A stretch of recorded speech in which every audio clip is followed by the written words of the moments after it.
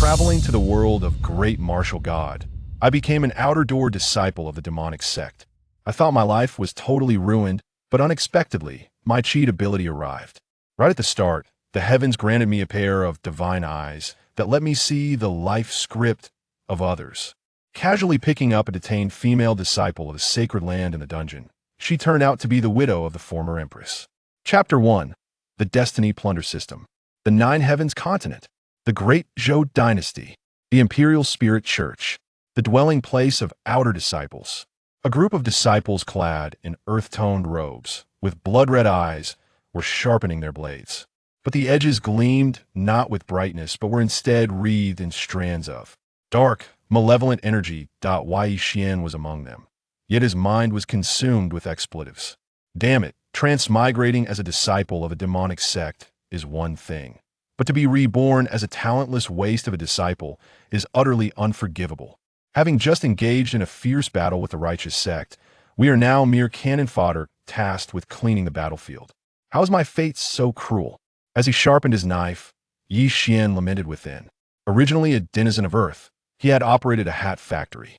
At the age of 30, he finally stepped into the realm of matrimony.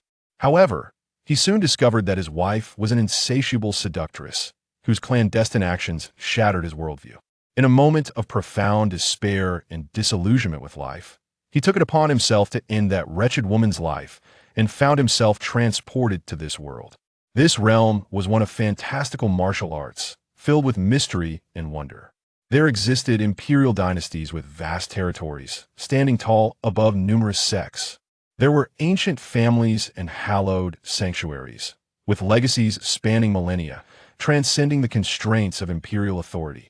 Yet, regrettably, Yi Xian was neither a citizen of the dynasty nor a scion of the ancient families or sacred grounds. His current identity was that of a disciple of a demonic sect. Moreover, he belonged to the most nefarious sect within the Great Zhou Dynasty, the Imperial Spirit Church. In this second chance at life, Yi Xian yearned to be an ordinary person, but alas, his identity forbade him such a fate. In both the Great Zhou Dynasty and the various sacred grounds and ancient families, disciples of demonic sects were invariably marked for death, with no room for reprieve. As for the Imperial Spirit Church, it was a dominant demonic sect within the Great Zhou Dynasty. Having flourished in just a millennium, it had branches extending nearly a thousandfold, creating a convoluted web of relations across vast territories. During the Holy Cataclysm War, it even mobilized the entirety of its forces to withstand an assault from the Great Zhou Dynasty and 3 major sacred grounds. Not only did it preserve its roots, but it also vanquished a holy master, causing that sacred ground to descend into decline, shaking the entire eastern wilderness. The place where Yi Xian resided was merely a branch of this sect. Presently, the true headquarters of the ancient sect had vanished after that battle, with no one knowing its whereabouts. Now, this remaining branch had engaged in protracted conflict with the Great Zhou Dynasty, and its fortunes had plummeted, teetering on the brink of annihilation. 5 years have passed since joining the sect, yet my cultivation stagnates at the 9th level of Qi Martial, unable to break through. According to the rules of the Imperial Spirit Church, failing to reach the Spirit Martial realm within 5 years results in becoming a blood sacrifice. Yi Xian clenched his fists. In this world, martial prowess was revered. A wrathful strongman could spill blood for miles, while the weak lived out their lives in mediocrity, enduring oppression. This held true in the sacred grounds in the dynasty, and was even more vividly exemplified in this ruthless demonic sect. Only a month remains until the blood sacrifice. I have been stuck at the 9th heavens bottleneck for 2 whole years. To hope for a breakthrough in 2 months is but a fool's dream. Yi Xian forced a bitter smile. Was he to perish in such a manner? He was unwilling to accept it. He had cultivated for over 20 years to reach the 9th level of Qi Martial, though he was undeniably a genuine waste. Yet even a waste did not wish to succumb so easily. But time was against him. 1 month later, if he did not reach the Spirit Martial realm, he would become a blood sacrifice. With just a month to break through to Spirit Martial, it was an impossibility. Gather, listen well, you little rascals. Plunge your enchanted blades into the bellies of the righteous and stir vigorously until you draw out their essence. A towering man, nearly 2 meters tall, approached wielding a massive axe. The giant spoke of the task of clearing the battlefield, which was fraught with peril for them. Prior to battle, many righteous individuals employed secret techniques to protect their corpses, and any contact would trigger defenses. Thus, such dirty and laborious work fell solely to them, the outer disciples. However, there was a silver lining.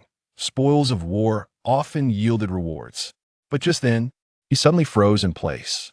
A virtual screen appeared before him, rapidly shifting from a blur to clarity. Destiny Plunderer System. Activated. Name, Jupu. Cultivation Realm. 9th level of Chi Martial. Destiny Fate, White. Destiny Value, 9. Life Script, None. Recent Destiny Opportunity. This afternoon, while cleaning the battlefield of the righteous and demonic sects, secretly kill a fellow disciple of the church and seize a grade, Earth Chi pill. Consuming it will successfully guide energy into the Dantian, achieve the spirit martial realm, pass the assessment, and be promoted to an inner disciple. Can plunder 6 points of destiny value. The Destiny Plunderer System? Yixin momentarily stunned, then felt a surge of ecstasy. Upon his arrival in this new world, he had fantasized about being the chosen one, arriving with a golden finger to embark on an extraordinary life. Yet this fantasy had lingered. For 5 years, a full 5 years. And today, the golden finger had finally manifested. The ancients did not deceive me. Does a system come with a manual? Yixin quickly regained his composure and sought the instructions beneath the system's display. Upon opening it, a series of explanations appeared before him. Destiny Fate ranks from low to high as black, white, green, blue, red, purple, orange, where black represents misfortune. Destiny Value indicates the life fortune value of the individual being observed, with the highest fortune bearer reaching 100 points. Life Script encompasses past and present lives. Individuals with remarkable or special identities, such as commoners or lowly figures, are not displayed. Plunderable Destiny Value signifies the value the host can obtain from the opponent, requiring their demise or the plundering of their opportunity. Recent Destiny Opportunity. Destiny Anomaly. One by one, the boxes elucidated the workings of the Destiny Plunderer System clearly. Yixin lowered his gaze and examined his own information. Name, Yixin. Cultivation Realm. 4th level of Chi Martial. Destiny Fate, Bloodlight Calamity, Black. Destiny Value, 2. Life Script, an outer disciple of the Demonic Sect in the Great Martial God. Recent Destiny Opportunity, None, Bloodlight Calamity. In 1 hour, upon finding a Chi pill on the body of a righteous individual, be seen by a fellow disciple, and on the return journey, be ambushed and killed by that very disciple, meeting a tragic end. Upon reading the description, Yixin felt a chill run down his spine. A black misfortune, the Bloodlight Calamity, was set to unfold in 1 hour. It truly matched his meager destiny value and the role of a mere background character. He was even worse off than Ju Pu, that foolish giant. Thinking of Ju Pu, Yixin cast a furtive glance at him. If this Bloodlight Calamity were true, then it meant that in 1 hour, he would invite calamity upon himself due to a Chi pill. Yixin, were you pondering? Keep up. A line of Demonic Sect disciples streamed forth. And Ju Pu, the team leader, noticed Yixin dawdling and instantly radiated a menacing aura. Yes, Yixin snapped to attention and hastened to follow T present. There is little time for contemplation. One must act according to the unfolding circumstances. As Yixin trailed behind the crowd, he perused the contents of the script.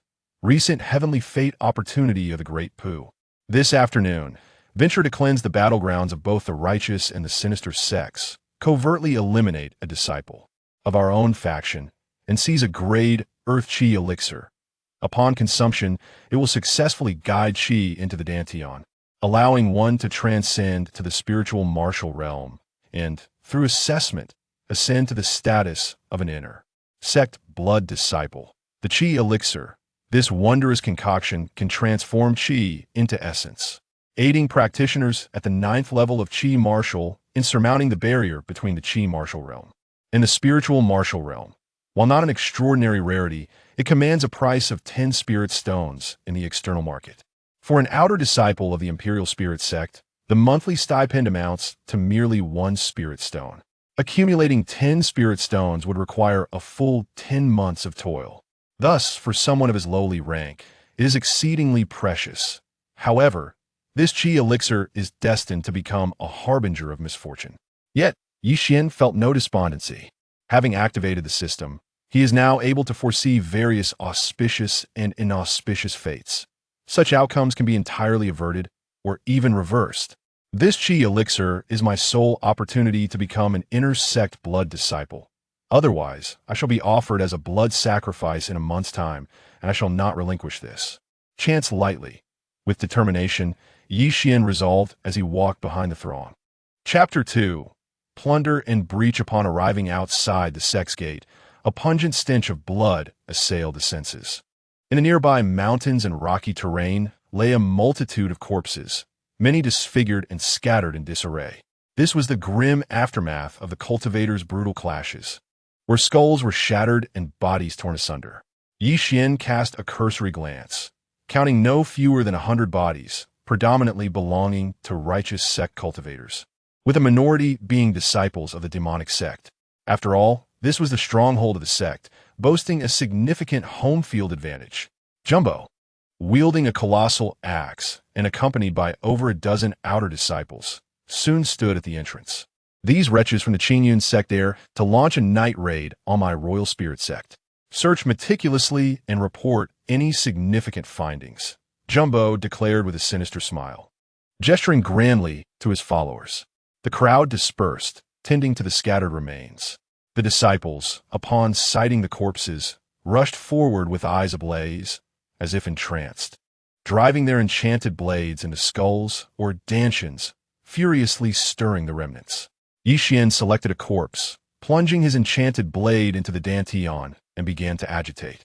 As he did so, the residual essence within the mangled flesh began to swirl rapidly, coalescing into a small vortex. In no time, a black orb materialized. With the formation of the black orb, the corpses transformed into desiccated remains.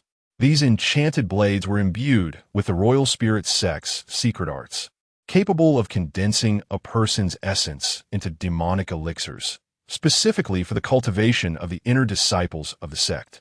Before long, half of the 100 corpses had been processed. Yi Xian had also handled 4 or 5 bodies, yet he had yet to discover the coveted qi control pill.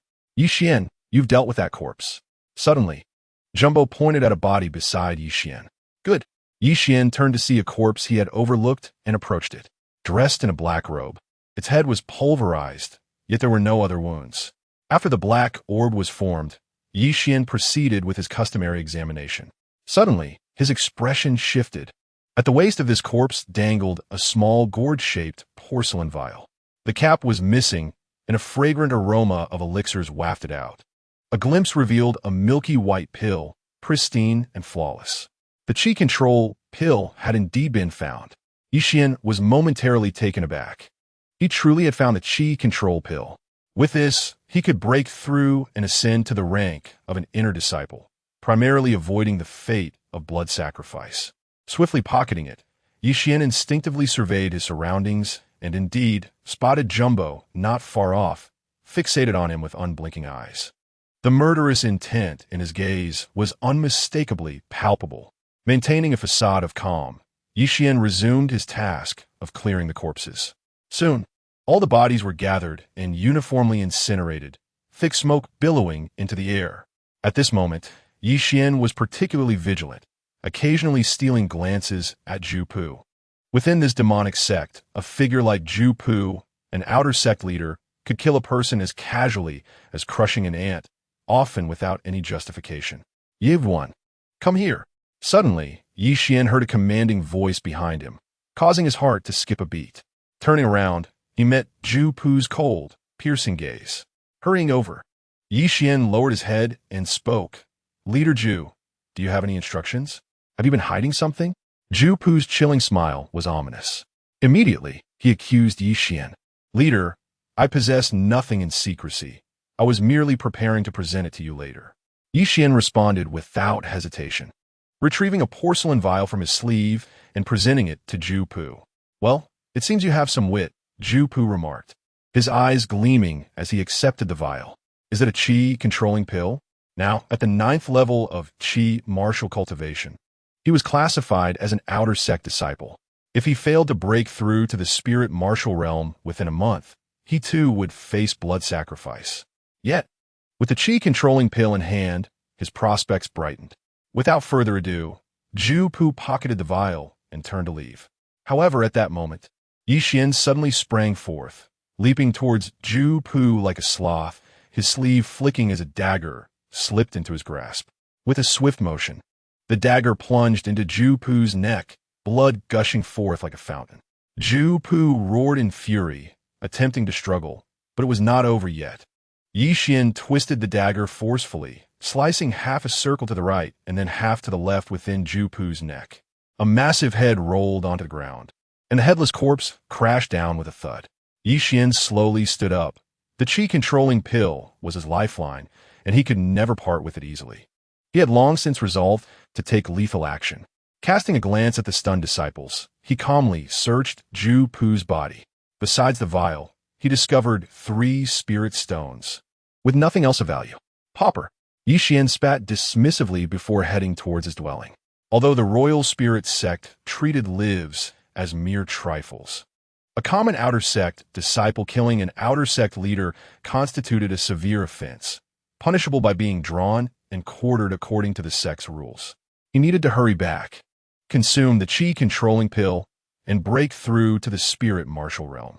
Once he attained that level, he would become an inner sect blood disciple. The murder of an outer sect disciple by an inner sect disciple was a commonplace occurrence within the sect.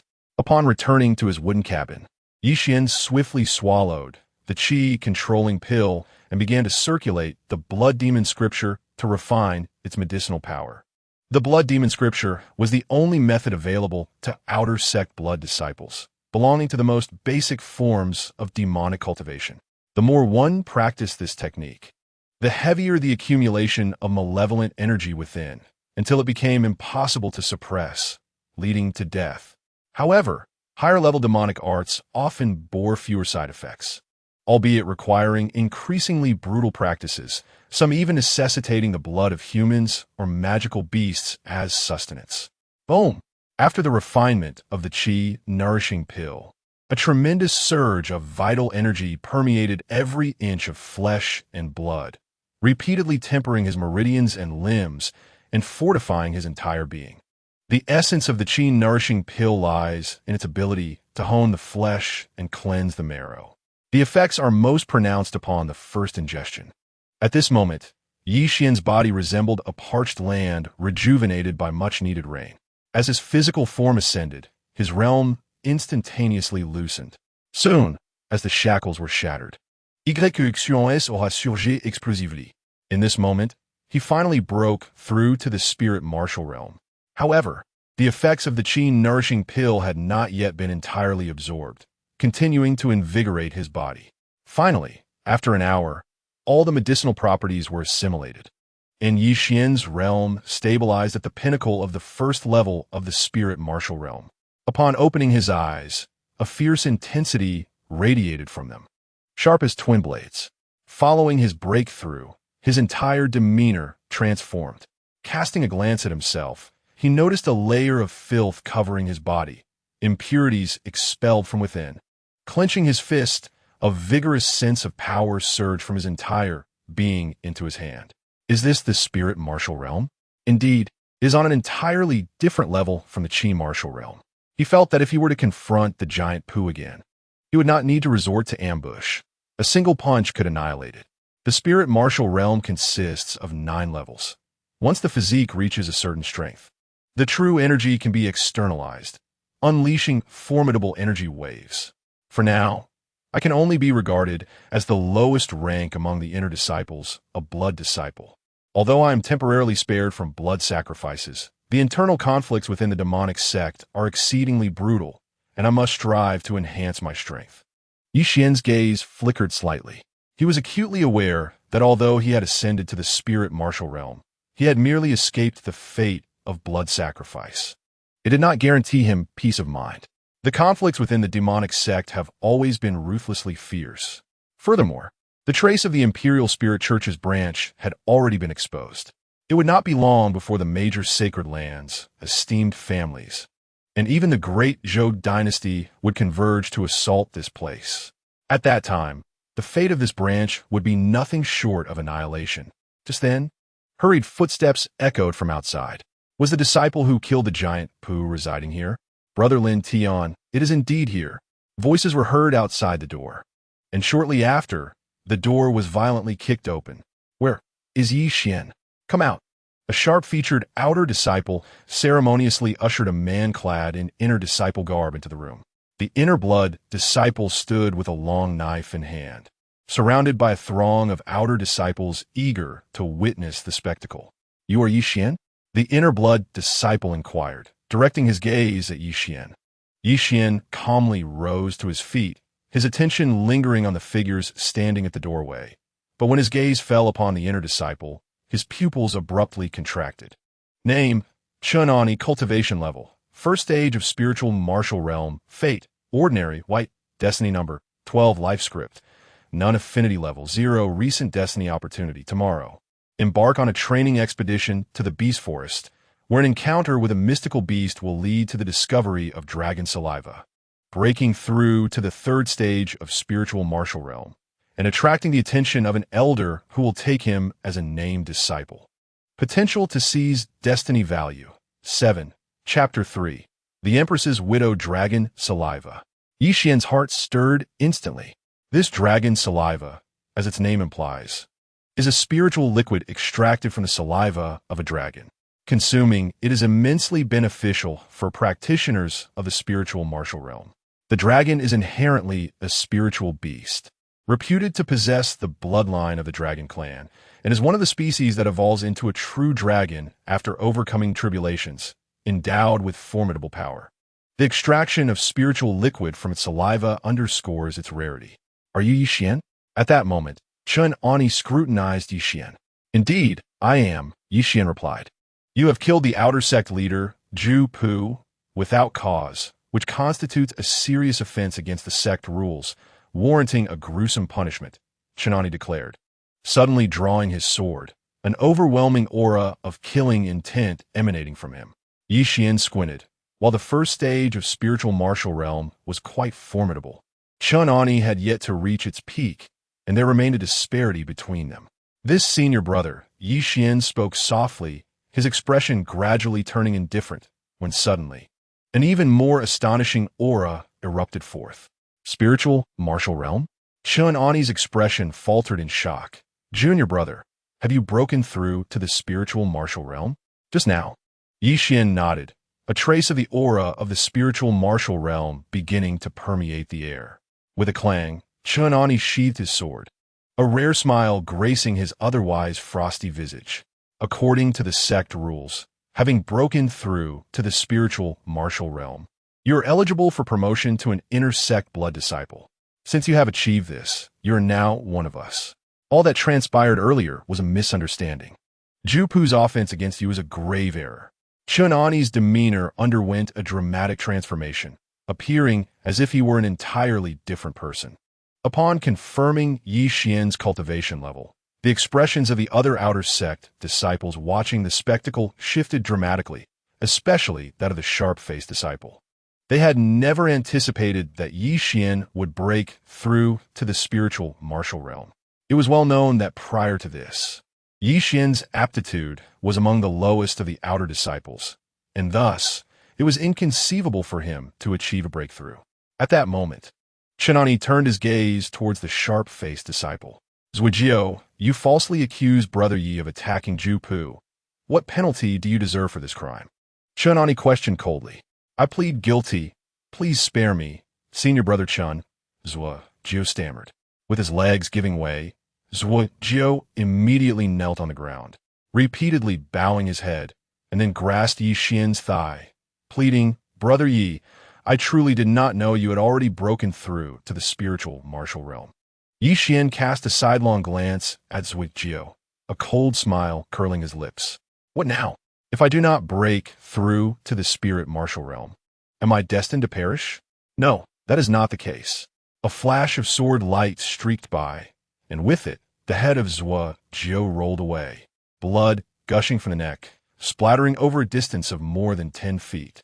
Since he acknowledges his guilt, he must face punishment.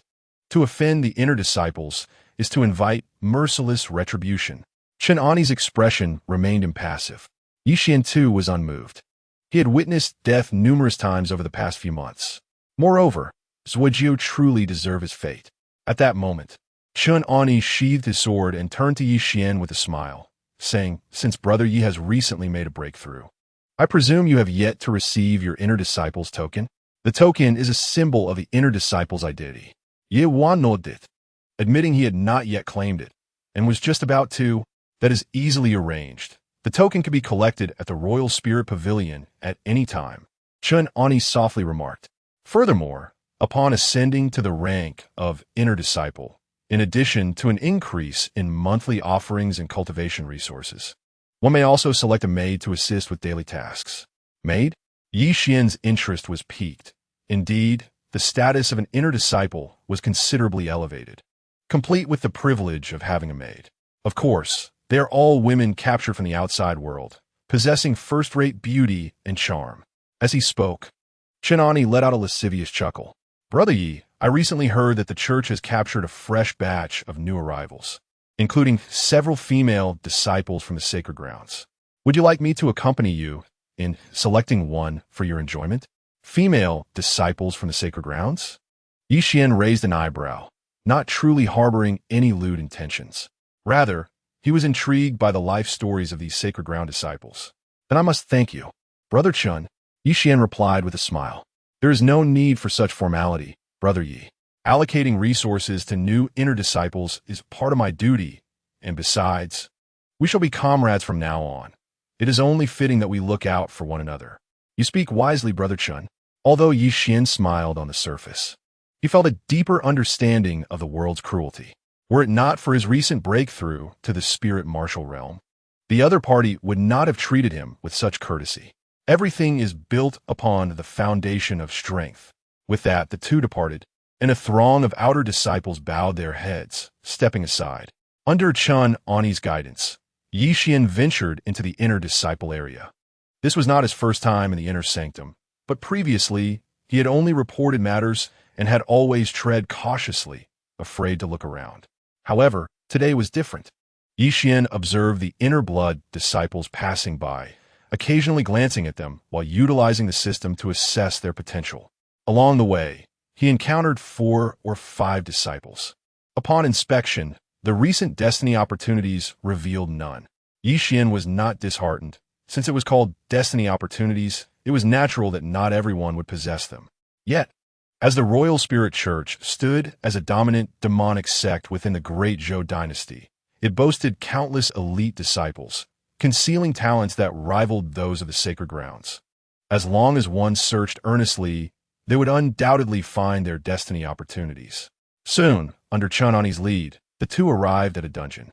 However, this dungeon is not designed for the confinement of criminals. Rather, it houses exquisite women abducted from the outside world, exclusively for the indulgence of the inner sect's blood disciples. This girl is quite remarkable, truly a standard of beauty. She shall be mine for tonight. She must be a fresh catch, right? Isn't it said that the women of the Holy Land are pure and immaculate? Today I, Guo Wenxuan, shall indulge in a taste of the extraordinary. Just as I exited the dungeon, I heard a lewd voice echoing from around a corner. There stood a burly, bald man, carrying an enchanting young girl as he made his way outside. The girl was dressed in tattered garments, her sheer fabric torn in several places, exposing large swathes of her snowy skin. A shocking stream of blood flowed from her head, evidently a result of recent struggles. She appeared utterly pitiful, being hoisted by the strong man. A disciple of the Holy Land? Yi Xian instinctively activated the system to check the character script. Upon doing so, he was taken aback, his face awash with astonishment. Name, Mu Qingyan, cultivation level, 8th stage of Qi martial realm, destiny. Empress widow, purple, heavenly mandate, purple, imperial dynasty's fortune, purple, husband enhancing, purple. Protagonist halo, purple, reincarnation of the ice goddess warrior, purple. Fortune Brewing, blue. Heavenly mandate value, 85. Plunderable heavenly mandate value, 36. Life script. Great martial god female protagonist, favorability, 0. Recent destiny opportunity, 5 months hence.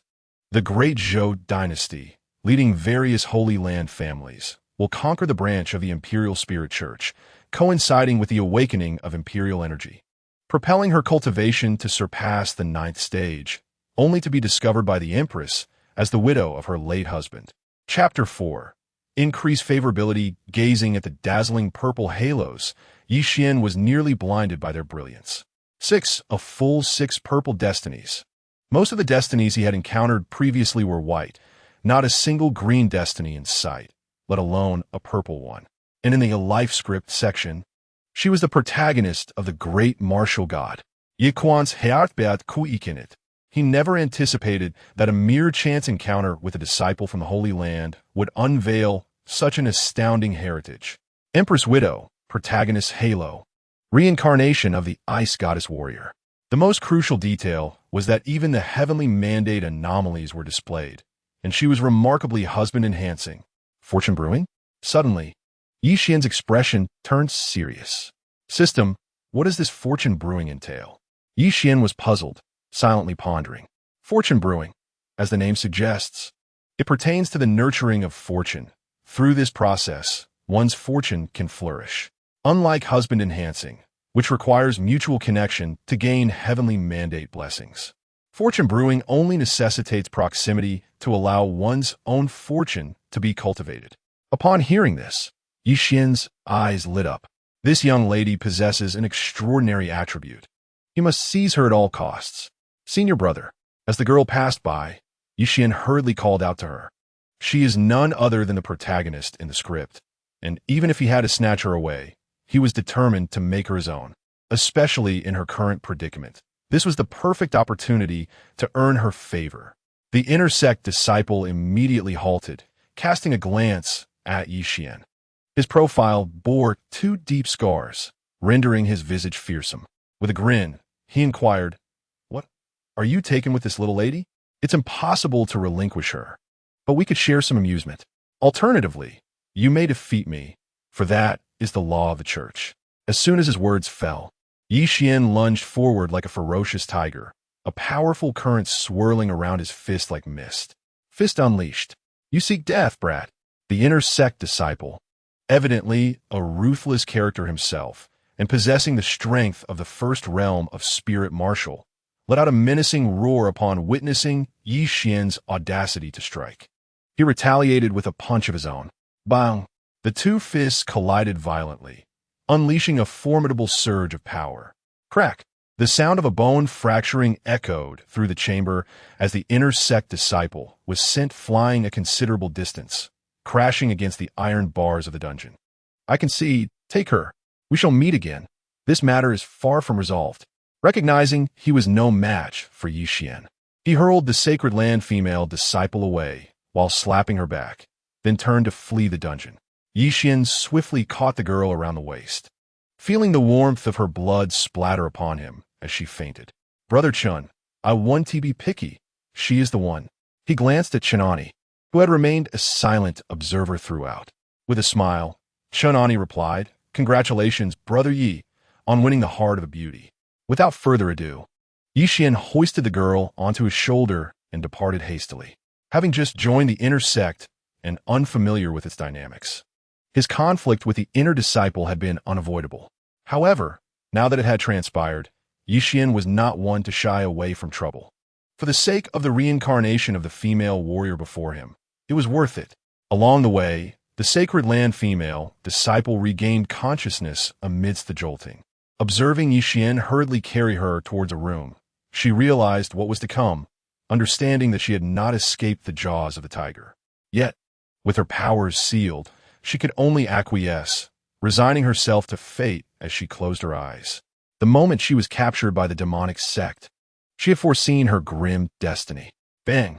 Upon entering the room, Yi Xian shut the door and gently laid the girl on the bed. Kill me. After that, do as you wish, the Sacred Land female disciple said, her tear-filled eyes reflecting a hint of desperation. Yi Xian, taken aback for a moment, then smiled and asked, "What is your name?" He already knew from the system, but this inquiry was merely for show. "My name is Mu Qingyan," the girl stammered. Her eyes filled with trepidation as they fixed upon Yi Xian. "Fear not, I am not a villain," Yi Xian replied softly with a smile. Mu Qingyan regarded him with an odd expression. A member of the demonic sect claiming not to be a villain? The words sounded jarring to her ears. It was as if a great gray wolf looked at a little lamb and said, "Do not be afraid. I shall not devour you." Ye Wuan disregarded had fairs, reaching out to grasp her delicate waist, lifting her upright, and placing his hand upon Mu Qingyan's chest. "What are you doing? You cannot touch me." Mu Qingyan's expression was filled with terror, and she attempted to resist, yet her cultivation was sealed, leaving her body utterly limp and devoid of any spiritual energy. "You have been afflicted by the blood demon art's poison. It is imperative to expel it from your body swiftly." Ye Wan, Somehatsipikis, paid her no heed and commenced to channel his spiritual energy. Before long, a hint of color returned to Mu Qingyan's face, only for her to drift into a deep slumber. When Mu Qingyan awoke once more, the dawn had broken. Upon discovering that she was donned in a different outfit, her complexion paled dramatically. However, upon noticing the numerous wounds on her body treated with medicinal ointment, her expression grew complex. Creak! The door swung open. Yi Xian entered, carrying a bowl of ginger soup. Mu Qingyan retreated to the corner of the bed, curling up into herself. "There is no need for such alarm. I have no interest in your body," Yi Xian said reluctantly. How could he claim to be uninterested? During the earlier change of clothing, he had nearly retrieved his license, which had been discarded for over 5 years since arriving in this world. "Do you still not trust me?" Yi Xian observed the ever-watchful young woman, feeling at a loss for words. "Thank you," Mu Qingyan uttered, her cheeks flushed. Regardless of the circumstances, he had not taken advantage of her vulnerability. She just felt her innocence intact. "No need for thanks, I assure you. I am genuinely a good person." Yi Xian stepped forward, placing the ginger soup upon the table. "Drink this to warm yourself." Mu Qingyan hesitated before asking, "Young master, do you have any other clothes?" The attire she wore was a random piece Yi Xian found in the storeroom. It was quite revealing, now appearing rather inappropriate. "I have an old set of clothes. If you do not mind, you may wear them."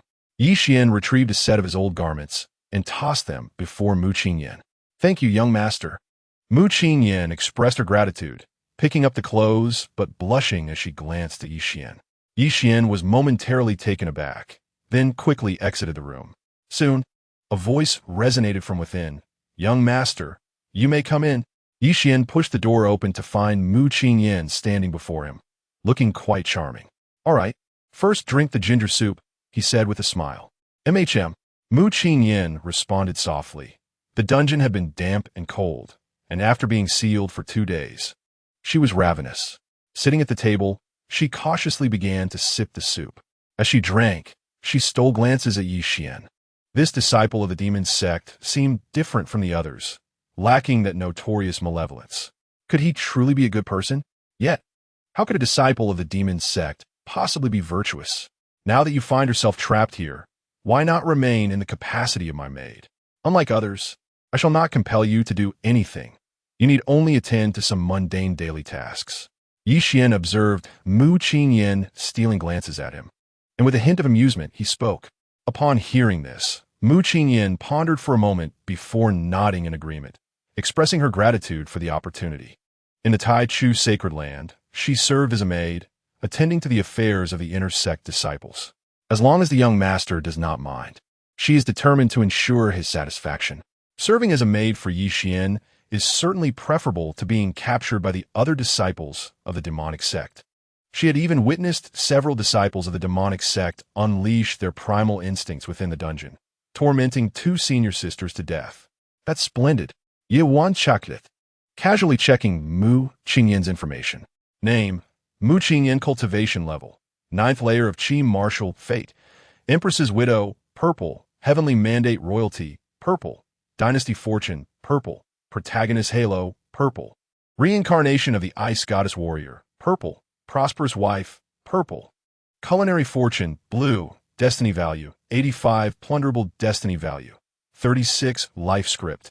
Protagonist of Great Martial God Affinity. 35. Recent Destiny Opportunity. In 5 months, the Great Zhou dynasty will lead various sacred lands and clans to conquer the branch of the Royal Spirit Church, coinciding with the awakening of imperial energy, elevating her cultivation beyond the 9th layer, ultimately revealing her identity as the Empress's widow. In the life script, aside from the affinity level reaching 35 points, the other attributes remained unchanged. Yi Xian glanced at the affinity score, which was not particularly high. It seemed Mu Qingyan harbored significant reservations about him, necessitating time for their rapport to develop. The following day, as the first rays of sunlight streamed into the room, Yi Xian awoke languidly. However, he soon realized that the bedding on the floor had already been tidied away. Mu Qingyan was up long before him. A faint fragrance wafted through the air. Yi Xian's gaze landed on a small table, where a dish of pickles and a bowl of steaming white porridge awaited. After a simple breakfast, Yi Xian pushed open the door and was immediately enveloped by a wave of softness and fragrance. Startled, he looked down to find Mu Qingyan returning with a cloth, seemingly prepared to clean the room. In his sudden opening of the door, she had inadvertently collided with him. "Young master, you are awake." Mu Qingyan quickly extricated herself, stepping back with a flush adorning her cheeks. "Your duties involve tidying up and attending to various tasks. Such frequent collisions may not be entirely appropriate," Yi Xian remarked playfully, maintaining a relaxed demeanor. Although he was aware of her destined greatness, he had no intention of becoming overly servile. Having lived 2 lives, he understood well that sycophants often meet grim fates. Upon hearing Yi Xian's teasing, Mu Qingyan lowered her head even further. "Young master, I apologize sincerely. It was Qingyan who intruded upon you. I shall be more cautious in the future." "No, please do not be so formal. Let us refer to each other as siblings," Yi Xian said, gently patting Mu Qingyan's shoulder. The distinction between master and servant was painfully evident, making him quite uncomfortable. Mu Qingyan was taken aback by his words, and a wave of emotion washed over her. Orphaned from a young age, she had known only her grandfather's kindness. After his passing, she had wandered aimlessly until, due to her beauty, she was taken into the Holy Land, where she performed menial tasks as a maid, never holding a position of significance, let alone receiving care or concern. She never imagined she would encounter someone who genuinely cared for her in this demonic sect. Given her humble status, she felt unworthy to address the young master as a sibling. Yet, despite her thoughts, warmth blossomed within her. "Rest if you are tired. I must attend to some urgent matters," Yi Xian said with a faint smile, recognizing that deeply ingrained feudal ideologies could not be altered in a day. With that, he stepped outside. Once he exited the mountain gate, Yi Xian lingered nearby, his mind occupied with recent insights regarding Chun Ani's destined opportunities. Recent destiny opportunity. Tomorrow, venture into the 100 Beasts Forest for training, where a bottle of dragon saliva, mistakenly swallowed by a beast, can be found within its belly. This could enable one to break through to the 3rd level of spirit martial, catching the eye of an elder who would take them on as a named disciple. Such a treasure as dragon saliva must be obtained. Yi Xian loitered at the gate, waiting for Chun Ani's arrival. Soon enough, the morning passed, and while he observed inner disciples departing and returning from their training, Chun Ani remained absent. Seated in a spacious area, Yi Xian had a clear view of everything happening at the mountain gate. He noted the returning inner disciples, each marked with blood. Some even carried severed heads. A chill coursed through him. This was a world where strength reigned supreme, where lives were regarded as mere trifles, and killing a person was as effortless as quenching one's thirst. At that moment, a figure emerged in the distance. Chun Ani stepped out of the mountain gate, sword in hand, accompanied by a stunning woman, who, judging by her attire, was also an inner disciple. Her enchanting eyes sparkled, frequently casting flirtatious glances at Chun Ani, who openly scrutinized her in return, an air of flirtation enveloping them. With a casual glance, Yi Xian turned his head away, pretending to bask in the sun. "Hey, Brother Chun, didn't you mention that to deal with that injured dragon beast, we still need a bait?" the alluring woman whispered. "Indeed, we lack a bait," Chun Ani replied. A few days prior, he had stumbled upon an injured dragon beast in the 100 Beasts Ridge. The skin, flesh, and organs of the dragon beast were invaluable treasures, and encountering a severely wounded one was a significant opportunity. However, he could not face it alone and had returned seeking assistance. At that moment, the woman continued, "Look over there at that outer disciple. He seems rather foolish, sunbathing on a rock. How about using him as bait?" An outer disciple? Chunani followed her gaze. Upon catching sight of Yi Xian, a flicker of astonishment crossed his eyes, and one could only wonder what thoughts occupied his mind. "Come over here." With that, Chunani approached Yi Xian, adding, "Brother Yi, it is a pleasure to meet you again." Yi Xian turned his head, feigning surprise as he replied, "Brother Chun, are you preparing to venture out for some experience?"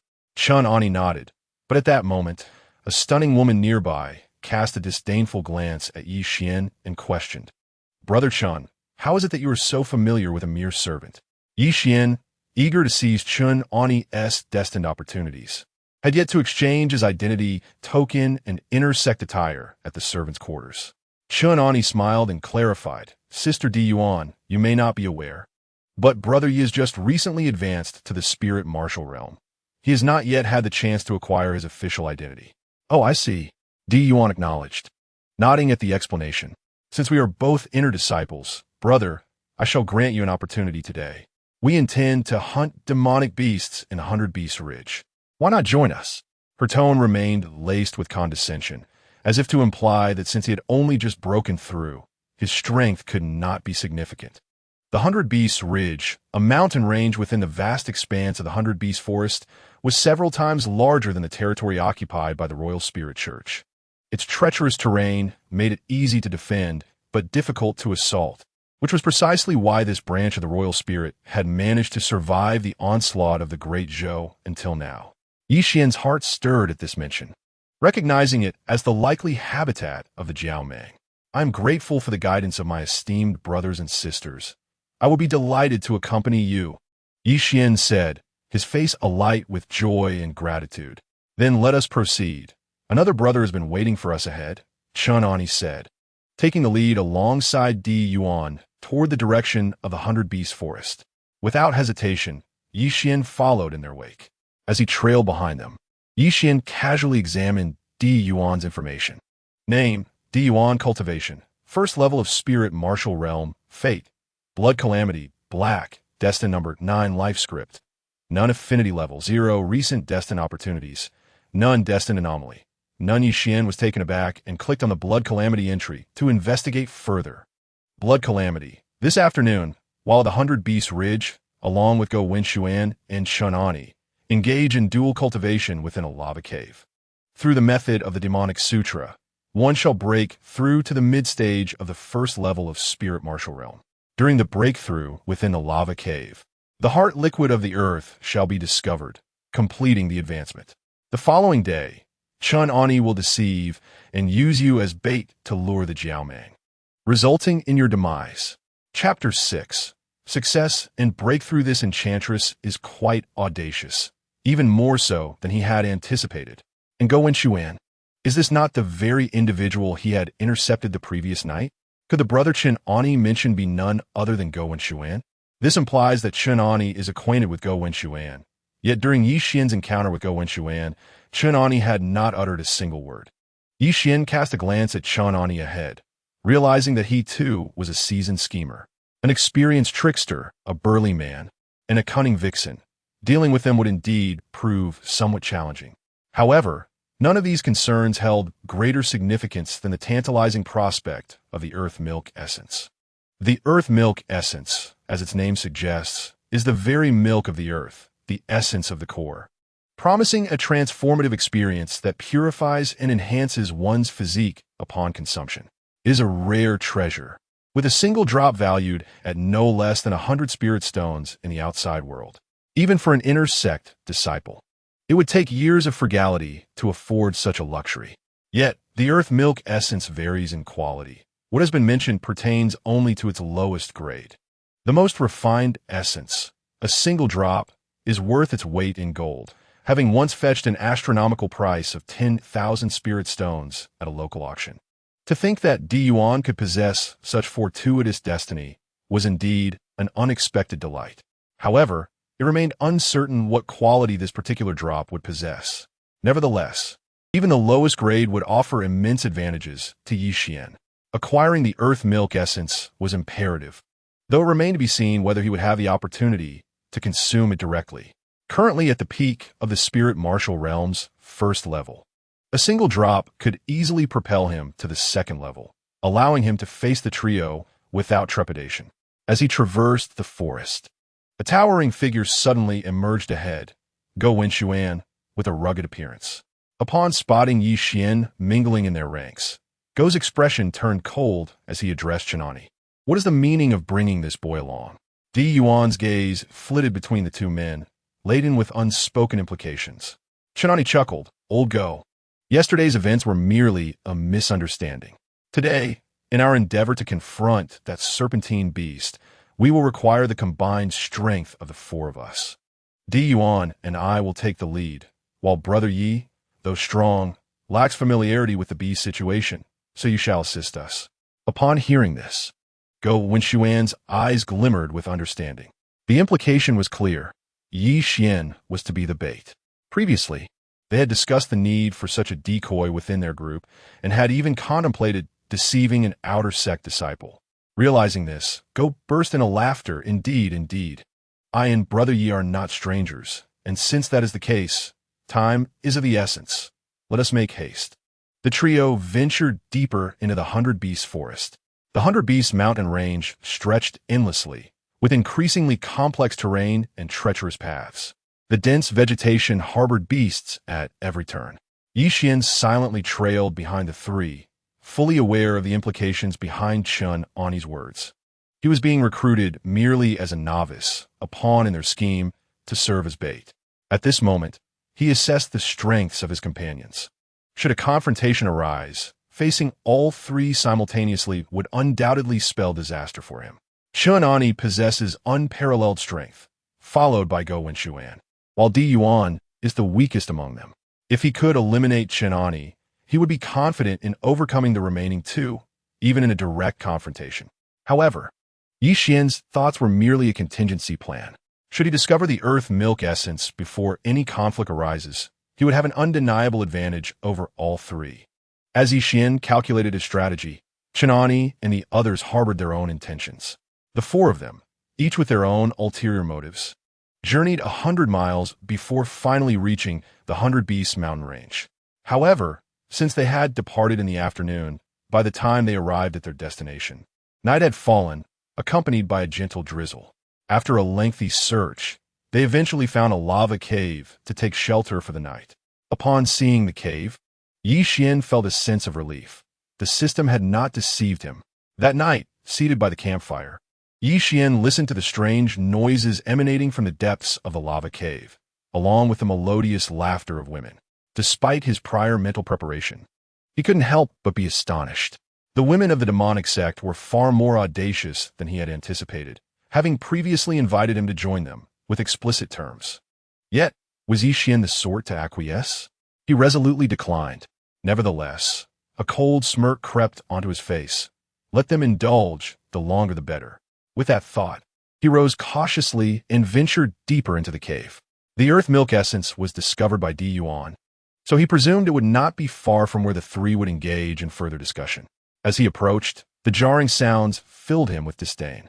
The lava cave branched out in all directions, resembling a vast spider's web. Though the terrain was intricate, fortunately, their current location was not too deep. As Yi Xian advanced, he began to search the rocky walls on either side.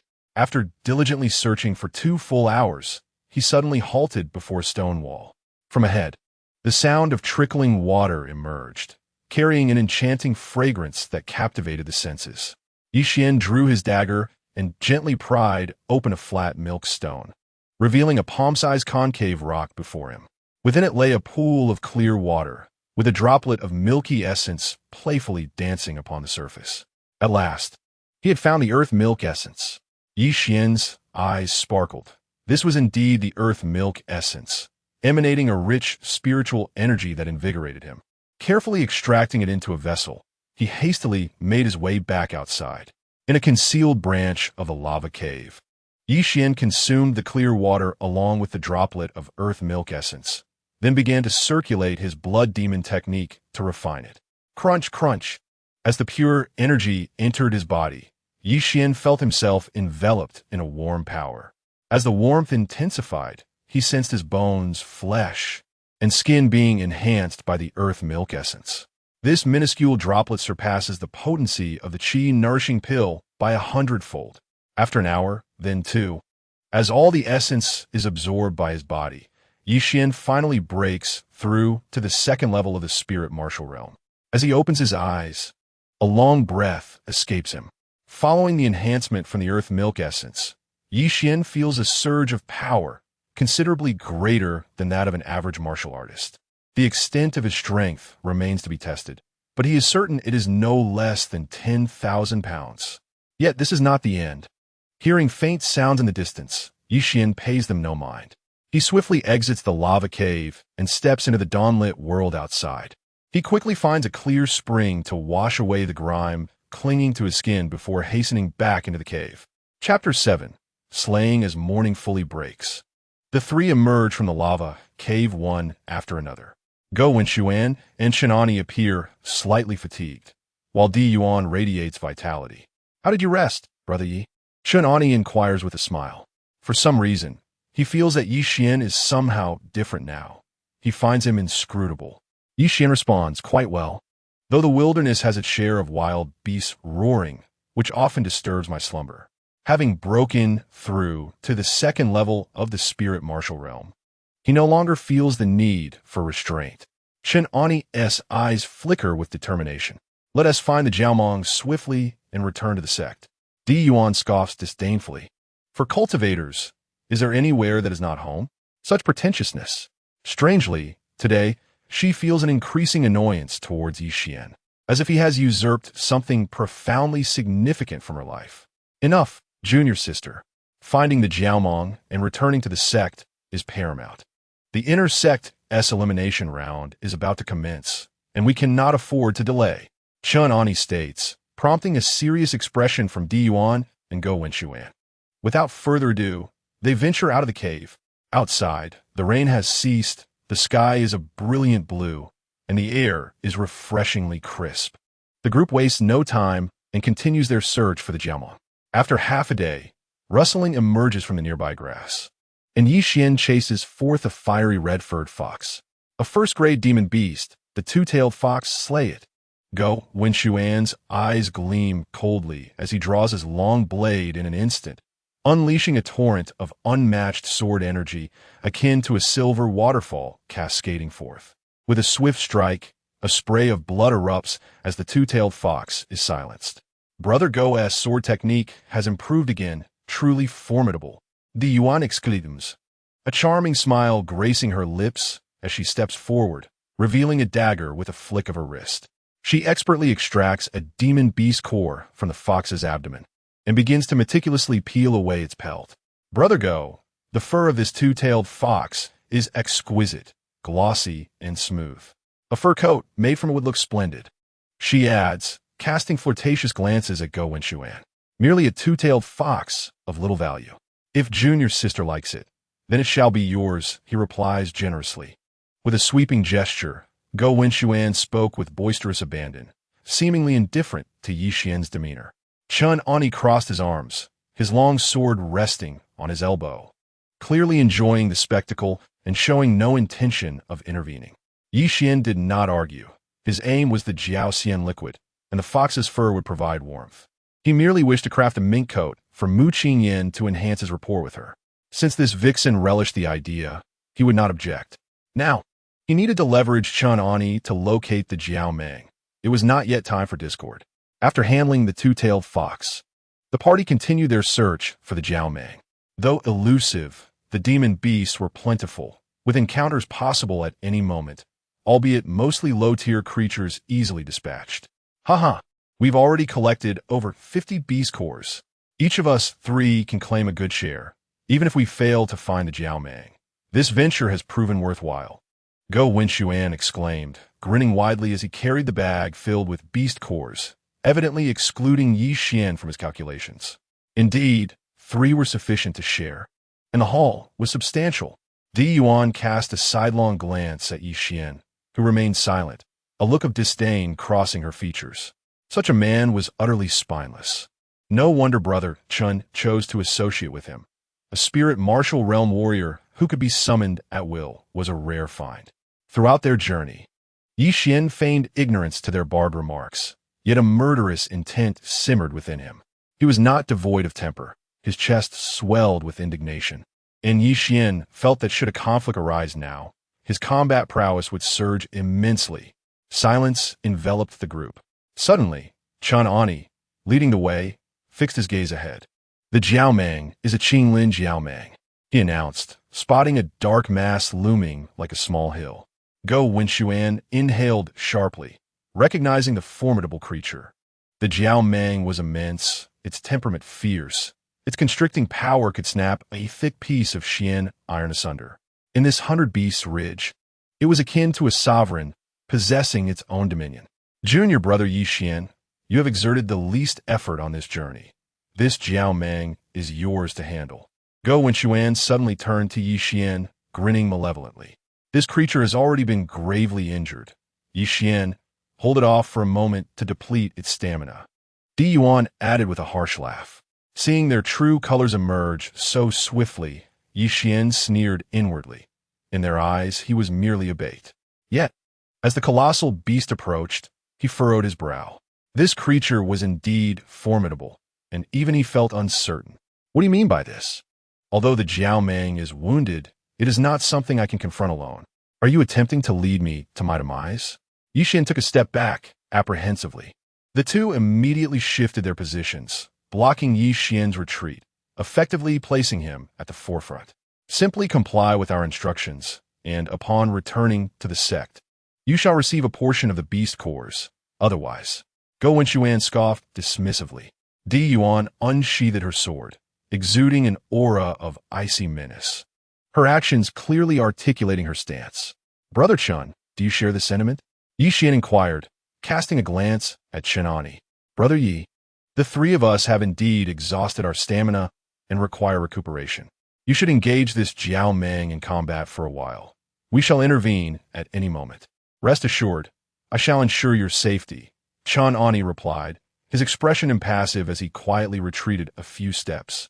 At that moment, the Jiaomang had already approached the group. Very well, Yi Xian replied with a semblance of a smile, his gaze shifting towards the Jiaomang. With the creature before him and his fellow disciples lurking ominously behind, retreat was not an option. Taking a step forward, he instantly noticed Chun Ani and the others tense. Prepare to strike as soon as the Jiaomang attempted to eliminate Yi Xian, seizing the opportunity to inflict severe damage upon it. To them, Yi Xian appeared merely as bait, not worthy of their concern. However, at that juncture, Yi Xian suddenly lunged at the Jiaomang like a ferocious tiger, his hand firmly gripping the hilt of his sword as he surged forward. Finally, he drew near, a chilling glimmer flashing in the air. The Jiaomang, witnessing the human cultivator charge at it, revealed its enormous eyes, radiating a bone-chilling coldness. With a resounding clash, the sword descended, sparks flying as a scream echoed, and a multitude of serpent scales erupted. The sword cleaved into the flesh of the Jiaomang, which retaliated violently, its long tail sweeping through the forest, uprooting trees and ensnaring Yi Xian in its path. Chun Ani and the others gasped, their breaths caught in their throats. Just before Yi Xian vanished from sight, 3 streaks of dark energy flashed, striking fiercely against the Jiaomang's body. With a thunderous explosion, a torrent of blood erupted, splattering the nearby Di Yuan, who shrieked in horror and stumbled backward. Chapter 8. All troubles arise from insufficient firepower fall back. Chun Ani and Go Winshuan exclaimed, their expressions shifting as they retreated hastily. As they witnessed the Jiaomang thrashing about with Yi Xian in its grasp, blood sprayed everywhere, and nearby beasts fled in terror. After a grueling half-hour of struggle, the forest finally fell silent. Only when they confirmed that the Jiaomang no longer posed a threat did Chunani and the others cautiously approach. Could it be that this lad truly vanquished the Jiao Meng? Go Wenxuan remarked in astonishment, observing the entwined and gradually loosening corpse of the Jiao Meng. I did not anticipate this outcome. Perhaps the Jiao Meng was severely wounded prior, or this fellow was simply fortunate enough to strike its vital points, Chunani mused, his expression grave. It should be dead by now, he added, glancing toward the front as the tightly coiled body of the Jiao Meng slowly unfurled. The constricting power of this Jiao Meng is formidable. Even if it remains alive, its bones would surely be shattered, Chunani scoffed. Even if it is dead, I shall dismember it thoroughly. A piercing scream echoed, the voice of Di Yuan warped in terror. She was covered in blood, exuding an overwhelming stench, and, at that moment, appeared to be on the brink of madness.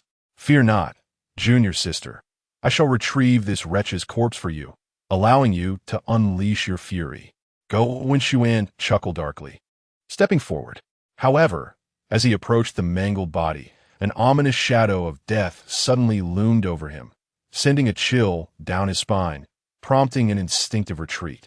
Yet, it seemed too late. A dark figure shot forth from behind the corpse, moving with a speed that was almost ethereal. A flash of lightning streaked across the sky, its cold gleam flickering and vanishing in an instant, and Go Wenxuan's head was sent flying like a ball, soaring several meters away.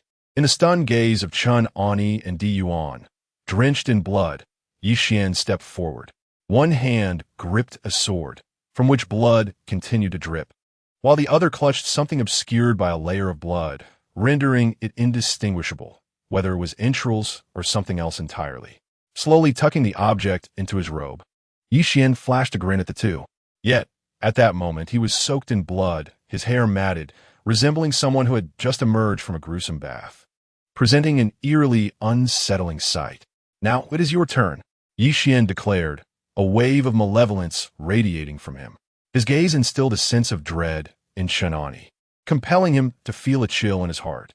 Di Yuan, too, dared not provoke him further, quietly retreating step by step, contemplating her own escape. Yi Xian, junior brother, there is no need for such measures. You are gravely injured. Desperation brings no benefit to you. Chunani's expression darkened as he sensed a dangerously potent aura emanating from Yi Xian. Desperation? The sword was suddenly unsheathed, its light flashing through the air, the sound of its swish akin to thunderclaps. In the blink of an eye, Yi Xian's sword was upon Chunani. The force of the strike was explosive, creating a gaping wound in Chunani's chest, blood and bone erupting forth. In the next moment, with disbelief etched upon his face, Chunani collapsed lifelessly to the ground. You are unworthy to speak of desperation. Blood dripped from the sword's tip, and Chunani fell, unable to withstand even a single blow. Ah! A startled cry escaped Di Yuan's lips, her face paling in terror. Despite her cultivation at the first level of the spiritual martial realm, she now possessed no desire to fight and transformed into a fleeting shadow, dashing into the forest. Yi Xian pursued her with fervor. Thus began a desperate flight through the wilderness. Yi Xian realized he had underestimated this woman. Among martial artists of the same realm, Di Yuan's strength might not have been exceptional, but her agility was unparalleled. Coupled with the injuries he sustained from his battle with the Jiao Meng, many of his bones had been fractured, leaving him severely wounded, ultimately allowing Di Yuan to escape. Breathing heavily against a large tree, Yi Xian gasped for air, his complexion far from favorable. The breakthrough to the spiritual martial realm had not yet granted him the ability to swiftly heal his injuries. It seemed he must return to the sect to procure some healing elixirs. After gathering some herbs to staunch the bleeding, Yi Xian returned to the site of the Jiaomong carcass. The Jiaomong, a rare and formidable creature, would have been an insurmountable opponent had it not been injured. Its skin, flesh, internal organs, and bones were all treasures. With each decisive cut, he filled a large bag with valuable parts. Soon enough, Yi Xian was trudging back towards the sect with a bulging sack. Several hours later, the imposing gates of the Royal Spirit Church finally came into view. Two outer disciples stood guard at the entrance, appearing lethargic. Suddenly, one disciple jolted awake, pointing into the distance and shouting, "Who dares to intrude upon the sacred gates of the church? Halt!" At that moment, Yi Xian, drenched in blood and obscured in appearance, boldly proclaimed, "Step aside. I am Yi Xian." With a low, thunderous roar, he charged forward, colliding with the disciple and sending him flying. Yiv Wan, the most insignificant disciple of the outer sect? When did he become so powerful? The disciple, clutching his chest, rose in shock, staring incredulously at Yi Xian's retreating figure. He had just broken through yesterday. The other disciple scoffed, then self-deprecatingly remarked, "Who would have thought the most useless one among us would achieve a breakthrough? With the blood sacrifice looming in less than a month, we might as well await our demise." Yi Xian rushed through the residential area like a gale. Upon returning to his room, he found Mu Qingyan seated at the table, her eyes reddened. "Ah, young master." Seeing Yi Xian in such a state, she gasped in alarm, quickly rising to assist him. "What troubles you? Why are you crying?" Yi Wan inwided. "No, I'm not crying." Mu Qingyan hastily shook her head, her movements frantic. "There's Lingyu liquid under the bed. Let me apply some first, and we can talk later." Furrowing his brow, Yi Xian stripped off his blood-soaked garments and tossed them aside. "All right." Mu Qingyan dashed to the bed, rummaging beneath it. She soon emerged with a small emerald vial and a pack of bamboo cotton swabs, carefully applying the healing liquid to Yi Xian's numerous wounds. The more she tended to him, the more her heart trembled. Yi Xian had suffered multiple fractures, with some bones visibly piercing through flesh. Her hands shook increasingly as she worked. Thank goodness nothing is broken. After finishing, Yi Xian stood up, only to be met with a sharp, tearing pain that made him wince. "What was the reason for your tears earlier?" he asked, his tone indifferent yet laced with concern. After all, she was destined to be the golden phoenix of the future.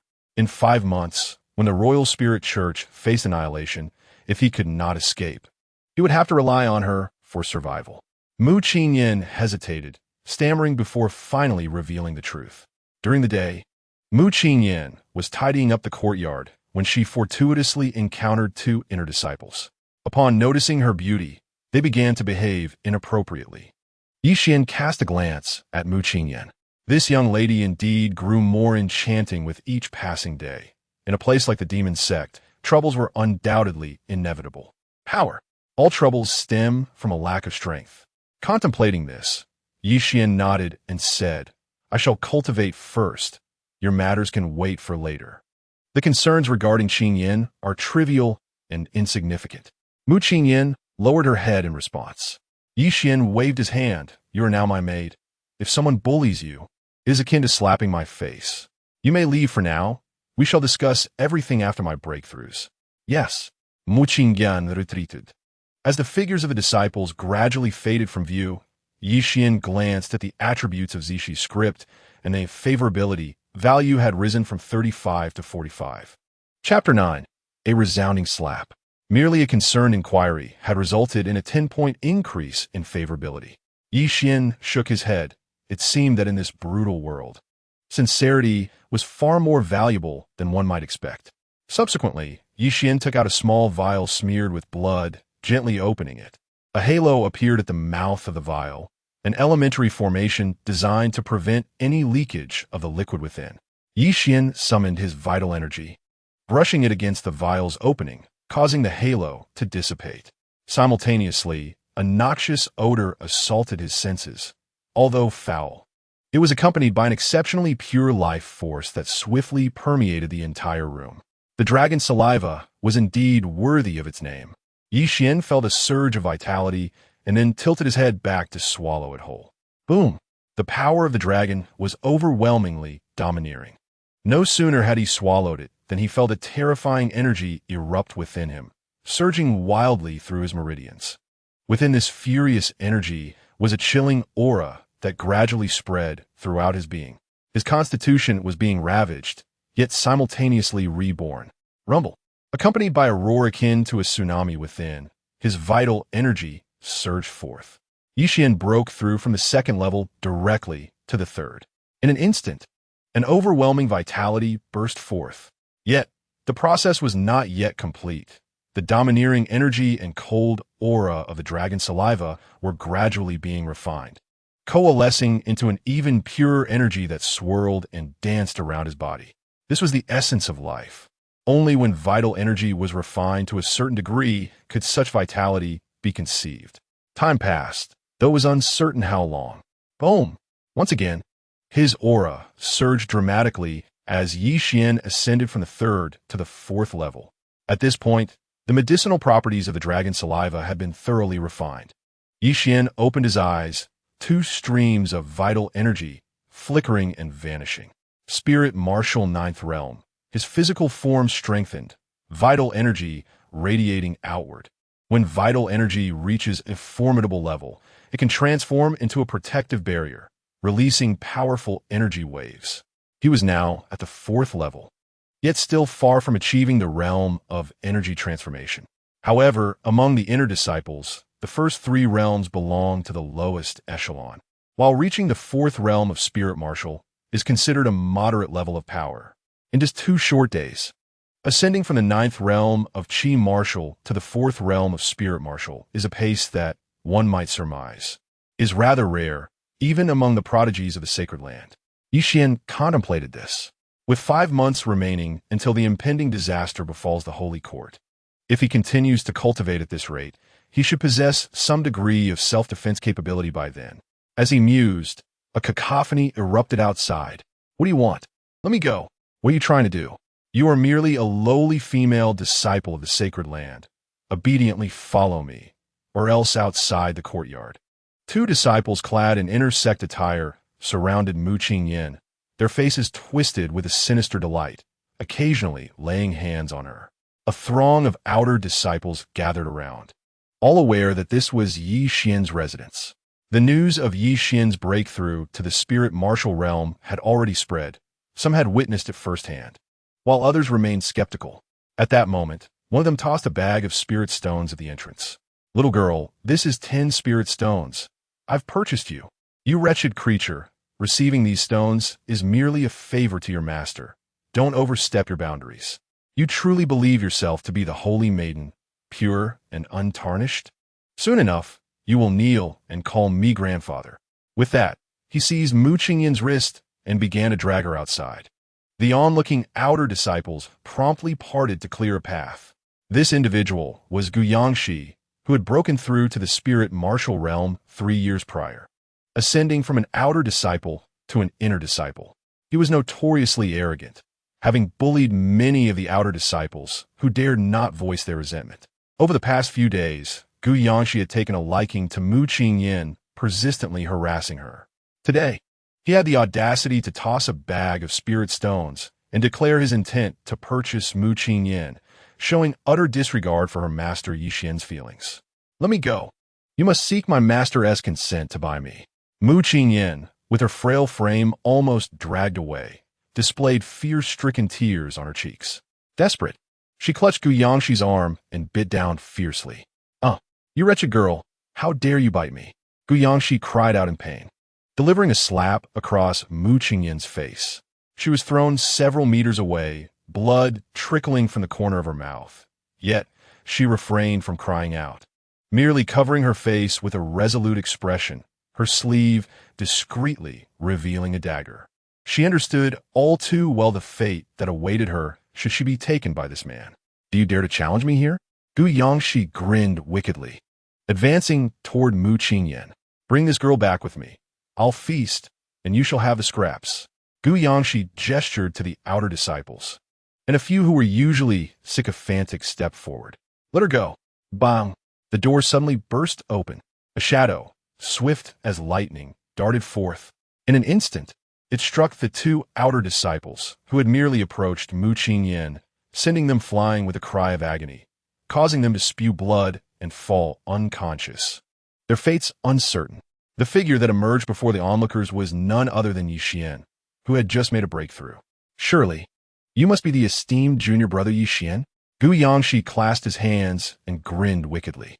"I hear you have recently ascended to the inner sect. Congratulations are in order." Yi Xian, with his hands clasped behind his back, pondered the reason behind the rudeness displayed by his senior brother towards such a delicate woman. His voice, laced with coldness and inquiry, echoed in the air. Gu Yangshi's expression darkened as he spoke candidly. This woman, whom my brother has taken a liking to, has stayed here for 2 nights. It is time she was returned to us for some leisure. I fear you may not be worthy of her. Perhaps it would be best for you to withdraw. Yi Xian let out a cold chuckle. Junior brother Yi, we are the same sect. This mere woman from the Holy Land, due to her presence, has caused discord among us. She is not worth such trouble. Gu Yangshi's demeanor grew icy, clearly unwilling to relent easily. Yi Xian turned his gaze upon Gu Yangshi, a smile gracing his lips, yet the chill in it intensified with every passing moment. Begone, he uttered, a single word that resonated like thunder, causing his inner energy to surge forth with a ferocity akin to crashing waves, manifesting as a faint aura around him.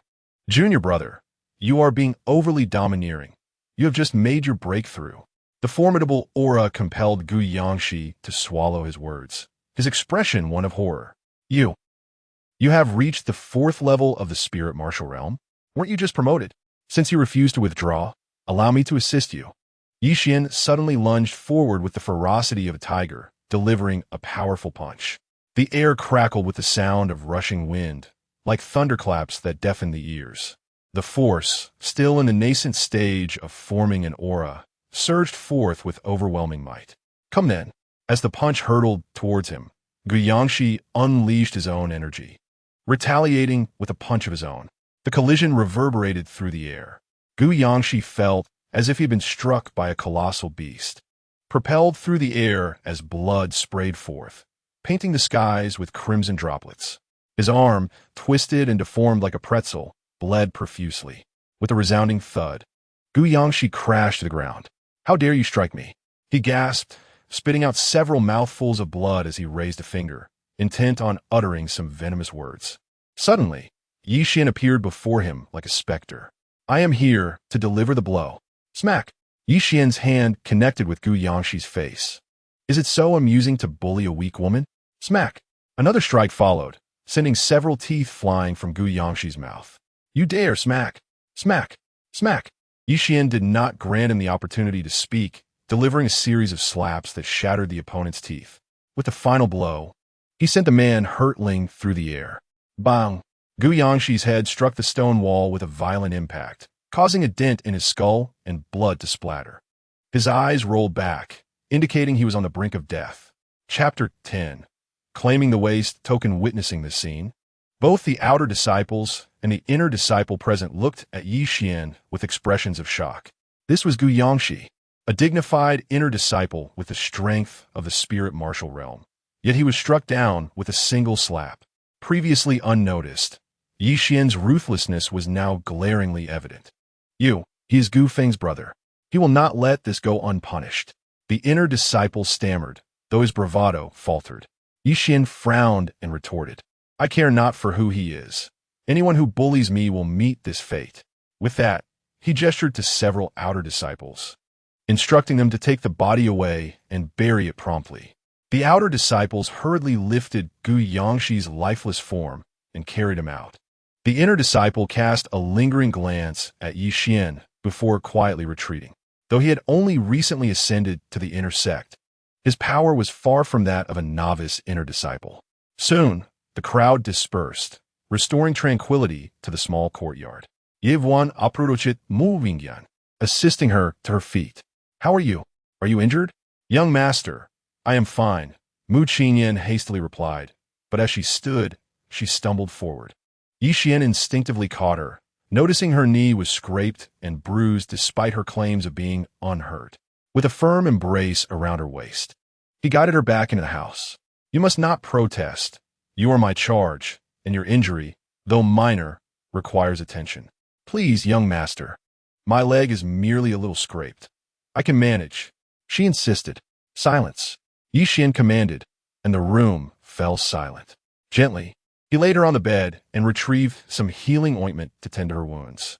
As he observed Mu Qingyan's once flawless skin now marred with bruises, his expression grew increasingly somber. Young master, I can do it myself. Mu Qingyan's face flushed with embarrassment and apprehension. Yi Xian paused, then handed the ointment to her. A casual glance at her attributes revealed her favorability rating had skyrocketed from 40 to 75, a rather astonishing leap. Young Master, I learned from an outer sect senior that this Gu Yangshi is the brother of Gu Feng, one of the 10 blood disciples of the inner sect. I have heard his name from disciples of the sacred land, Mu Qingyan said, concern etched on her face as she looked at Yixian. Ye Wan chucked it softly, reassuring her, since you have become my attendant, I will not allow you to be bullied. As for the 10 blood disciples, I am eager to see what they are made of. His lightheartedness transformed into a cold smile. Having ascended from the martial realm to the 4th level of the spirit martial realm in a mere 2 days, he held no fear of these so-called blood disciples. At his words, a wave of emotion washed over Mu Qingyan's face. In her brief span of just over a decade, she had witnessed the depths of human depravity. Particularly as a woman of considerable beauty, she found little distinction between the sects and the demonic cults. Without strength, she faced humiliation and discrimination wherever she went. And on several occasions, she narrowly escaped losing her virtue. Before her capture by the demonic cult, she had already resigned herself to the possibility of suicide at any moment. However, fate took an unexpected turn when she encountered Yixian. In this harsh world where power reigned supreme, the first genuinely good person she met, the first to offer her warmth, was within the very demonic cult known as the Imperial Spirit Court. Since taking her in, Yixian had never harbored any wicked intentions. Instead, he had even clashed with inner disciples for her sake. A profound warmth enveloped Mu Qingyan's heart. At that moment, after applying the healing ointment, she gently dressed herself. Young Master, please rest for a while. I shall prepare a late-night snack for you. No need. I am not particularly hungry, Yixian replied, waving his hand. Indeed, he was not famished at that moment. As he spoke, he walked over to a wooden cabinet, opened it, and retrieved a set of bedding. You may rest here. I will go collect the inner disciple's token. Tonight, I shall move into the inner sanctum. With that, Yixian stepped out, watching his departing figure. Mu Qingyan's eyes shimmered with emotion. Thank you, young master. You're a good person. A good person? Yixian chuckled and shook his head as he exited. A faint twilight draped over the mountains like a delicate veil, beneath which a structure nestled. Yixian gazed in that direction, contemplating his need to obtain the token first. Only then could he truly be considered an inner disciple and move into the court's interior. Within the sanctum, even Gu Feng, one of the 10 blood disciples, would not dare to act against him lightly. However, in the outer sect, the situation was far less certain. As he continued toward the mountain, he reflected that the token collection point was the inner sect's menial office, akin to a logistics department. Only by obtaining the token here could one gain access to the inner sanctum. Half an hour later, Yixian stood at the foot of the mountain, gazing up at the imposing gates of the inner sect, where dark mists swirled ominously, occasionally releasing a sinister aura, accompanied by the eerie sound of laughter. The inner sanctum was indeed more foreboding than the outer sect. It bore the unmistakable essence of a demonic cult. Yixian remarked softly, "The outer sect is merely a gathering of ordinary disciples. The inner sanctum is where the core disciples of the demonic cult congregate." Rumor had it that becoming a core disciple of the court allowed one to cultivate true magical skills. If designated as the demon's son, one could even possess an independent mountain gate, wielding life and death authority over ordinary inner disciples, thus holding immense power. Yixian mused to himself that, given the terrifying potential of his golden finger, the future might not lack the opportunity to contend for the title of Demon Son. Yet, he did not desire that path. He wished not to ascend step by step to the pinnacle. He had no aspirations to become Yigao. He simply sought an opportunity to sever ties with the court and distance himself from the Imperial Spirit Court. Yet the time is not ripe. Within him lies a demonic seed. Should any rebellious thought arise, or should he remain away from the church for an extended period, the punishment would be the eruption of this seed, leading to his demise. This serves as a means of control employed by the church over its disciples. Contemplating this, Yixian ascended the steps. Yixian, a voice, cold and indifferent, reached his ears. Turning back, Yixian's gaze fell upon 2 alluring women behind him. To his surprise, One of them was Di Yuan, who had narrowly escaped death at his hands previously. Casting a glance at Yi Xian, a mocking smile graced her lips. A mere pinnacle of the first realm of spirit martial, and yet she had returned to her sect, surrounded by many brothers who held her in high regard. If she wished, there were countless methods at her disposal to eliminate Yi Xian. However, Yi Xian chose to disregard her, merely glancing in her direction before stepping into the miscellaneous duties office. Yi Xian, I shall ensure you meet a wretched end. With her disdainful attitude ignored, Di Yuan's eyes glimmered with a chilling intent as she watched Yi Xian's retreating figure. Sister Di, is this the person known as Yi Xian? Inquired the other enchanting woman beside her. Indeed, that is he. Di Yuan bit her silver teeth in frustration. A newly promoted inner disciple dares to behave so arrogantly. The other woman scoffed, Sister, with the introduction of Brother Gufeng, it will be simple for us to deal with a mere new inner disciple tonight. Chapter 11. Even the dead keep secrets. In the miscellaneous duties office sat an elderly man, his beard gray, resembling a lifeless sculpture. Senior, I am Yi Xian, having broken through to the spirit martial realm, here to collect my waste token. Yi Xian approached the frail elder with no hint of hesitation. This was a demonic sect. Any individual who managed to survive within the inner sanctum might possess astonishing abilities, akin to the seemingly ordinary monk in his past life, who, despite performing the most mundane tasks, was, in truth, the most formidable figure. To collect your waste token? The elder slowly opened his eyes, scrutinizing Yi Xian before lightly nodding. Not bad. Arriving to collect your token at the 4th level of spirit martial. You must be acutely aware of the harsh realities faced by the lower-tier disciples of the inner sect, having bided your time until the eve of blood sacrifice. Your composure is commendable. Yi Xian was speechless. He had merely endured for 2 days. The elder, after offering his praise, continued. However, achieving a breakthrough to the 4th level at such a young age ultimately reveals a limitation in talent. Forgive me, esteemed elder, for my mediocre abilities. Reaching the 4th level has already demanded immense resources and pushed me to my limits, Yi Xian replied humbly, bowing respectfully. The journey of cultivation knows no bounds for the human body. It merely depends on your capacity to unearth its potential, the elder remarked, producing a waste token and a set of inner sect garments, presenting them to Yi Xian. Thank you, elder. Yi Xian stepped forward eagerly, accepting the token from the elder's hand and bowing deeply in gratitude. As the elderly man gazed down with a melancholic expression, Yi Xian couldn't help but cast a curious glance in his direction. Name, Elder Ge Realm. 9th level of Celestial Martial Realm, Destiny. Extraordinary talent, Blue. Destiny value, 43. Life script. Great Martial God Secondary Supporting Character, Affection. 11. Recent Destiny Turning Point. 1 year ago today, he buried a portion of the celestial demon body, refining liquid in the small grove before the inner gate, using the demon summoning technique. After sealing it for a year, it was obtained by the inner disciple Han Long upon its emergence, allowing him to break through and successfully pass the inner gate elimination round. Destiny phenomenon. Kind-hearted in old age. Once appreciated by the sect leader in his youth, he was lured into the church but grew weary of deceit and treachery, choosing instead to guard the mountain gate. Though a member of the demon sect, he possesses a heart and nature distinct from his peers. Secondary supporting character, Aura.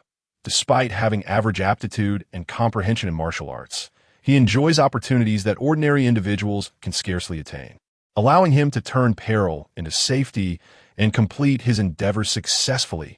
Destiny affinity value.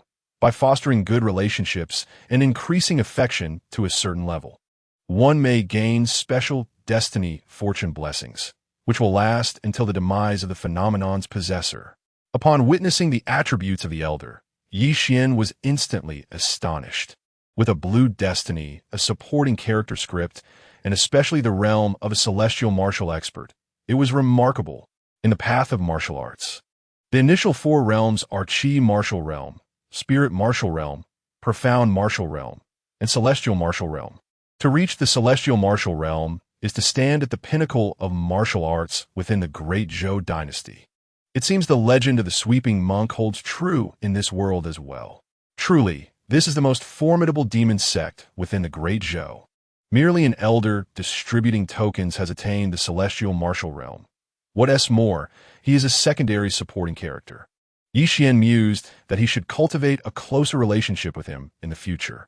He then quietly glanced at the information. Recent destiny opportunity. 1 year ago today, he personally buried a portion of the celestial demon slaughter body liquid in the small grove before the inner gate, using the demon summoning technique.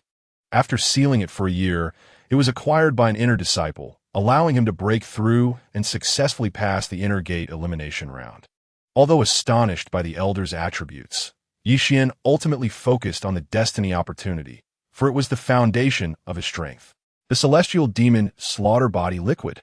As the name suggests, it is a liquid refined from the corpse of the celestial demon from years past. It is referred to as slaughter body because consuming it will utterly extinguish the vitality within and then recreate it. This is no mere transformation. It is akin to a complete rebirth. Yi Xian glanced at the information again, buried before the mountain gate. He couldn't help but twitch his lips. Such a crucial item, if left in the outside world, would undoubtedly incite a bloody storm. Yet, it was buried by the elder and offered as an opportunity. One can only say that the senior is quite enlightened and impressive, akin to a benevolent NPC in a past life game. Thank you, senior. I shall not intrude further. Yi Xian offered a respectful bow before stepping into a nearby utility room, where he collected 2 sets of bedding and his monthly offering of 10 spirit stones. Subsequently, he silently made his way back toward the outer gate. However, he did not depart. Instead, he lingered near the woods by the mountain gate. According to the instructions, today marked the day when the seal of the demon summoning technique will be broken. Yi Xian was determined to secure the spiritual liquid, even if it meant standing vigil throughout the night. With the system's guidance, he swiftly identified the approximate location of the buried heavenly demon slaughtering fluid. Yet, he was wary of waiting idly, fearing the elder's notice, and thus continued to meander in the vicinity. As time ticked away, a sudden, fearsome aura erupted, and a torrent of genuine qi transformed into layers of radiant halos, resembling a terrifying demonic energy surging skyward, causing the area before the mountain gate to explode. Yi Xian's spirit jolted at the sight, and he leaped toward the source of the disturbance. Before him, a small formation emerged, slowly elevating a black vial. With the flow of genuine qi swirling around, Yi Xian wasted no time and reached for the black bottle. Such a commotion would undoubtedly alert numerous inner disciples, and he needed to leave quickly. Without any surprise, Yi Xian grasped the black vial firmly in his hand, feeling only a faint sealing power, which he swiftly dispelled, indicating that the elder bore no ill will toward those fortunate enough to seize opportunities. Glancing at the vial in his possession, Yi Xian felt a surge of joy and was about to turn and leave when a whirlwind erupted behind him. A cold gleam flashing as a shadow darted across the scene. With a swift punch, Yi Xian captured the figure and slammed it to the ground. The earth cracked open with enormous fissures, revealing a striking woman, none other than the companion of Di Yuan. Upon seeing her, a glint of murderous intent flashed in Yi Xian's eyes as he tightened his grip around her delicate neck, demanding, "How did you end up here?" The woman hastily replied, "I was introducing Brother Gu Feng to Sister Di Yuan, and upon exiting, I noticed you wandering about. My curiosity led me to observe you discreetly." Yi Xian's heart eased. It seemed the matter had not spread beyond this encounter. At this moment, the woman appeared utterly terrified, fearing that Yi Xian might silence her. She hurriedly assured him, "Rest assured, I have seen nothing. I will not disclose that you obtained this treasure, and I can accompany you." Yi Xian regarded her with a sinister smile. "Accompany me? In what manner?" The woman managed a strained smile. "I can accompany you in any way you wish. I am well versed in dual cultivation." Suddenly, her words were cut short, as Yi Xian snapped her neck with a swift motion. Dusting off his hands, he rose to his feet, his expression devoid of emotion. Assurances from a demoness of the dark sect could hardly be trusted. Only the dead could truly keep their promises. Just then, footsteps and commotion echoed from the direction of the inner gate. Xian turned and fled toward the outer gate. Chapter 12. The demonic slaughter of the body. Meanwhile, in a room illuminated by an ethereal glow, Gu Feng lay on his bed, panting heavily and drenched in sweat. After a prolonged silence, he finally spoke. Junior sister, are you suggesting that you wish for this person named Yi Xian to perish? Di Yuan's enchanting visage darkened momentarily. Indeed, he must die. Moreover, I have a lingering suspicion that Yi Xian had ulterior motives during our last journey together. Ever since their encounter, she had been plagued by an unsettling feeling, as if Yi Xian had stolen something of great significance from her life. Eliminating an ordinary inner disciple is but a trifling task, Gu Feng continued. In that case, I shall rely on you, senior brother Gu Feng, Di Yuan said, her slender fingers slicing through the air, causing Gu Feng's bronze skin to shudder. Certainly, Gu Feng chuckled mischievously, just as he was about to rise. A flurry of hurried footsteps echoed from outside, followed by a series of urgent knocks on the door. Senior brother Gu, grave news. What news could be so dire? Gu Feng frowned, responding impatiently. Young Sibyllus, junior brother. The voice outside faltered. Gu Feng's expression shifted dramatically. He quickly donned his outer garments and dashed out. Upon opening the door, the scene before him twisted his features into a mask of fury. Lying on the ground was a corpse with a shattered skull, while several inner disciples stood cautiously to the side. Among them was Ying Xinglong, the man who had accompanied Gu Yangshi. It was none other than Gu Yangshi, who had been slain by Yi Xian for teasing Mu Qingyan. Who did this? Who was responsible? Gu Feng's eyes burned crimson as he roared, his visage contorted in rage. Beside him, Ying Xinglong, filled with trepidation, spoke. Senior brother Gu. It was a newly promoted inner disciple named Yi Xian. After recounting the events, Gu Feng's countenance hardened with chilling malice. Yi Xian, again, it is this Yi Xian, a mere newly ascended inner disciple. How dare he harm my brother? Suddenly, Gu Feng's gaze turned icy as he glared at Ying Xinglong. Since you were with my brother, why did you not die alongside him? Senior brother, you may perish. In an instant, Gu Feng lunged at Ying Xinglong, delivering a powerful blow to his head. With a resounding crack, Ying Xinglong's body was sent flying, lifeless and headless. Turning away, Gu Feng's expression morphed into one of profound sorrow as he declared, Han Long, find Yi Xian. I demand his head before me. Yes, senior brother Gu, replied Han Long, a robust disciple, as he quickly gathered two inner disciples and hastened away. He had just learned from Ying Xinglong that Yi Xian currently resided in the outer sect. However, as they exited Gu Feng's quarters, a thunderous roar erupted from the direction of the mountain gate. They beheld a surge of vitality, an indescribable life force enveloping the area. What is happening? Has someone attacked the mountain gate? Han Long was taken aback and swiftly darted towards the mountain gate. Upon his arrival, he found a multitude of inner disciples gathered at a distance, engaged in a cacophony of fervent discussions. As he moved through the crowd, they instinctively parted ways, clearly aware of his affiliation with Gu Feng, and thus held a certain trepidation. As he reached the forefront of the gathering, he beheld the scene before him. The nearby thicket lay in disarray, and on the ground, a female corpse was faintly visible. It was Jia. This woman frequently visited Gu Feng's residence and shared a close relationship with him. After circling the area, an overwhelming sense of emptiness surged within Han Long. Shaking off these distractions, he observed the scene for a while before swiftly honing in on a specific direction. The outer sect. Once again, it was the outer sect. Han Long hastened to pursue the lead. Meanwhile, Yi Xian had just departed from the crime scene when a sudden sound of footsteps echoed behind him. He could vaguely discern several figures weaving through the forest, seemingly having locked onto his presence. A weight settled heavily in Yi Xian's heart as he focused on the foremost figure.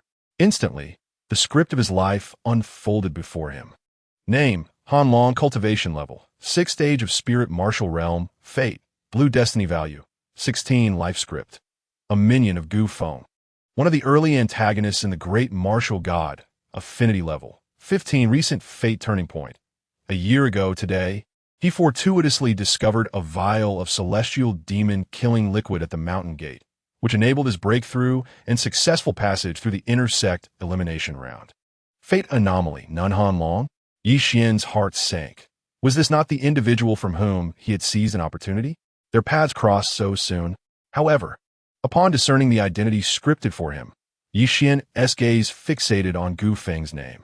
He recognized Gu Feng as the brother of Gu Yangshi. It was unexpected to discover that he was one of the early antagonists in the great martial god. Yet, glancing again at Han Long's current cultivation, 6th stage of the spirit martial realm, Yi Xian realized that with his own 4th stage capability, he lacked the strength to confront him directly. Engaging in a head-on clash was unwise. Yi Xian resolved to escape first and then utilize the celestial demon-killing liquid for a breakthrough thereafter.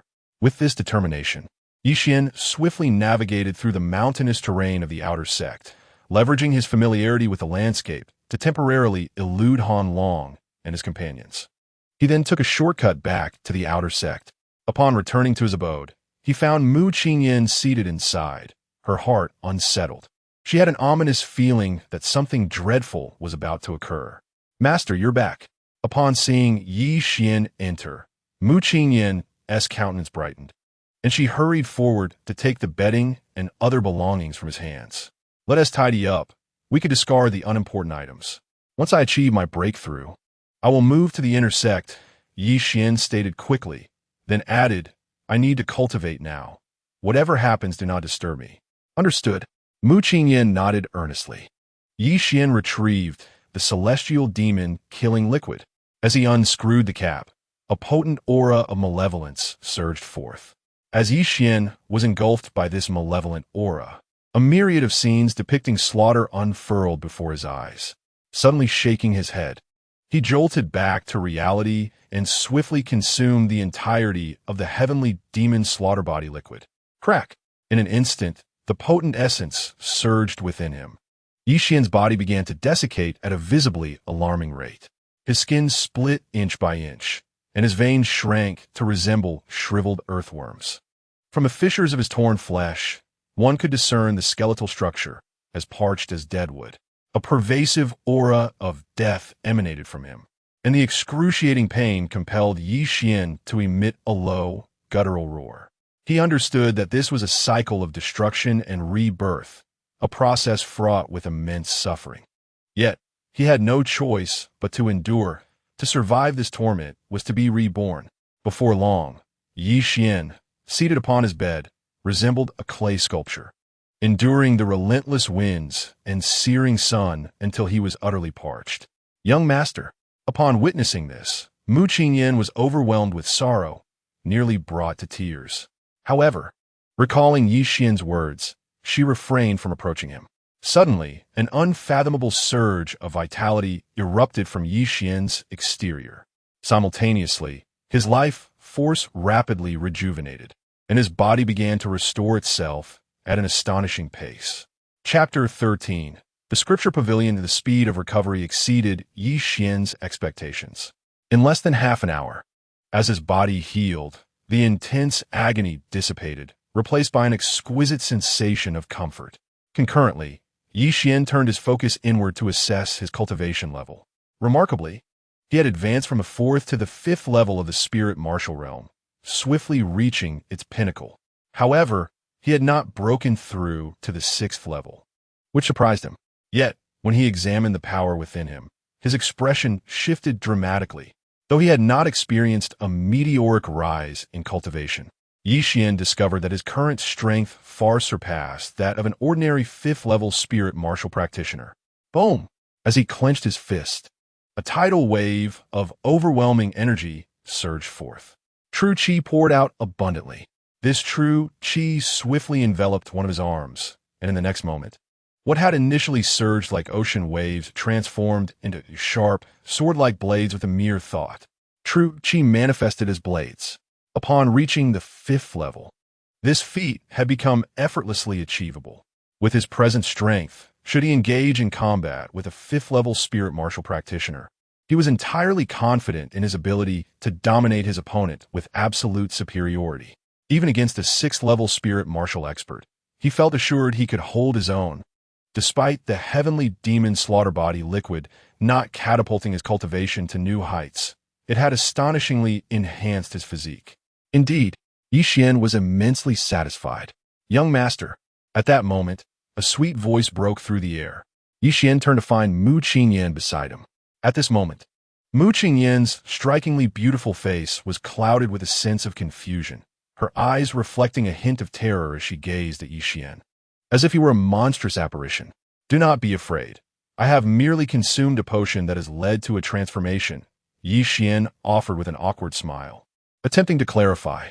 However, Mu Qingyan extended her delicate hand, pointing at Yi Xian, unable to articulate her thoughts. Yi Xian glanced at himself and was momentarily taken aback. He realized that he had undergone a metamorphosis, his entire being resembling a freshly peeled egg, smooth, pale, and tinged with a hint of rosy hue, presenting an image of an unblemished visage. How could this happen? Yi Xian lamented, perplexed. After all, the Royal Spirit Church was a sect of demonic nature, not a sanctified order. In such a state, he appeared rather incongruous amidst a congregation of fierce and intimidating disciples. Nevertheless, he could not dwell on these concerns for long. After a brief moment, Yi Xian regained his composure and asked, "Have you gathered everything?" "Yes, it's all here," Mu Qingyan responded, indicating 2 large bundles beside her. "I only took some daily necessities. I didn't tea-pack much else. That will suffice. Let us proceed to the inner door," Yi Xian stated, pushing open the door to depart. However, upon witnessing Mu Qingyan's struggle to lift the heavy packages, he swiftly took them from her. Given that her cultivation was currently sealed, she was hardly stronger than an ordinary person, making the burden quite arduous for her. "Allow me to handle this," Yi Xian declared indifferently. Mu Qingyan promptly acquiesced, following him closely. As they exited the room, Yi Xian cast a final glance at their brief abode. In the next instant, he extended his fist, unleashing a powerful strike that transformed into a formidable wave of energy, cleaving downward with astonishing force. Boom! In an instant, the small wooden cottage was split down the middle, creating a remarkable chasm. What was that noise? The thunderous sound drew the attention of several outer disciples, who hurriedly approached to investigate. Ye Wan, Gudaspink, Mu Qingyan's hand, turned to leave. Just as they departed, 3 figures emerged in the distance, their voices echoing behind them. Leading the group was the burly Han Long, flanked by 2 inner disciples. Upon arriving at Yi Xian's now vacated room, they were struck by the sight of the astonishing gash left in the wake of his departure. "This Yi Xian is quite formidable," Han Long remarked, his tone imbued with respect. Indeed, the power demonstrated in that strike indicated that Yi Xian was not to be underestimated. Meanwhile, Yi Xian and Mu Qingyan, after an hour of arduous travel, finally arrived at the inner door. Before them, the entrance to the inner sanctum still bore a few lingering inner disciples, who were loitering near the area where the celestial demon blood liquid had been discovered. Yi Xian did not linger. He produced his badge and guided Mu Qingyan toward their designated residence. Following the coordinates inscribed on the badge, he soon located their assigned quarters, which were evidently far superior in environment compared to those of the outer disciples. Before him stood a solitary stone house, accompanied by a courtyard and a backyard, with each inner disciple maintaining a respectful distance from one another. Yi Xian pushed the door open, followed closely by Mu Qingyan. Although the stone house appeared somewhat dilapidated, clearly abandoned for quite some time, a thorough cleaning would render it habitable. "Young master, please take a moment to rest. I shall tidy the room immediately," she offered. "All right." 1 hour later, after a brief interval, Mu Qingyan approached, her cheeks flushed and her brow glistening with sweat. By then, the house had been thoroughly cleaned, and the bedding was arranged neatly. Thus, the two found themselves with a temporary haven. The stone house was divided into inner and outer rooms, as each inner disciple was allotted a maid or servant, ensuring that Mu Qingyan would no longer have to sleep on the floor. On the following morning, as dawn broke and nature stirred to life, Yi Xian slowly opened his eyes. After a rapid breakthrough in his cultivation, a night of consolidation had finally stabilized his prowess at the 5th level of the spirit martial realm, with the system granting him the opportunity to seize destiny. He felt no apprehension about enhancing his strength. However, he recognized that his greatest shortcoming lay in his lack of martial arts training. Previously, outer disciples were limited to practicing the blood demon technique, and upon advancing to inner disciples, each breakthrough afforded them a chance to enter the scripture repository to select martial arts. Reflecting on his current situation, Yi Xian acknowledged that while his martial cultivation had reached commendable heights, matching his peers, further advancement would depend on seizing opportunities. Yet, to attain greater strength, mastering martial arts was indispensable. Having transitioned from an outer disciple, he now stood as a fifth-level spirit martial realm practitioner, no insignificant feat among inner disciples. With this in mind, he stepped out of the door, making his way directly to the scripture repository. The repository exuded an air of darkness and dampness, tinged with an eerie atmosphere. As he beheld the cave dwelling before him, the first thought that flickered through Yi Xian's mind was its foreboding nature. The cave was carved into a stone mountain, its entrance lacking the grandeur often associated with sacred grounds or noble families, appearing quite primitive instead. The mountainside was cloaked in foliage, including climbing vines and other vegetation. Were it not for the mahogany door before him, the expansive view from above would obscure the presence of this stone abode. Upon arriving at the scripture repository, Yi Xian noticed inner disciples bustling in and out, each one hurrying to select their martial arts before departing immediately. This was the first time he had encountered so many inner disciples. Name, Xingshi cultivation level, second layer of spirit martial realm, fate, ordinary, white, destiny value, 7 lifelong script, none affinity, 0 recent destiny turn, none destiny manifestation, none in, Lu Wensheng cultivation level, third layer of spirit martial realm, fate, ordinary, white, destiny value, 12 lifelong script, none affinity, 0 recent destiny turn, none destiny manifestation, none name, Hulin cultivation level, first layer of spirit martial realm, fate, ordinary, white, destiny value, 9 chapter 14. The demon spirit tower. As Yi Xian observed the fleeting figures before him, he casually assessed them, noting that the majority were rather unremarkable, lacking any semblance of destiny or opportunity. After a brief period of contemplation, he concluded that encountering fortuitous events also necessitated a stroke of luck. One could not simply stumble upon 2 inner disciples and expect to uncover any hidden opportunities. As the most prestigious demonic sect within the Great Zhou dynasty, the teachings of the Royal Spirit Court were indeed characterized by their unique attributes. Among them, the most brutal was the giant demon scripture. However, this scripture was not accessible to all. Only those designated as demonic sons possessed the qualifications to cultivate it, and the conditions and methods for its practice were exceedingly harsh.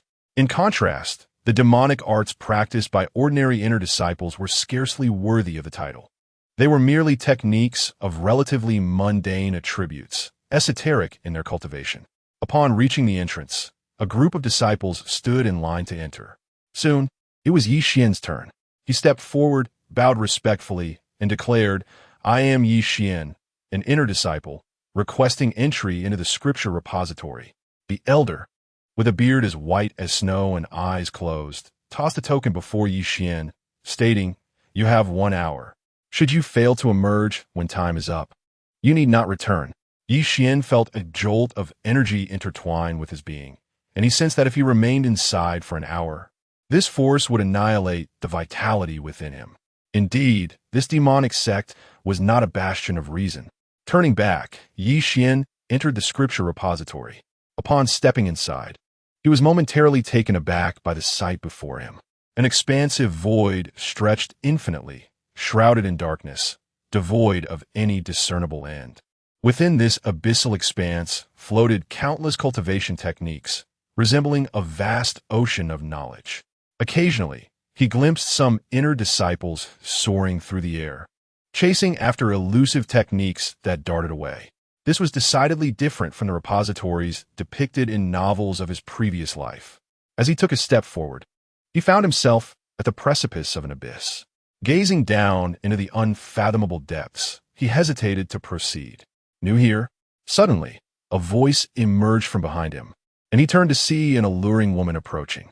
The woman possessed a slender and graceful figure, as if meticulously sculpted from celestial jade, with an ethereal beauty that resembled a frosty snow skin, exuding an enchanting allure. As a sorceress of the Demonic Sect, she inherently possessed a wildness that surpassed that of ordinary women. Yi Xian cast a glance at her attributes. Name, Zhuojuxian cultivation level, 5th stage of spiritual martial realm, fate, some accomplishments, green, destiny value, 23 life script, great martial god demon sect sorceress, one of the minor antagonists, affinity, 6 recent destiny turn, none destiny anomaly, none no opportunities presented themselves. Yi Xian nodded lightly, reassured that he would not fall behind. The woman let out a soft laugh, her toes barely touching the ground as she swiftly ascended into the air. Yi Xian, speechless, did not hesitate any longer. With a firm step, he found himself enveloped in an enchanting void, possessing an almost magical quality that allowed him to navigate as effortlessly as a fish in water. Quickly adapting to this newfound method of movement, after a brief selection, Yi Xian discovered that the available martial arts were merely rudimentary techniques, leaving him uninspired. He decided to randomly choose one before departing. Currently, he had not practiced any martial arts, so he thought it best to simply begin with whatever he could. However, just as he turned to leave, a young man soared through the air ahead of him. With tousled hair and bronze skin, he commanded the space around him, causing fellow disciples to part ways in awe, exuding an air of dominance and nonchalance. Perceiving the exceptional aura of this young man, Yi Xian instinctively checked his panel attributes and was immediately taken aback. Name, Gufeng, cultivation level, 8th stage of spiritual martial realm, fate, early stage villain aura, blue, experience giver, white, wedding dress aura, green, life script, great martial god, a minor antagonist from the early stages, affinity, 65, recent destiny opportunities, an orphan from a young age, captured by an elder of the demonic sect and brought to the Holy See, initially intended for a blood sacrifice, yet discovered to possess considerable talent and spared. He struggled within the Holy See, ultimately achieving modest success, becoming one of the 10 blood disciples. Destiny opportunity, 1 entering the scripture pavilion. He ventured to the demon spirit tower for enlightenment, coinciding with its opening, where a profound demonic technique emerged, and Gufeng was chosen for the demon spirit technique. Destiny opportunity, 2-3 days later, while passing through water, Yellow Mountain, 15 miles away, he fortuitously rescued an injured demon child and was rewarded with a piece of crimson rainbow blood. Destiny opportunity, 3-4 days later, unexpectedly discovering a millennium-old cold iron at the bottom of an ice pond. Destiny opportunity, for 9 days later, the Holy See issued a kill order due to the presence of Holy Land cultivators nearby. Gufeng went to Hinyenpa to slay 3 disciples from the Holy Land and inadvertently acquired the Dragon Palace Lightning Umbrella. Destiny anomaly, early stage villain aura. As the name suggests, it grants a villainous aura in the early stages, offering suitable growth potential. Experience giver, serves as an obstacle to the protagonist's early growth, facilitating the protagonist's leveling up, generally acting as a cannon fodder character. The marriage garment halo, green, even an inconspicuous pawn, can evolve into a competent minor antagonist. Observing the antiquated aura, Yi Xian initially regarded the other's identity with disdain. A minor antagonist, nonetheless a foe in the early stages. However, upon witnessing the fateful opportunities, he was instantly unsettled. To his astonishment, this individual possessed 3 fateful chances. Even Mu Qingyan, with such formidable attributes, had not attained 3 fateful opportunities. It seemed that anyone capable of contending with the protagonist, even a mere minor villain, should not be underestimated. Yet, gazing upon the antiquated essence, Yi Xian was suddenly struck by a thought.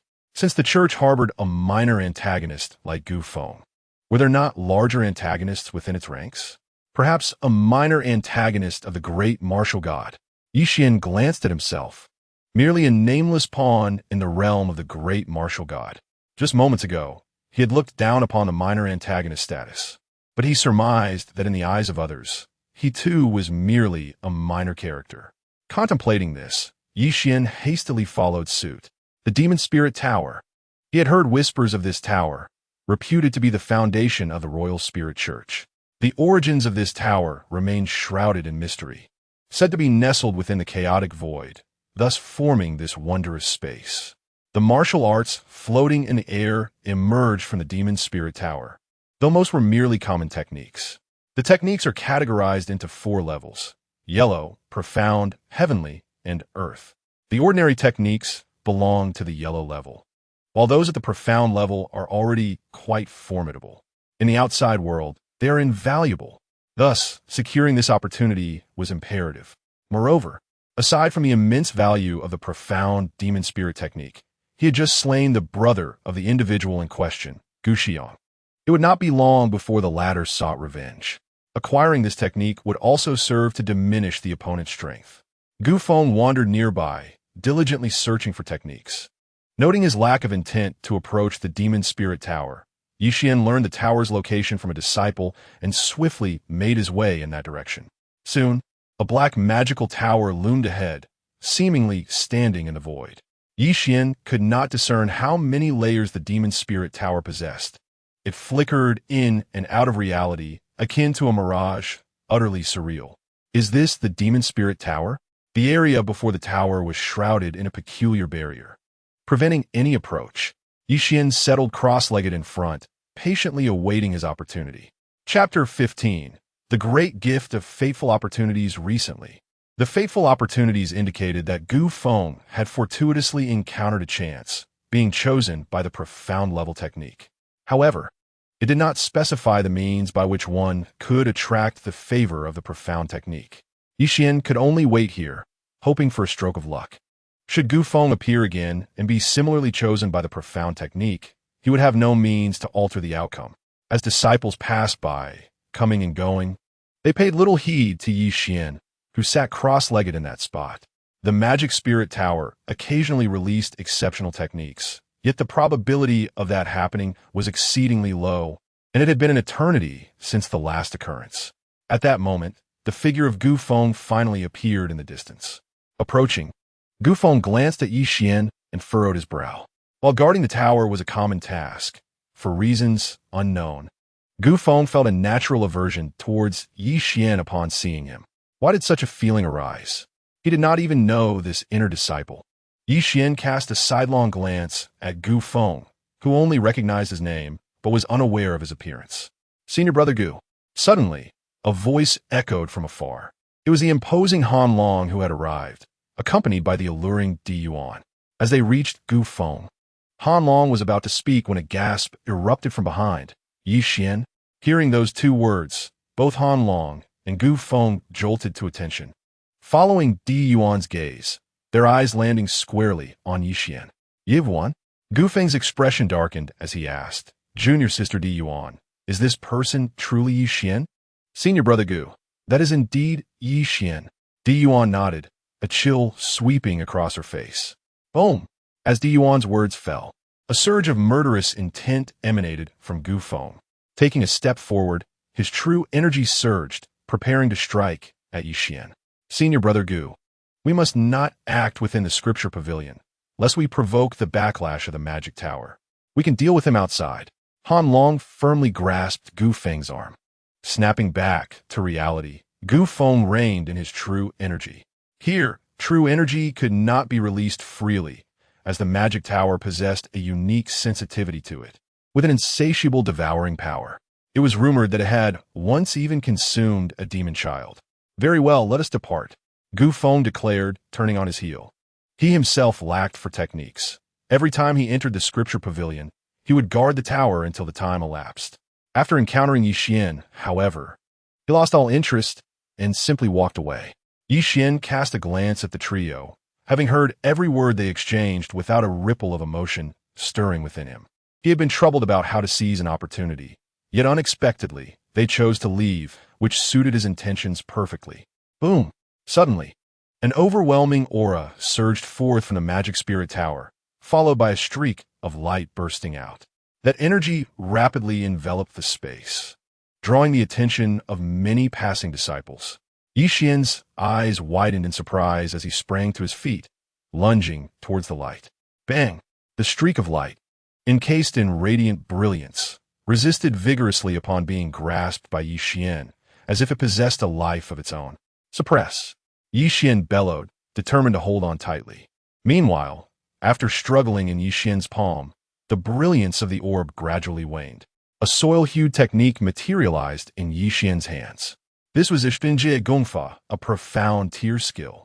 Fortune seemed to smile upon him, as the elusive magic spirit tower had opened its doors, and out of it emerged Ishbinjie Gongfa. The individual was somewhat unfamiliar. Perhaps he was a newly admitted inner sect disciple. Nearby, over a dozen inner sect disciples, drawn by the commotion, gathered around. Upon witnessing the technique in Yi Xian's grasp, their eyes sparkled with excitement. Under their scrutinizing gazes, Yi Xian felt a twinge of discomfort and decided to turn away. At that moment, Gu Feng and Han Long, having just stepped a short distance away, halted upon hearing the stir. When Gu Feng beheld Yi Xian's acquisition of Ishbinjie Gongfa, his expression darkened considerably. Ishbinjie Gongfa? To possess such a skill. Since his own entrance into the inner sect, he had only managed to cultivate one Ishbinjie Gongfa, and that had cost him a fortune at an auction outside. Yet here was Yi Xian, a fresh inner sect disciple, entering the library for the first time and emerging with the Ishbinjie Gongfa. In an instant, Gu Feng's countenance soured, especially as he recalled how he had always been present to guard the tower, only to miss this occasion, allowing Yi Xian to seize the opportunity that rightfully belonged to him. At this moment, Gu Feng's gaze upon Yi Xian was laced with an uncontrollable murderous intent, wishing nothing more than to strike him down with a single sword thrust. However, Yi Xian, having obtained the technique, clearly had no intention of lingering. He turned and departed, deliberately passing before Gu Feng. Han Long, keep a close watch on Yi Xian. The moment he exits the mountain gate, kill him. Gu Feng's murderous intent surged uncontrollably as he observed Yi Xian's retreating figure. Understood, Senior Brother Gu. Han Long responded affirmatively. At this juncture, after acquiring the technique, Yi Xian made his way directly out of the library. Upon stepping outside, he immediately scrutinized his life script. Name, Yi Xian Realm, Spirit Martial Realm.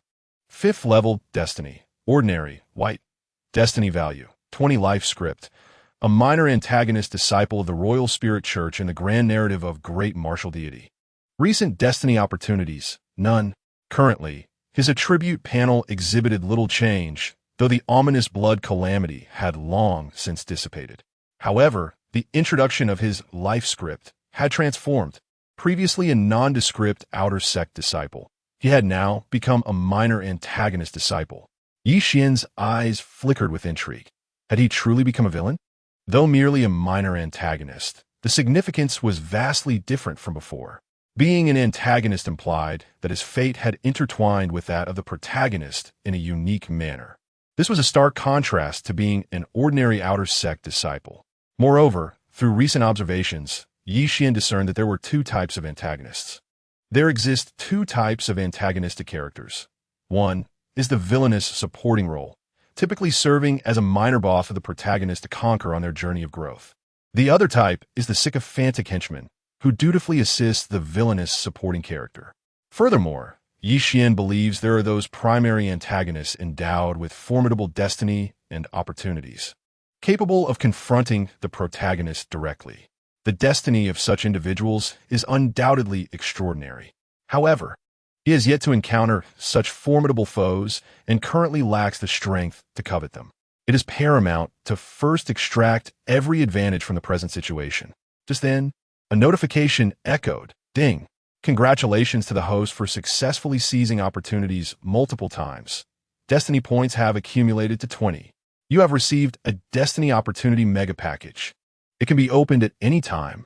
Upon hearing the system's announcement, Yi Xian was momentarily taken aback. A Destiny Opportunity Mega Package. He had not anticipated that reaching a certain threshold of Destiny points would yield such a significant reward. With a curious heart, he promptly opened the package. The Destiny Opportunity Mega Package has been successfully opened. You have obtained Destiny Opportunity 1. Would you like to view it? View. Recent Destiny Opportunity. In 15 days, the demon spirit Lake's demon sword will emerge, stirring the ancient pond sacred ground. In response, The ancient Pawn's sacred ground will collaborate with the Great Zhou dynasty's Fantian city, dispatching individuals to investigate the vicinity of the Royal Spirit Church, leading to a conflict between the two parties. Note: the host may advance to the Demon Spirit Lake in advance, and when the demon sword manifests, seize the opportunity to devour the sword spirit while it is weakened, thus mastering the demon sword. Chapter 16. The Dark Spirit Demon Child Demon Spirit Lake. The Demon Sword? Yi Xian's heart stirred. The Demon Spirit Lake is an ancient lake belonging to the Royal Spirit Church. It is said that a powerful being of the Demon Emperor level once perished there, and the fabled demon sword has been slumbering at the lake's bottom for countless ages. Now it is to be reborn? Nonetheless, such an opportunity is fraught with peril. I shall proceed to investigate the situation in advance. If I can master the demon sword, that would be splendid, but if not, it cannot be forced. Yi Xian is acutely aware that possessing opportunity without the requisite strength is tantamount to courting death. With that thought, Yi Xian resolved to first cultivate the newly acquired mystical grade martial arts. 2 days later, the Royal Spirit Church is perched upon a mountain range. The main mountain range resembles a coiled dragon resting upon the earth, with a towering peak reaching for the heavens at its summit. Within these mountains lie countless blessed lands and caverns. Many disciples of the church forsake their residences for secluded cultivation, establishing their own retreats here. At this moment, beside a sheer cliff, several ancient trees towered over the region. Yi Xian, drenched in sweat, practiced his sword techniques, moving with an almost terrifying speed. Wherever his sword passed, ancient, resilient trees were cleaved asunder. Crack! With another thrust, his sword pierced the cliff, his true energy flowing through the blade into its entirety. With a flick of his wrist, accompanied by a resounding explosion, the entire cliff erupted, clouds of stone dust filling the air. Yet, Yi Xian's sword did not falter. As his swordplay accelerated, a shadowy apparition manifested beside him, moving in synchrony with his strikes, creating a mesmerizing spectacle. Bang! Bang! Bang! Though merely an illusion, each thrust against the precipice erupted with genuine energy, causing the rock to become riddled with scars and craters. The demonic spirit sword technique is an extraordinary martial art. It necessitates the mastery of a particular shadowy movement technique, whose essence can be distilled into one word: speed. When this speed reaches its zenith, an ethereal silhouette emerges. This silhouette, referred to as the demonic spirit, can also be interpreted as a spectral shadow. When such velocity is attained, the resultant force becomes formidable. Each sword strike and movement unleashes a terrifying power, often surpassing that of the original wielder. This phenomenon renders one nearly defenseless. Drenched in sweat, Yi Xian showed no signs of fatigue, persistently honing the demonic spirit sword technique. Tomorrow, there would be 2 fortuitous encounters for Gu Feng, and he needed to seize the moment to refine his swordsmanship. Snatching food from the tiger's mouth requires strength. Another day passed, and Yi Xian finally mastered the sword technique. As the demonic spirit beside him gradually faded, a wave of exhaustion washed over him.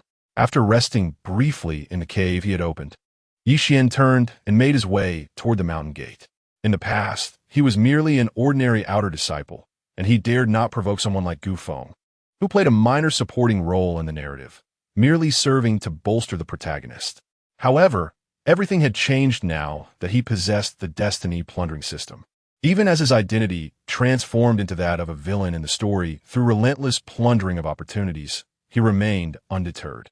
He believed that even when confronted by the protagonist, as long as he could continue to exploit opportunities, he could ultimately vanquish them, even as a major antagonist. Nonetheless, he first needed to deal with this minor antagonist. The opportunities they possessed were invaluable to him. As he walked, he perused Gu Feng's recent destiny opportunities.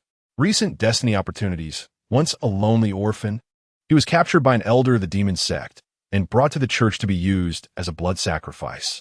However, upon discovering his considerable cultivation talent, he was spared and subsequently struggled within the church, eventually achieving some success and becoming one of the 10 blood disciples. Destiny opportunity 1. Entering the Scripture Pavilion. He heads to the Demonic Spirit Tower to seek enlightenment. Coinciding with the tower's opening, where a mysterious demonic technique emerges. With the demonic spirit technique being selected by Gu Feng, Destiny Opportunity, 2-3 days later, while passing through Shui Huang Mountain, he accidentally saves an injured demon child and is rewarded with a piece of crimson rainbow blood. Destiny Opportunity, 3-4 days later, he unexpectedly discovers a piece of Millennium Cold Iron at the bottom of an ice pond. Fate and Fortune, Part 4, 9 days hence. The vicinity of the Holy See is beset by practitioners from the Sacred Land, prompting the issuance of an extermination order. Gu Feng is dispatched to Hing Yanpei to eliminate 3 disciples of the Sacred Land, fortuitously acquiring the Dragon Palace Lightning Umbrella. In total, there are 4 opportunities. Yi Xian has successfully seized the first.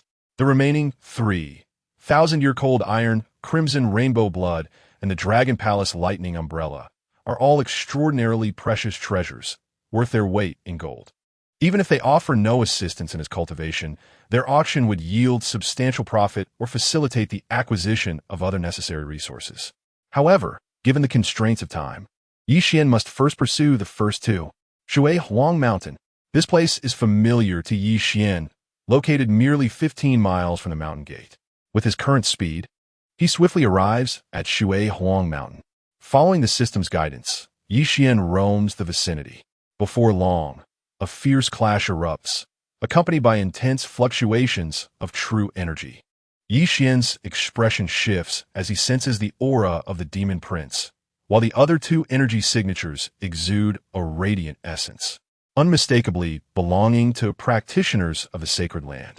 Soon, the 2 auras vanish, and the Demon Prince's presence noticeably weakens, indicating he has sustained significant injuries. Yi Xian hastens in pursuit. However, despite his injuries, the Demon Prince remains exceedingly vigilant, moving with great speed. At last, Yi Xian discovers the unconscious Demon Prince by the edge of a lake. Confirming his state, Yi Xian first approaches the 2 corpses of the Sacred Land practitioners. To slay without touching the corpse invites divine retribution. Yet, these 2 practitioners are remarkably destitute, possessing less than 20 spirit stones combined, with no weapons or elixirs in sight. Too poor, Yi Xian muses, reasoning that practitioners of this caliber, capable of contending with the Demon Prince, should indeed possess some valuable items. Subsequently, Yi Xian retrieves a vial of healing elixir, carefully administering it to the unconscious Demon Prince. He then transports him to a nearby cave, kindles a campfire, and patiently awaits his awakening. Under the sparse starlight, the flickering flames cast a warm glow, and gazing at the comatose figure of the Demon Prince, Yi Xian cannot resist the urge to examine his life script. Name: Feng Tsang Cultivation Level, Spirit Martial Realm. Third layer, Fate, Bloodlight Calamity, Black, Destiny Value, 36 Life Script, Demon Lord of the Huang Ling Holy See in the Great Martial God. Affinity, 0 Recent Destiny Shift, None Destiny Anomaly, None Bloodlight Calamity. Yi Xian clicks to investigate. Bloodlight Calamity, the Black Spirit Cave Demon Prince of the Huang Ling Holy See. Possessing no extraordinary fate, minimal intersection with the protagonist of the Great Martial God, doomed to an early demise. Destined to perish in 5 months amidst a joint siege by the Sacred Land and the Great Zhou Dynasty. Upon witnessing the fate of the Demon Prince, Yi Xian is momentarily speechless. The Huang Ling Holy See is divided into 6 caves, and this individual hails from the Black Spirit Cave. However, it appears that the role in the Great Martial God is rather limited, and the opportunities for destiny are surprisingly scarce, accompanied by an ominous sign of early demise. This suggests that greater strength does not necessarily correlate with more extraordinary fates or fortunes. The protagonist, Yi Xian, suddenly realized that all revolves around the lead character in the Great Martial God. With this thought, clarity washed over him. Indeed, even if one were a destined antagonist, be it a grand villain or a mere subordinate, their existence is invariably tied to the protagonist as fate. After all, to confront the protagonist directly, one must possess sufficient fortune and strength. Thus, being bested by the protagonist serves to enhance their stature. Who, then, is a protagonist of this Great Martial God narrative? Yi Xian was suddenly struck by this question. He pondered whether the ultimate antagonist in this tale might be a member of the royal spirit Holy See, or perhaps a figure quietly lurking in some obscure corner of the continent. As he mused, Yixian glanced at the black spirit demon prince beside him, exerting his internal force and spitting a mouthful of blood onto the ground before him. In the early morning, the black spirit demon prince awoke with a start. Noticing Yixian, who was meditating nearby, hastily opened his eyes. "Demon prince, you are awake." Yixian quickly rose and bowed. Seeing Yixian clad in the attire of the Holy See, the black spirit demon prince felt a surge of relief. "You saved me?" he inquired. "I happened to pass by as you were slaying the Holy Land cultivator," Yixian replied, lowering his head as his feet subtly shifted. The black spirit demon prince noticed the bloodstains at Yixian's feet, his eyes flickering with intrigue. He slowly rose, and with a wave of his hand, a crimson crystal, radiant as a precious jewel, appeared before Yixian, accompanied by a black stone token. Yixian cast a quick glance at the token, his heart stirring with excitement. "Here it comes, the crimson rainbow treasure ice." At that moment, the black spirit demon prince spoke. "This crimson rainbow blood is something I obtained from a slain Holy Land cultivator. It possesses miraculous effects for healing injuries and can also be used in cultivation. It is of no use to me now, so I bestow it upon you. It is my duty to save the demon prince. I cannot accept this." Yixian protested. "Please accept it. Thank you for your generosity, demon prince." Yixian hastily bowed once more. "Take this stone token upon returning to the inner sect. It grants you a chance to enter the royal spirit forbidden ground," the black spirit demon prince declared, turning to leave. Yixian felt a jolt of astonishment as he saw the prince stride away. He called out, "Demon prince, your injuries are no longer severe." But by then, the black spirit demon prince had already exited the stone cave, drifting away. Yixian looked at the crimson rainbow treasure ice and the black stone token in his hands, and a smile broke across his face. He had not anticipated such ease. He glanced at the opportunities that lay ahead. Ancient-style recent destiny opportunities. Destiny opportunity. 1. Enter the scripture pavilion and proceed to the demon spirit tower for enlightenment, coinciding with its opening, where a profound demonic technique is revealed, featuring the ancient style of the demon spirit technique. Destiny opportunity. 2. 3 days hence, while passing by Water Huang Mountain 15 miles away, he fortuitously saves an injured demon, receiving a piece of crimson rainbow blood as a reward.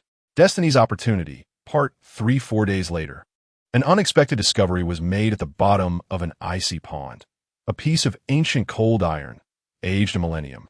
Destiny's opportunity. Part 4. 9 days later, having successfully seized the first 2 opportunities, the time had come to embark on the third. Following the system's guidance, Yixian ventured into the forest in search of the icy pond. Within half a day, the temperature plummeted abruptly, revealing an azure pond before him. The water shimmered a deep blue, surrounded by trees adorned with ice crystals. Approaching the pond, Yixian dipped his hand into the water to gauge its temperature, then submerged himself beneath the surface. Moments later, when Yixian resurfaced, he clutched a blue, crystalline object, exuding a profound chill. It was indeed the Millennium Cold Iron, the very essence that formed this icy pond. At that moment, a layer of ice had already encased his body. With a surge of energy, a resounding crack echoed as the ice shattered, causing his garments to fall away in fragments. Hastily, he sought refuge to don a new set of clothes. Only then did he turn to examine the Millennium Cold Iron in his grasp. It was resplendent and remarkably blue. Although it emanated a chill that transformed the lake into a cold pond, it felt relatively benign in his hand. Despite its modest size, the Millennium Cold Iron should fetch a considerable price, perhaps in the thousands of spirit stones. He mused to himself that he had no use for it and would rather sell it for medicinal pills or other more beneficial resources. However, with 2 opportunities successfully seized, Yixian resolved to cultivate in seclusion for a while before proceeding. Steering clear of the icy pond, Yixian discovered a stone cave. Upon entering, he collapsed the entrance with a single punch and began to refine the crimson rainbow blood. In no time, 3 days passed in silence. Within the cave, a mist of blood enveloped the space, charged with a vigorous and heated energy emanating from the crimson rainbow blood, which Yi Xian was continuously absorbing. As the energy intensified, the temperature within the cave soared to unbearable heights. The blood mist ignited, and the surrounding stone walls began to exhibit a tendency to transform into magma. In the thick air, the potent energy coalesced into serpentine forms, swirling around Yi Xian. In an instant, he felt as though he were immersed in volcanic magma. Yet paradoxically, despite the extreme heat, his body remained unscathed, instead feeling as though he were basking in a rejuvenating hot spring, every pore singing with vitality. Yi Xian swiftly activated his blood magic technique, striving to absorb the energy as rapidly as possible. The stone walls continued to melt into flowing magma, and within this blazing environment, Yi Xian absorbed the overwhelming energy, experiencing a rebirth through fire. 1 day, 2 days, and then 3 days passed, at which point Yi Xian began to sense a faint sound of barriers breaking within him. Concurrently, his aura surged at a terrifying pace. Peak of the Spirit Martial Realm, 5th layer. Spirit Martial Realm, 6th layer. Spirit Martial Realm, 7th layer. Upon absorbing the entirety of the energy released by the Crimson Rainbow Blood, Yi Xian broke through the 6 barriers and ascended to the 7th level of the Spiritual Martial Realm. The 7th realm. Yi Xian pointed forward, a strand of true energy transforming into an unparalleled force of vitality. With a resounding boom, a massive stone slid down, instantly revealing the previously sealed entrance. True energy manifested as a vital force. Having reached the 7th realm, he had accomplished this feat entirely. Gu Feng was currently at the 8th level of the Spiritual Martial Realm, yet with his present strength, battling across levels posed no challenge. Yi Xian spoke softly, reflecting on the remarkable fortune he had acquired by seizing 2 opportunities in quick succession. A glance at the time revealed that 9 days had already passed. He recalled that Gu Feng had another opportunity in 9 days. Peering at his attribute panel, he noted Destiny Opportunity for in 9 days. There will be Saint Realm cultivators appearing around the Holy Court, prompting the issuance of an extermination order by the Holy Court. Gu Feng is to go to Hinyan Pa to eliminate 3 disciples from the Saint Realm, inadvertently obtaining the Dragon Palace Lightning Umbrella. Chapter 18. Conflict. His progress in cultivation was accelerating rapidly. As long as there were opportunities, he had no cause for concern. In terms of techniques, he had trained in the profound level technique, Demon Spirit Art. However, he lacked usable magical artifacts. The classification of magical artifacts includes low-grade, mid-grade, high-grade, earth-grade, upper, middle, lower tiers, and heaven-grade, also divided into upper, middle, lower tiers.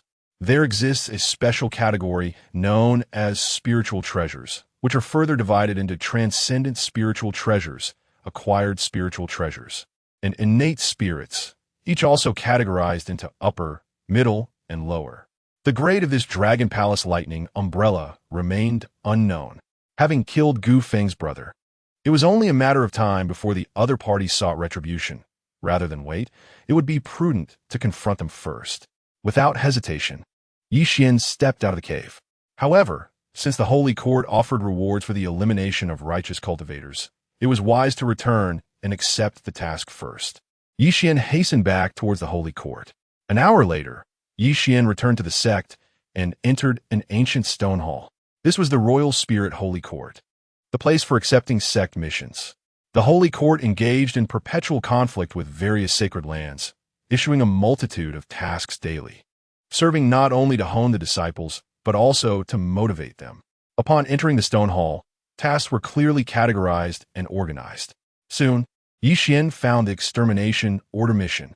Trial Mission. Recently, Saint Realm cultivators have been spotted around the Holy Court. The Holy Court has issued an extermination order to eliminate 3 or more disciples from the sacred lands at Hinyan Pa. The task details were straightforward, merely stating the need to eliminate 3 disciples from the sacred lands without further elaboration. After accepting the task, Yi Xian turned to leave. However, at that moment, he unexpectedly encountered several familiar faces. Before him, Gu Feng walked ahead, with Han Long and Di Yuan following closely behind, accompanied by several inner disciples. Senior Brother Gu, A few days ago, Yi Xian set out, but this fellow was too swift. We lost track of him. Han Long remarked from behind. Lost track? Ancient Wind furrowed his brow. Yi Xian was merely at the 5th level, while Han Long had reached the 6th. Nevertheless, the recent bounty issued by the church for the assassination missions was quite enticing. He decided to collect the task first. As the group entered, the other disciples instinctively retreated. Han Long stepped out from the crowd, selecting an assassination mission from the list above. Manager Zhou, may I inquire about who has accepted the assassination tasks? Ancient Wind approached and asked. Upon hearing the question, Manager Zhou lifted his gaze. Typically, disciples did not dare to inquire about such matters. Recognizing Ancient Wind, he replied coolly, They're all right here. Take a look for yourself. The task list appeared, and Ancient Wind focused his attention. Suddenly, his eyes narrowed, landing on the last name. Yi Xian, you've won. Ancient Wind uttered coldly. The person hasn't left yet. Manager Zhou chuckled. Upon hearing this, Ancient Wind swiftly turned his gaze and immediately spotted Yi Xian standing at a distance. However, he noticed that Yi Xian was slightly furrowing his brows.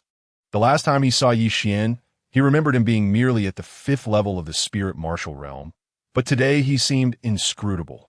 Incomprehensible strength could imply two possibilities. Either his power was nearly equal to Ancient Wind's, or he had employed some special means, such as artifacts that obscured one's perception. What are you staring at? Never seen a handsome guy before? Yi Xian shrugged nonchalantly. At his words, the expressions of several individuals darkened, especially Ancient Wind, who, had it not been for the prohibition against violence in this place, would have been unable to restrain himself from striking. You've won. Do you dare to accept the assassination task? Are you tired of living? Die Yuansnird. You little pest. Have you latched onto someone else's thigh? How dare you boast in front of me? Have you forgotten how you begged me in the 100 Beast mountain range? Yi Xian retorted with a cold smile. Di Yuan's face instantly turned icy. Remembering the events that transpired in the 100 Beast mountain range, a surge of killing intent welled up within her. Yet she had to concede that the current Yi Xian was indeed beyond her reach. Yi Xian, don't get too carried away.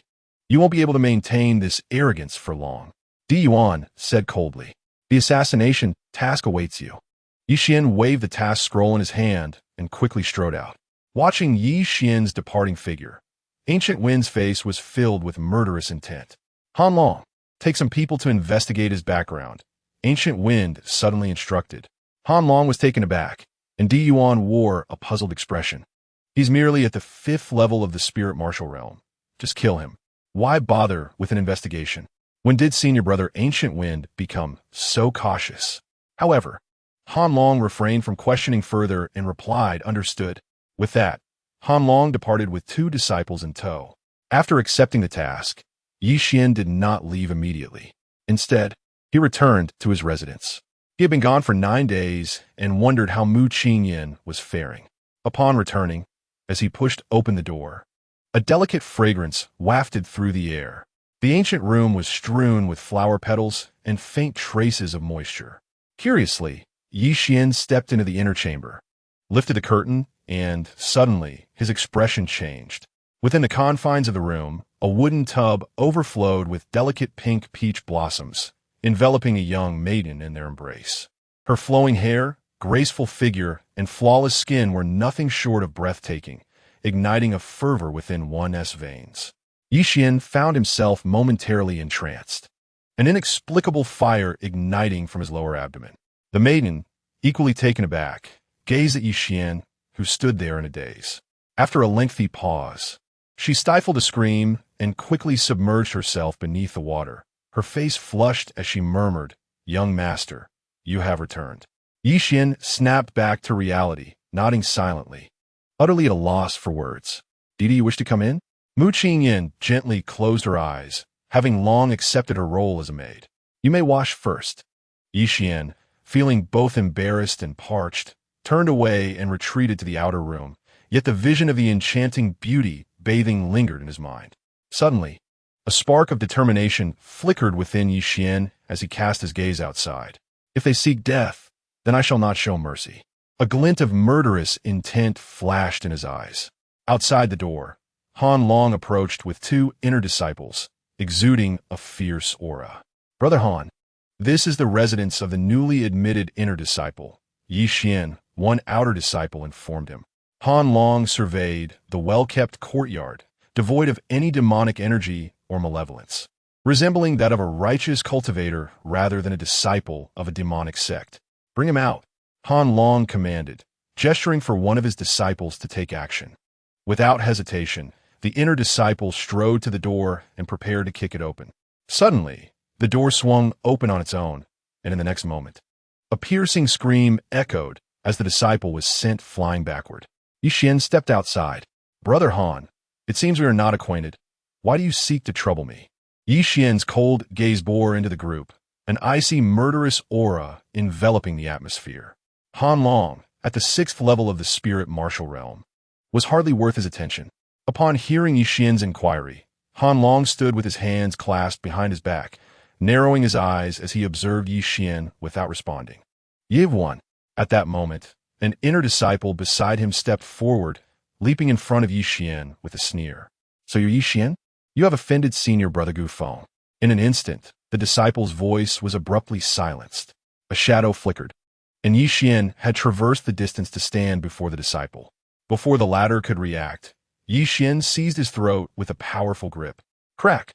The disciple's neck twisted at a grotesque angle, his expression frozen in a haughty demeanor, his eyes wide with disbelief. Han Long was instantly engulfed in a surge of murderous intent. This Yi Xian was audacious beyond measure, daring to slay one of his own before him. "Junior brother Yi, you are being excessively tyrannical. You have killed my senior brother Gu, and now you dare to take the life of my comrade in my presence." Han Long spoke coldly. "Do you truly regard me as insignificant? My temper is rather volatile. It will be prudent for Brother Han to leave at once, for I cannot guarantee what may transpire. After all, within the Holy Court, trespassing into the private quarters of disciples is a crime punishable by death." As Yi Xian spoke, Han Long's expression darkened to an ominous degree. "What will happen?" Yi Xian asked Jr. "I am quite eager to find out." Han Long's vital energy began to circulate, and a palpable aura of menace intensified. "Attack!" he commanded with a sweeping gesture, as three inner disciples stepped forward. Waves of vital energy erupted, and the three disciples drew their swords. Yet, Yi Xian was swifter.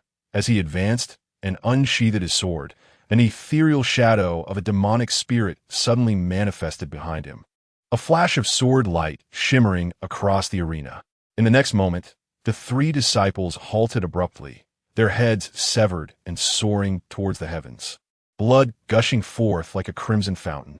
The demonic energy technique. With a single strike, he had vanquished three disciples at the 3rd level of the spirit martial realm. "Yi Xian, you possess remarkable audacity." Han Long's gaze blazed with murderous intent. Unleashing his 6th level spirit martial cultivation, he launched a formidable punch, the force resounding like thunder. Boom! Yi Xian stepped forward with an air of calm, raising his fist as if it were an effortless gesture, and unleashed a single blow. Crack! Han Long was hurled backward, his arm producing a sound akin to shattering bones. In disbelief, Han Long stared at Yi Xian. With just one punch, he had been defeated. How could this be? Regaining his senses, Han Long attempted to flee. However, Yi Xian's sword was even quicker. A glimmer of cold light flashed, and a spray of blood erupted from Han Long's chest as his body froze in an instant, his eyes wide with shock as he collapsed to the ground. After glancing at the lifeless bodies, Yi Xian exhaled deeply. He then beckoned to a group of onlooking disciples in the distance. "Come here." Immediately, two inner disciples approached. "Brother Yi, your strength is truly astounding." Even Han Long, at the 6th level, could not withstand a single punch. "Surely, even Brother Gu Feng would not be your match." The two inner disciples smiled broadly, their expressions ingratiating. Yi Xian approached the corpses and, including Han Long, extracted 30 spiritual stones along with a few bottles of low-grade elixirs. "Clean up the bodies and bury them." Yi Xian casually tossed 5 spiritual stones before the two disciples, though he felt a pang of regret. After all, 5 spiritual stones were no trifling matter. When had he ever been so generous? The disciples hurriedly set about their task when two more inner disciples approached Yi Xian, saying, "Brother Yi, Han Long was under Brother Gu Feng's command. By killing him, I am aware. Ye have won intergested." To be honest, he no longer regarded Gu Feng with any seriousness. Originally, he had intended to eliminate him during their mission, but it seemed that Gu Feng could not resist sending Han Long to test him prematurely. Upon hearing Yi Xian's words, the inner sect disciple refrained from further discussion and instead sought to ingratiate himself, saying, "Given your prowess, senior brother Yi, it is only natural that you would not regard Gu Feng with any seriousness." However, Yi Xian turned his gaze towards him. The disciple's eyes darted around, and he scratched his head with a nervous smile, continuing, "At present, the four demonic heirs from the four great caverns of the Holy Church are engaged in a fierce struggle for the title of the foremost demonic heir. Gu Feng is aligned with the Bloodfire demonic heir, and should you eliminate Han Long, it would undoubtedly pit you against Gu Feng." Upon hearing this, Yi Xian grasped the implications. He had inadvertently become embroiled in the factional strife among the demonic heirs. Yi Xian merely wished to quietly seek opportunities, without aligning himself with any party. The Holy Church had only recently made its presence felt, and he aimed to accumulate strength, hoping that in a few months he could break free from the encirclement of the sacred land and the great Zhou dynasty, living freely thereafter. As for the irreconcilable discord with Gu Feng, should he inadvertently offend the Bloodfire demonic heir, he would have to accept the consequences. "I understand," Yi Xian replied with a nonchalant demeanor, acknowledging the disciples' attempts at flattery without any surprise. In the inner sect, it was evident that as long as one possessed sufficient strength, there would be no shortage of sycophants. Those who approached him did so out of an appreciation for his power, rather than genuine friendship. "What is your name?" Yi Xian inquired. "My name is Shingo. I hope for your guidance, senior brother," the disciple responded eagerly, nodding in deference. "Well then, while I am away, I would appreciate your assistance in watching over this place," Yi Xian stated, glancing towards the entrance where Mu Qingyan stood, draped in a sheer veil, her hair damp, watching in trepidation as several corpses were carried out. Shingo caught sight of Mu Qingyan and was instantly taken aback by her beauty. Understanding at once why Yi Xian would risk offending Gu Feng for the sake of a mere maid. With a broad grin, he quickly added, "It is but a small task. I kindly ask for your continued support, senior brother Yi." "Indeed," Yi Xian replied with a slight nod. As he observed Mu Qingyan, now fully dressed, Shingo smirked and said, "Senior brother Yi, I shall not intrude any longer." Yi Xian, noticing the situation, refrained from offering any explanation.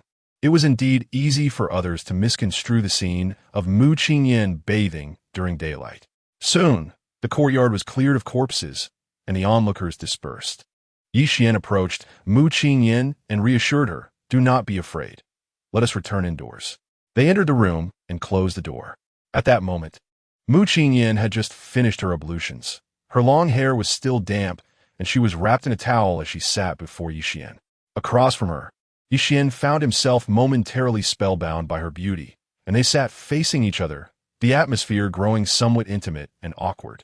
Under Yi Xian's gaze, Mu Qingyan's face flushed a deep crimson. This blush only enhanced her allure, her delicate visage resembling a perfectly ripened peach, radiating a tender pink amidst her fair complexion. "Young master," Mu Qingyan murmured, lowering her head shyly.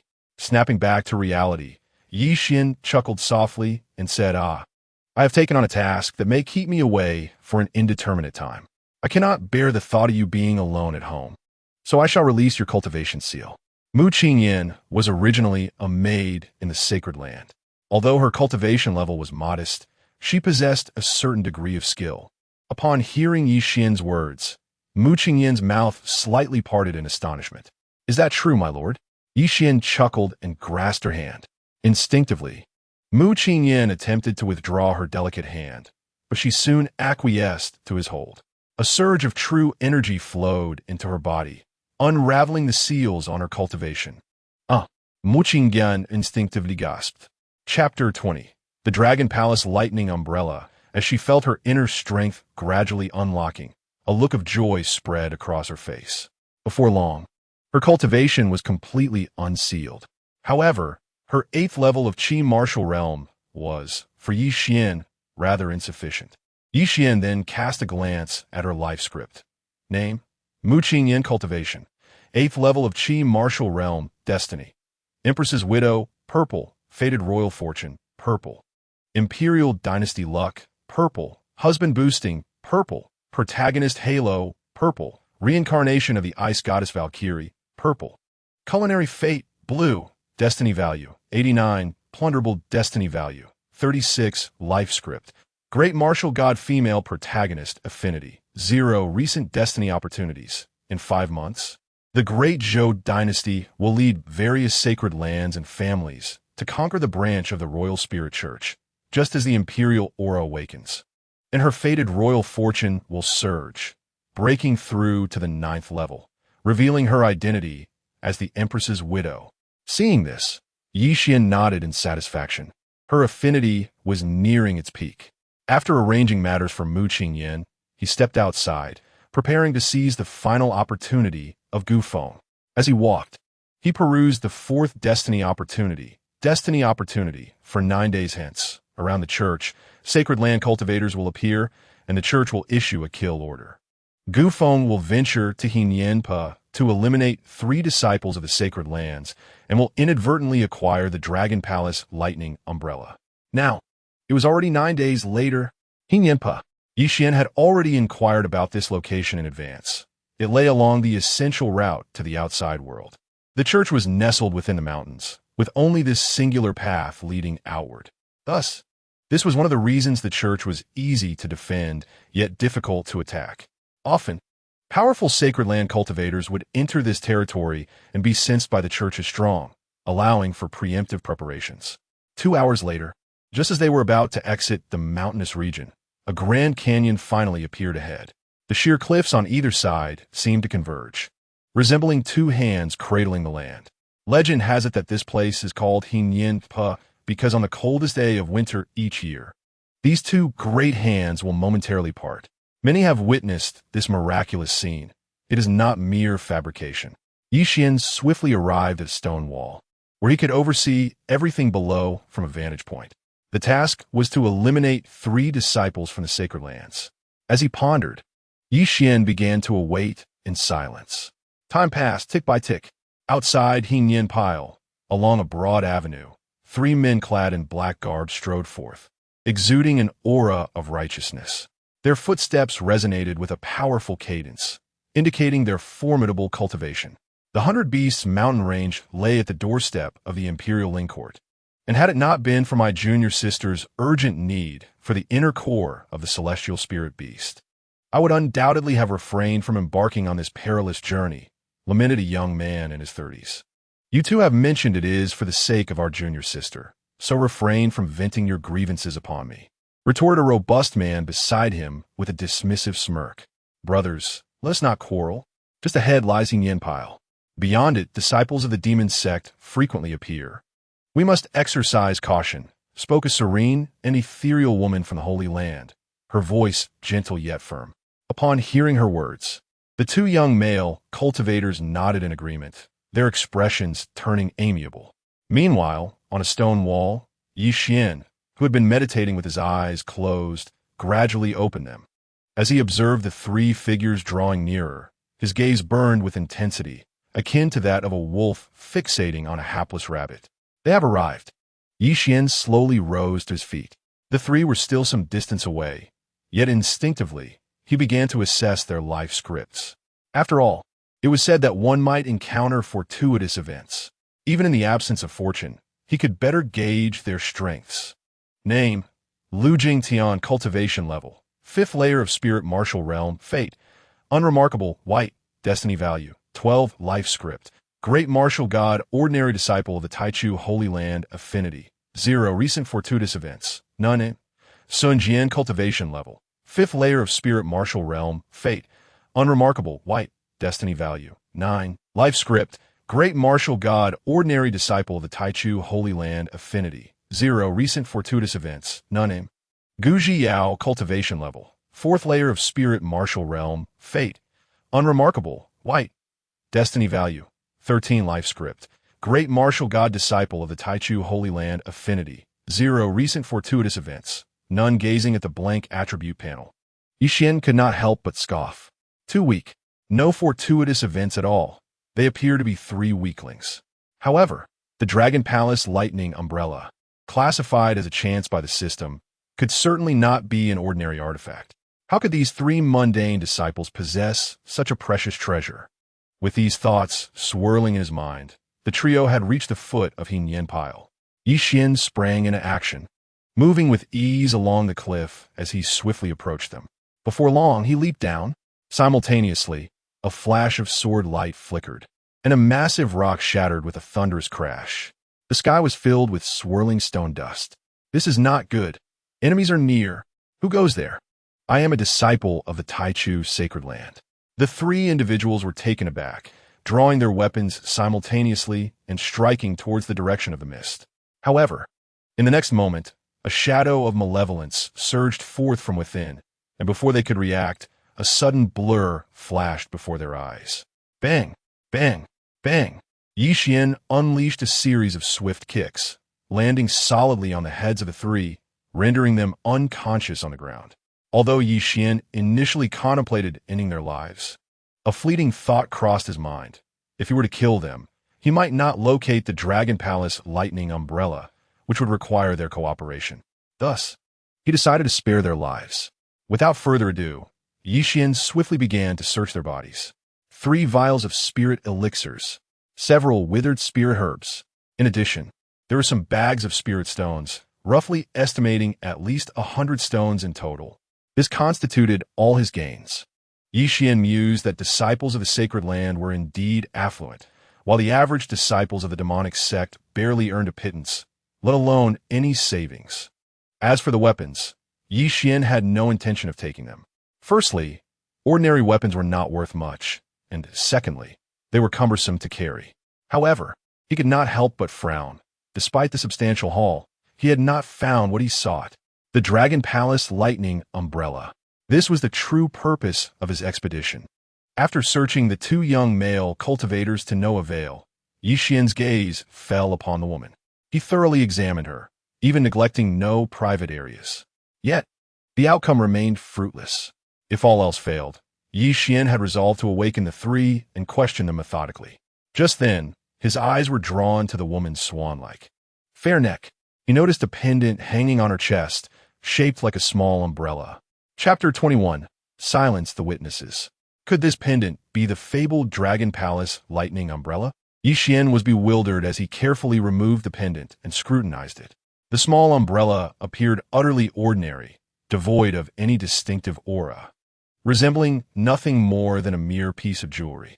Yixin attempted to infuse it with a trace of his true energy, and to his astonishment, the small umbrella radiated brilliantly and began to spin rapidly.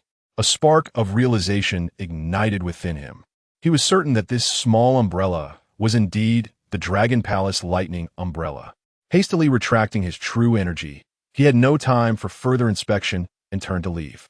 Before departing, he delivered 3 more kicks to the heads of the 3 to ensure they would not awaken too soon.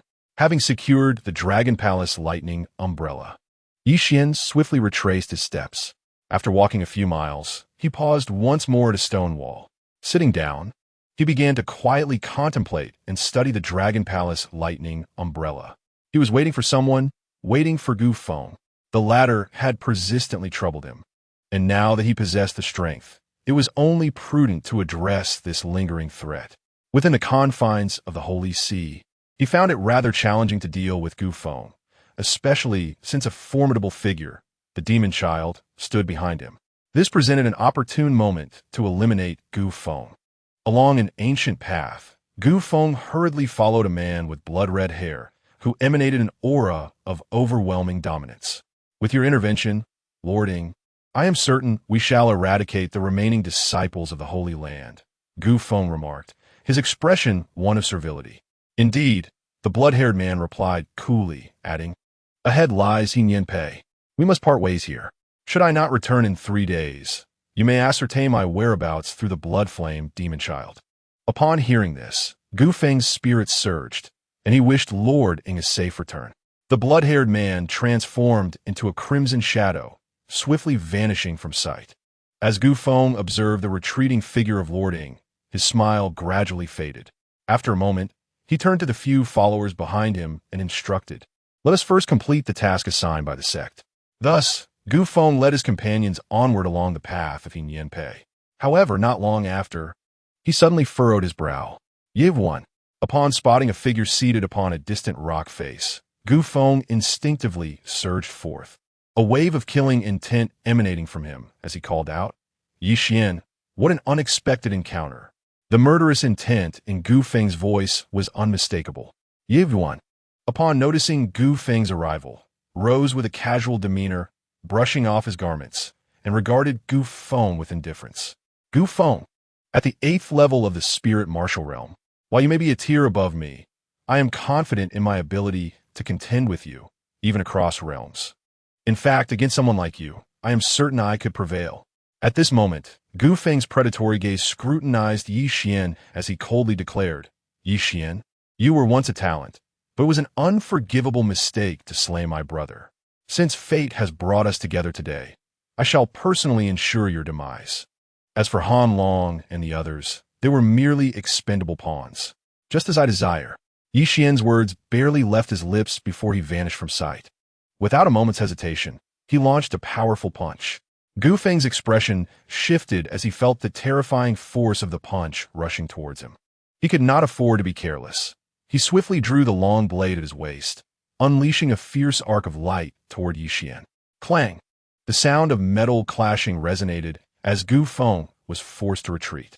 However, Yi Xian showed no inclination to yield an inch. He absorbed the full force of Gu Feng's strike. In the next instant, Yi Xian disappeared once more, and with a flash of cold light, he struck down towards Gu Feng again. Gu Feng found himself in a precarious position, his long blade trembling as he executed a flourish in the air. Suddenly, a glimmer of cold light flickered past. With a decisive strike, Gu Feng was sent reeling once more, blood gushing from the corner of his mouth. Meanwhile, Yi Xian remained relentless, his long sword slicing through the air like a radiant rainbow as he charged toward Gu Feng without hesitation. Gu Feng was horrified. His blade was utterly ineffectual against Yi Xian. Bang! At that moment, Yi Xian planted his feet firmly on the ground, shattering a rock beneath him. A torrent of formidable, true energy surging forth with terrifying force directed at Gu Feng. Blood Shadow Blade. Gu Feng's pupils constricted as he let out a fierce shout, suddenly unleashing a flurry of shadowy strikes from his long knife, engulfing the space ahead. Boom! Yi Xian, with brutal simplicity, unleashed his sword with the elegance of a dragon. Exudinia Shilinyoha. It was a strikingly straightforward attack. Gu Feng hastily countered with his long knife, but once again, he was sent flying through the air. Yet, as Yi Xian continued his assault, his strikes grew increasingly rapid, culminating in an unmatched momentum of swordsmanship. After parrying 2 of Yi Xian's blows, Gu Feng suddenly sensed something amiss. Upon receiving the 3rd strike, he was astounded to discover a dark shadow materializing behind Yi Xian, wielding a long sword and emanating an even more terrifying presence. Boom! A sweeping arc of cold light severed through the air. In an instant, Gu Feng's head was nearly cleaved in 2, a torrent of crimson and white spilling forth. As he watched the lifeless body collapse, Yi Xian displayed no emotion, expertly rummaging through Gu Feng's belongings and retrieving a pouch of spirit stones along with several large vials of elixirs. Truly, as a lowly antagonist, Gu Feng had a considerable stash. Yi Xian's expression brightened. The riches on Gu Feng surpassed those of the 3 disciples from the sacred grounds. Just then, footsteps echoed behind him. Yi Xian turned to see Gu Feng's lackeys fleeing in panic. Gu Feng was dead. They were paralyzed with fear, too terrified to challenge Yi Xian. Yi Xian pursued them, and with his current speed, these ordinary disciples stood no chance of escape. He quickly caught up to one of them. Swish! A single stroke severed a head, sending it rolling away. Yi Xian swiftly continued after the remaining 3. Senior Brother Yi, spare us. We beg you, let us go. We promise no one will know of this. Yes, Senior Brother Yi, we are fellow disciples. Grant us a way to live. We saw nothing of what just transpired. Swish! Another head flew off, blood spraying forth. In that moment, Yi Xian was cold and unyielding. He relentlessly pursued each one, his long sword striking down one after another. When the last inner sect disciple fell, Yi Xian departed without a backward glance. Eliminating witnesses was indeed the most effective means of erasing traces. He trusted no one but the dead. After dispatching Gu Feng and his companions, Yi Xian made his way back to the Holy See. Throughout the journey, no unforeseen events occurred, and Yi Xian returned to the Holy See without incident. Chapter 22. Valley of Life and Death. Having slain Gu Feng, I have alleviated a significant source of concern. Shingo had mentioned that Gu Feng was a subordinate of the Blood Flame Demon Prince, so eliminating him should go unnoticed by the opposing forces. Upon returning to the courtyard, Yi Xian made his way directly back. By chance, he encountered Shingo, who was eagerly currying favor outside the door, while Mu Qingyan was sweeping the ground. Shingo hurriedly took the broom from her and began tidying up. Just then, he spotted Yi Xian's return. Senior brother Yi Xian. Yi Xian nodded, offering no further words. Qingyan, I shall enter seclusion from here on. Should any matters arise, do not hesitate to summon me. Understood, young master. After this instruction, Yi Xian entered his room. Seclusion? Another breakthrough? Shingo marveled at Yi Xian's astonishing speed of advancement. Previously, Yi Xian had effortlessly slain Han Long, a formidable warrior of the 5th stage of Spirit Martial Realm. If Yi Xian could dispatch him so easily, it implied that his own power must be at least at the 5th stage or higher. Shingo had speculated that the threshold was indeed substantial. Now, with another impending breakthrough, did this mean Yi Xian had reached the 7th stage of Spirit Martial Realm? The thought caused Shingo to draw a sharp breath. He was keenly aware that Yi Xian had only recently joined the inner sect, and such a rapid ascent in strength was nothing short of terrifying.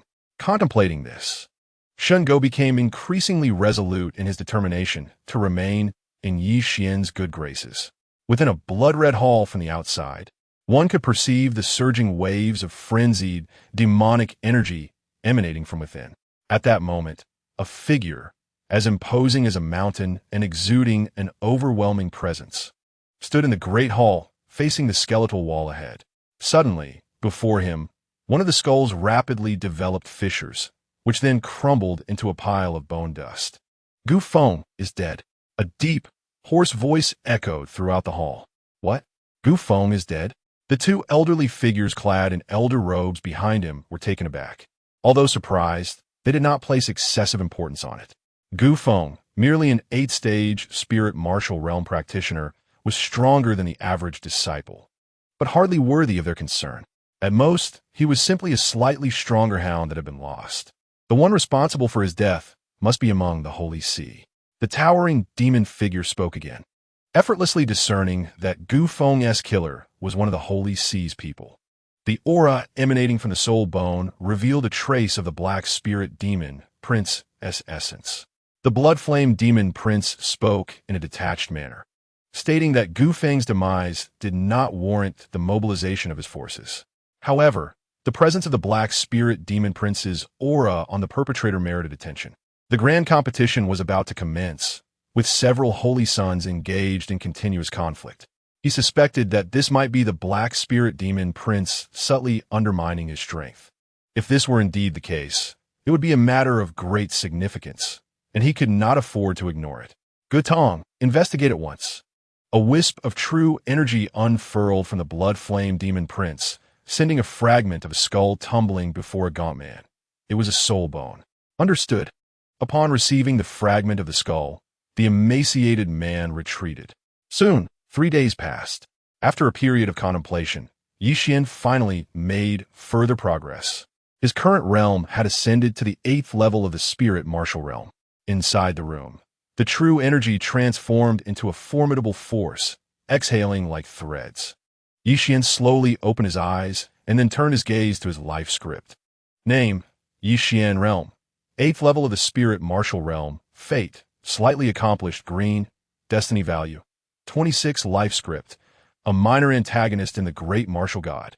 Recent destiny opportunity. 15 days hence, the Magic Spirit Lake's magic sword will emerge, stirring the ancient Pool Holy Land. Consequently, the Holy Land has joined forces with the Great Zhou Dynasty's Fantion City, sending people to investigate around the Royal Spirit Church, resulting in a confrontation. Note: the host may proceed to the Magic Spirit Lake in advance, and upon the emergence of the magic sword, take advantage of the sword spirit's weakness to devour it, and seize control of the magic sword. Host's opportunity source: Destiny Opportunity Gift Pack. Gazing at his current life script. The most significant change was within the life script section. Previously, it merely indicated he was cannon fodder, an unnamed disciple. Yet now, it explicitly identified him as a minor antagonist. Although merely a minor antagonist, Yixian could not help but entertain numerous thoughts. If he continued down this path of plunder, might he eventually ascend to become a major antagonist? Perhaps even one who would confront the protagonist head-on? This question compelled Yixian to ponder deeply. After all, in any novel or film, the protagonist is invariably the chosen one of destiny. Typically, antagonists, especially the most formidable ones, cannot escape a fatal conclusion. Staring at the minor antagonist section, Yixian fell into contemplation. After a considerable time, he gradually came back to his senses and reflected on his recent circumstances. The opportunities he had acquired were nearly exhausted, and advancing within the 8th level of the spirit martial realm was becoming increasingly challenging. Yixian sensed his internal realm. The elixirs obtained from his previous plunders were nearly depleted, only allowing him to reach the 8th level. A portion of the remaining elixirs offered little assistance to his cultivation, prompting him to consider seeking opportunities in the outside world to sell them for resources necessary for his training. The church provided a meager stipend each month, which was hardly sufficient for his current realm, akin to a drop in the bucket. Moreover, he possessed a 1,000-year-old cold iron, a treasure of immense value. Casting a glance outside, he faintly discerned a graceful figure busily moving about, her petite form swaying gently. Yixian could not help but scratch his nose, turning away to avoid further observation. At her current age, Mu Qingyan was akin to a 13 or 14-year-old in his past life, still a young girl. He held no romantic inclinations towards her.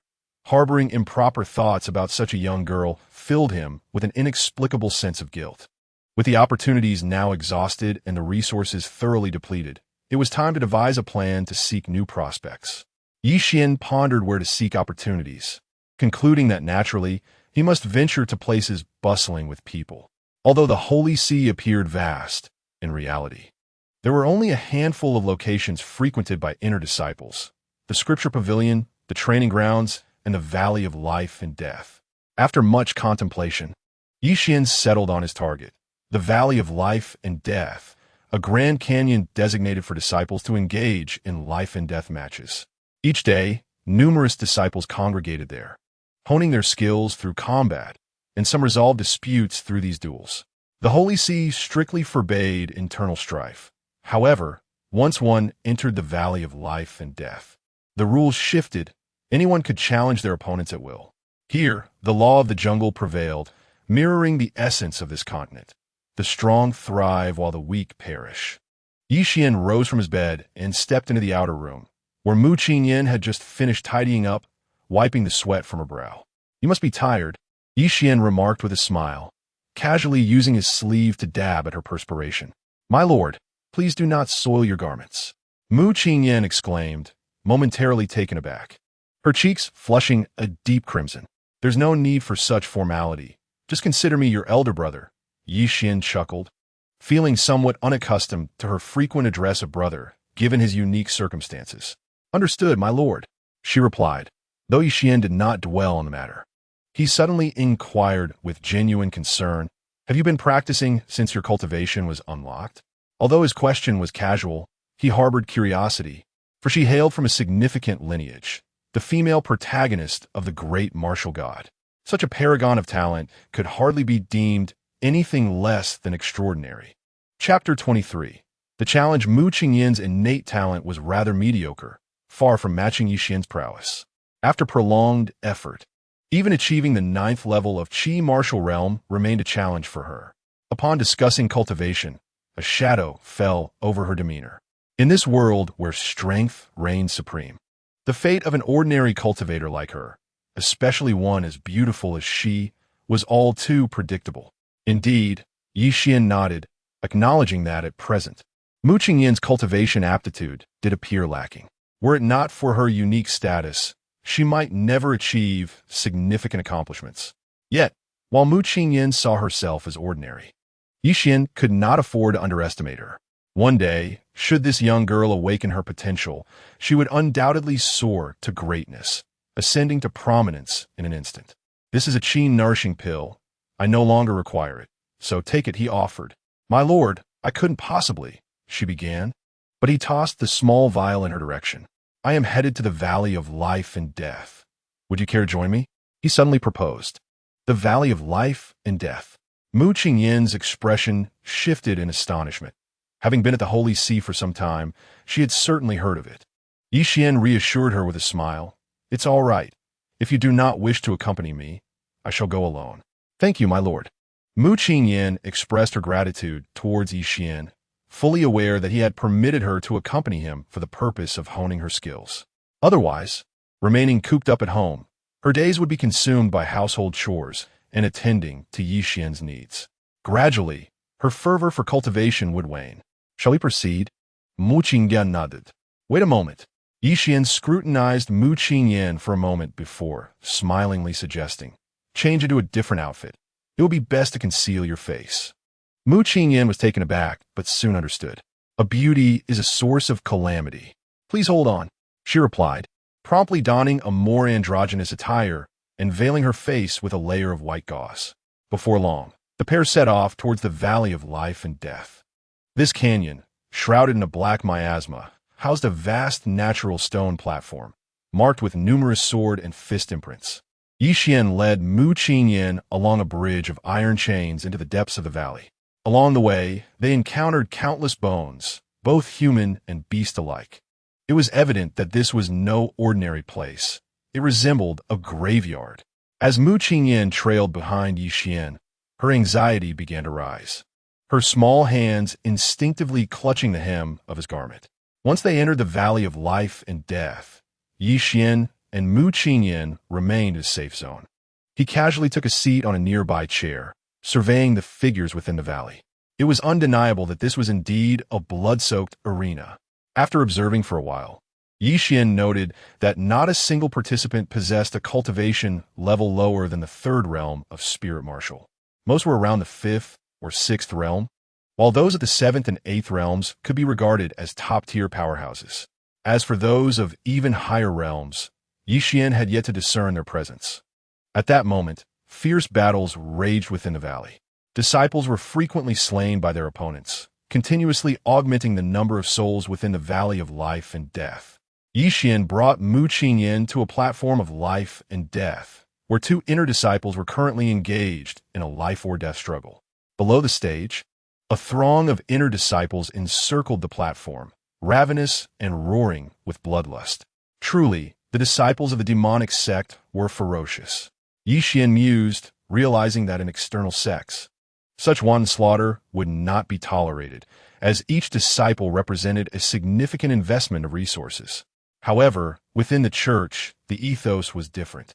The doctrine celebrated the victors.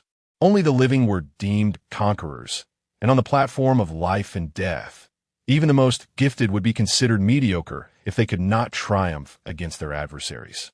Yi Xian and Mu Qingyan lingered at the back of the crowd, remaining unnoticed by anyone, witnessing the brutal and bloody scenes unfold before her. Mu Qingyan felt an aversion to look on. Yet, she understood that this was the stark reality of the cultivation world. To grow stronger and avoid being bullied, one must become part of this ruthless collective. Meanwhile, Yi Xian focused intently on the disciples before him. Such a multitude of life stories. Each individual might possess their own unique opportunities. Name, Shuang Wenbin Cultivation.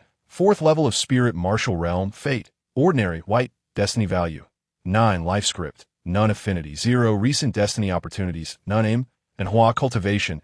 5th level of Spirit Martial Realm. Fate, Ordinary, White, Destiny Value. 11 life script, none affinity, 0 recent destiny opportunities, none, name, good xiao cultivation, 6 level of spirit martial realm, fate, ordinary, white, destiny value, 14 life script, none affinity, 0 recent destiny opportunities, none. It must be said, opportunities are indeed rare.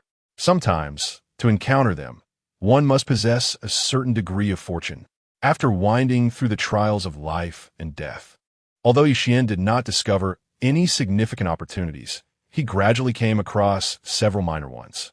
Recent destiny opportunities. In 3 days upon executing a mission for the church, he will enter Yang City and acquire a crystal stone at the Lonyang auction house, which contains a celestial crystal worm. Recent destiny opportunities. In 5 days, on the outskirts of Yang City, he will slay a sect disciple and seize a spiritual sword. Recent destiny opportunities. In 2 days while en route to Yang City, he will uncover an opportunity beneath a waterfall, where a celestial martial realm elder from a sect has passed away, granting him access to a profound level technique, along with hundreds of spirit stones and medicinal herbs. Observing the array of opportunities before him, varying in significance, Yixian found some to be of little interest. For items of lesser value, seeking them would likely be a waste of time. As opportunities increased, he began to selectively choose among them. Yixian, you worthless fool! How dare you come to the valley of life and death? A cold voice pierced the air, causing Yixian to instinctively furrow his brow, while Mu Qingyan beside him could not help but clutch the hem of his garment. Diyuan. Yixian turned his gaze backward, his eyes flashing with a hint of murderous intent. Diyuan approached, accompanied by an inner sect disciple, whom Yixian assessed to be at the 7th level of spirit martial realm. Senior brother Lin Kun. This is the inner sect disciple I mentioned last night, Yixian. He recently killed senior brother Gu Feng's younger brother. Quite formidable indeed. Diyuan spoke with a chilling tone, laced with sarcasm. Upon hearing Diyuan's words, the inner sect disciple named Lin Kun fixed his steely gaze upon Yixian, a grim expression etched on his face. You killed Gu Feng's brother? He inquired. With a challenging look, Lin Kun continued. Do you dare to ascend the life and death platform with me? If not, kneel and apologize to Diyuan immediately. Lin Kun directly issued a challenge to Yixian, believing that this inner sect disciple, lacking any substantial backing, had the audacity to provoke Gu Feng, one of the 10 blood disciples, was utterly foolish. According to Diyuan, the individual before them, Yixian, is merely a newly promoted disciple of the inner sect, possessing a cultivation level that hovers around the 6th realm of the spirit martial stage. Eliminating Yixian would not only win the favor of junior sister Diyuan, but also earn Gu Feng a monumental favor. A perfect opportunity to achieve 2 objectives with a single action. Chapter 24. Conspiracy unbeknownst to Yixian, who remained oblivious to Lin Kun's thoughts upon hearing the challenge. He promptly turned to Mu Qingyan and instructed her to wait for him there. Without further ado, Yixian strode confidently towards the death arena. Do you truly dare to engage in battle? Very well, prepare to meet your demise, Lin Kun remarked coldly, following closely behind.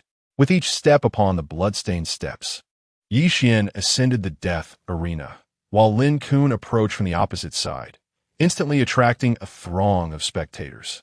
Isn't that Lin Kun? It seems he has just broken through to the 7th realm. One observer exclaimed. Who is that confronting him? I've never heard of such a figure daring to challenge Lin Kun. This lad is doomed. Lin Kun has carved a path of death from the arena, claiming countless lives with his sword. He is far from an ordinary 7th realm warrior. Evidently, Lin Kun, as a 7th realm martial artist of the spirit martial stage, held a certain level of notoriety.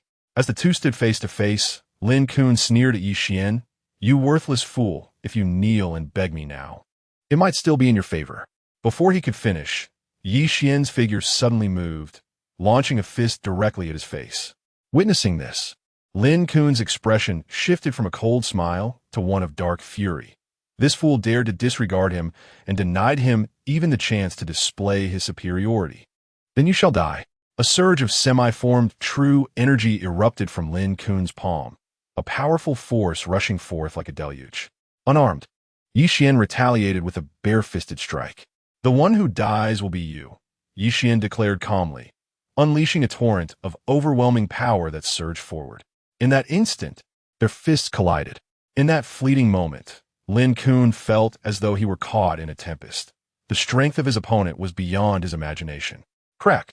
The next instant, Lin Kun's arm shattered under the force of Yi Xian's punch, reduced to a bloody pulp, splintered into several pieces, with blood gushing forth, mingled with fragments of shattered bone. Stop! I concede. Concede? Yi Xian's face bore an icy, murderous intent. Upon his arrival, he had familiarized himself with the rules. In the death arena, there was no such thing as conceding. A defeated opponent's surrender held no weight. The victor alone could choose to spare a life. Boom! In the next moment, Yi Xian's foot crashed into the ground, shattering several bones beneath him, and simultaneously, he charged directly towards Lin Kun. Crack! A terrifying sound of destruction echoed once more as Lin Kun braced himself against Yi Xian's oncoming punch, only to have his other arm obliterated. Thud! He knelt directly before Yi Xian, his arm shattered, his face contorted in agony, trembling uncontrollably. I was wrong, Yi Xian. Please spare me. Bang! Without uttering a word, Yi Xian unleashed a punch that struck the opponent's skull. With a resounding explosion, the head shattered into a mist of crimson. To show mercy to his adversary was not in Yi Xian's nature. He was far from foolish, nor was he inclined to be benevolent. Had he been the one to lose today, his opponent would undoubtedly show him no mercy. Perhaps tonight, they would celebrate wildly in some hidden corner with Di Yuan.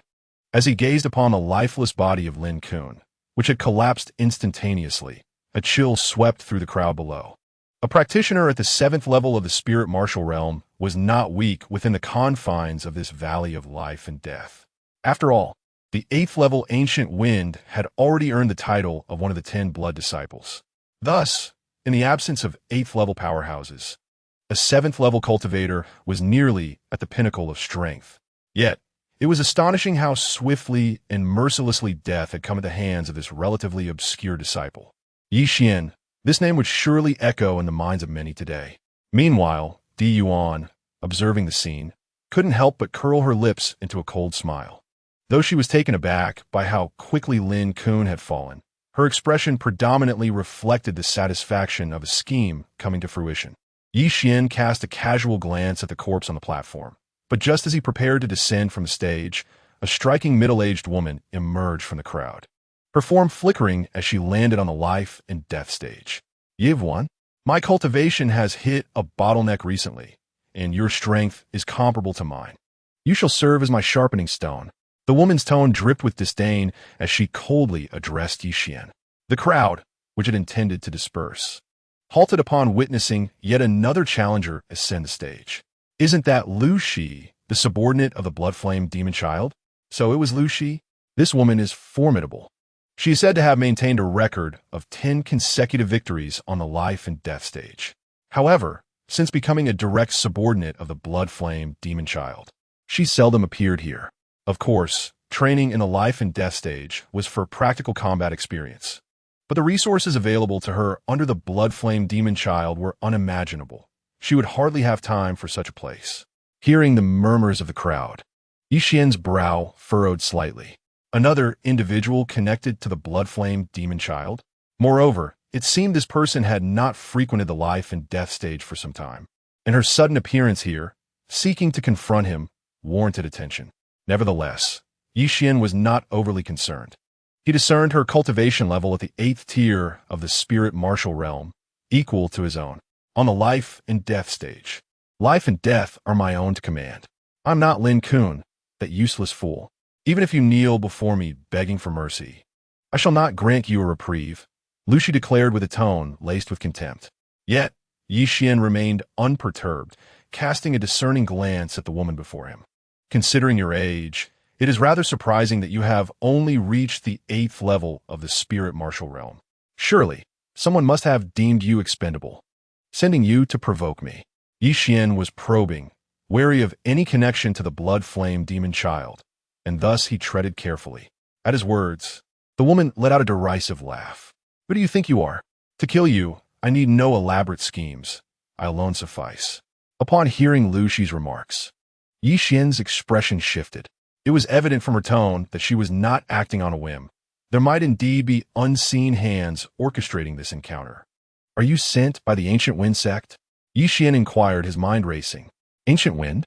Lu Shi chuckled darkly, her aura suddenly surging with a potent and fierce energy. A blazing heat enveloping her as a spectral sword materialized beside her. The Ancient Wind Sect is not worthy of dictating my actions. With those words, Yi Xian deduced that she was unaware of the Ancient Wind's demise, indicating her motives were not connected to that sect. Just then, Lu Shi advanced, her presence swelling. You may meet your end now. You have offended forces beyond your reckoning. In your next life, remember to keep your eyes wide open. For Symbol Slash, the energy she wielded transformed into a tempestuous force, and with a fierce cry, for gusts of wind surged towards Yi Xian. Chapter 25. Conspiracy. Yi Xian, however, did not falter. His expression grew solemn. As he noted, despite Lu Shi's age, her cultivation potential had long been exhausted. Yet, having remained at the 8th level for so many years, her accumulated skills in martial arts and swordsmanship were undeniably superior to those of ordinary cultivators. Underestimating her could very well lead to his downfall. With a swift motion, Yi Xian lunged forward, proclaiming, Demon Spirit Sword. The sound of clashing metal echoed as their energies collided, shattering upon impact. Yi Xian remained steadfast, while Lu Shi staggered backward, several steps retreating. Lu Shi frowned involuntarily. It was evident that Yi Xian was also at the 8th level of the spirit martial realm, yet she was taken aback by the subtle superiority of his strength. Realizing this, she transformed into a graceful figure once more, exchanging blows with Yi Xian, only to suddenly exhibit a flicker of darkness across her visage. The 4 symbols sword morphed into 4 streaks of light, shooting forth. After Yi Xian deflected this attack, she waved her right hand, unleashing a cloud of white powder towards him. Waist die. Lu Shi advanced, aiming a punch at Yi Xian's chest. Just as her fist was about to land, it was seized by a pair of strong hands. Vile woman, did you think you could succeed? Yi Xian's face darkened, his gaze icy as he fixed his eyes on her. In an instant, Lu Shi's expression changed dramatically. Before she could utter a word or retreat, a sharp crack echoed throughout the arena. Lu Shi's fist was crushed in Yi Xian's grip, reduced to fragments. In the audience, Mu Qingyan beheld Yi Xian's face partially covered in white powder, the flesh gradually corroding away, an astonishingly powerful erosion at play. My lord, Mu Qingyan stepped forward, her voice laced with concern. Wretched girl, you should worry about yourself instead. Your lord is on the brink of death, and I shall send you down to await him. Di Yuan suddenly appeared beside Mu Qingyan, seizing her and directly stepping onto a life-and-death stage. Release me, Mu Qingyan struggled. But her realm was merely that of the Qi martial realm, rendering her unable to break free, allowing Di Yuan to lead her onto the stage. Di Yuan, let her go. Yi Xian bellowed, momentarily losing focus, which allowed Lu Shi to seize the opportunity and strike Yi Xian back with a powerful punch. You shameless scoundrels. Yi Xian roared, his eyes bloodshot with fury. Shameless? At that moment, Di Yuan sneered while dragging Mu Qingyan onto the life-and-death stage. She could discern that though this young girl was merely a maid, Yi Xian held her in high regard. Otherwise, he would not have killed the 2 brothers of the Gufeng clan for her. At this juncture, it was evident to all present that Yi Xian was being targeted. Someone was attacking both Yi Xian and the young woman accompanying him. However, it was well known that Lu Shi was affiliated with the Blood Flame Demon Prince. And at this moment, no one dared to speak out, fearing the wrath of the Demon Prince. Instead, many were eager to witness the spectacle, with some even reveling in Yi Xian's plight, hoping to seize the opportunity to show off in front of the Demon Prince's men. After all, ordinary disciples seldom encountered the Demon Prince, let alone those under his command. Yi Xian, you are utterly ungrateful. She is merely a lowly girl brought from a sacred place. Yet you protect her so fiercely. Have you lost your senses? Di Yuan taunted, casting her gaze upon Mu Qingyan. At that moment, veiled and obscured, Mu Qingyan reached up and tore away the veil, revealing her visage to the audience. In an instant, every man present felt their hearts race. Before Di Yuan stood a young maiden, around 15 or 16 years of age, her forehead full and luminous, with an oval face, elegantly arched brows, and large eyes sparkling like crystal, radiating a certain enchanting brilliance. Her skin was as white as snow. Though still a minor, she was tall, surpassing her peers. Her slender waist swaying gracefully like a serpent, her curves exquisitely alluring.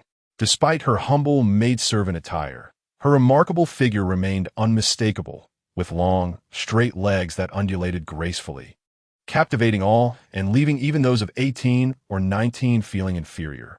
Especially standing alongside Di Yuan, the contrast was stark. One was aging and reliant on garish makeup, while the other was a vision of youthful beauty, exuding an ethereal charm, a delicate jade amidst a hint of breathtaking allure. In stark contrast, Di Yuan appeared to be an elderly woman. It seemed that Di Yuan sensed something, and her countenance darkened with a blend of anger and embarrassment. A sinister expression crept across her face as she tightened her grip around Mu Qingyin's neck. Suddenly, a voice emerged from the crowd, elusive and untraceable, clearly belonging to someone reluctant to reveal their identity. Vile woman. Di Yuan forcefully hurled Mu Qingyin aside, her chest heaving with indignation. Mu Qingyin crashed heavily to the ground, biting her lip, too afraid to emit a sound for fear of disturbing Yixian. At that moment, Yixian's fist collided with Lu Shi's chest, causing the previously inflated torso to cave in. Yixian stepped forward and delivered another blow to Lu Shi's head. Blood sprayed forth, and a headless corpse was sent flying. Qingyan. Yixian's expression was cold as he prepared to rush towards Mu Qingyan. However, before he could make a move, another figure, swift and elusive, appeared on the arena where Yixian stood. This is not over, Yixian. You've entered the arena of life and death. Clearly, the adversary had come prepared, intending to engage in a relentless battle. While such tactics were underhanded, they left little room for reproach, given that Yixian was indeed still on the stage. Yixian, you have attracted the ire of those beyond your reach. Today, you shall meet your end. Witnessing this scene, Di Yuan's pent-up resentment began to ease.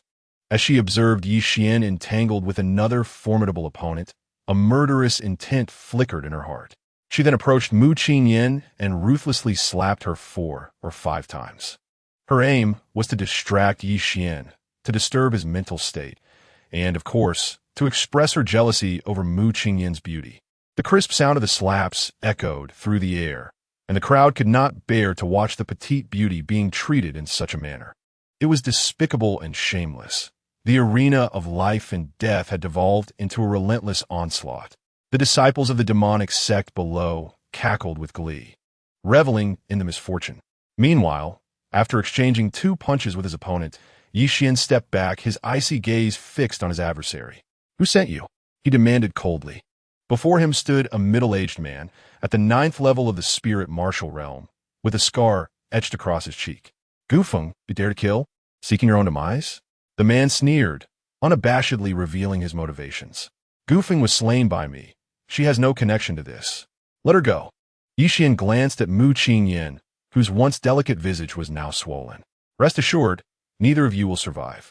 Your beauty will delight the demon prince. I am certain he will be most pleased. The man chuckled ominously and shouted at Di Yuan, urging her to cease her assault, as his body bore numerous bruises. How could he present himself to the esteemed demon lord in such a state? After all, the demon lord relished in delivering blows himself, rather than allowing others to do so. Di Yuan scoffed but ultimately complied. The man's voice was frigid, offering no courtesy to Di Yuan. Upon overhearing the exchange between him and Yixian, the onlookers held their breath. Yixian had dared to provoke the blood-flame demon lord. In an instant, the gazes of all present shifted towards Yixian, akin to that of spectators regarding a lifeless corpse, tinged with a trace of pity. To provoke a demon lord within the Imperial Spirit Church was tantamount to signing one's own death warrant. At that moment, a figure darted through the crowd, landing once more before Yixian. Wei Guan resolved this swiftly. The man cast a glance at the newcomer. Understood. The man named Wei Guan grinned sinisterly, turning his gaze towards Yixian with a cruel expression. While Wei Guan conversed with the other man, Yi Xian remained observant, quietly appraising the duo. Name, Wei Guan, cultivation level, 8th layer of spirit martial realm, fate. Unremarkable, white, destiny value, 16 life script, none affinity, 15 recent destiny opportunity, none aim. Gaton cultivation level, 9th layer of spirit martial realm, fate. Unremarkable, white, destiny value, 21 life script. One of the antagonists in Great Martial God. Affinity, 17 recent destiny opportunity. One day hence, while traveling to Yang City for training, he may inadvertently auction a spirit wind sword, uncovering its secrets and acquiring the mysterious Xian-level movement technique, spirit wind steps. Upon noticing Gu Tong's destiny opportunity, Yi Xian's eyes sparkled with intrigue. A mere glance had unexpectedly yielded a delightful surprise. A movement technique of Xian level. Currently, he possessed the magic spirit sword and the Dragon Palace lightning umbrella, both of Xian level quality. For a cultivator, a movement technique held equal importance. Secretly noting this opportunity, Yi Xian shifted his focus to the arena. There, Gu Tong and Wei Guan stood, one at the 8th layer and the other at the 9th, clearly formidable foes. Meanwhile, Wei Guan's gaze fell upon Yi Xian as he remarked, "You possess considerable strength. I have never heard your name before, yet with your capabilities, it is certain that you will one day make a name for yourself within the church. Alas, it appears you shall not have that opportunity. Is that so?" A cold smirk graced Yi Xian's lips. Wei Guan lunged forward with a swift stride towards Yi Xian. Wei Guan bellowed, his sword flickering with movement as his true energy surged forth like a soaring dragon, morphing into blazing flames that encircled him from all sides. Break! With a swift motion of his wrist, Yi Xian unsheathed his long sword, unleashing a radiant blade of light, which manifested as ethereal sword dragons that shattered the ghostly seal with ease. The brilliance of his sword surged forward, erupting violently against Wei Guan's chest. The crowd could almost hear the ominous sound of blood dripping as Yi Xian nonchalantly sheathed his sword. Meanwhile, Wei Guan's eyes widened in disbelief as he gazed at Yi Xian, stepping back in shock. In the next moment, he collapsed onto the arena, lifeless. In the blink of an eye, a practitioner of the 8th realm of spirit martial had been slain by a single strike. Such power was unparalleled, rendering him invincible among his peers. Wei Guan, not a weakling among 8th realm cultivators, had fallen in an instant. This prodigy, Yi Xian, was a name that had never crossed his ears before. Below the stage, the disciples whispered amongst themselves, their gazes toward Yi Xian transformed from mockery to reverence. His prowess commanded respect from the crowd. Yet, some still entertained a spectator's mindset, for Yi Xian had offended a demonic progeny. What did it matter if he was invincible among his rank? After all, he was merely a practitioner of the 8th realm. Yi Xian cast a cold glance at Gu Tong and spoke indifferently. "Do you choose to fight, or shall you flee?" His voice, imbued with a powerful aura, reverberated through the air, leaving many with ringing ears. Despite the astonishment at Wei Guan's swift demise, the emaciated Gu Tong felt a chill wash over him upon hearing Yi Xian's brazen provocation. Drawing his long sword, he advanced step by step toward Yi Xian, scoffing, "What loquacious fool for a mere 8th realm." In an instant, Yi Xian denied him the chance to utter another word. His foot striking the ground as he launched forward, his sword cutting through the air like a dragon. The sound of the blade echoed like thunder, resonating ominously. With their first clash, both Yi Xian and Gu Tong staggered back, momentarily equal in force. Yet the disdain in Gu Tong's eyes vanished. He was astonished that an 8th realm practitioner could contend with him. But before he could ponder further, Yi Xian's second strike arrived, his sword singing as it glimmered with an overwhelming force, rendering Gu Tong utterly incapable of countering. Life and death flash. A low shout echoed, and in the next instant, Gu Tong transformed into a streak of light, his speed reaching its zenith, creating a sonic boom as he dashed forward, his sword slicing through the air with blinding speed. At that moment, one word resonated in the minds of all present: fast. Gu Tong's sword was astonishingly swift, electrifying the crowd with its velocity. Aptly named life and death flash. Just then, a voice cold and commanding pierced through the arena. Demonic Spirit Sword. Upon utterance of those 3 words, Yi Xian's sword flickered before him, its radiant brilliance cleaving fiercely against the oncoming flash of death. With a resounding clang, the sword was intercepted by Yi Xian. However, unbeknownst to him, a sinister shadow had emerged behind him. As Yi Xian swung his sword, the shadow mirrored his movement, unleashing a strike of its own. A flash of light darted through the crowd, nearly imperceptible, its speed rivaling that of life-threatening flashes. Suddenly, precise and abrupt, the blade glimmered as it sliced through Gu Tong's neck, and in the next moment, a head rolled away. "I care not who you serve.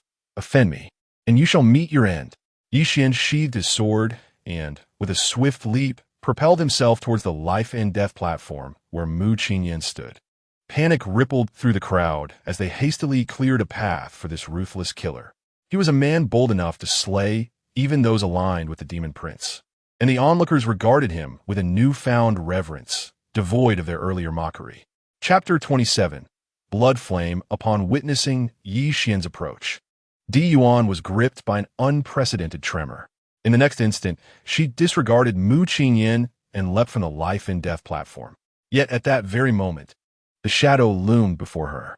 Slowly raising her gaze, she was met with a chilling smile on the face before her, causing her scalp to prickle with dread. With heavy makeup, her face contorted into an awkward smile, the facade of confidence crumbling. "I have left the life-and-death platform. Yi Xian, you cannot kill me." Left the life-and-death platform? Who witnessed it? A flash of cold light flickered, and Di Yuan let out a piercing scream. In the next instant, both of her legs were severed, yet her body did not collapse to the ground. Instead, Yi Xian held her aloft. "How can you leave the life-and-death platform without your legs?" The other disciples gasped in astonishment. This boy was merciless, daring to publicly violate the tribunal's rules regarding the life-and-death platform. Di Yuan and her ilk had done so because they were backed by the Demon Prince. What was Yi Xian? His audacity was astounding. Bang! At that moment, Yi Xian flung Di Yuan onto the arena with force, blood cascading down the platform. Ascending the steps, Yi Xian approached the writhing figure of Di Yuan, who was howling in agony. "Do not come closer. You severed my legs. You cannot so brazenly disregard the rules of the life-and-death platform. The tribunal will surely hold you accountable." Di Yuan, desperately attempting to staunch the bleeding with her energy, gazed at the advancing Yi Xian in terror, dragging her body backward. Disregard the rules? Accountability? Yi Xian scoffed inwardly. Rules were established by the strong. If the Demon Prince could boldly transgress, why should he, Yi Xian, cower in fear? In doing so, he would only invite others to trample upon him. Just as Yi Xian slowly raised his sword, intending to conclude Di Yuan's fate, a terrifying aura suddenly enveloped the area. "Yi Xian, is it?" A voice emerged from the crowd, its murderous intent halting Yi Xian's raised blade. The crowd turned to witness the imposing figure of the blood-flame demon master standing resolutely behind them, accompanied by several shadows that radiated an air of authority. "Yi Xian, you have violated the rules of the life and death platform. According to the regulations of the Holy See, you must die." Suddenly, a figure surged forward, transforming into a series of afterimages as they appeared atop the life and death platform where Yi Xian stood. A fist, enveloped in a fierce aura, hurtled toward him. Yi Xian's expression darkened. He had not anticipated such a swift and lethal response from the blood-flame demon master's followers. He deftly sidestepped the incoming blow and retaliated with a punch of his own. The forces of their auras collided with a resounding crash, fracturing the attacker's energy. Yi Xian's strike sent the opponent flying, blood spewing from their mouth as he pursued relentlessly, his sword descending upon them, severing their head from the body. In that instant, the crowd collectively inhaled sharply. Yi Xian's ruthlessness was on full display, boldly slaying the demon master's subordinate before his very eyes. The fallen adversary had been a formidable warrior under the blood-flame demon master, boasting a 9th-level cultivation, having fought alongside him in countless battles, decapitating numerous righteous individuals. Yet now, he lay lifeless at Yi Xian's feet. Behind the blood-flame demon master, the onlookers remained motionless, while he regarded Yi Xian with a chilling gaze. Yivuan, join my ranks, and the Holy See shall nurture your talents. He finally spoke, much to everyone's surprise, as he sought to recruit Yi Xian. Yi Xian was equally astonished. He scrutinized the blood flame demon master, and in an instant, the narrative of his life unfolded before him. Name, Blood Flame Demon Master Cultivation. 9th level of Xuanwu Realm. Fate, Extraordinary, Blue, Darkened Brow, Black. Destiny value, 32. Life script. A villain in the world of the Grand Martial God. Not significant. Favorability, 18. Recent destiny opportunities. None. Darkened Brow. In 2 months, he will venture to the Gujin Sea Cave to contest for relics, suffering grave injuries in the process. On his return, he will be intercepted and slain by the Holy Land Son of Heaven, alongside all his formidable subordinates. Upon observing the Blood Flame Demon Master's attributes, Yi Xian couldn't help but scoff internally. With no significant destiny opportunities, it was no wonder he was merely an inconsequential villain.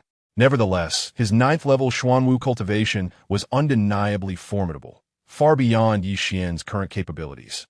Yet, seeing the dark omen foretold, it seemed he was destined for an early demise, unable to survive the Holy Sea's destruction just 5 months hence. Moreover, this individual appeared to hold a rather low opinion of Yi Xian.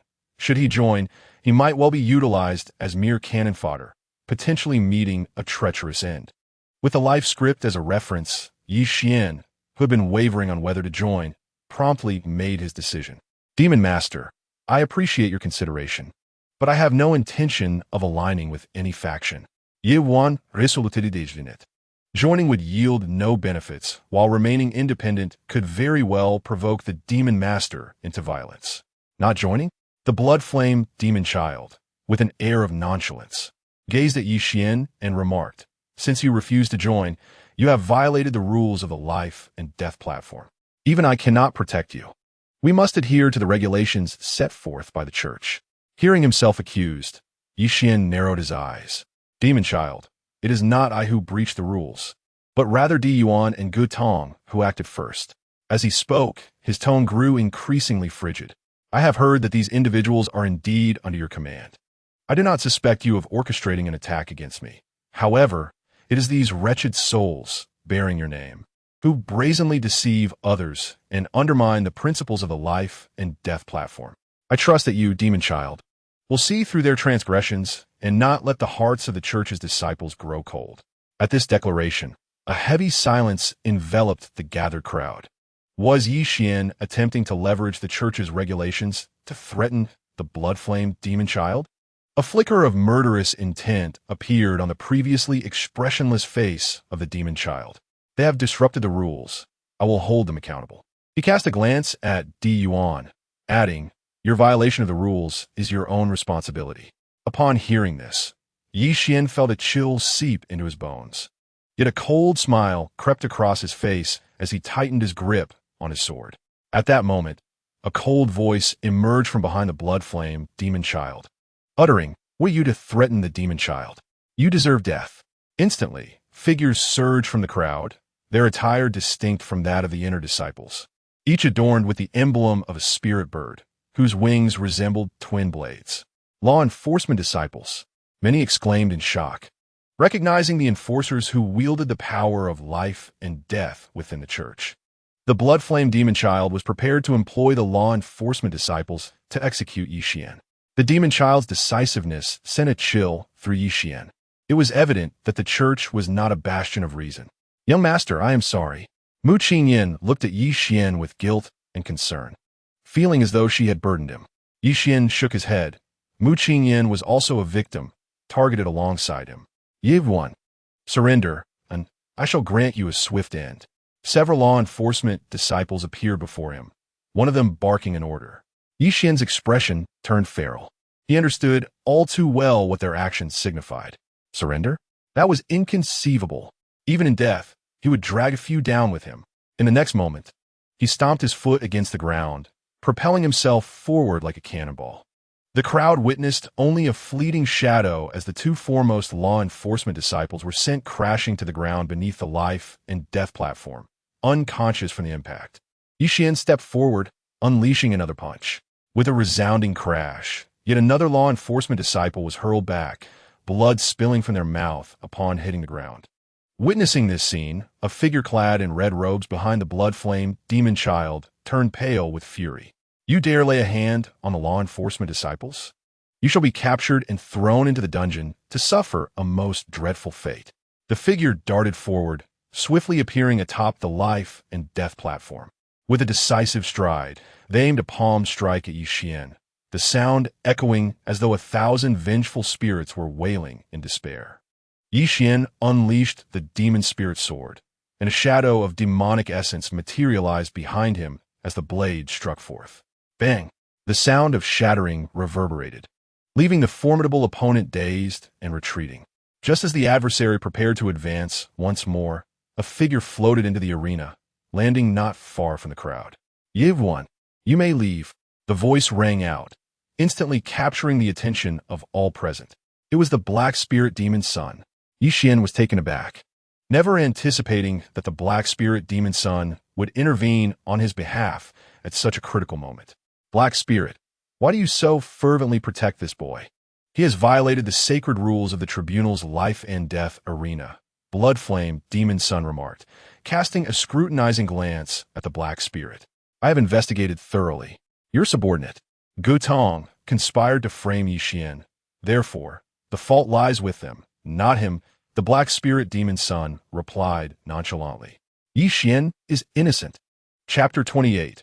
A bath in Bloodflame Demon's son narrowed his eyes, assessing the Black Spirit Demon's son. An unusual aura enveloped the space, the oppressive atmosphere rendering the crowd hesitant to breathe audibly. "Since the Black Spirit has spoken, this matter shall be laid to rest," Bloodflame Demon's son conceded. "However, while the death penalty may be averted, the living punishment cannot be escaped. Yixin bears an undeniable responsibility in this matter. Let him undertake a mysterious level task for the sect within 1 month, contributing in some manner." A chill swept through the hearts of all present. Yixin's eyes narrowed. Tasks assigned to ordinary disciples of the tribunal were categorized into 3 ranks: spirit, mysterious, and celestial. The mysterious level indicated a significant challenge, achievable only by those possessing the strength of the Xuanwu realm. By assigning Yixin a mysterious level task, Bloodflame Demon's son effectively condemned him to death. The Black Spirit Demon's son turned to Yixin, inquiring, "Are you willing to accept this condition?" All eyes were fixed on the Black Spirit. Since he sought to protect Yixin, it seemed unlikely he would acquiesce to such terms. Yet, with no alternative, Yixin's expression remained stoic as he clenched his fists and replied, "I accept." The Black Spirit Demon's son looked to Bloodflame Demon's son. "What say you?" Bloodflame Demon's son smiled lightly. "Very well." Though the 2 demon sons were adversaries, no conflict ensued. After solidifying the agreement, Bloodflame Demon's son turned away without casting a glance at Yixin. "Thank you, Black Spirit Demon's son." Yixin bowed slightly in gratitude. Although the intervention had inadvertently placed him in a precarious position, it had at least afforded him some time. With his current strength at the 8th level of the Spirit Martial Realm, he was confident he could soon reach the Xuanwu realm. The mysterious level tasks varied in difficulty, and he hoped to accept a less formidable one. Let's return home. With Bloodflame Demon's son's departure, Yixin faced no further hindrances. He lifted Mu Qingyan and made his way towards their residence. Initially, he had come in search of a fateful opportunity, but he had not anticipated such turmoil. Black Spirit Demon's son, Bloodflame Demon's son. Yixin mused silently, contemplating how he had intended to remain low-key and develop in obscurity, only to find himself embroiled in a conflict between demon sons. "My lord, I apologize." Suddenly, Mu Qingyan spoke from within Yixin's embrace. He looked down to see her eyes rimmed with red, and half of her once handsome face was swollen from Di Yuan's slap. "It has nothing to do with you." Within a demonic palace, the Black Spirit Demon's son stood with his hands clasped behind his back, while 2 rows of ghostly flames flickered below. Several subordinates, their presence chilling and their attire bizarre, gazed curiously at him. "Demon's son, why did you intervene to save that Yixin?" He is merely an inner sect disciple at the spirit martial realm. A woman with a black veil spoke up, and the others looked at the black spirit demon son in confusion. To them, a mere disciple at the spirit martial realm did not warrant the demon son's attention. With an expression of calm, the black spirit demon son replied, "I have my own motives. This disciple, Yi Xian, is already a rare powerhouse among those at the spirit martial realm. By saving him, we can continue to direct the blood flame against him. And through Yi Xian, we can wear down the strength of blood flame subordinates."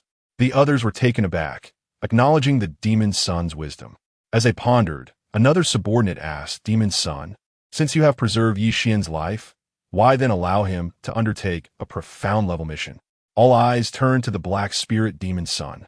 For if he intended to protect Yi Xian, he would surely not agree to such a condition.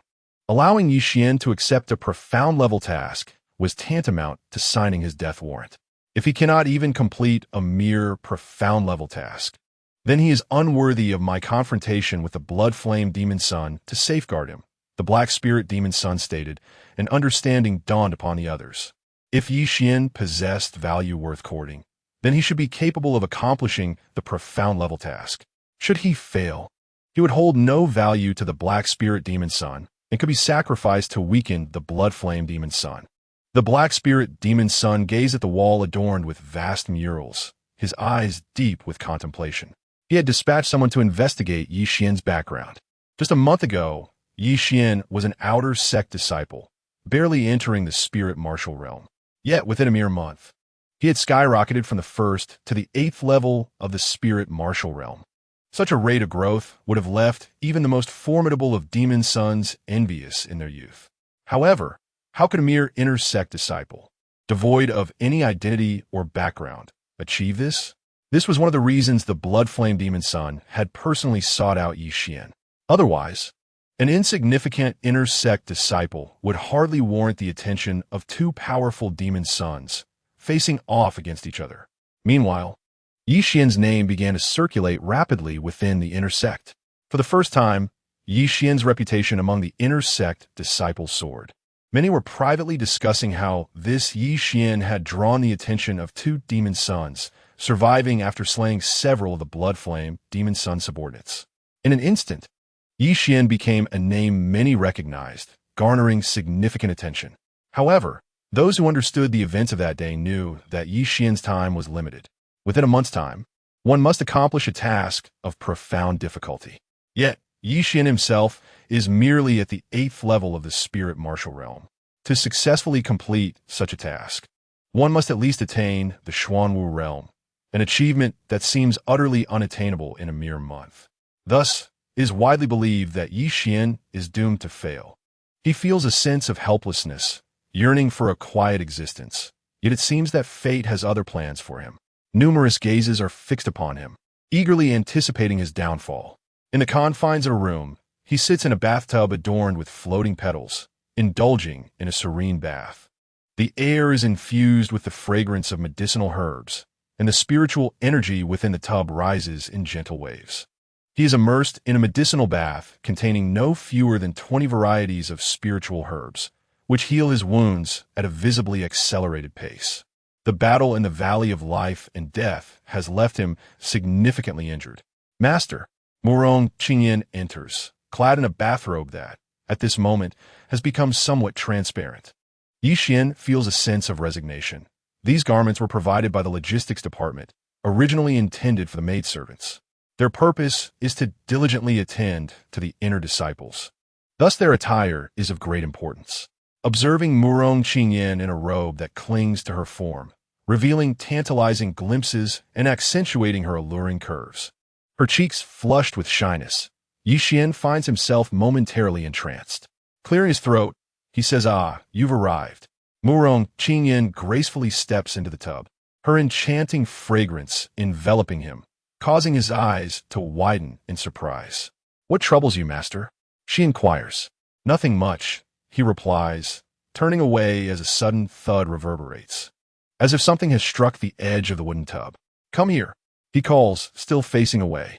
Murong Qingyan extends her hand, wrapped in a coarse cloth, and begins to massage his back. "Qingyan, In a few days, I must attend to certain matters. Be cautious while I am away, Yi Xian advises. He has gathered numerous opportunities that require his attention outside, yet he worries for Murong Qingyan. In the valley of life and death, he has undoubtedly provoked the blood-flame demon child, who will not let this transgression go unpunished. Understood, master, she responds, concern etched upon her face. Yi Xian closes his eyes, and for a moment, silence envelopes them. Murong Qingyan meticulously tends to his back, her movements delicate and attentive. With his eyes shut, Yi Xian remains unaware of the silent resolve forming in her water-like gaze. However, his focus has shifted to organizing his opportunities. Recent divine opportunities. In 15 days, the demon sword will emerge from the demon spirit lake, stirring the ancient pool sacred land.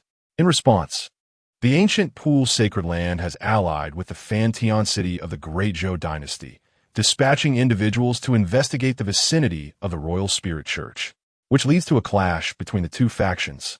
Prompt. The host may advance to the spirit lake in anticipation of the emergence of the demon sword. When the spirit of the sword is weakened, one can devour it and seize control of the demon sword. The host's opportunity arises from the Destiny Fortune gift pack.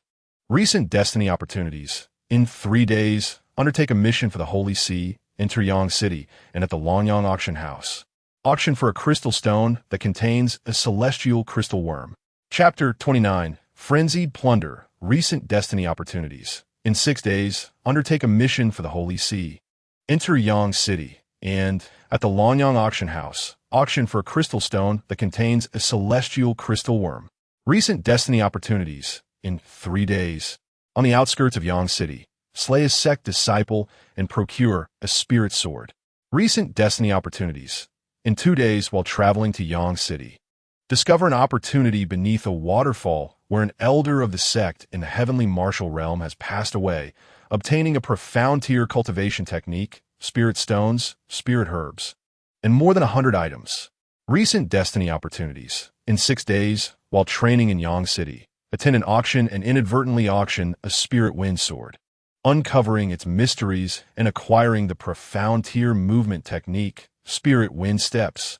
Contemplating the opportunities gleaned from the valley of life and death, a smile graced Yi Xian's face.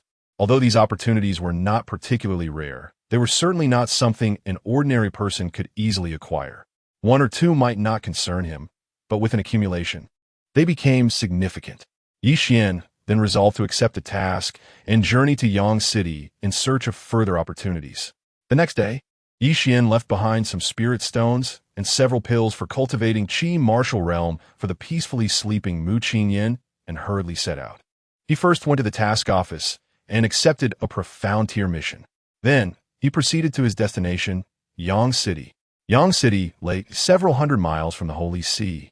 Yi Xian purchased a few teleportation talismans, allowing him to traverse 1,000 miles effortlessly. Along the way, he pondered the implications of the profound tier mission. To be honest, accepting this task weighed heavily on him. A profound tier mission necessitates one to reach the Xuanwu realm to possess the strength to complete it. He was currently at the 8th level of the spirit martial realm, still 2 levels away from the Xuanwu realm. The Bloodflame Demon Master had given him a deadline of 1 month. With the system's assistance, Yi Xian held confidence in breaking through to the Xuanwu realm within a month. However, he could not afford any unforeseen mishaps along the way. Furthermore, having publicly humiliated the Bloodflame Demon Master in the Valley of Life and Death, would the other party simply let him off? Clearly, that was not a possibility. They might send someone to secretly target him. As Yi Xian suspected, the moment he left the mountain gate, someone immediately reported the matter to the Bloodflame Demon Master. Fu Jingyao, go take a trip and bring back this child's head, the Bloodflame Demon Master said casually. Instantly, a massive iron door slowly opened on an iron wall, revealing a coffin-sized space from which emerged a man clad in iron armor, bloodied, with hair drenched in crimson. The man's eyes burned with a crimson hue, filled with a menacing aura, rendering it impossible to discern whether he was human or mad. Indeed, a demonic presence. A hoarse voice echoed forth, and the shadow conjured a foul wind, swiftly vanishing within the depths of the demonic palace.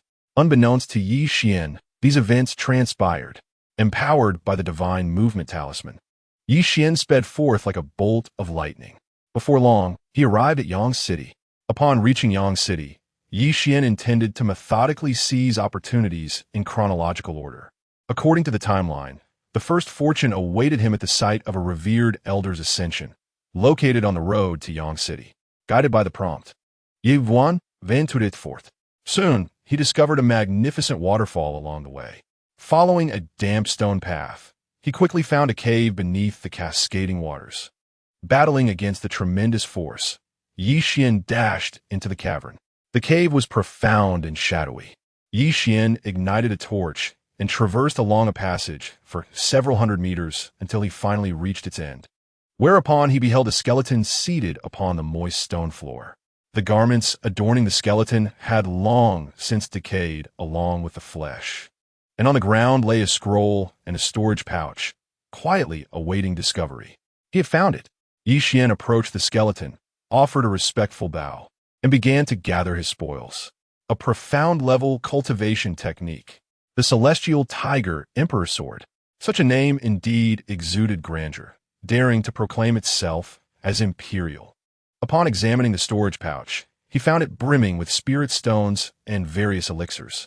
It was evident that this skeletal predecessor had possessed considerable strength in life.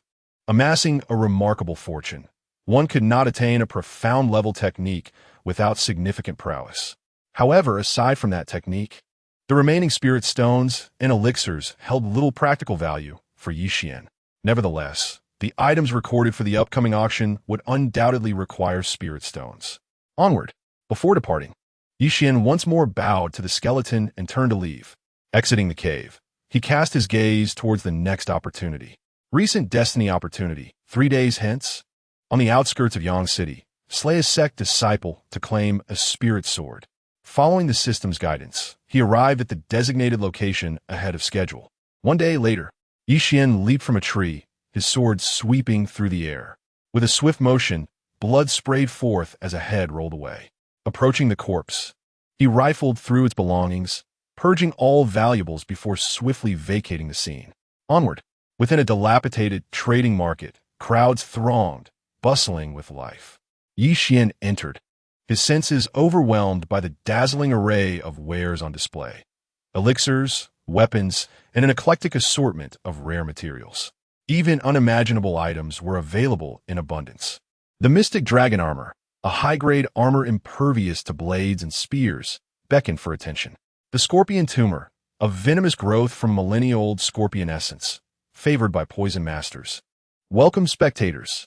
As one traverses the bustling market, one cannot help but be drawn in by the enticing calls of vendors hawking their wares. Heavenly San Shui Xiandan. One will surely make your beloved surrender. The atmosphere is vibrant, filled with lively bargaining and animated exchanges. Following the prompts of the system, Yi Xian strolls past numerous stalls, meticulously searching for what he seeks.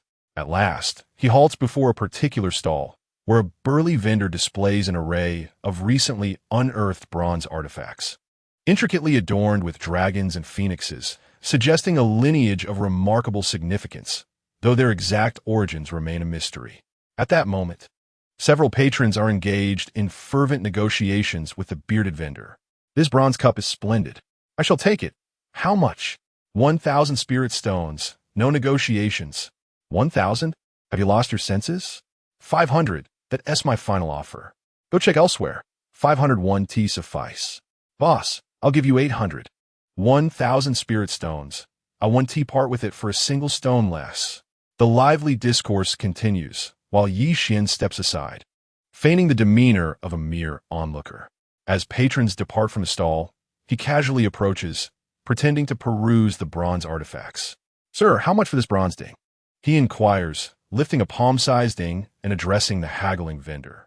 Ah, that one is 500 spirit stones. Not a stone less. The vendor responds, momentarily breaking from his negotiations. Feigning contemplation, Yi Xian considers the ding before countering. 300. I've said, not a single stone less than 500. The vendor's voice betrays a hint of impatience. 450 then. Yi Xian persists. Fine, fine. Take it, you bunch of paupers. The vendor casts a weary glance at Yi Xian, dismissively waving his hand. This item had lingered for nearly a year. He would part with it for 450 stones, or even 300. Yi Xian smiles, tossing the prepared pouch of spirit stones into the vendor's hands before turning to leave. Suddenly, as he pivots, he is confronted by several figures who had appeared unbeknownst to him. A graceful young gentleman, holding a folding fan, is flanked by two sword-wielding attendants. My friend, I have been eyeing that small ding. I implore you to part with it. The gentleman speaks with an air of calm, yet an underlying authority permeates his tone. Yi Xian firmly replies, I'm afraid not. I have already purchased it and do not intend to sell. The young gentleman does not engage in further debate. Instead, addressing the bearded vendor, my good sir, 1,000 spirit stones for that ding. Yi Xian inwardly furrows his brow, sensing that the traditional display of arrogance may soon be directed toward him. Nonetheless, he is resolute. The ding is not something he will relinquish easily, for he has already exchanged his spirit stones, thus claiming ownership. Upon hearing this, the bearded proprietor scratched his head and said, My dear brother, it's not that I refuse to sell. The item has already been purchased by this young man, and he has paid 2,000 spirit stones. The young master with the folding fan waved it and made another offer. The bearded proprietor's voice abruptly ceased. 2,000 spirit stones was indeed a considerable sum.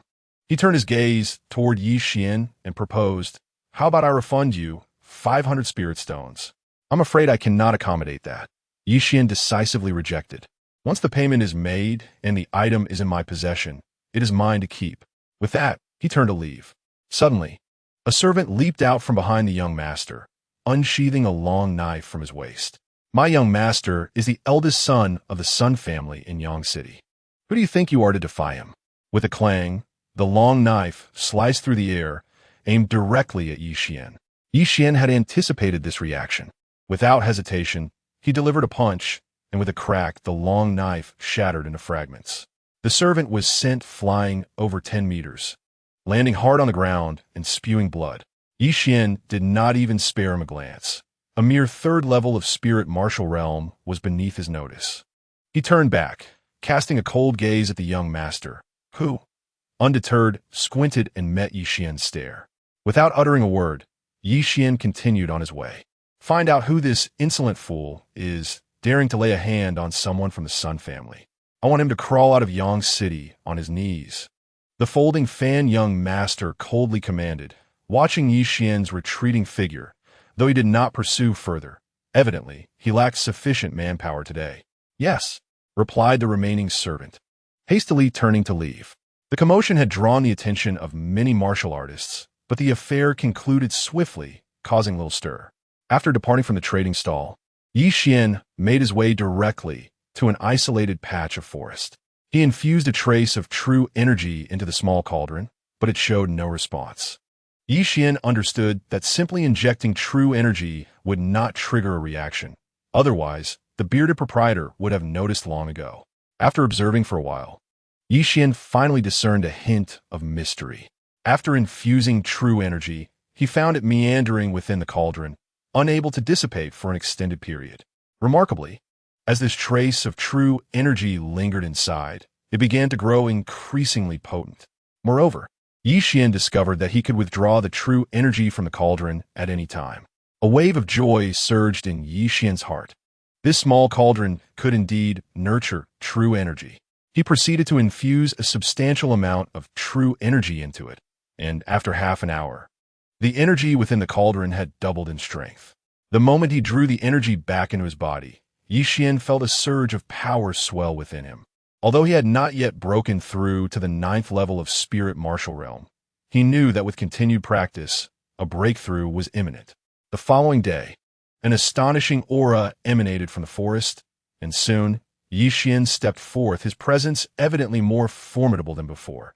He had reached the 9th level of spirit martial realm. Through the bronze ding, he astonishingly reached the 9th level of existence. However, at this moment, the bronze ding appeared to have lost its potency, and infusing it with true energy would no longer enhance its power. Yet, Yi Xian could sense that the bronze ding was gradually regaining its strength.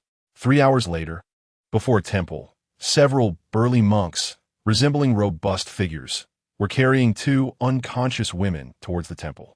Suddenly, a sharp glint flashed by, and two heads were sent flying. The two women tumbled to the ground. Yi Xian searched the bodies of the assailants, finding only a few spirit stones, revealing them to be nothing more than impoverished wretches. He swiftly entered the temple. What audacious souls dare to disturb this place? Do you not realize where you are? As he crossed the threshold, the sound of his footsteps startled the monks within.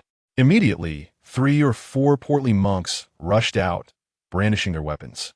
Yi Xian, undeterred, pressed forward. Having gleaned from his insights that this temple had long been overrun by a band of local mountain bandits, reduced to a mere tool for collecting offerings. The original monks had been ruthlessly slaughtered, and those now inhabiting the temple were merely impostors. Without a hint of resistance, Yi Xian unleashed his sword. Swift as a fleeting shadow, and heads began to roll, blood cascading like a waterfall. Soon, he had penetrated deeper into the temple, where more monks, alerted by the commotion, emerged wielding weapons. Yi Xian wasted no words, gripping his sword as he commenced his assault. This band of false monks, the strongest among them barely at the 5th level of the spirit martial realm, were no match for him, as corpses fell one after another. By the time Yi Xian reached the depths of the temple, more than 10 bodies lay outside. He searched the temple thoroughly and finally discovered a desiccated old monk in the woodshed. The old monk's body resembled a mere skeleton, the skin stretched taut over the bones, akin to the legendary appearance of a revered monk who has passed away. Yi Xian approached, his voice calm. "I apologize for the offense, master." With a swift sweep of his sword, the old monk's head fell away, revealing a golden bead nestled within his skull. Indeed, there lay a relic. Yi Xian's eyes sparkled with delight. This relic was the purpose of his visit. The moment he grasped it, he felt a surge of rich life energy emanating from it. This was not mere true energy, but a tangible essence of life. By refining this object, the life energy contained within could allow him to glimpse the threshold of the Xuanwu realm. Thus far, he had nearly exhausted all opportunities in his search. Yi Xian planned to find one more opportunity before ceasing his pursuit, seeking a secluded spot beyond Yang City to cultivate that advanced technique. Chapter 31. The Auction in the Woods. Amidst an abandoned thatched hut, Yi Xian discovered a corpse. The body appeared to have perished from cultivation, having died not long ago. The stench of decay and the overwhelming sense of dread evoked by its grotesque appearance sent shivers down one's spine. Upon the lifeless body, Yi Xian unearthed a package and sought a nearby stream to cleanse it thoroughly. Before him appeared a long sword, masterfully crafted, its entirety cloaked in an inky blackness, its exterior unadorned and unpretentious. As Yi Xian infused the sword with his true energy, it awakened with a tremor, emitting a resonant clang of swordplay, followed by an eruption of a terrifying aura. Just what he needed, a reliable weapon.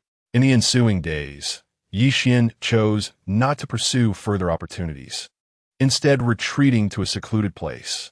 The clangor of blades echoed through the forest, accompanied by the howling wind. The fearsome sword chi rampaged, manifesting as ethereal blue shadows weaving through the trees. Wherever these shadows passed, the surrounding foliage was reduced to dust, an awe-inspiring spectacle. With a thunderous crash, he executed a sequence of sword techniques. Yi Xian sheathed his sword and retracted his energy. After 3 days of rigorous training, he had gained a preliminary mastery over the profound-level technique he had acquired, the Tianhu Emperor's Sword. A sword technique bold enough to bear the title of Emperor indeed possessed its unique merits, far surpassing the rudimentary techniques he had practiced previously. Yi Xian lifted his gaze to the heavens, where the moon had descended and the dawn gradually brightened the sky. Today, he intended to visit the auction house in Yang City, where 2 opportunities awaited him. Recent destiny opportunity. 6 days hence, upon executing a task for the church, he would enter Yang City and auction a crystal stone at the Longyang auction house, which contained a Tianjing insect within. Recent destiny opportunity. 6 days hence, While venturing into Yang City for training, he would casually auction a spirit wind sword at the auction, uncovering its mysteries and obtaining the profound level movement technique. Spirit wind steps. Today marked the 6th day. These two prospects constituted his goals for the day. At dawn, Yi Xian entered the city early. He found a bathhouse and luxuriated in a soothing soak, subsequently donning fresh attire and purchasing a mask from a street vendor. With purpose, he made his way to the Lonyang auction house. The Lonyang auction house buzzed with activity from the early hours. Upon his arrival, the previous auction had just concluded, and Yi Xian blended into the second wave of attendees entering the hall.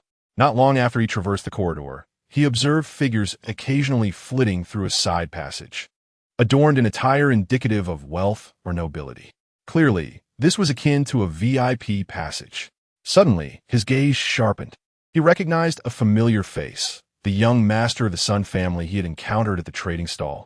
Entry to the auction required verification of assets, with a minimum threshold of 10,000 spirit stones to gain admittance. As Yi Xian approached the entrance, a voice called out ahead. He furrowed his brow.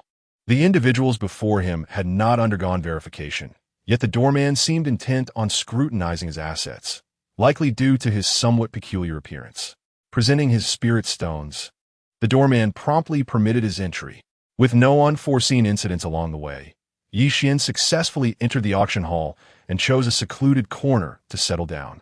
The Lonyang auction house truly lives up to its reputation as the largest auction house in Yang City, with a venue spacious enough to accommodate over 1,000 attendees without feeling congested. A crowd of this magnitude is considerable, for not everyone possesses the means to engage in auctions, as evidenced by the asset verification process. With a starting asset threshold of 10,000 spirit stones, it rivals the total wealth of a small family in a county. Suddenly, a figure settled beside him, causing Yi Xian to momentarily pause, followed by a cold smirk gracing his lips. The man before him was none other than the young master of the Sun family. He had not opted for the VIP room, but instead made his appearance here. Had he discovered Yi Xian's identity? Yet, Yi Xian wore a mask. How could he be recognized? Friend, I feel as though we are somewhat familiar, the young master of the Sun remarked with a chilling laughter. Yi Xian remained silent. There was little to say. So what if he was recognized? The most that could happen was a brawl following the auction. After all, he was a formidable disciple of the Demonic Sect, unafraid of a so-called young master. Would you kindly remove your mask, so that I may behold your true visage?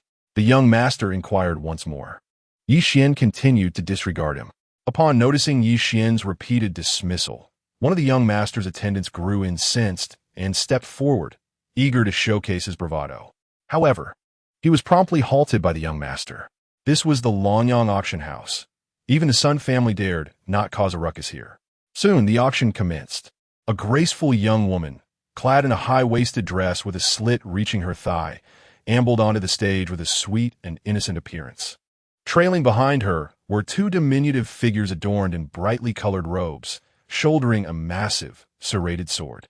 The pure-hearted maiden glided towards the sword, captivating the audience with her charm.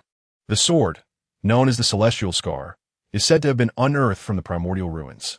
Some speculate it was refined by an elder who attained nirvana there, though it is regrettable that an error likely occurred during its crafting, leading to its name, Celestial Scar. Nevertheless, to be named as such speaks volumes of its extraordinary nature. With a starting bid set at 1,000 spirit stones, as the young woman concluded her introduction, a wave of murmurs surged through the crowd. The name Celestial Scar was familiar to many, having been whispered in tales for ages, yet its starting price seemed somewhat incongruous with its renown. 2,000 spirit stones. A voice rang out amidst the assembly. Excellent. We have a bid of 2,000 spirit stones. Do we have any higher offers? 3,000. Another voice chimed in. 5,000. 6,000. 10,000. As the second bidder made their offer, a cascade of voices followed. Third, fourth, fifth, echoing throughout the auction hall. This is the allure of auctions. Even an item of little intrinsic value can incite a frenzy, even to the level of a phenomenon. Yi Xian sat nearby, his focus unwavering. This was not his objective. His aim was clear, the sword and the crystal stones. Both of these items may not possess significant value in themselves, yet the secrets they harbor render them invaluable. Ultimately, the celestial sword was acquired by a mysterious individual for a staggering price of 8,000 spirit stones. This amount, considering the sword's origins, is indeed not exorbitant. As the celestial sword was auctioned off, the next item was presented, a suit of armor marred by a gaping hole. This battle armor, hailing from the Haoyang kingdom, belonged to a general during the conquest of Haoyang by the Great Zhou dynasty. It is said that this general possessed strength at the celestial martial realm. Following authentication, it was determined that despite its damage, this armor could still be esteemed as a mystical grade piece. Upon the completion of the woman's introduction, a clamor erupted from the audience. What does strength matter if it's broken? The damaged area is a critical point. It's worthless now. Perhaps a blacksmith could mend it, but what's the starting bid? As the crowd quieted, the woman announced, the starting price is 3,000 spirit stones. 3,000 spirit stones for this damaged item? Have they lost their minds? It's not worth it, came the dissenting voices, accompanied by head shakes. Nevertheless, some individuals saw value in the armor and began to place bids. 4,000, 5,000. Ultimately, the armor was sold for an astonishing 13,000. Yi Xian was taken aback. How could this item, which had a fatal flaw in its heart region, command such a high price? The auction proceeded, with 5 or 6 more items being sold, including pills, weapons, and various materials for cultivation. Among them were items that greatly intrigued Yi Xian, yet he restrained himself, for these were not his objectives. The next item was a crystal stone, originating from the ancient spirit realm, rich in vital energy comparable to premium spirit stones. It is widely recognized that such energy possesses remarkable restorative properties for cultivators suffering from injuries. The charming host smiled, offering little additional commentary, as crystal stones are essentially just higher-grade energy stones. They are indeed capable of healing, yet this world is replete with numerous miraculous elixirs, making them easily replaceable. However, upon hearing this, Yi Xian's heart stirred. This was the moment. The starting price is 600 spirit stones. 600 spirit stones were not steep. Following the host's announcement, the room fell silent for a moment before bids began to emerge. 800, 1,000. Voices rose, and the price of the crystal stone steadily climbed. Yi Xian refrained from bidding for now, as it was still early in the auction. Bidders continued to engage, yet many withdrew. Clearly, the audience held a nonchalant attitude towards the crystal stone. If the price escalated too high, it would no longer be deemed necessary. At last, when the price reached 1,800 spirit stones, many withdrew, leaving only a handful behind. As the bid approached 2,000, just as the auctioneer was about to bring the gavel down and settle the dust, a sudden voice pierced through the air. 2,005 spirit stones. It was none other than Yi Xian. As his words fell, numerous gazes converged upon him, yet no one uttered a word. If this item held any utility, it would indeed be worth that price. 3,000 spirit stones. The voice resonated from the crowd, belonging to the individual who had trailed closely behind earlier. Since the voice emanated from a private box, none could discern the identity of the speaker, but one could surmise that to gain access to such a box, one must possess considerable wealth. 3,005. Yi Xian unhesitatingly raised the bid. This time, the opponent furrowed his brow, clearly displeased. After a moment's contemplation, he opted to concede. 3,005. A mere crystal stone is not worth this price. Ultimately, Yi Xian secured the crystal stone at the price of 3,005. With this crystal, along with the relic he possessed, he felt confident in reaching the Xuanwu realm. Meanwhile, within a private box, a man with a face marred by vicious scars sat, flanked by 2 towering giants, each exceeding 2 meters in height. Observing the crystal stone being temporarily removed from the stage, a sinister smile crept across the man's face, causing the scars to contort grotesquely. This brat dares to rob from me. Fei Tianhe. He is courting death. At that moment, one of the giants stepped forward and rumbled, Master, allow me to eliminate him. Fei Tianhe waved his hand dismissively. No need. The auction house has its own rules. We must abide by them. The crystal stone was merely an afterthought to acquire, not a genuine desire to possess it. His true objective lay with the spiritual sword. Understood. The giant retreated. The auction continued. After 3 more rounds of bidding, a plain-looking spiritual sword was brought forth. Yi Xian's spirits were instantly lifted. Just then, young master's son beside him spoke up. This sword appears quite decent. Yi should appreciate it. It was evident that he had taken an interest. Yi Xian frowned at this but chose not to dwell on it. Since it was merely a casual intention to bid without any discovery of its secrets, it would not be pursued too aggressively. Without further ado, the auctioneer announced the starting bid, 800 spirit stones. From the opening price, it was clear that the auction house regarded this item as an ordinary spiritual sword, slightly above standard quality. Nevertheless, being a spiritual sword, it attracted quite a number of participants. 3,000, 3,005, 6,005. In no time, the price surged to over 6,000. Yi Xian remained silent, while young master's son persistently raised the stakes. 8,000. Ultimately, the price reached 8,000, and the number of bidders dwindled. 8,005. Young master's son made another bid, knowing that 10,000 spirit stones was his bottom line. Indeed, as soon as he finished speaking, several followers immediately withdrew from the bidding.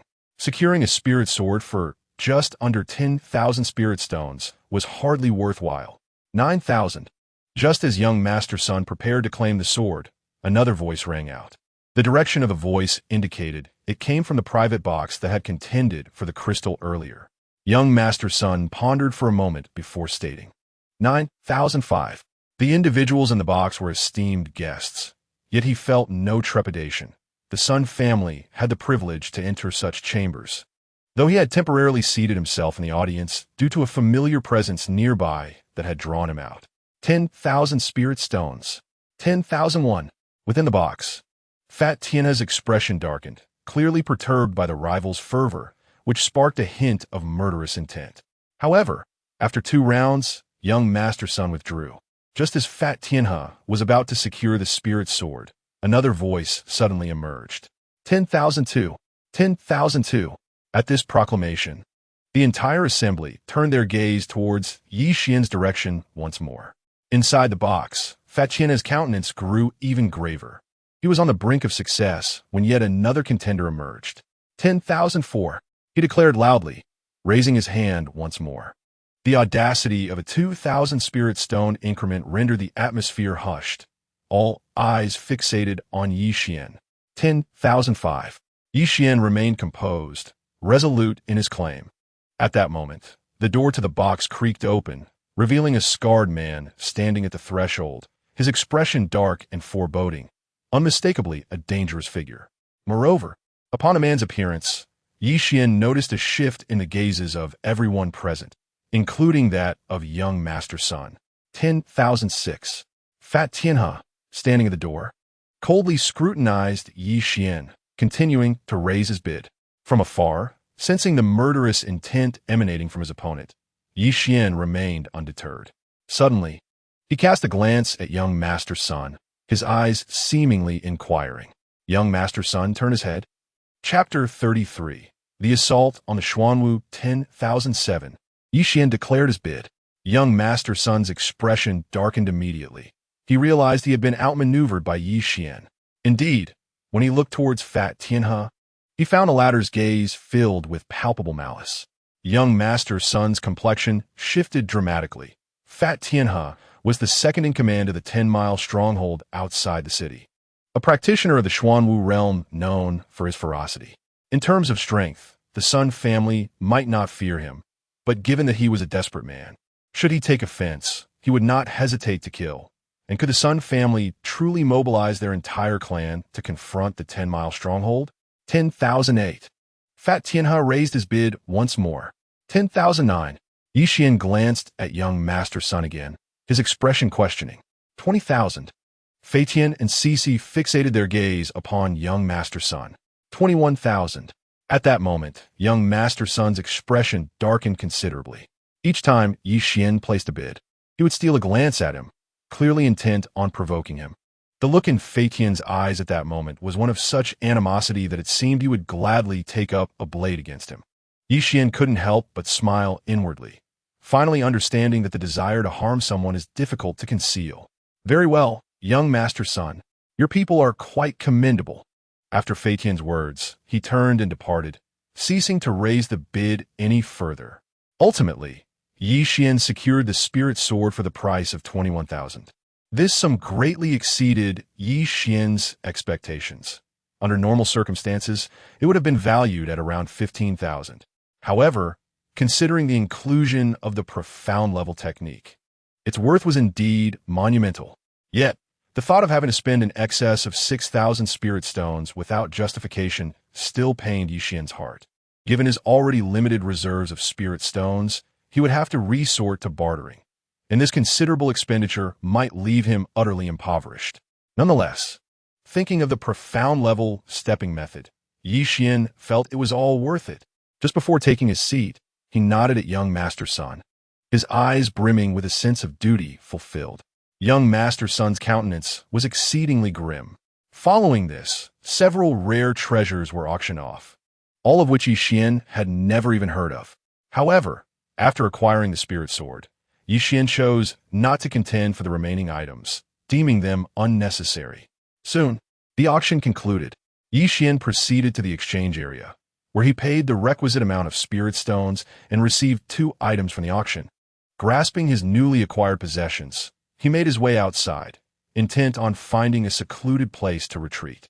With the relic and technique in hand, and after fully digesting his recent gains, he was on the verge of attaining the Xuanwu realm. Upon exiting the auction house, Yi Xian let out a bitter laugh. He truly was destitute now, having exchanged all his spirit stones and valuable items for spirit stones that amounted to a total of 30,000 spirit stones. Just then, a figure emerged behind him. Young Master Sun, accompanied by a group, strode out in a fury, flanked by several guards who dared not utter a word. Upon spotting Yi Xian, the suppressed rage within young Master Sun nearly erupted. "Is he here?" Young Master Sun whispered to a nearby guard, having already dispatched someone to summon reinforcements from his family to deal with Yi Xian. Immediately, the guard replied. Yi Xian's ears perked up at their conversation, yet he maintained his composure, continuing to walk outside. Just as he stepped out of the auction house, whoosh, a sudden sound of whistling pierced the air from his side. Bang! Bang! 2 dull thuds followed, and a pair of guards flanking young Master Sun were brutally slain, their brains splattered. A gruesome scene indeed. The surrounding crowd turned to look, their expressions shifting in shock. Yi Xian also gasped in astonishment. Those 2 guards were formidable warriors at the 9th level of spirit martial arts, and they'd been killed outright. This was terrifying. He instinctively sought refuge among the throng of onlookers. At this moment, 2 colossal figures appeared before young Master Sunday. These figures were none other than Fat Tian and his 2 gigantic henchmen. "My friend, I'm the eldest son of the Sun family, and I believe there has been a misunderstanding," young Master Sun asserted, maintaining a facade of composure despite the turmoil within. For he could not afford to lose face for the Sun family. "Misunderstanding?" Fat Tian sneered. "Hand over what you have, and even if it is a misunderstanding, it will be resolved. Otherwise, what will happen to you?"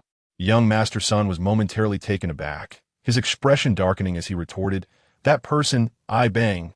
In the next instant, one of the hulking men stepped forward and delivered a crushing blow to young Master Sun's head. In an instant, a lifeless body was sent flying.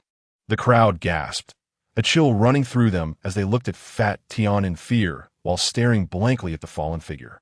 The Sun family was not a small household, and ordinarily, one would think twice before attacking the eldest son of the Sun family. Yet, this reckless thug showed no regard and killed young Master Sun without hesitation, unafraid of retribution from the Sun family. "You are dead, yet what I seek remains mine." Fat Tian waved his hand, and immediately, one of the giants stepped forward to search young Master Sun's body. After a brief moment, he stood up and shook his head at Fat Tian. "Master, there is nothing." "Nothing?" Fat Tian frowned, a sudden flash of realization striking him. "Find the person who sat beside this brat at the auction." Just then, Yi Xian was about to leave the crowd when Fat Tian's gaze sharpened. There, in an instant, the 2 giants transformed into shadows, swiftly crashing through the crowd as they charged towards Yi Xian, who had retreated to the outskirts. Bang, bang, bang. The sound of bones shattering echoed as the crowd was thrown into chaos, many toppling over in the onslaught. The two giants reached Yi Xian, raising their fists to strike. Clang! A metallic resonance rang out. Yi Xian had anticipated their attack, swiftly turning to unleash two sword strikes, the blades gleam flashing as it carved through the air.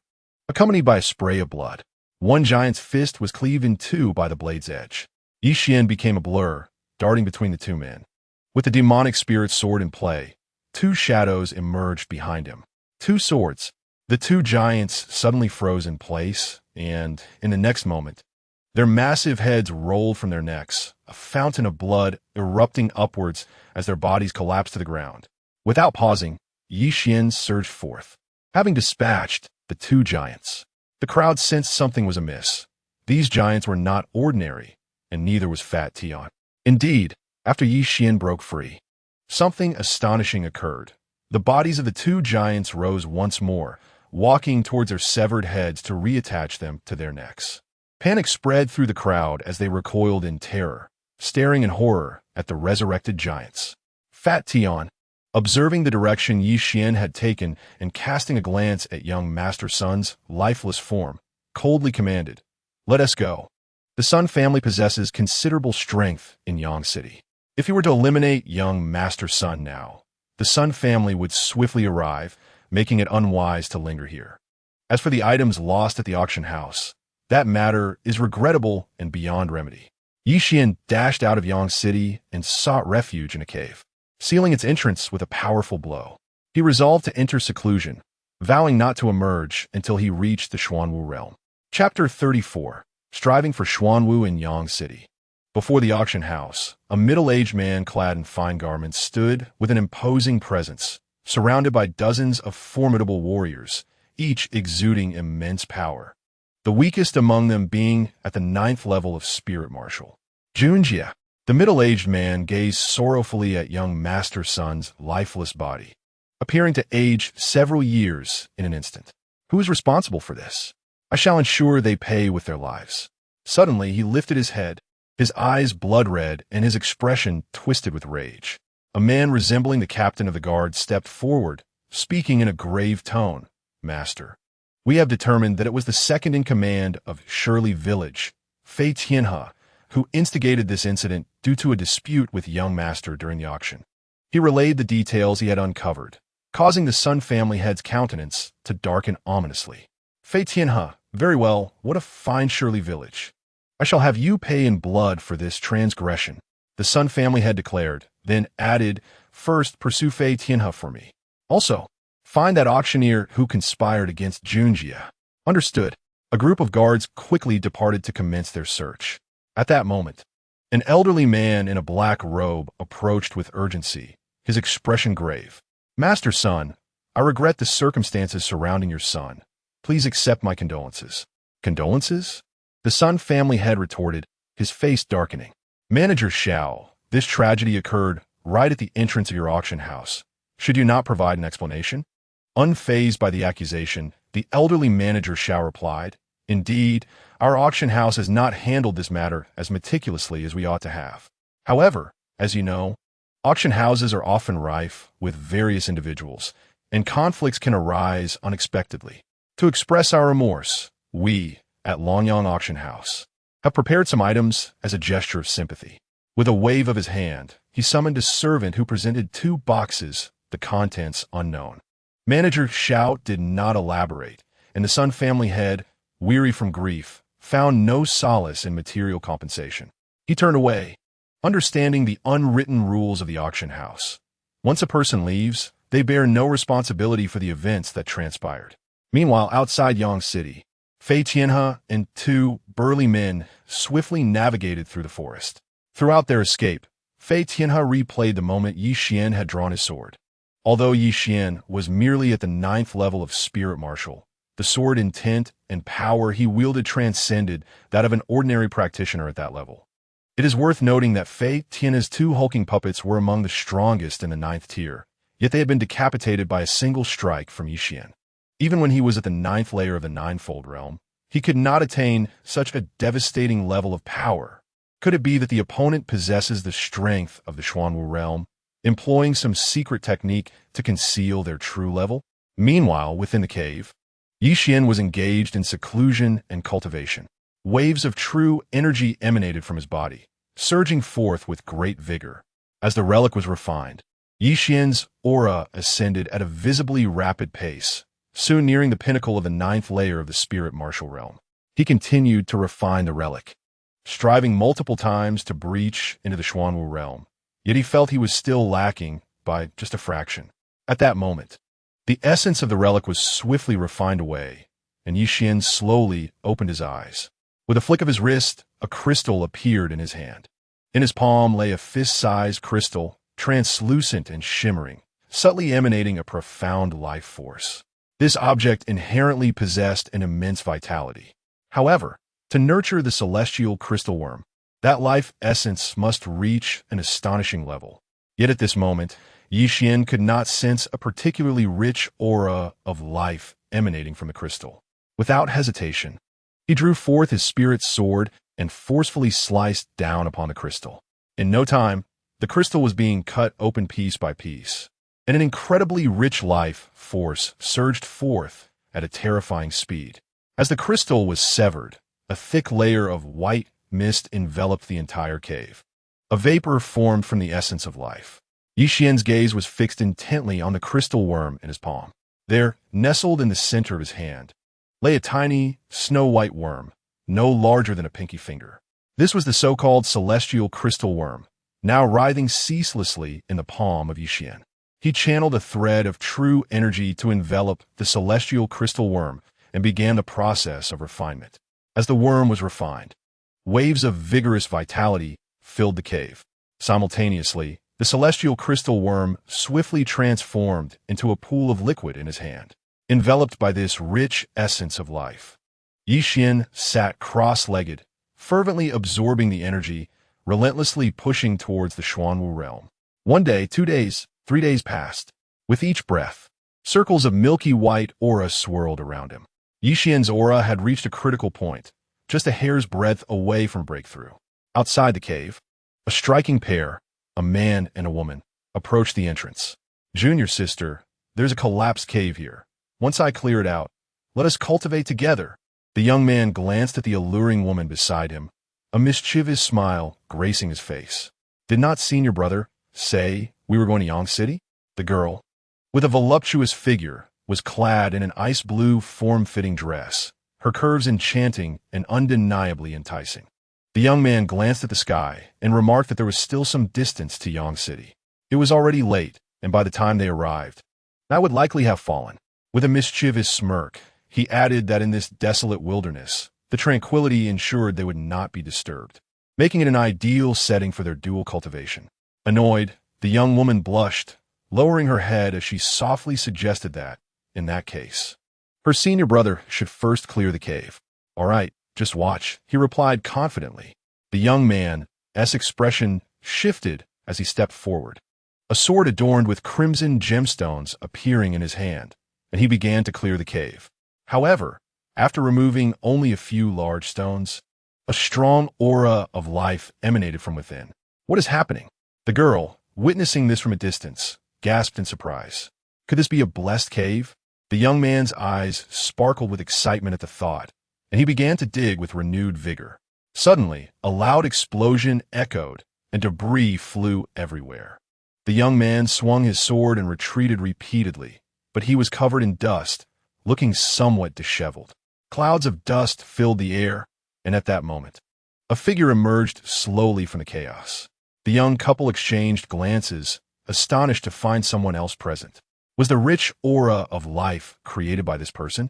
However, observing the still vibrant atmosphere of the cave, the young man dismissed the idea, insisting that it must be a natural celestial cave. As the life force continued to flow abundantly, "Someone is here. We should leave," the girl said regretfully. "Leave? This is a celestial cave. Look at the continuous life force flowing within. I will drive him away. This place is beneficial for our cultivation," the young man insisted, shaking his head. "But their strength seems formidable." The girl voiced her concerns, glancing at the figure amidst the dust, who appeared to be standing still. What does that matter?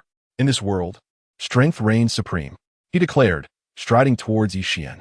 At that moment, Yi Xian stood still, surveying the cave, brimming with vitality, shaking his head in disappointment. What a pity. My body's absorption capacity has reached its limit, resulting in such waste. He sighed, truly lamenting the situation. The richness of the life essence from the celestial crystal worm exceeded his expectations. Although he had broken through to the Xuanwu realm, he had only absorbed 80%, leaving a significant 20% wasted. My friend, my junior sister and I have set our sights on this place. I kindly ask you to vacate it. The young man said coldly, glaring at the dazed Yi Xian without any pretense. Yi Xian snapped back to reality, a cold glint flashing in his eyes. He had sensed the presence of the young man and woman the moment they arrived, but had not anticipated they would try to drive him from the cave. Although Yi Xian has already achieved a breakthrough, he still has yet to cultivate the profound-level martial arts. Noticing Yi Xian's frown, the young man felt a twinge of dissatisfaction and declared, "Leave at once. Do not wait for me to take action, for you may find it impossible to escape unscathed. Losing your cultivation is trivial. Losing your life is not worth it. You intend to cripple my cultivation?" Yi Xian replied with a cold smile as he regarded him. "If you depart now, there is still time. Utter another word, and you shall lose your chance to speak." The young man's face contorted with impatience. "Do you know who I am?" Yi Xian calmly brushed off the dust from his clothes and approached the youth. "And who are you to me?" "I care not. I am the second young master of the Zhou family from Yang City. My status far surpasses yours. If you wish to live, depart immediately." The young man observed Yi Xian advancing with no sign of trepidation, as he perceived no murderous intent emanating from him, believing Yi Xian intended to retreat. "I care not for your identity. Perish." Boom! In the next moment, Yi Xian's feet struck the ground, his gaze playful, and his entire being surged forward, charging directly at his opponent. "You seek death, daring to strike at me." The young man roared with rage, launching a powerful punch. In an instant, their fists collided with a resounding crash. Crack! As their fists met, the young man's entire arm seemed to be engulfed by a force, shattering under the impact. Erupting into a mist of blood, he emitted a scream akin to that of a slaughtered pig, but the next moment his cries ceased abruptly, for Yi Xian had already appeared before him, seizing his throat before he could react. "I am a member of the Imperial Spirit Church." Yi Xian grinned at the man, who, upon hearing this, seemed to forget the excruciating pain in his arm, his face filled with sheer terror as he gazed at Yi Xian. You are..." Yi Xian nodded affirmatively. "Please do not kill me. I beg you, spare my life, and I swear I shall not breathe a word of this." The young man pleaded, his face a mask of fear. However, Yi Xian merely regarded him coldly, as if observing a mere clown. Simultaneously, it was Yi Xian's first time publicly disclosing his affiliation with the Imperial Spirit Church, and he was taken aback by the church's formidable reputation, which seemed to instill such dread in his opponent. Yi Xian glanced at the man and then at the woman in the distance, who appeared utterly stunned. Name, Zhou Cheng Cultivation, 9th layer of Spirit Martial Realm, Fate, Ordinary, White, Destiny Value, 11 Life Script, None Affection Level, 35 Recent Destiny Opportunities, None Name, Hu Qiu Qiao Cultivation, 9th layer of Spirit Martial Realm, Fate, Extraordinary Blue, Body of Dual Cultivation in Yin and Yang Blue, Destiny Value, 32 Life Script. Supporting female character in the world of Great Martial God. Affection level, 15 recent destiny opportunities. None. The man named Zhou Cheng was unremarkable, yet the young woman possessed some unique qualities. The body of dual cultivation in Yin and Yang. This physique was something he had never encountered before. However, regarding such a woman, she elicited little interest from him. To eliminate her? That seemed rather regrettable. It felt akin to a tasteless morsel, neither satisfying nor worth discarding. At that moment, Yi Xian turned his gaze towards Zhou Cheng and coldly rebuked, "Incompetent." Zhou Cheng's pupils widened in shock, and in the next instant, Yi Xian tightened his grip. A distinct crack echoed as Zhou Cheng's neck shattered, and Yi Xian casually flung the lifeless body aside. Turning to the young woman, he inquired, "Will you choose death, or will you accompany me back to the Holy See?" Upon hearing this, Hu Qiuqiao's complexion turned pale. To return to the royal spirit Holy See? She was acutely aware of what awaited her there, particularly for a woman of her modest beauty. The outcome would be nothing short of tragic. Yet, glancing at Yi Xian, she recognized that she had no other choice at this moment. Not returning was not an option. Yi Xian approached Hu Qiuqiao, declaring, "I will accompany you back." Her face drained of color. "Be compliant, and do not attempt any tricks." As Yi Xian walked over, he discarded Zhou Cheng's corpse into the woods and then led Hu Qiuqiao back to the cave. "Absorb this essence of life," Yi Xian instructed Hu Qiuqiao. Stunned, she paused momentarily. Was he truly offering her such a vast amount of vitality? Without waiting for Hu Qiuqiao's response, Yi Xian moved to the cave entrance and picked up the Xian-level footwork manual to peruse. Xian-level footwork, spirit wind steps. Yi Xian's expression flickered. With the techniques he had acquired, swordplay, fist techniques, and footwork, he now possessed a complete set of Xian-level skills. Coupled with his inherent combat prowess, which already surpassed that of his peers, he was now far ahead of others in the same realm. Even though he had reached the first level of the Xuanwu realm, facing an opponent at the second level of the boundary posed no challenge for him. However, he was contending with the blood flame demon child, and merely being at the first level of the Xuanwu realm was grossly inadequate. Nonetheless, for the time being, he needed to complete a Xian-level task to deal with the blood flame demon child's current predicament. With this thought, a subtle pressure settled in Yi Xian's mind. The blood flame demon child's cultivation was inscrutable to him, yet he had heard whispers that he was striving to break into the heavenly martial realm. Although Yi Xian now had a system to enhance his strength, reaching the 9th level of the Xuanwu realm would still require time. Moreover, should his adversary break through to the heavenly martial realm, it would signify a whole new level of challenge. Chapter 36. Xian-level task. The primary objective now was to fulfill the Xian-level task at hand. First, he needed to navigate the situation with the blood flame demon child. Contemplating this, Yi Xian produced a bamboo slip. This was a preliminary Xian-level task, the specifics of which would only be revealed upon activation. Disciples accepting tasks could not select specific ones. Upon activating the slip, he glanced at the task details. Elder Siyuan had issued a preliminary task in Yang City from the Zhou family, acquire the golden phoenix venom silk. Yi Xian had heard of Elder Siyuan, a relatively unassuming elder within the Holy See. But being unassuming did not equate to being benevolent. In the realm of the Vatican, where virtuous souls are a rarity, the righteous often don a facade. Yet the clergy sees no need for such pretense. However, upon observing the Zhou family, Yi Xian's gaze shifted towards the cavern where Hu Qiuqiao was diligently cultivating. The essence of life from the heavenly crystal worm had nearly been fully absorbed. Shortly, Hu Qiuqiao emerged from her meditative state. Yi Xian approached her and inquired, "Is the Zhou family mentioned by Zhou Cheng the one in Yang City?" Hu Qiuqiao promptly affirmed, "Indeed, the most formidable among them. What realm do they possess?" Yi Xian pressed further. Hu Qiuqiao responded, "As far as I know, it should be Zhou Cheng's grandfather, who has just recently broken through to the first level of the Xuanwu realm. Does the Zhou family possess the golden phoenix poison silk?" Yi Xian continued his questioning. "Yes," Hu Qiuqiao answered without hesitation. Having received sufficient information, Yi Xian commanded, "Take me to the Zhou family." Hu Qiuqiao hesitated, and Yi Xian swiftly covered her mouth, tossing a pill into her mouth. "Do not try any tricks, for I can take your life in an instant." A glance at Hu Qiuqiao's favorability rating revealed a modest 35, an increase for the previous low. However, Yi Xian remained unfazed. Favorability could fluctuate, and there was no need to rush. "Please do not harm me. I am a dual cultivator of the yin aspect. Cultivating together with me will not only preserve your essence, but also significantly enhance your cultivation with each session." Zhou Cheng paid a hefty sum to invite me to Yang City, and many recognize my abilities. If you require, I can offer my services for free. Hu Qiuqiao spoke with urgency, fearing abandonment and eager to prove her worth.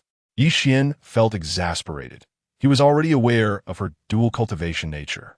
Yet, he had never entertained any inappropriate thoughts. Hearing her speak thus only diminished his interest further. In his eyes, her behavior was akin to that of a courtesan. The sole reason for her continued presence was her valuable fate, which might prove beneficial in the future.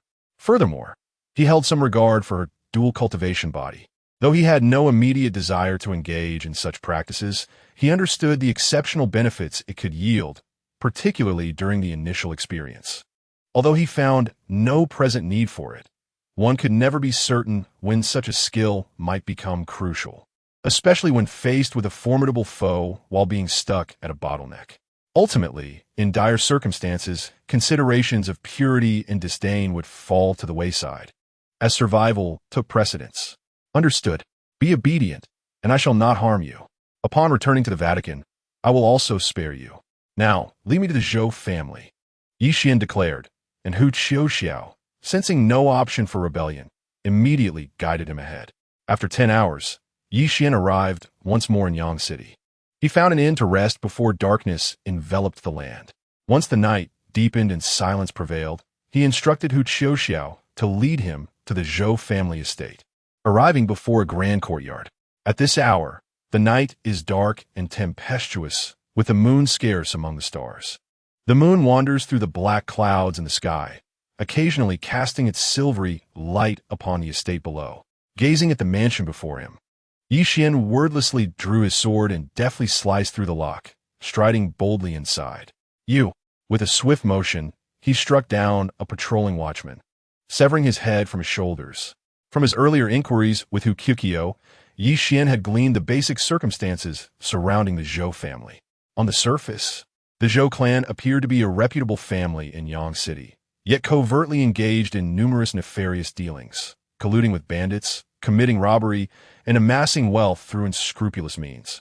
It could be said that half of their current fortune was tainted with ill-gotten gains. Thus, Yi Xian felt no compunction. He would slay any who crossed his path. Though a disciple of the Church of Darkness, he was, after all, a traveler from another realm. Otherwise, he would find it difficult to slaughter the innocent without hesitation. Stop! Who are you to dare wreak havoc in the Zhou estate? How outrageous it was that someone had the audacity to commit murder here in Yang City. The commotion swiftly attracted the attention of other watchmen. Torches flared to life, and a cohort of 7 or 8 guards rushed forth. Yi Xian assessed them. Their strength was commendable, having reached the spirit martial realm, yet to him, they were merely trifling. With a metallic clash, he drew his sword, and in a flash of sword light, several corpses littered the ground. 8 bodies fell, blood gushing forth until they lay motionless. Beside him, Hu Qiuqiao was nearly in tears. Truly, as a disciple of the Church of Darkness, his ruthlessness was astonishing. It seemed he intended to eradicate the entire Zhou family. But why? Was it merely because Zhou Chang had offended him? Unperturbed by the lifeless forms at his feet, Yi Xian, with his sword dripping blood, ventured deeper into the Zhou estate. In the process, he had already roused multiple groups of watchmen. Without hesitation, he continued his assault. While dispatching his foes, he also sought opportunities, yet regrettably, he encountered only mundane cultivators, lacking any value beyond their complicity in the Zhou family's vile deeds. Soon, he reached the innermost recesses of the estate, leaving a trail of corpses, now numbering over 20.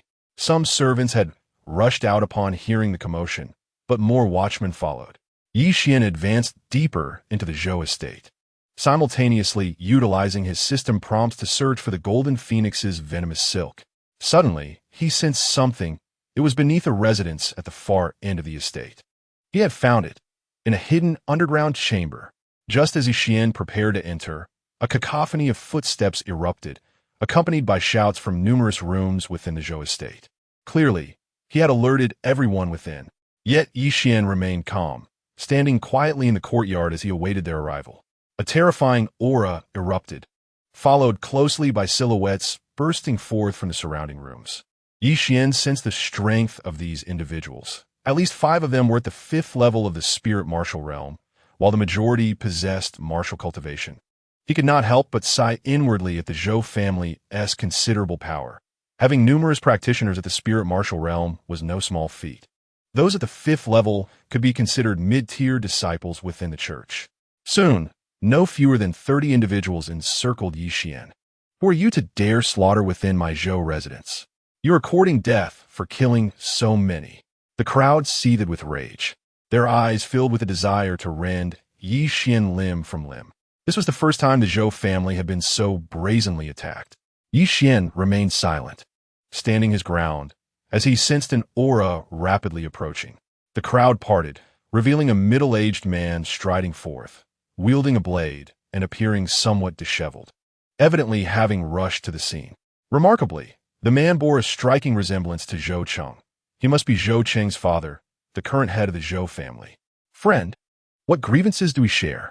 The family had approached, coldly scrutinizing Yi Xian. Yi Xian smiled calmly, replying nonchalantly, there was no enmity in the past, though there have been some recent misunderstandings. Oh, what misunderstandings? The family head regarded Yi Xian with indifference. Yi Xian continued, your esteemed son disturbed my cultivation, nearly causing me to go astray. Hence I have come to the Zhou residence to seek an explanation. Ah, so it was Cheng who offended you. Friend, I shall have him apologize, but your direct intrusion into my Zhou residence is rather disrespectful. Wouldn't you agree? The middle-aged man narrowed his eyes, a murderous intent surging within. Yi Xian shook his head. There is no need for your esteemed son to apologize. I've already given him a slight punishment. Upon hearing this, the Zhou family head's expression shifted dramatically, his voice low and menacing. Where is Cheng? You shall see him shortly. Yi Xian replied as he advanced toward the family head. Boom! In the next moment, Yi Xian raised his sword and seemingly casually slashed forward, unleashing an unparalleled sword wave. Clang! The family head raised his sword to parry, yet he was sent flying backward, a massive wound appearing on his body as blood gushed forth. Head of the family. A throng of subordinates rushed forward to support him. Quick, stop him. Call for the elder family head. The family head bellowed. Previously, he had underestimated Yi Xian's cultivation, never anticipating that a single strike could nearly claim his life. He himself was a 9th-level spirit martial practitioner, yet he could not withstand even one of Yi Xian's blows. This indicated that Yi Xian was likely a practitioner of the Xuanwu realm. In light of this, only the elder family head would possess the strength to contend with him. Yi Xian observed the panicking crowd with a smile, relishing the scene before him. With determination, he stepped forward, but in the next instant, a throng of servants from his Zhou family surged forth. Yi Xian shook his head, initially hoping to quietly retrieve the golden phoenix poison silk, but that seemed impossible now. Since they had chosen to engage, he held back no mercy. His long sword descended, and immediately, anguished cries echoed as a bloody tempest swept through the courtyard. The head of the Zhou family was taken aback, hastily retreating, unwilling to draw near. After slaying a dozen adversaries with a single stroke, all were left stunned, hesitant to make further moves. Yi Xian, however, maintained his composure as he advanced towards the hidden chamber. In the next moment, his sword quivered. A resonant clang reverberated through the air as he severed a metallic barrier, revealing a substantial pit in the ground, from which emerged a concealed metallic door. Quick! Stop him! Stop him! The Zhou family head widened his eyes in alarm at the sight. Yet by then, Yi Xian had already subdued the group of servants and guards. Their strength was terrifying, rendering them unable to resist. None wished to court death. Ignoring their reactions, Yi Xian descended into the underground chamber. The chamber was shrouded in darkness, and Yi Xian retrieved a pre-prepared fire stick, igniting it. Instantly, the scene within the chamber came into view. Inside the modestly sized chamber stood several metal racks, each laden with exquisitely crafted treasure chests. From the hints he had received, he realized that none of these contained the elusive golden phoenix poison silk. He tapped the walls with his long sword, suddenly hearing a hollow sound echoing back. With a resounding crash, he struck the wall with his fist, shattering it and unveiling yet another hidden chamber. This new chamber was small, measuring no more than 3 or 4 square meters, and within it stood an 8 immortals table, upon which rested a metal box. Yi Xian approached and opened the box. A blinding golden light erupted forth. The golden phoenix poison silk was revealed before him. as inside the box lay a metallic plate adorned with slender metallic threads, meticulously arranged like fine lines. Yi Xian refrained from touching these threads, aware of their lethal toxicity. The elder from the church was well-versed in poisons, having commissioned this task to procure the substance for the creation of a potent toxin. Securing the metal box, Yi Xian hastened towards the exit.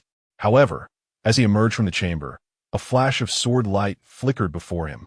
He had sensed the murderous intent long ago, knowing someone awaited him. The presence of a Xuanwu realm warrior. Within the Zhou family, there was only one, the Elder Patriarch.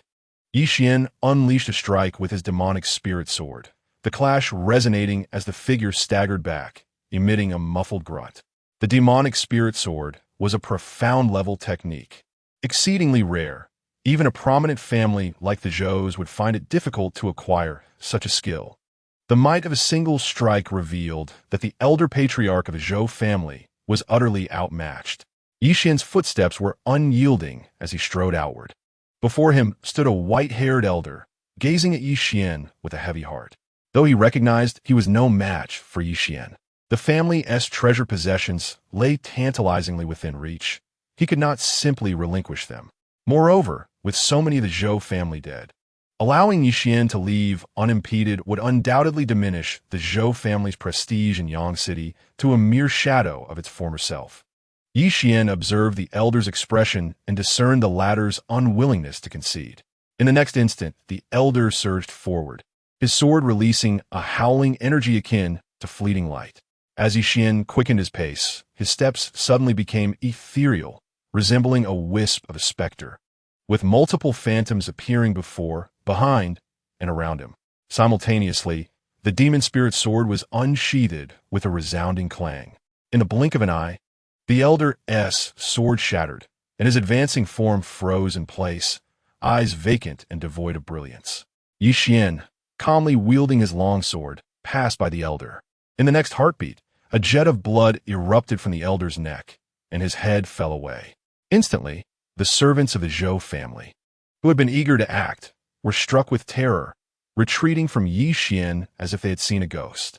The Elder Master, a powerful figure of the Xuanwu realm, slain by a single sword strike, no one dared to obstruct Yi Xian's path any longer.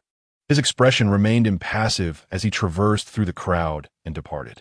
That night, the news of a mysterious intruder breaching the Zhou family, stealing their treasures, and slaying the Elder Master spread rapidly throughout Yang City. Chapter 38. Despair. Zhou Tiankai is dead?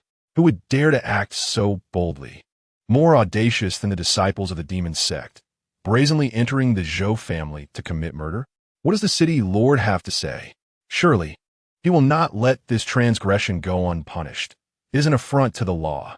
The crowd erupted in outrage, particularly among the prominent families like the Zhou family, each voicing their discontent. Their uproar was not merely in defense of the Zhou family, but rather an effort to pressure the city lord. The city belongs to the great Zhou dynasty.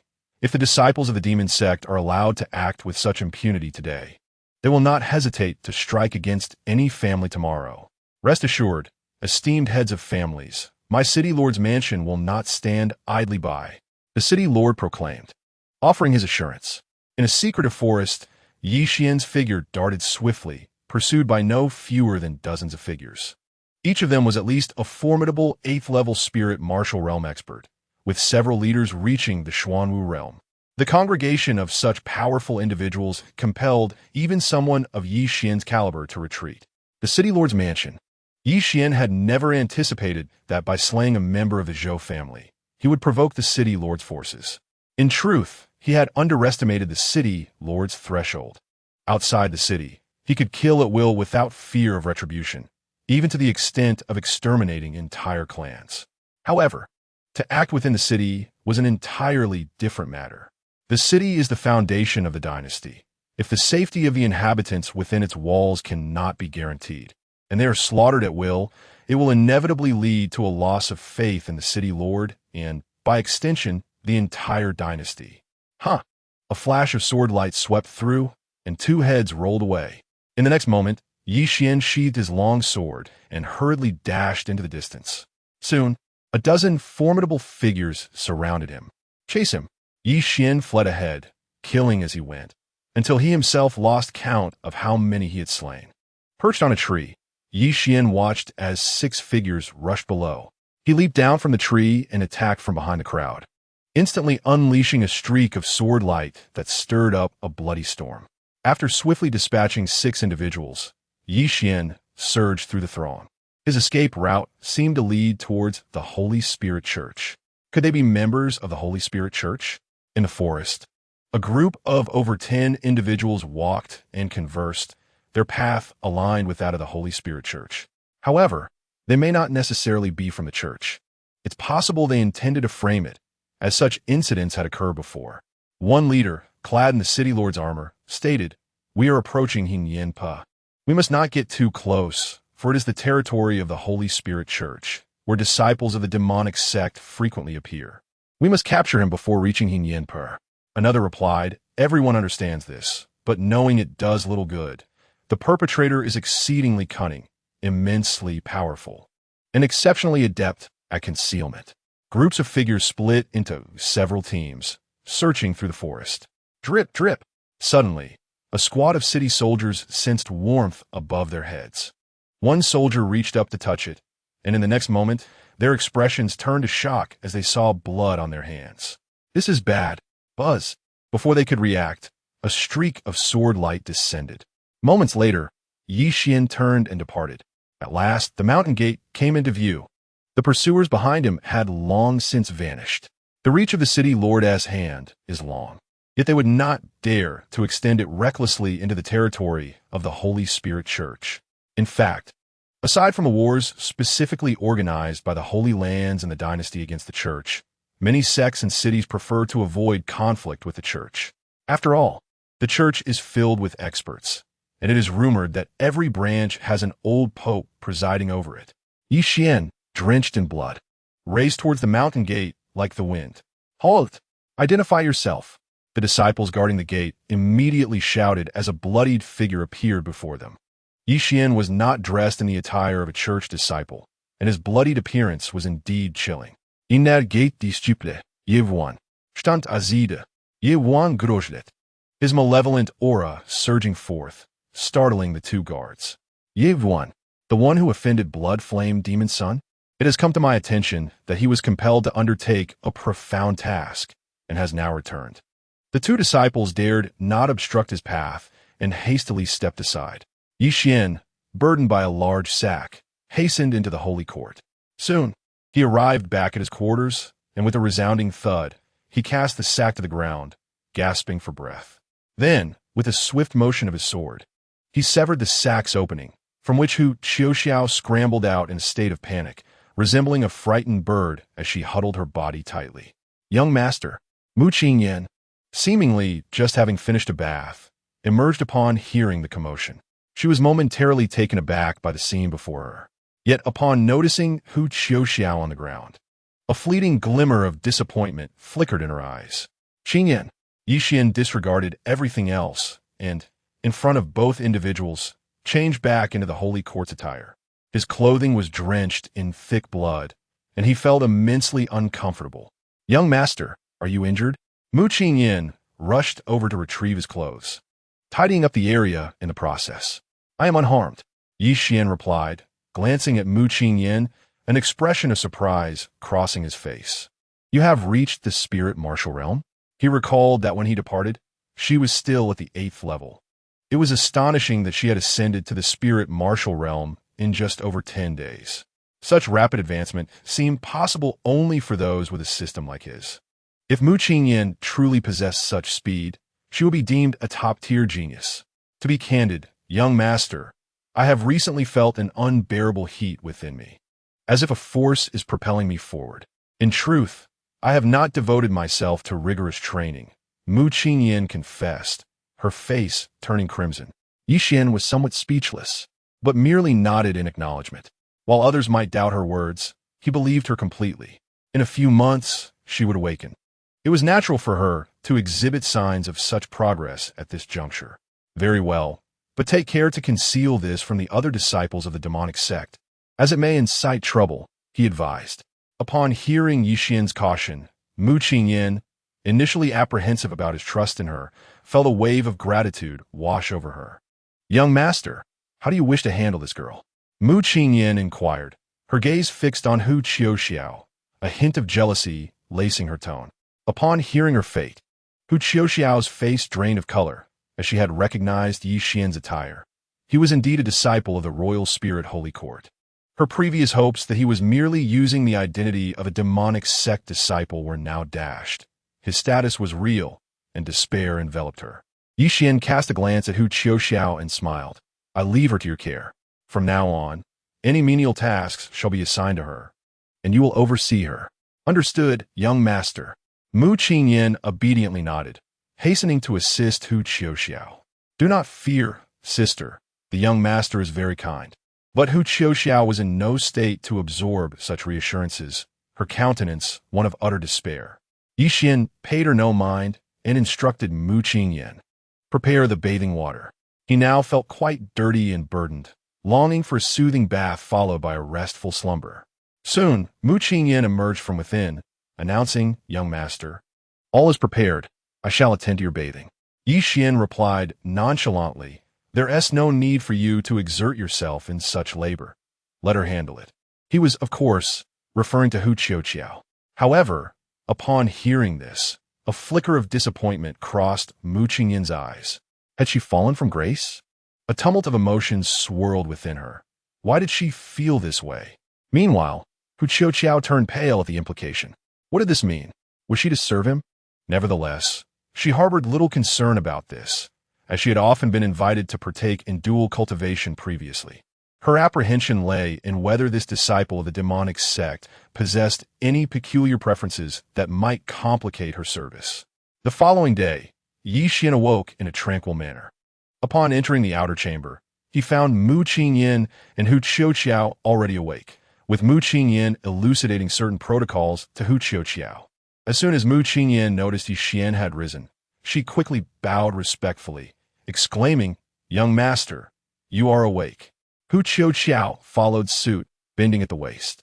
After serving Yi Xian the previous night, she had gradually acclimated to this environment. Yi Xian glanced at the two before offering a brief admonition and striding forth. Departing from his quarters, he made his way directly to the task office. Without any surprises, he submitted the task items acquired from the Zhou family. Yi Xian had indeed completed a profound level task. What? He is merely at the spirit martial realm, and yet accomplished a profound level task. How could this be? No, it seems he has broken through. I'm also at the 9th level of the spirit martial realm, yet I cannot discern the depths of his cultivation. Soon, news of Yi Xian's accomplishment spread throughout the sect. The tale of Yi Xian being coerced by the blood flame demon prince in undertaking a profound level task had circulated among the inner disciples. Upon witnessing Yi Xian submit the task items, the inner disciples erupted in excitement. Yi Xian felt somewhat helpless. He had intentionally chosen a time when few were present to submit his task. However, due to the involvement of the blood flame demon prince, he found himself under far more scrutiny than he had anticipated. Within the blood flame palace, the blood flame demon prince sat in the hall, with several subordinates standing respectfully below. "Demon prince, Yi Xian has returned alive, and his cultivation has already broken through to the profound martial realm." One of them stepped forward and reported with deference. The blood flame demon prince nodded indifferently, having already heard of Yi Xian's completion of the profound level task. What task did he undertake? He inquired coolly. The man promptly replied, "It is said to be the golden phoenix poison silk from the Zhou family." It was likely a task issued by that poison elder. The blood flame demon prince merely acknowledged this. Who issued the task was of little concern to him. What mattered was that this Yi Xian had genuinely completed the task. A practitioner at the 8th level of the spirit martial realm had, in such a brief span, ascended to the profound martial realm. The pace of his advancement is astonishing. It could only be attributed to either an extraordinary fortune or an innate talent of remarkable caliber. Clearly, the blood flame demon child does not perceive Yi Xian as someone of prodigious stature. Go down and keep a close watch on him. Ascertain the relationship between him and the black spirit. If the opportunity arises, take action. With a wave of his hand, the blood-flame demon child ceased further discourse. He had promised that if Yi Xian accomplished the mystic-level task, he would let him go. However, that was merely a facade. There are numerous ways to eliminate a person. Simultaneously, within the Black Spirit Demon Palace, the Black Spirit Demon Child, seated within, felt a slight stir in his heart upon hearing reports from several subordinates. Yi Xian had returned alive. Indeed, Yi Xian had ascended to the Xuanwu realm, and he possessed the qualification to become an elder under my command. With a gesture, the Black Spirit Demon Child signaled to one subordinate, who promptly grasped his intention and hurriedly retreated. Master, there's something peculiar about Yi Xian. He has only been in the inner sect for a month and has already ascended from Lingwu to Xuanwu. This rate of advancement is concerning, an elder interjected. In the Holy See, the selection of demons is based purely on strength. Yi Xian's rapid enhancement and potential are alarmingly formidable. No one wishes to witness the emergence of a sixth demon child. Fear not. Even if he is strong, he remains merely a first-level Xuanwu cultivator at this moment. Well within our control, the Black Spirit Demon Child replied calmly, dismissing the elder's concerns. The implication was clear. Should he become uncontrollable, Yi Xian could simply be eliminated. He was confident that Blood Flame and the other 4 demon children would share the sentiment. At this juncture, Yi Xian remained blissfully unaware of these machinations. After completing his task, he returned directly to his residence. No sooner had he arrived than a few inner sect disciples sought him out. Upon seeing them, Yi Xian furrowed his brow, an air of gravity settling upon him. The Black Spirit Demon Child has sent us to congratulate Junior Brother Yi on successfully completing the mystic-level task and to commend you on your breakthrough to the Xuanwu realm. An elder stood before Yi Xian, signaling discreetly to a servant who promptly presented a gift to him. Yi Xian, though vigilant, smiled and replied, I appreciate the Black Spirit Demon Child's kindness, but such a precious token is beyond my humble acceptance. Yi Xian declined the gift. The elder maintained a neutral demeanor, stating, The Black Spirit Demon Child wishes to extend an invitation for Junior Brother Yi to join the Black Spirit Sect. As he spoke, the elder took the gift and personally offered it to Yi Xian, the message clear. Accepting it implied acceptance of the offer, while refusal would indicate rejection. This, Yi Xian waved his hand and replied, I am grateful for the demon child's esteemed regard, but I fear I am unworthy. Please convey to the demon child that I require some time to contemplate this matter. In truth, Yi Xian felt no hesitation. He was merely feigning indecisiveness. This was both a gesture of respect towards the Black Spirit Demon Child and a subtle means of delaying. The elder's gaze sharpened, scrutinizing Yi Xian, and his voice turned icy as he remarked, Understood. I shall convey your sentiments to the demon child. As he spoke, the elder did not hesitate, turning to leave with his companions. Although Yi Xian's refusal was couched in consideration, the other party clearly comprehended his intent. After bidding farewell to the envoy of the Black Spirit Demon, Yi Xian was unexpectedly approached once more by another minion of a demon lord, whose purpose was, of course, to extend an invitation for Yi Xian to join their respective demon temple. Naturally, Yi Xian graciously declined once again. Chapter 40. The Spirit Alliance after sending them off. Yi Xian turned and let out a resigned sigh. Being within the demon sect made him acutely aware of the constraints of his circumstances. In a prestigious sect, even amidst the sectarian strife, one would not find themselves in such a predicament. By refusing the Black Spirit Demon, he had not only embarrassed his counterpart, but had also plunged himself into a more perilous situation. His displayed talents had undeniably caught the attention of 2 prominent demon lords. With the existence of a system, he believed that one day he could possess strength rivaling that of a demon lord, and at that time, the position of a demon lord might not be beyond his reach. This thought lingered in his mind, explaining his reluctance to align himself with any particular demon lord. Should he reveal potential that could elevate him to the rank of a demon lord, it would only invite oppression under any demon lord's command. If such suppression proved inadequate, the result would be elimination. No demon lord wishes for an additional rival. Thus, remaining unaffiliated was indeed his wisest choice. He had initially intended to develop quietly and discreetly, waiting for the impending calamity to befall the Holy See in a few months, seeking an opportunity to extricate himself from the sect. However, it now appeared that such a cautious approach might no longer suffice. A change in strategy was imperative. His current display of talent had already attracted the notice of several demon lords, and any misstep could lead to dire consequences. At that moment, voices requesting an audience echoed from outside. Yi Xian furrowed his brow slightly, for even he recognized the significance of the strength possessed by the visitors. 2 practitioners of the Xuanwu realm, accompanied by 3 others at the pinnacle of the Tianwu realm. Having been in the inner sect for barely a month, he had yet to truly engage with the more formidable inner disciples. As this group approached, Yi Xian's first thought was to discern which faction they represented. It was rather surprising that his current strength had already rendered him a figure of interest among the demon lords.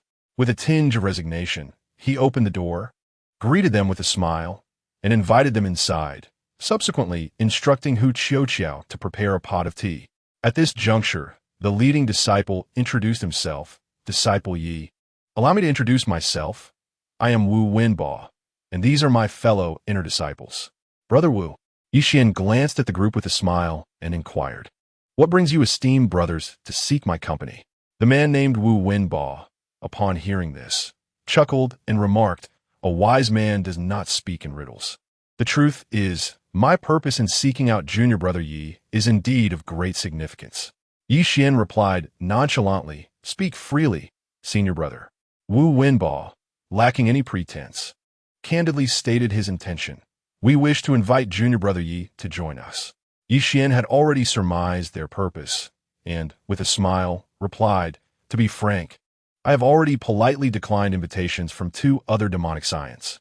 He did not elaborate further, yet the implication was unmistakable. Wu Wenbo, undeterred by this, smiled and said, "Junior brother Yi, please do not be so hasty in your refusal. Allow me to finish speaking." Yi Xian regarded Wu Wenbo with a serious expression, prompting Wu Wenbo to continue. "Within the Holy See, there are 5 demonic scions, yet we do not belong to any of their factions. Not affiliated with any demonic scion?" Yi Xian expressed surprise, quickly realizing the logic behind it. Indeed, with thousands of disciples in the Holy See, it was improbable that all would fall under the influence of the demonic scions. Some individuals would seek to join, but not all would catch the scion's attention. Besides the 5 demonic factions, numerous smaller groups existed, formed to protect themselves from bullying within the Holy See. However, these factions were limited in power, and Yi Xian had not anticipated anyone daring to extend an olive branch to him. Curiously, he inquired, having offended the blood flame scion, "Why do you not fear retaliation from the scions?" The others chuckled at this remark. Wu Wenbo responded, "There is no need for concern, brother Yi. Even if they are scions, they cannot arbitrarily harm us. If the Holy See cannot guarantee even the basic safety of its ordinary disciples, then the people's hearts would have long since fractured." Yi Xian nodded in agreement. Wu Wenbo continued, "The blood flame scion will undoubtedly continue to watch you closely. Yet he will have to justify his actions and will not act personally. As long as it is not the scion himself who intervenes, your strength should be more than adequate to handle the situation." Yi Xian acknowledged this with a subtle nod, fully aware of his capabilities, which had emboldened him to decline invitations from the likes of the Black Spirit Scion. However, Yi Xian posed a question. Even so, offending one scion is one thing, but 2 seems rather counterproductive, doesn't it? Wu Wenbo merely smiled, unperturbed, and replied, "Others may indeed fear, but we, the Spirit Alliance, are not afraid." The Spirit Alliance was the name of Wu Wenbo's small faction. "What is your true purpose in recruiting me? Speak plainly," Yi Xian said with an air of detachment. "We see in you the potential to become a demonic scion, and thus, we wish to lend you our support," Wu Wenbo declared. This statement caused Yi Xian to furrow his brow. "Support me in becoming a scion? If you remain subordinates, why not directly join one of the scions? Surely, with your prowess, you would garner their attention," he challenged. Wu Wenbo shook his head, responding, "Attention is one matter, but becoming a trusted confidant is another. A confidant is forged through shared experiences and the cultivation of bonds." Observing Yi Xian's furrowed brow and hesitant demeanor, Wu Wenbao patiently elucidated, in truth. Whether it be the Black Spirit Demon or the Blood Flame Demon, or any other demons, some possess extraordinary backgrounds. Yet, there are those who have ascended from the very bottom through sheer perseverance, such as the Shinta demon. Initially, he was merely an ordinary inner sect disciple. But through unparalleled talent, he gradually reached his current esteemed position. Shinta demon, Yi Xian murmured to himself, having heard of him but lacking in-depth knowledge. So, why have you specifically chosen me? He inquired, directing his gaze towards the group. Selecting you requires time for validation. Should your potential prove insufficient, you are free to withdraw at any moment, or you may continue to join us in the search for new candidates. Wu Wenbao replied sincerely, without any concealment. Yi Xian fell into deep contemplation. The notion of having supporters was something he had never considered before, as he had solely focused on becoming stronger. I need time to deliberate, he stated, not merely to appease, but genuinely wishing to reflect. Upon hearing Yi Xian's response, the others exchanged knowing smiles and chose not to press further. After all, joining them would mean standing in opposition to several demons. And it was only natural for Yi Xian to weigh the pros and cons thoroughly. By the way, junior brother, the Inner Sect Grand Competition is in a month. What are your plans? Wu Wenbao suddenly inquired. Yi Xian had only heard of the Inner Sect Grand Competition, but had not paid much attention to it. What rewards are offered in the competition? Are there specific rules? He asked.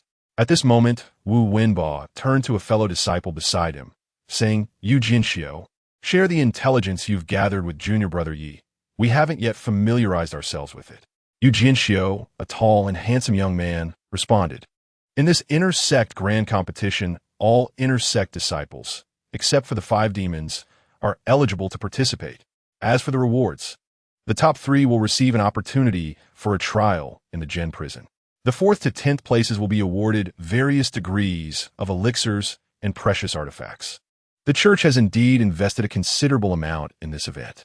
Upon hearing Yu Jinxiu's account, Wu Wenbao and the others were visibly astonished. While they were indifferent to elixirs and artifacts, the mention of the Gen prison made them collectively gasp in surprise. Is the church truly sending disciples to the Gen prison? Wu Wenbao exclaimed, astonished. The Gen prison was an ancient site of a church, after being destroyed by various holy lands. The site had been sealed by a powerful figure at the cost of their life, becoming a relic.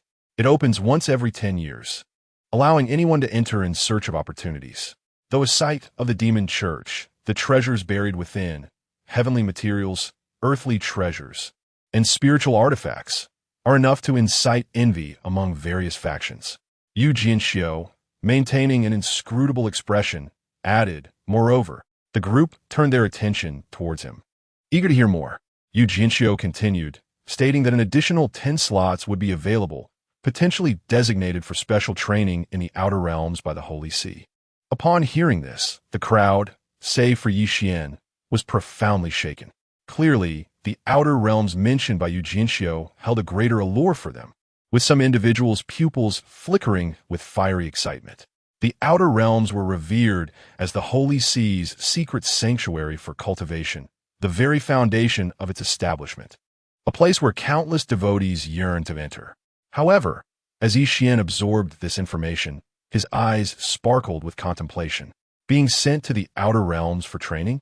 In just a few months, the Holy See might be no more. While such an opportunity might present significant prospects, he felt no envy. His priority was to extricate himself from this perilous situation. Nevertheless, competing in the internal grand tournament for some rewards was indeed a notion worth considering. After a brief exchange among several individuals, Yi Xian provided them with his response, and they subsequently dispersed. Young master, do you truly intend to join them? After the others departed, Mu Qingyan asked with a hint of concern. Yi Xian replied with a smile, Indeed, it is worth a try, yet one must remain vigilant. However, by joining them, you not only stand opposed to the Blood Flame Demon Prince, but the other 4 demon princes will also watch you closely. Mu Qingyan expressed her apprehension. Yi Xian glanced at Mu Qingyan's attribute panel, noting her favorability towards him had exceeded 90%. Her ability to analyze a situation and express concern signified that she had begun to regard him as one of her own. Indeed, with such high favorability, how could she be anything less? Fear not, Yi Xian reassured her with a grin. I have already offended the Blood Flame Demon Prince to the utmost. For me, offending one is no different from offending four. Besides, even if I join the Spirit Alliance, do you believe the other 4 demon princes will act against me? Likely. It will merely garner a modicum of their attention. In their eyes, I am perhaps not even worthy of their focused scrutiny. I understand, Mu Qingyan responded, finding his reasoning compelling and choosing not to elaborate further.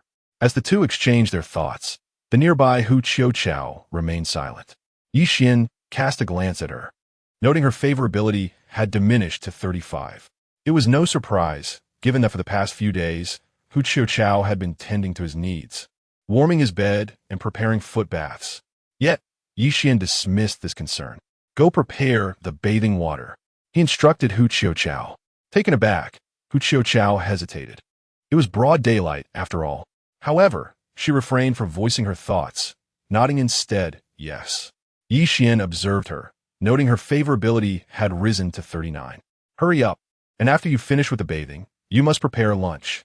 Understood, she replied, now at 41 favorability. During the day, after bathing and dining, Yi Xian made a visit to the Imperial Spirit Forbidden Land, where he had previously saved the Black Spirit Demon Prince, who had gifted him a stone token in gratitude. This stone token is the key to entering the sacred realm of the Imperial Spirit. With only a few days remaining until the grand competition, it is imperative to elevate one's strength swiftly. Achieving a commendable rank in the competition not only promises substantial rewards, but also garners attention, securing the favor of the Holy See and thereby acquiring valuable cultivation resources. The Imperial Spirit Church has managed to endure amidst the relentless assaults of various sects, demonstrating its profound foundation. While it may seize opportunities, certain treasures within the church cannot merely be taken. Soon, Yi Xian arrived at the sacred realm of the Imperial Spirit. This forbidden land is a stone forest, where every flower, tree, and plant is fashioned from stone, resembling a kingdom of rock. As he ventured deeper, Yi Xian sensed a unique aura surrounding him. Before long, a colossal stone door appeared, towering over 100 meters in height and width, adorned with carvings of the 8 malevolent spirits and the 9 great demon lords.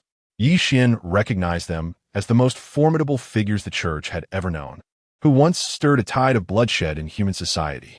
There was no elder guarding the entrance. In Yi Xian's hand, the stone token stirred with anticipation. He released it, and suddenly, the token transformed into a streak of black light, rushing towards the stone door, merging into it like water.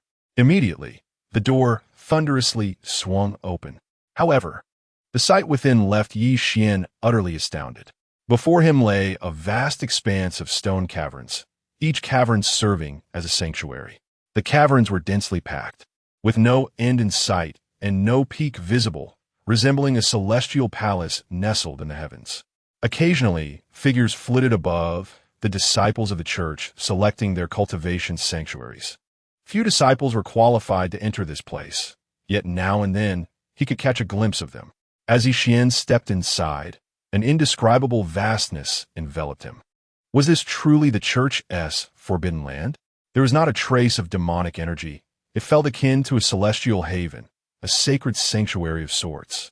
Yi Xian was left in awe. Subsequently, he swiftly ascended the stone steps, searching for a suitable cavern. Soon, he noticed that the higher he climbed, the more oppressive the atmosphere became, with the presence of disciples dwindling. Who is this person who has ascended to the 5th level? Suddenly, from a side cavern, a man in black glanced at Yi Xian and couldn't help but show a hint of surprise. The 5th level of the Forbidden Land is not a place where just anyone can tread. The pressure above is unbearable for those of ordinary strength. You've won, the man in black remarked, as 2 inner disciples stood behind him, one of whom displayed evident shock upon seeing Yi Xian. Who is Yi Xian? The man in black furrowed his brow. The disciple slightly bowed and replied, reporting to Elder Fong, this individual is a newly promoted inner disciple who, in just a month, has advanced from the spirit martial realm to the profound martial realm. Oh, upon hearing this, The man in black's gaze towards Yi Xian transformed. This breakthrough in speed can only be rivaled by the Demon Prince. However, Elder Fong, this Yi Xian, oblivious to the peril he faces, not only killed senior brother Gu Feng, but also openly defied the blood-flame Demon Prince in the Valley of Life and Death. As soon as the disciple uttered these words, a wave of murderous intent erupted from Elder Fong. At that moment, Yi Xian reached the 10th level and felt the overwhelming pressure had reached an insurmountable level. He immediately halted his ascent and turned to enter a cave dwelling. With a resounding boom, the stone door to the cave opened and then swiftly closed.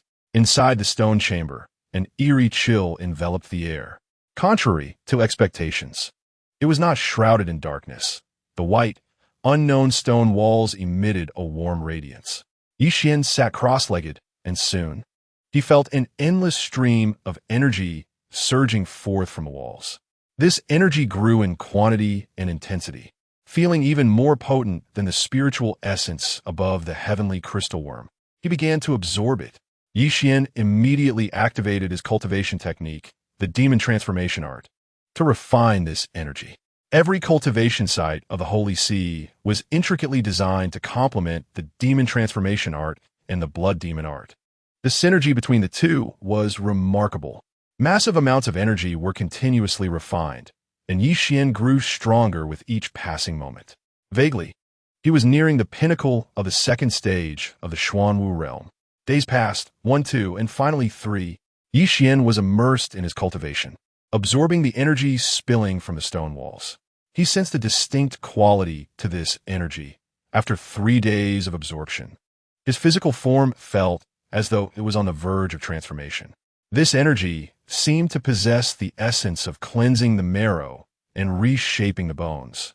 Finally, on the 4th day, the spiritual energy within him suddenly surged violently, akin to a tranquil lake transforming into a torrential river.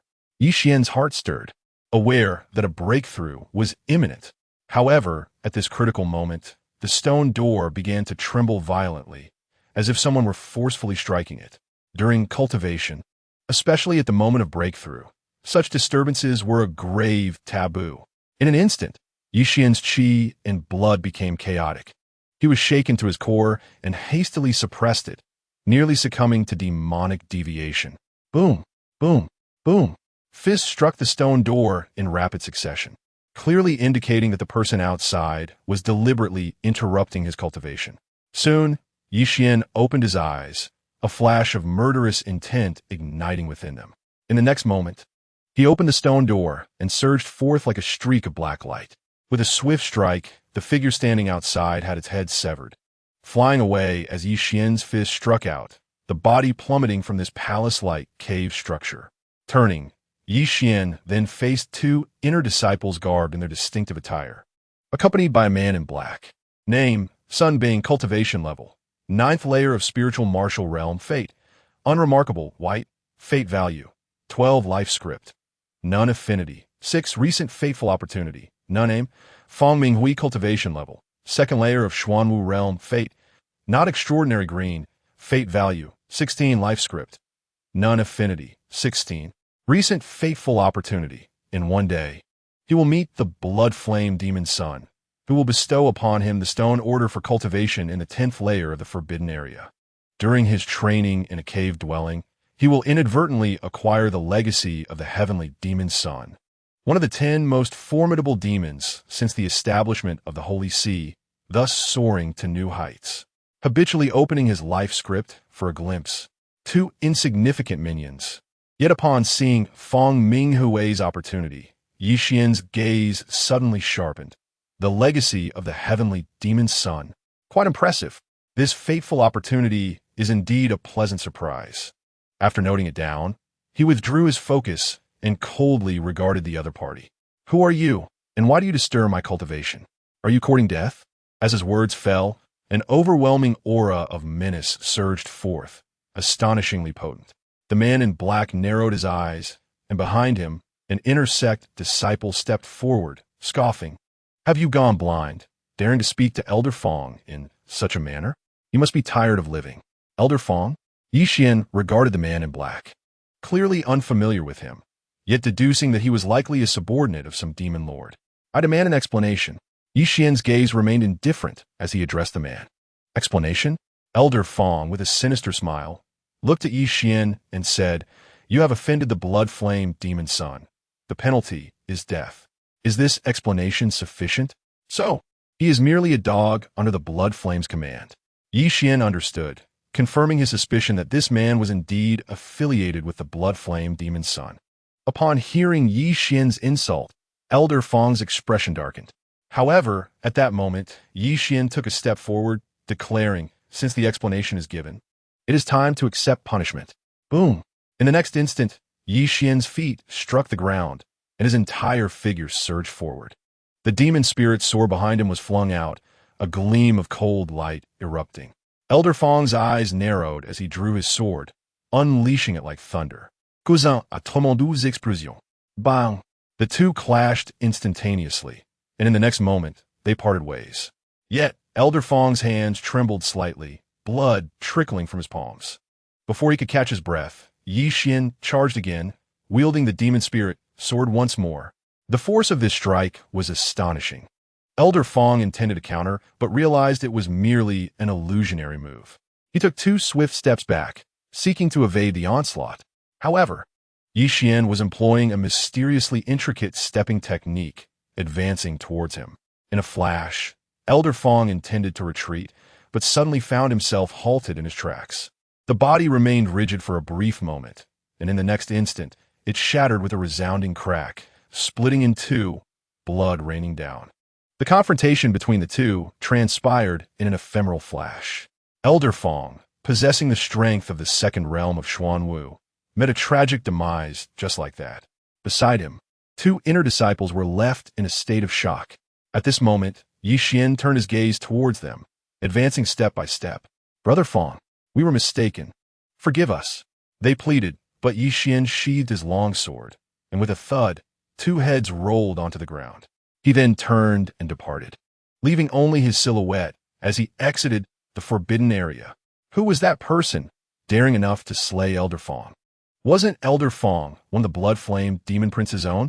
This was truly audacious, showing no regard for the Demon Prince at all. Could it be that the other 4 Demon Prince's factions were involved? Had the conflict among the 5 princes intensified? Behind them, others were stirred by the sounds of battle, and upon witnessing the scene, they were profoundly shaken. This time, Yi Xian did not ascend to the 3rd realm of Xuanwu, and though he felt a twinge of anger, seeing Fong Minghui's opportunity served as an unconventional form of compensation. However, reaching the 10th level of the forbidden area, the very pinnacle, seemed to require a special stone token. The token that the Black Spirit Demon Prince had previously bestowed upon him appeared inadequate. Chapter 43. Soaring through the sky in the residential area of the Inner Disciples. In the outside world, at a resting place, Yi Xian encountered Yu Jinxiu and Wu Wenba. "What? You wish to enter the 10th level of the forbidden area?" Wu Wenba expressed surprise upon hearing Yi Xian's intention, and Yu Jinxiu furrowed his brow. The 10th level of the forbidden area is not simply accessible. How can one gain entry? Ye Wan Inweed it. The 10th level requires a special stone token, and only the 5 demon princes or the direct elders of the church possess such tokens, Wu Wenba explained. Direct elders, to put it plainly, are the supreme elders of a church. Fong Minghui, for instance, is merely an ordinary elder under the demon prince's command. Although he bears the title of elder, it is merely a self-bestowed designation by the demon prince. Within the church, he wields no real power and cannot compare to the supreme elders in terms of status or authority, only able to flaunt his might before ordinary inner disciples. Elders? Demon princes? Yi Xian frowned, realizing that acquiring this special stone token would not be an easy feat. The demon princes would not assist him, and the supreme elders, given his current standing, were beyond his reach. Brother Yi, why the sudden desire to enter the 10th level of the forbidden area? While it is indeed a treasure trove for cultivation, the requirements for entry are exceedingly high. For ordinary disciples like us, frequent access is not feasible. So a visit or two would bear little significance, Wu Wenba cautioned. Yi Xian casually fabricated an excuse to deflect the inquiry and chose not to elaborate further. Meanwhile, within the Blood Demon Hall, bang, Feng Minghui has been slain? The blood-flame demon child wore a grim expression as he gazed at the inner sect disciple before him. Yes, indeed, demon child. In the forbidden grounds of the holy court, I witnessed it with my own eyes. Elder Feng has already reported your name. Yet Yi Xian continues to kill with fervor, showing no signs of restraint. The disciple spoke the truth, albeit with a hint of exaggeration in his tone. Yi Xian.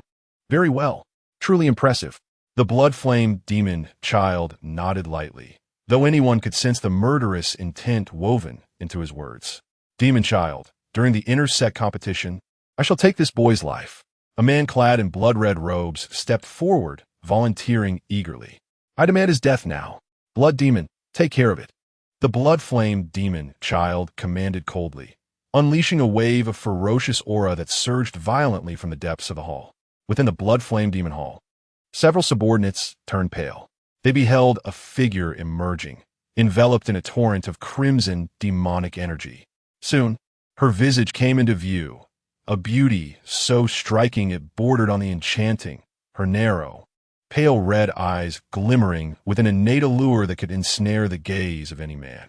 Dressed in an opulent crimson robe, her delicate form was voluptuous and exquisite, reminiscent of a ripe peach, exuding a subtle seductiveness.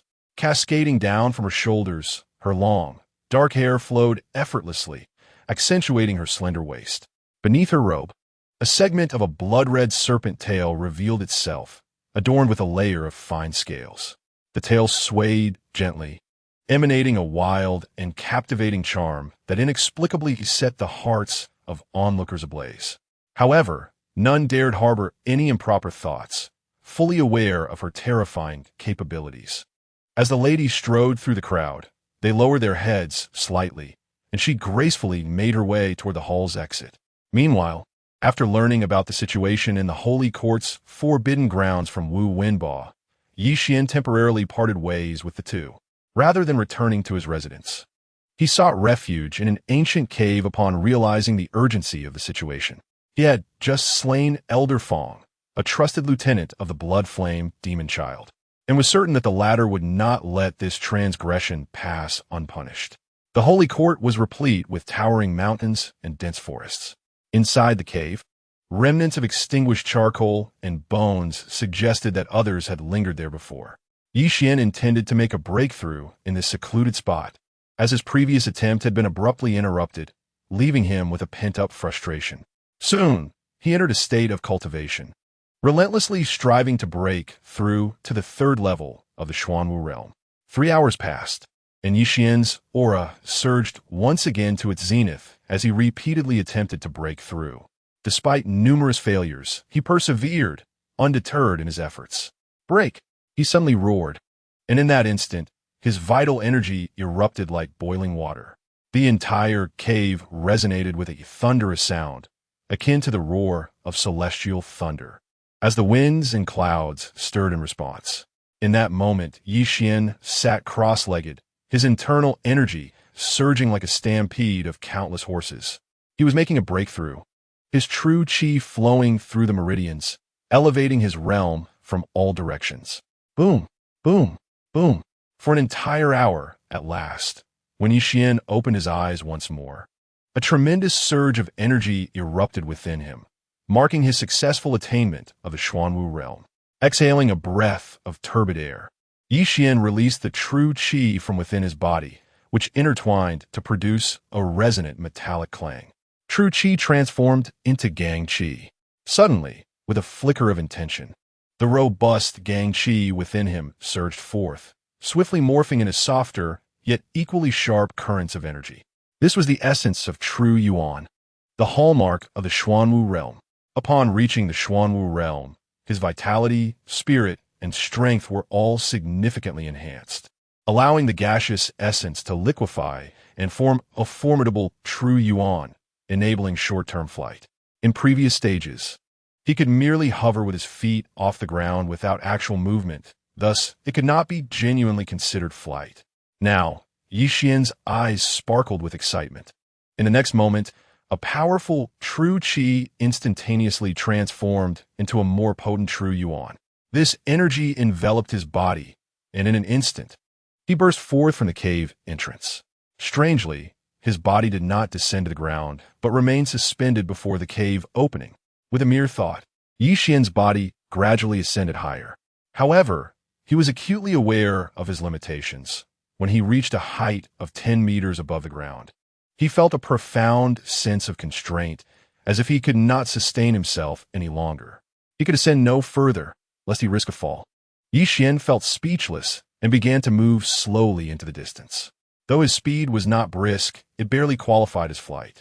Having achieved the ability to fly marked a new milestone for him. Yet he pondered whether his current strength could contend with a fourth-tier opponent. After some contemplation, he believed he could handle a fourth-tier adversary, but he remained uncertain about facing a fifth-tier foe. Yi Xian yearned to test his newfound power, yet opportunities were fleeting. He glanced at the opportunities he had recorded. Recent destiny opportunity.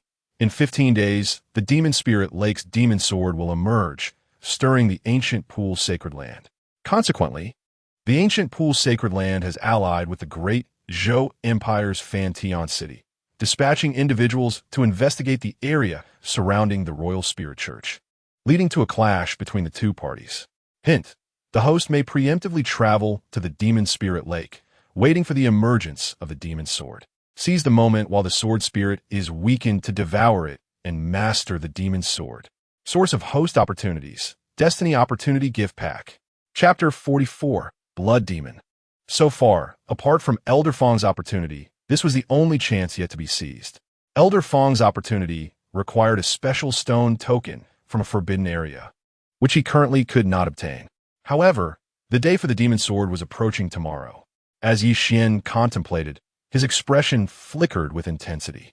Just then, a chilling aura surged from afar, startling him. Yi Xian gazed into the distance, and his expression darkened. The source of this malevolent aura originated from his residence. This is bad. It could be the minions of the blood-flamed demon child. Yi Xian's countenance shifted, and without a moment's hesitation, he dashed toward his abode. At his residence, Mu Qingyan sat cross-legged in her room, quietly cultivating. Meanwhile, Hu Qiucao had just finished tidying the courtyard and was now airing out the bedding. Yi Xian, may you meet a wretched fate, Hu Qiucao muttered under her breath as she cast a furtive glance at Mu Qingyan. Ever since she had been captured, that girl had been liberated. While Hu Qiucao toiled daily, Mu Qingyan immersed herself in her cultivation.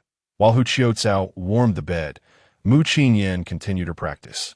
And while Hu Qiucao attended to Yi Xian's bathing, Mu Qingyan sometimes sauntered over. Were it not for her precarious situation, Hu Qiucao would have relished the thought of delivering a swift blade to that little girl.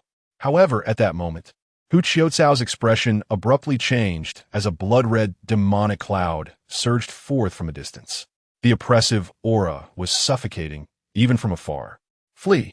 The first thought that crossed Hu Qiucao's mind was to escape, but where could she run? In an instant, a figure materialized before her, a strikingly beautiful woman with elongated eyes that emitted a chilling, ethereal light as she fixed her gaze upon Hu Qiucao.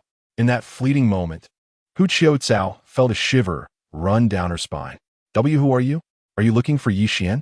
She stammered. Where is Yi Xian? The indifferent voice that followed nearly shattered Hu Qiucao's composure. For a brief moment, she felt as though her sanity might unravel. How could a voice be so devoid of warmth? Yi Xian went out yesterday and has yet to return, Hu Qiucao replied. Boom! In the next instant, a torrent of surging true energy violently enveloped Hu Qiucao, rendering her as cold as ice. Please, don't kill me. It's futile. Yi Xian wouldn't care about my fate.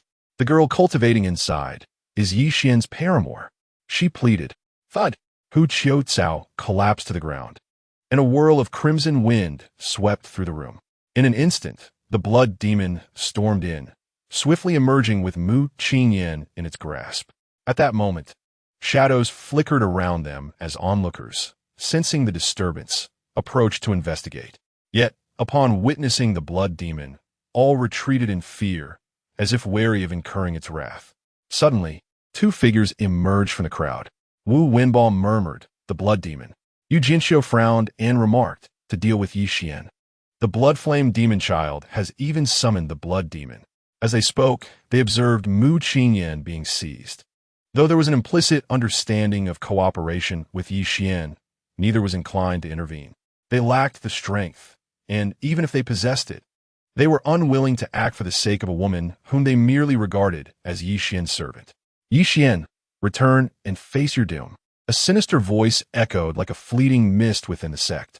In the distance, Yi Xian, hastening back, also heard the call, a faint yet haunting voice softly beckoning him. Boom! In an instant, Yi Xian felt a tumultuous stir within his heart and mind. He swiftly raced to his residence, and from a distance, he beheld Mu Qingyan ensnared in the grasp of a stunning serpent maiden. An inexplicable aura radiated from her being. Without hesitation, Yi Xian charged forth, drawing his sword and unleashing a formidable surge of true essence that manifested as a sword chi, extending over 10 paces and slicing through the air with an ear-piercing howl. A thunderous roar erupted, akin to the simultaneous clash of celestial thunder, as myriad swords surged forth. Though he did not wield the demonic spirit sword, Yi Xian's true essence had undergone a qualitative transformation since reaching the third realm. The blood demon cast Mu Qingyan aside and, facing Yi Xian's immense sword strike, thrust forth an arm that transmuted into a force of true essence, launching a counterattack. With a resounding crash, a fierce wind swept through the heavens and earth, and both Yi Xian and the blood demon stumbled back a step. Indeed, you possess the merit to perish by my hand, the blood demon remarked coldly, her gaze fixed upon Yi Xian. With blood-red eyes, Yi Xian returned her icy stare, activating the script of his life for insight. However, the results prompted a furrowed brow. Name, blood demon cultivation level, 4th realm of Xuanwu fate, untraceable destined value, untraceable life script, untraceable affection level, untraceable recent fortuitous opportunities. None. This string of descriptions left Yi Xian somewhat speechless. How could such a panel of attributes manifest? This being the blood demon merely possessed the strength of the 4th realm of Xuanwu and should not be able to elude the system's scrutiny. The only plausible explanation was that this blood demon was not a normal human, perhaps not even a creature of the living. All things in existence, flora and fauna, belong to the realm of life within the 5 elements. Yet the blood demon likely transcended any conventional form of life. Just then, the blood demon spoke again. Will you return with me to see the demon prince, or shall I slay you and take your corpse back? As she spoke, Yi Xian suddenly stomped his right foot fiercely, propelling himself skyward like a soaring dragon, descending with a mighty slash. You shall meet your demise as well, he declared, wielding the demonic spirit sword. The blood demon, lifting her gaze, regarded Yi Xian's approaching strike with an expression devoid of emotion, raising her arm, which transformed into a torrent of true essence aimed forward. Boom! The two forces collided once more, unleashing a tempestuous wave of invisible energy. Yet, after Yi Xian's strike was thwarted, a shadow of demonic energy erupted from behind him, tearing through the air and slicing toward the blood demon. This strike was utterly unexpected.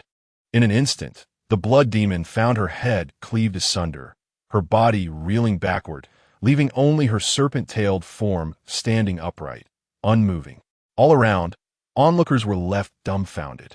What transpired? How could such a formidable blood demon be felled by Yi Xian's blade? After all, she was the blood demon, within the confines of the Holy See. Only the demon child possesses the authority to wield such power. Though merely at the 4th tier of the Xuanwu realm, crossing boundaries to commit murder is not a challenge. Yet, this being was swiftly vanquished by the seemingly inferior Yi Xian. Wu Wenbo and Yu Jinxiu, witnessing the spectacle, felt their pupils constrict in astonishment.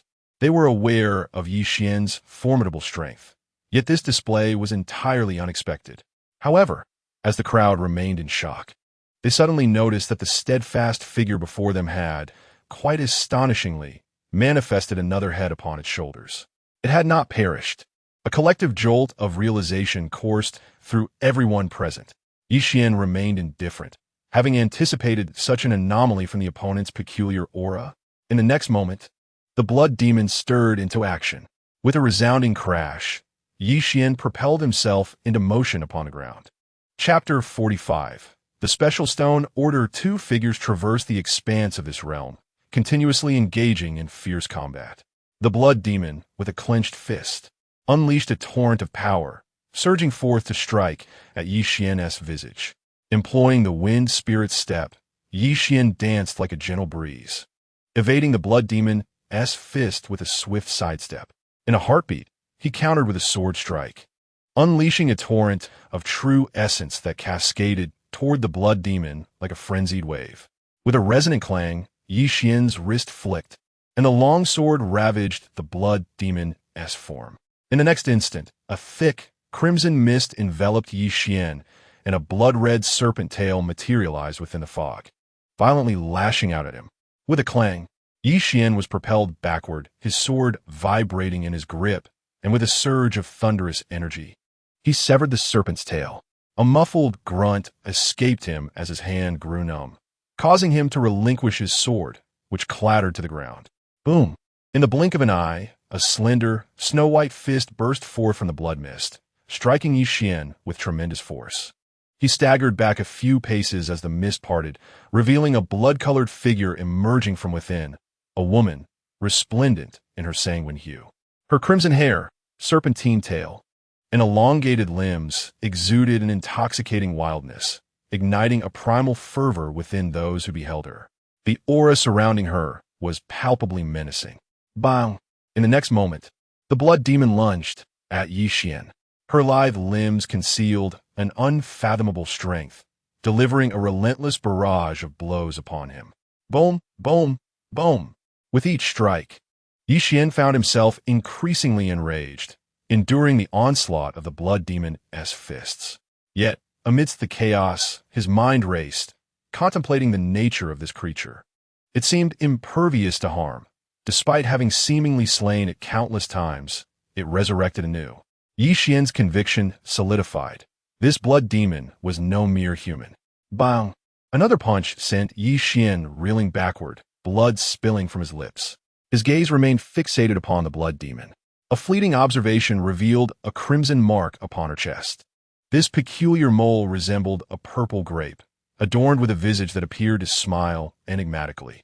In an instant, the blood demon lunged once more at Yi Xian, who seized the demon's elongated arm and surged forward, delivering a powerful punch to the mole.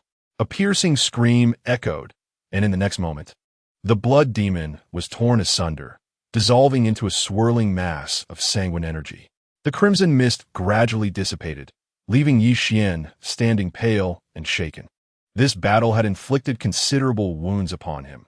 Since his arrival in this world, he had sailed through challenges effortlessly, buoyed by the system. However, today, he had finally encountered a formidable adversary, the demon child. Yi Xian etched this encounter deeply into his memory. A bond of enmity had been forged. Furthermore, he had reevaluated the demon child's strength, realizing not only was there an abundance of skilled subordinates, but also some bizarre entities among them. Casting a glance at the crowd, Yi Xian's eyes suddenly brightened as he swiftly retrieved a stone token from the ground. He then turned indifferently and approached Mu Qingyan, lifting her into his arms and returning to the room. With a resounding thud, the door closed, and the onlookers gradually dispersed.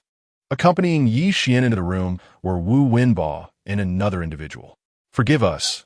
We were no match for the blood demon and thus did not intervene." Wu Wenbo expressed apologetically. He had recently formed an alliance with Yi Xian, only for this unforeseen incident to arise. "I believe the spirit alliance holds little significance for me." Ye Wan responded candidly. He sought a collaborator, a partner in alliance, rather than a vampire that merely coveted his potential without contributing, waiting to siphon his strength once he matured. Recognizing Yi Xian's dissatisfaction, Wu Wenbo remained silent, acknowledging their fault in the matter. "I truly apologize," Wu Wenbo stated softly. "There is no need for apologies," Yi Xian replied coldly, and a momentary silence enveloped them. Yi Xian then inquired, "What exactly is the blood demon?" Hearing this, Wu Wenbo's expression turned grave. The blood demon is a being formed from a special life force, a demonic spirit. These spirits are created through a unique alchemical process involving countless vengeful souls, malevolent energy, and blood essence. Wu Wenbo succinctly explained, and Yixian immediately grasped the concept. He had heard of such life forms before, but only encountered one today. Nevertheless, he did not perceive them as particularly daunting, for all life forms possess a vital point. As long as there is a vital point, they can be vanquished. There was nothing to fear. At that moment, the unconscious Mu Qingyan stirred awake. "How do you feel?" Yixian asked with concern. "My lord, I am well again," Mu Qingyan responded, her gaze landing on Yixian. Upon noticing the multiple wounds on his body, still bleeding profusely, her heart swelled with emotion. "Qiao Qiao, quickly fetch healing medicine to staunch my lord's bleeding." Hu Qiao Qiao, albeit reluctantly, entered the inner chamber and swiftly retrieved a vial filled with a mystical liquid, commencing to apply it to Yixian. Upon confirming that Mu Qingyan was unharmed, Yixian felt a sense of relief. On the bed, Mu Qingyan gradually succumbed to slumber. Wu Wenbo and another individual bid farewell to Yixian and departed. Once his wounds had ceased bleeding, Yixian took a step forward, resolutely making his way towards the sacred grounds of the church once more. The opportunity presented on the 10th level of the sacred site was one he must seize. In the Blood Flame Demon Hall, the Blood Flame Demon Sun stood before a stone wall, upon which a crimson mist began to materialize. Suddenly, a chilling and terrifying shriek reverberated from within the mist. The crimson haze gradually dissipated, causing the Blood Flame Demon Sun's pupils to constrict. Below, the other elders present displayed expressions of astonishment. The blood demon had perished. How could this be? Was that individual, named Yixian, truly capable of such power? After the initial shock, a discerning elder stepped forward, asserting that this youth must not be allowed to live and should be eliminated at the earliest opportunity. Indeed, another elder chimed in, citing the records that indicated this youth had ascended to the inner sect merely a month prior, breaking through from the spirit martial realm to the Xian martial realm. And now, he had even slain the blood demon. Such potential, if not befriended, must be eradicated. The remaining elders wore grave expressions. The blood flame demon son furrowed his brow, acutely aware of this truth. Had he underestimated Yixian? Clearly not, for he had dispatched the blood demon to confront him. Yet, the blood demon had still met with defeat. With a swift motion, the blood flame demon son conjured a crimson whirlwind that materialized in his palm. As the vortex swirled, a figure began to take shape, a woman with the body of a serpent, resembling the slain blood demon. Yet in this moment, the blood demon was ensnared in a peculiar state of slumber. With a flick of his hand, the blood flame demon son sent the blood demon into the stone wall, transforming her into a blood-hued serpentine sleeping beauty, entrapped in slumber. Chapter 46. The 10th level of the sacred grounds at that moment. Yixian arrived once more at the sacred grounds. Standing before the entrance, he stepped inside without hesitation. Recent heavenly fate opportunity one day hence, he would meet the blood flame demon son, who would bestow upon him a stone token for cultivation on the 10th level of the sacred grounds. While training within a cave dwelling, he would fortuitously acquire the legacy of the demon son, one of the 10 most formidable since the church's inception, propelling him to new heights. As he walked, Yixian perused the record of opportunities. The 10th level of the sacred grounds was his objective this time. Upon entering, Yixian's expression suddenly sharpened, for the previously sparse area had become unexpectedly bustling. Figures were scattered about, selecting their cultivation caves. Why were there so many people all of a sudden?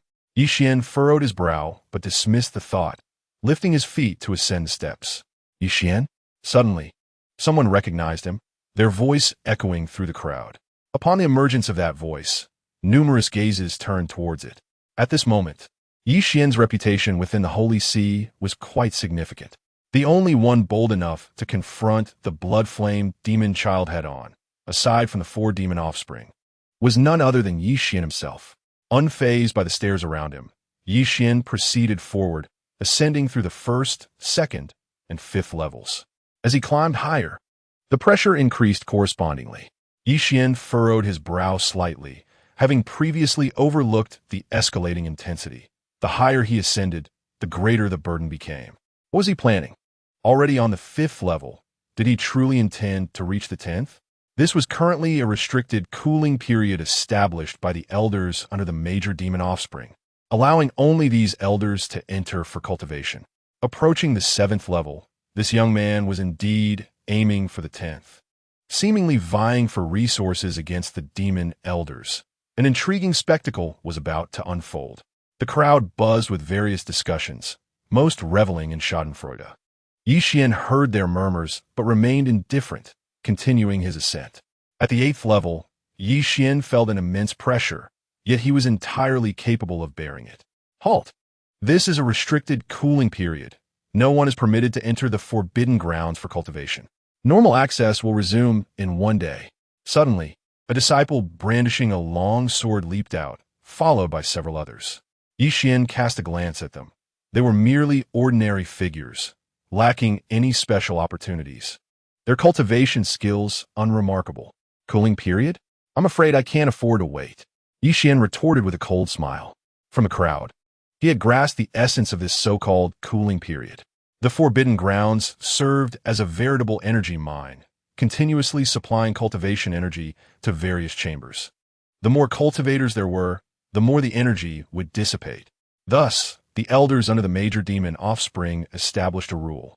On a specific day each month, they would collectively train, prohibiting all other disciples from entering the stone cave for cultivation. While this regulation might deter others, it held no sway over Yi Xian. The major demon offspring had never been cordial towards him, particularly the blood-flame demon child, who sought relentlessly to see him perish. Given that, why should he retreat? Retreating would not usher in peace. A clenched fist is the true principle. Moreover, the transformation at Demon Spirit Lake was imminent. He had no time to squander waiting another day. Yi Xian continued his ascent, step by step, while the disciples' expressions grew increasingly grim. One more step, clang. Yi Xian drew his sword, and with a flash of sword light, a scream pierced the air. The disciple who had just spoken lost an arm, blood spraying in all directions. Coldly, Yi Xian walked past the fallen figure, while the remaining disciples exchanged glances before collectively drawing their swords, striking forward. Clang! In an instant, Yi Xian vanished from his original position, and the next moment, a piercing scream echoed as he traversed through the crowd, sheathing his sword. Upon reaching the 10th level, Yi Xian observed that several caves were sealed, with a faint yet violent aura emanating from within, likely the result of the elders under the command of the various demonic heirs cultivating and releasing their malevolent energies. Following the system's guidance, Yi Xian proceeded toward the cave on the right side. Finally, he halted before one of the caves. "This is the place," he murmured to himself, gazing at the unoccupied cave before shattering a special stone token. Instantly, a surge of energy flowed into the cave. With a resounding boom, the stone door of the cave creaked open, and Yi Xian stepped inside. This time, he sought not only the inheritance of the most formidable demonic heir, but also aimed to break through to the 4th level of the Xuanwu realm. Upon entering the cave, an exceedingly frigid yet intensely rich energy spilled forth. All cultivation within ceased. It appeared that the density of the energy within this forbidden area could indeed be enhanced. Yi Xian momentarily disregarded this and ventured deeper into the stone tunnel. The caves on the 10th level were unlike the others. While the other caves had limited depths, Yi Xian walked for several minutes without encountering an end. Within, he discovered an abundance of murals, artifacts, stone chambers, colorful sculptures, and wooden constructions resembling a miniature palace. After a few more minutes of exploration, a small hall, measuring 100 meters in width, appeared before him. At the center of the hall, upon a skeletal throne, sat a skeleton. Kneeling before its bony legs was another skeleton. "Is this the celestial demon?" Yi Xian mused, surprised to find a dashing skeleton. What could have transpired in the past that led to such a demise? A chuckle escaped his lips as he circled the small hall. Before long, he found the so-called inheritance in a concealed chamber. With a swift motion, the long sword was drawn, slicing open a golden chest, and a blinding light enveloped him.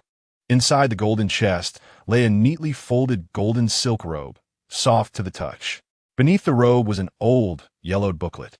Yi Xian picked it up and began to peruse its contents, excitement swiftly illuminating his face. He had found it, the explosive flame demon thunder. Delving further, he discovered a celestial-level cultivation technique. Taking a deep breath, he quickly composed himself and sought out a suitable place to commence his training. Outside the cave, a series of thunderous booms resonated. The caves occupied by several demonic elders simultaneously opened, marking the end of their seclusion. Elder Shi Jiao, Elder Ding Ho, Elder Shui Jing. As the elders emerged one after another, the attendants waiting outside promptly advanced to greet them, bowing respectfully. A robust elder nodded lightly, and then cast his gaze toward a cave, still in seclusion. Who could be inside? The imposing elder furrowed his brow and inquired, Elder Shi Jiao. Is it Yi Xian? Yi Xian? The man known as Shi Jiao's expression turned icy at the mention of the name. Is he the one who killed Gu Feng? Indeed, it is he. Not only that, but he recently slew the blood demon as well. You were in seclusion and thus were unaware, the disciple replied earnestly. As he spoke, the others exhibited expressions of schadenfreude, eager to witness how Elder Shi Jiao would address Yi Xian. Understood, Shi Jiao declared, striding purposefully towards the stone cave, seemingly intent on forcefully breaching it to confront Yi Xian without waiting for his emergence. However, just as Shi Jiao reached the stone door, a thunderous roar echoed, and the door swung open with a resounding crash. In an instant, a streak of sword light erupted like a black dragon soaring into the sky. Seeing this, Shi Jiao immediately raised his hand to strike, his formidable true essence surging forth. Yet, in the next moment, a flash of bloodlight appeared. One of Shi Jiao's arms was severed, and he cried out in agony as he swiftly maneuvered his palm, conjuring a black true essence that transformed into a colossal hand reaching toward Yi Xian. At that very moment, Yi Xian wove his sword into a net of blades, effortlessly shredding the black hand to pieces. With a swift movement, Yi Xian sheathed his sword and turned to depart. After traversing a distance of several meters, an astonishing sight unfolded behind him. Numerous black-red fireballs suddenly materialized around Shi Jiao. The next instant, the fireballs detonated. A terrifying wave of true essence surged forth in a frenzy. When the flames subsided, Shi Jiao's figure had vanished, leaving only remnants of tattered cloth, flesh, and shattered bones upon the ground. In mere flashes of lightning, Shi Jiao had met his demise. The onlookers were left dumbfounded, unable to comprehend the situation. How could he have fallen so easily? Shi Jiao was a formidable figure of the fifth realm of the Xuanwu stage, a rare powerhouse even among the Blood Flame Demon Sun's ranks. Yet he was defeated by Yi Xian in a matter of 3 moves. At this moment, Yi Xian continued onward, exiting the forbidden area and making his way out of the mountain gate. Recent destiny opportunity. In 15 days, the Demon Spirit Lake's demon sword shall emerge, stirring the ancient pond Sacred Land. Consequently, the ancient pond Sacred Land has allied with the Great Zhou Dynasty's Fengtian City, dispatching individuals to investigate the vicinity of the Royal Spirit Church, leading to a clash between both parties. Note, the host may choose to preemptively head to the Demon Spirit Lake. When the demon sword appears, take advantage of the sword spirit's moment of weakness to devour it and seize control of the demon's sword. Host's opportunity source, Destiny Opportunity Gift Package. This was the fortune he sought to claim this time, the Demon Spirit Lake. However, this endeavor differed from past ones, as he was likely to encounter cultivators from the ancient pond's Sacred Land and the Great Zhou Dynasty. Moreover, there had already been conflict with the Royal Spirit Church. Emerging from the church, Yi Xian changed into casual attire within the woods and then proceeded towards the direction of the Demon Spirit Lake, an area known as the Demon Spirit Forest. It is rumored that this forest once faced formidable opposition from various holy sites and the Great Zhou Dynasty when the Royal Spirit Church descended upon this land, resulting in a brutal battle. During that time, the church's mightiest warrior, the Demon Spirit, met his demise here. His blood transformed into a vast lake, corrupting the earth beneath.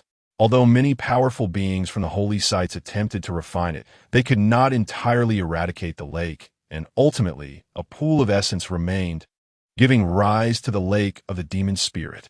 To this day, the lake of the demon spirit remains a land steeped in malevolence. As Yixian navigated through the woods, he soon beheld a blackened forest ahead. All the flora and fauna were shrouded in darkness. Even the animals he spotted were either black or of deep hues. Under the sunlight, the scene exuded an enchanting, almost surreal quality. At that moment, apart from Yixian, several figures traversed the corrupted forest.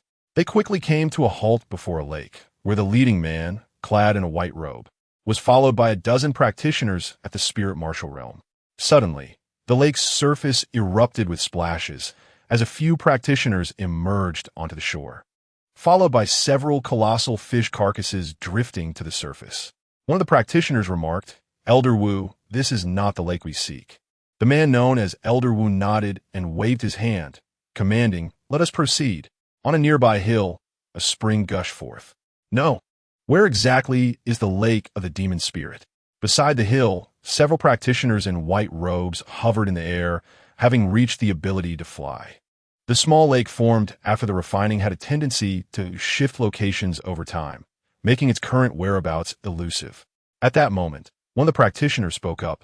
The leading white-robed practitioner, with a grave expression, said, "The old man of celestial calculations has foreseen a change in the lake of the demon spirit.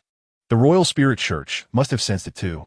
We must locate it swiftly, or else we will face dire consequences if discovered by the church." The others also bore serious expressions. After all, the lake of the demon spirit was born from the essence of the fallen demon spirit, and it was no easy task to find it. Have the people from the ancient pond Holy Land arrived? The leading white-robed man inquired suddenly. "Not yet," came the reply. "Let us find the lake of the demon spirit first. We must reach it before the Royal Spirit Church does." With the white-robed man's command, they resumed their search through the forest. However, at that moment, a sudden and violent rumbling echoed from ahead, akin to a series of divine thunderclaps. The earth trembled as if an earthquake had struck. "This is bad. It's a beast tide."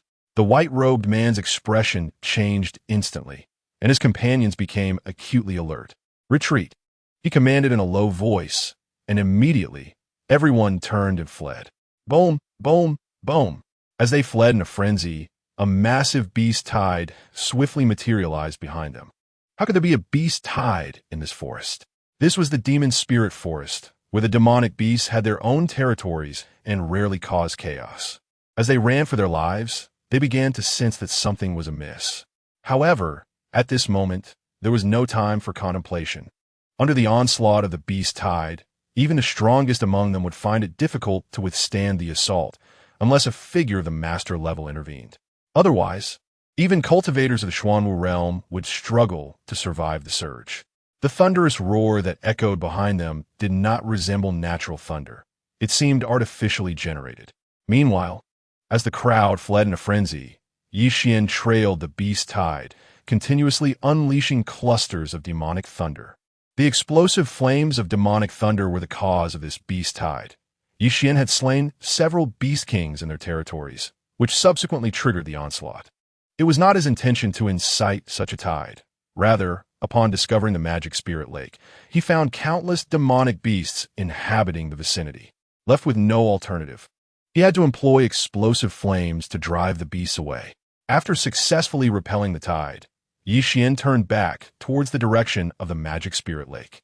The number of individuals from the Holy Land and the Imperial Dynasty was increasing. He needed to locate the magic sword swiftly, though it would undoubtedly prove challenging. Deep in thought, he made his way back to the lake.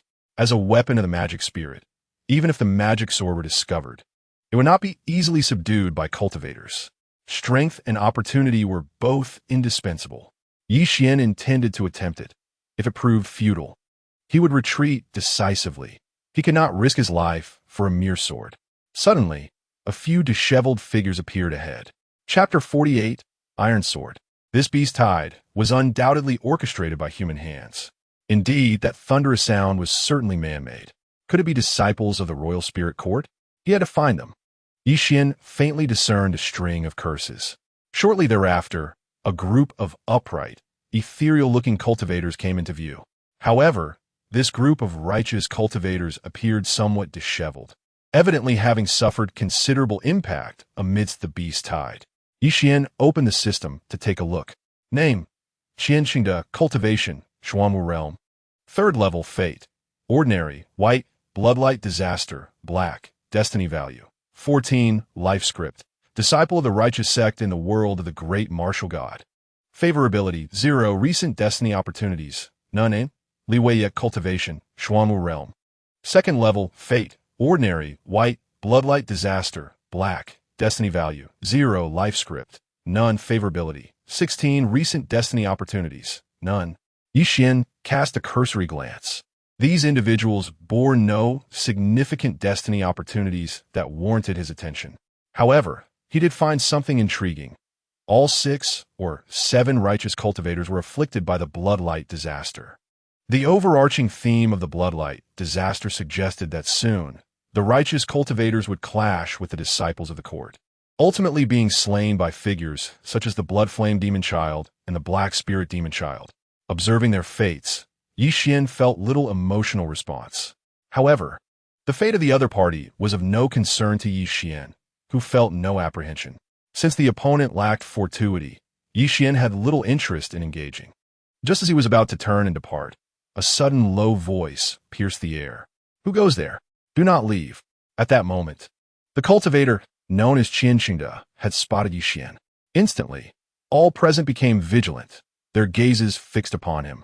"Is there something amiss?" Yi Xian turned to face them, his expression calm and composed.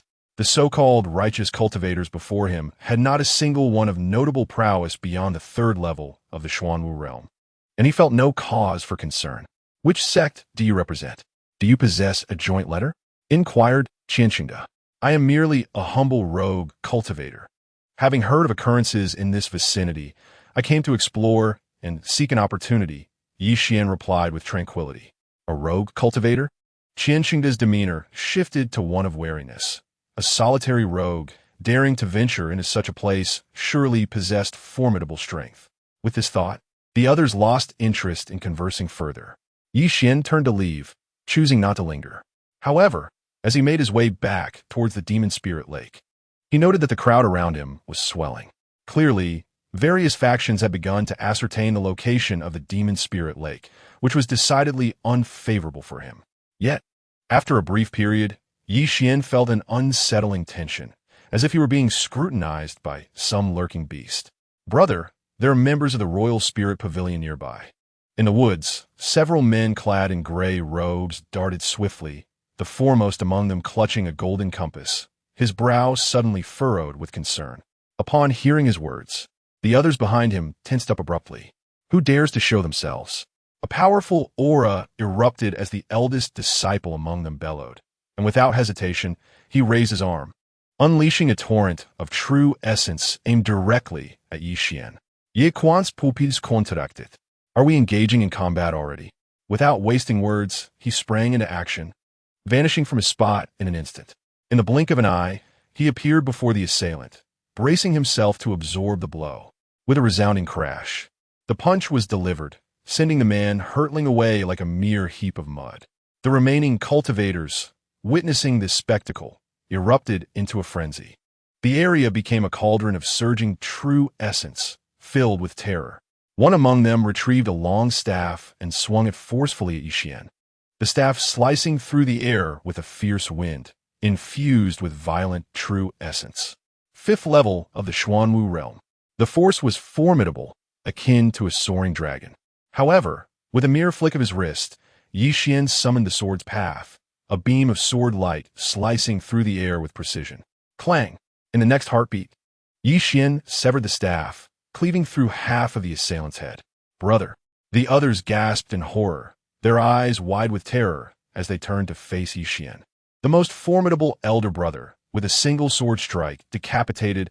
How powerful is the man before him? Disciples of the Demon Sect. We are disciples of the primordial Holy Land, dispatched to search for the location of the Demon Spirit Lake. You would do well to depart swiftly, as my esteemed uncle and others are on their way. One disciple spoke sharply, his fierce words betraying his inner fear. Another disciple of the primordial Holy Land? I shall see what you can do, Yi Xian scoffed, striding confidently toward the group. The others retreated step by step, when suddenly, run! The previously speaking cultivator shouted urgently, prompting the group to scatter like startled birds. However, Yi Xian would not allow them to escape. Letting them go would be akin to releasing a tiger back into the mountains. With a clang, blood erupted like a fountain. Yi Xian utilized his wind spirit steps to swiftly reach behind one individual, his sword piercing cleanly through the person's back, emerging from the chest. As Yi Xian withdrew his sword, the body collapsed with a thud. He then charged toward the remaining individuals. Crack! A headless corpse fell. Boom! An arm was severed and flew away. Crack! A sword cleaved another foe. In that moment, Yi Xian transformed into a harbinger of death. Though his adversaries claimed to be righteous, in Yi Xian's eyes, there was no distinction between the righteous path and the demon sect. Both were merely enemies deserving of death. As a disciple of the demon sect, he was inherently targeted by many. Furthermore, while taking lives, he did not forget to seize opportunities, examining each corpse for fortunes.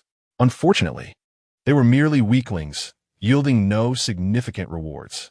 With a hiss, a final blood fountain erupted as the last adversary fell lifeless. Without a word, Yi Xian turned and departed. Having slain a group of righteous disciples, his heart remained unperturbed. He continued his journey toward the demon spirit lake. Before long, the lake came into view. It was a vast circular body of water, its depths a foreboding dark red, exuding a terrifying aura that sent shivers down one's spine. Yi Xian frowned. The water of the demon spirit lake was, in fact, the blood of the deceased demon spirit, possessing corrosive properties that would deter any ordinary person from entering. Yi Xian attempted to wade into the lake, and immediately, a fierce corrosive sensation assaulted him. It felt as if countless needles were violently piercing his skin, causing excruciating pain. Boom! Soon, Yi Xian submerged to the lake's bottom, where he encountered rubble, silt, and broken weapons such as swords and knives, interspersed with fragments of bones. Suddenly, something caught his eye. A rusted iron sword emerged before him. Chapter 49, Slaughter. The sword, though unadorned and ancient in appearance, emitted a faint yet ominous aura. Is this the demon sword? It certainly does not appear so. Yi Xian advanced, gripping the hilt of his sword, and with a powerful surge of true essence. A shimmering aura began to ripple across the lake's surface, emanating a profound and enigmatic energy. Suddenly, the waters stirred violently, as if the enchanted sword sensed something. Undishinya terrifying. The once dim blade instantly radiated a brilliant golden light. With a resounding crash, Yi Xian's arm trembled, and he was forcefully pushed back, even the void resonating with a booming sound. The demonic sword erupted from the water's surface. Witnessing this spectacle, Yi Xian leaped from the lake, swiftly pursuing and reaching out to grasp it. You wish to flee? Come back, he bellowed, seizing the demonic sword and fervently channeling his true essence into it, attempting to subdue its power. In the next moment, the sword was forcibly suppressed, held firmly in his grasp, immobile. Yet, he could still sense the terrifying forces within the sword erupting, striving to obliterate his life force. Instantly, a tempest surged within him, his true essence rolling and churning, quelling all the sword's malevolent power. However, although the sword was a weapon of dark spirits, it did not possess the overwhelming strength Yi Xian had anticipated, and he easily subdued it. Nevertheless, the backlash of energy continued to surge forth relentlessly. At that moment, as Yi Xian was preoccupied with suppressing the sword, an elderly man and an alluring woman suddenly appeared in the distance. The elder, muscular and bearing a grotesque scar across his face, exuded an aura of hardened resolve, reminiscent of a battle-hardened warrior. The woman, a petite figure, was scarcely recognizable as female save for certain feminine traits. Her visage was ambiguous. Casting a glance at Yi Xian, the elder and the woman exchanged derisive smiles. This little fellow carries the scent of righteousness, the elder remarked. It seems the slain disciples of Taichu met their end by his hand. The woman chuckled wickedly. Is that so? We shall see. The elder, smiling with sinister intent, added, That sword appears unusual. Its power is fierce, and its essence peculiar. It is indeed a demonic sword. Nonetheless, let us seize it first. With a sudden burst of energy, the woman propelled herself toward Yi Xian. Engrossed in subduing the incessant power of the sword, he was acutely aware of their approach. Just as she charged, Yi Xian let out a thunderous roar, violently swinging the demonic sword toward her. A wave of formidable energy surged forth, infused with an unimaginable malevolence. Accompanied by a piercing scream, the woman's sword was effortlessly cleaved in two, severed at the waist with a resounding hiss. The upper half of the body maintained its forward thrust, with the expression on its face remaining unchanged, as a mass of flesh and blood writhed forth from the severed abdomen.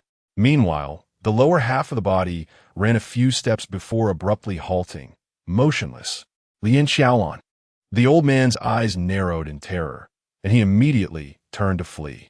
However, Yi Xian was unwilling to let him escape, consumed by the demonic sword's malevolence. His rationality had begun to wane, and the surging dark energy within him incited a violent impulse. With the emergence of two outlets for his fury, Yi Xian charged at the old man, wielding the demonic sword. A resounding hum echoed through the heavens as the sword sang, and in the next instant, it struck fiercely against the old man's back.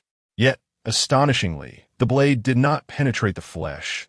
Instead, a dark green, turtle shell-like object manifested behind the old man. Deflecting the blow, Yi Xian's pupils constricted. What was this? A turtle shell? Or perhaps a form of protective armor? Before he could ponder further, several gleaming blades suddenly emerged from the shell. In the blink of an eye, sharp whistling sounds pierced the air, aimed directly at Yi Xian.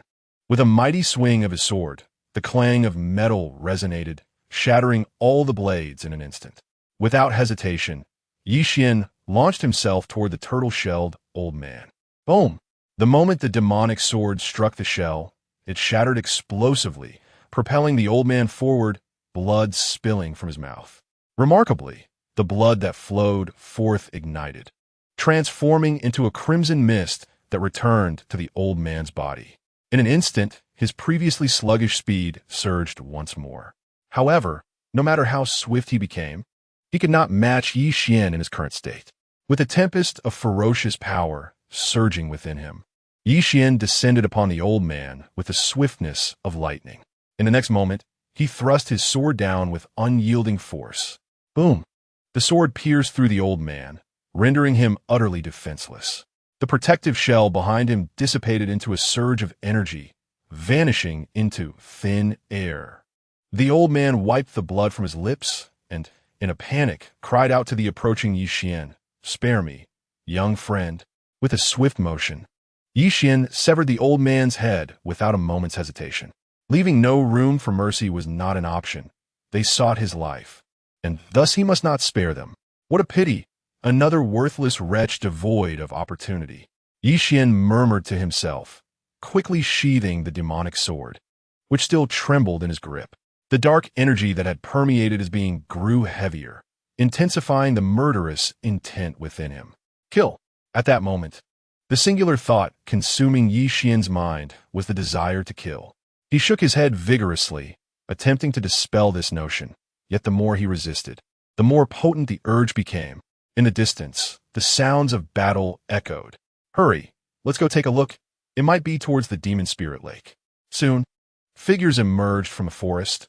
Over a dozen practitioners clad in purple robes rushed forth. They're disciples of the Demonic Sect.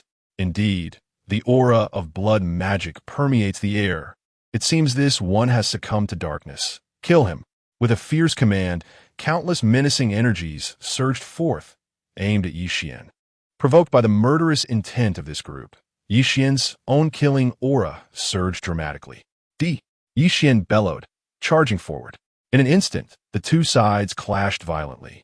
Yi Xian resembled a wolf plunging into a flock of sheep, blood splattering everywhere. In his previous demeanor, Yi Xian preferred not to entangle himself with righteous individuals. After distancing himself from the Demonic Sect, he aimed for a life of discretion. However, Under relentless pressure from his adversaries, he had no choice but to respond with ferocity. Kill! The demon's sword cleaved through the air, severed limbs and torsos flying in all directions. As the slaughter concluded, the ground was stained with blood. A scene of utter devastation. Yi Xian then turned and departed. Chapter 50.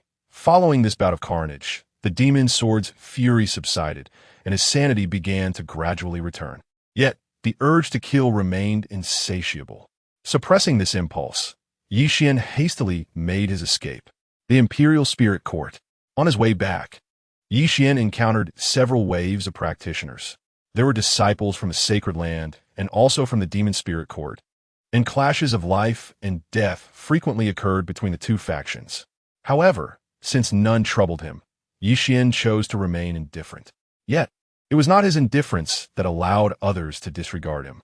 At this moment, his demonic energy surged, and any righteous individual who laid eyes on him would perceive him as a disciple of the Demon Sect. Along the way, Yi Xian faced several obstacles, slaying over 10 disciples from the Sacred Land before finally returning to the court.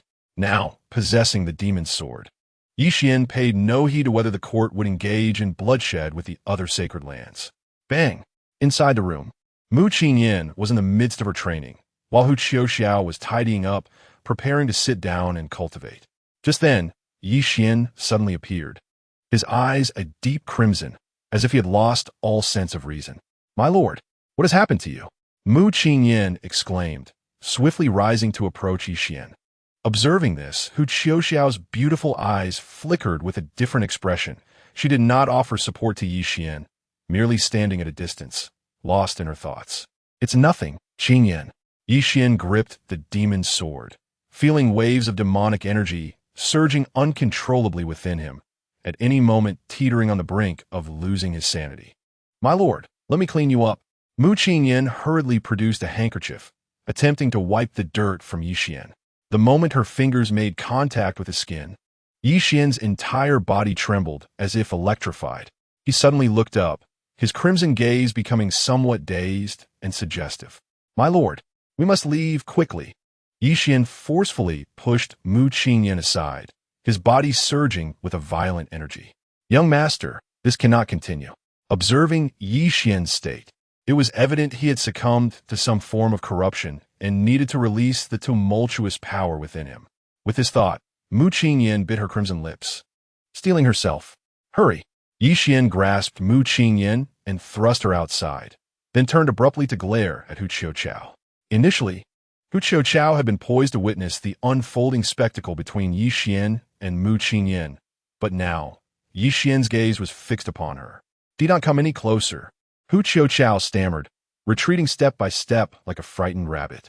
Suddenly, Yi Xian lunged at her like a famished tiger. Outside, Mu Qingyan stood dazed and helpless, unable to decide whether to enter or remain outside. Soon, her complexion flushed crimson. As seconds ticked by, her face grew increasingly heated. 2 hours passed. Mu Qingyan remained rooted in place, exclaiming, "Ah, I will kill you." Bang! In an instant, a figure was forcefully ejected from the room.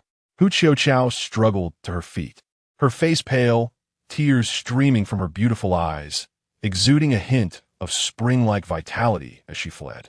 Limping, Yi Xian followed, emerging step by step, his complexion having returned to normal, as if awakening from a trance. "Young master, are you all right?" Mu Qingyan hurriedly approached, her expression a mixture of conflict and concern, tinged with a hint of bitterness. "I am fine. Go check on her. Do not worry about me," Yi Xian replied, shaking his head. "Understood." Mu Qingyan nodded and quickly dashed out. Inside the room, Yi Xian turned to survey the disarray. Returning to the bed, he sat cross-legged, feeling the violent energy within him dissipating.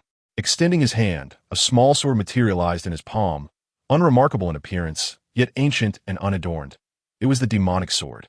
Gazing at the demonic sword, Yi Xian felt an instinctive certainty that, with a mere thought, its power could enable him to battle 2 or even 3 levels higher. Currently at the 4th level of the Xuanwu realm, this meant he could potentially contend with adversaries at the 6th level. After a while, Mu Qingyan returned with Hu Qiuxiao, who appeared dazed and lost. Xian paid them no mind, engrossed in his cultivation. The next day, in the early morning, a knock resounded at the door. Mu Qingyan opened it and promptly reported, Wu Wanbai and his companions seek an audience. Xian felt little sense of belonging to the Spirit Alliance, which seemed far weaker than he had anticipated. Brother Yi, have you heard about yesterday's events? As Wu Wenba entered, he inquired directly, What is it? Yivwan, already suspecting the answer, feigned ignorance. It was undoubtedly regarding the incident at Demon Spirit Lake the previous day.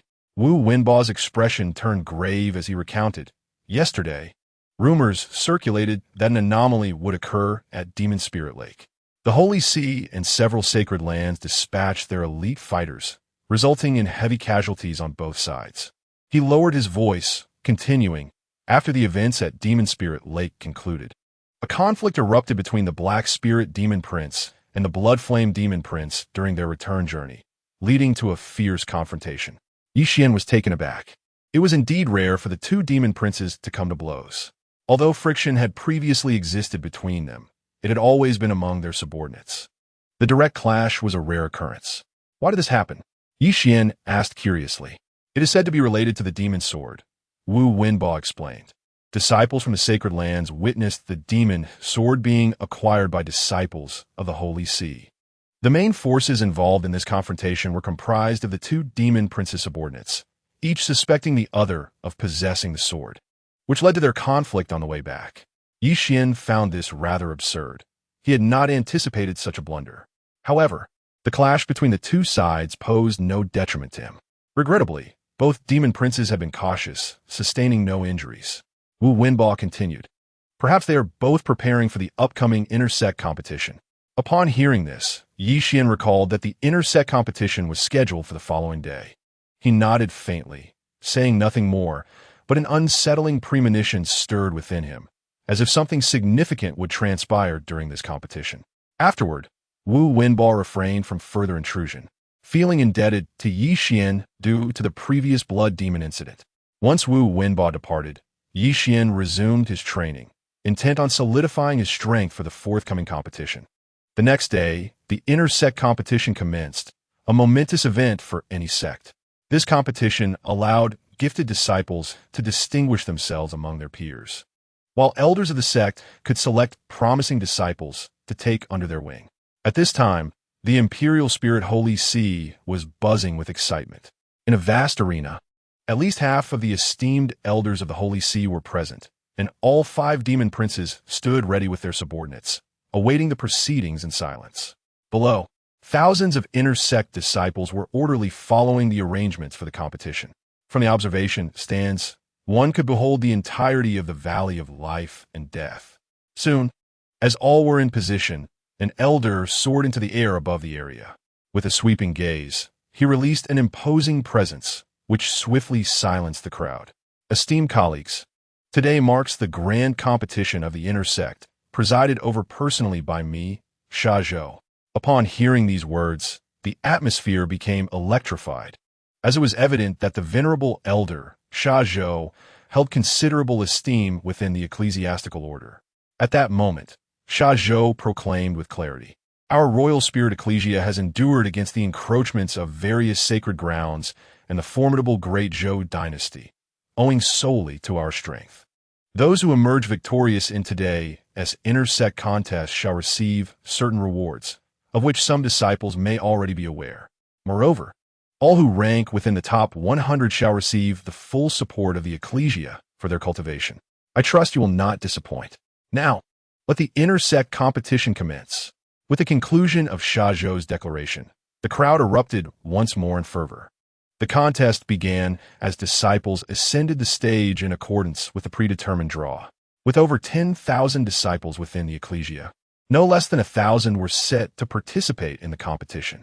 As the contestants took their turns on stage, the event officially commenced. Meanwhile, Yixian observed from the audience.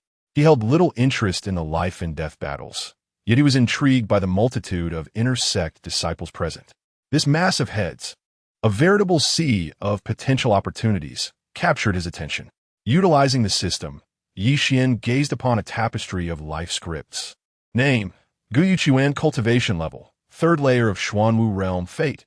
Ordinary, white. Blood calamity, black. Destiny value. 14, life script. Ordinary disciple of the royal spirit ecclesia in the world of great martial deity, favorability. 0, recent destiny opportunities. None name. Yu Wenba cultivation level. Fourth layer of Xuanwu realm, fate. Ordinary, white. Blood calamity, black. Destiny value. 6, life script. None favorability. 0, recent destiny opportunities. None. Name. Shenyahua cultivation level. Fifth layer of Xuanwu realm, fate. Ordinary, white. Blood calamity, black. Destiny value. 9, life script. None favorability. 0, recent destiny opportunities. None. Yixin quietly scrutinized the crowd, his mind enveloped in tranquility. To his astonishment, Li Chengli had lost. Indeed, he had lost. How remarkable. He felt ill-equipped to counter such prowess. The fourth layer of Xuanwu realm proved to be exceedingly formidable. The battles were intense, and it was unexpected that even the top 10 blood disciples proved to be no match for those at the sixth layer of Xuanwu realm. Amidst the crowd, the cacophony of bloodthirsty cheers surged. However, while Yixin found the unfolding drama engaging, he soon grew weary, for the opportunities were scant. Most of these disciples were merely ordinary, and those with potential for fortune were exceedingly rare, leaving little that could captivate Yixin's discerning eye. Nevertheless, he found that there were still some rewards to be gleaned. Yixin has indeed encountered a few fortuitous opportunities, all meticulously recorded in his small notebook.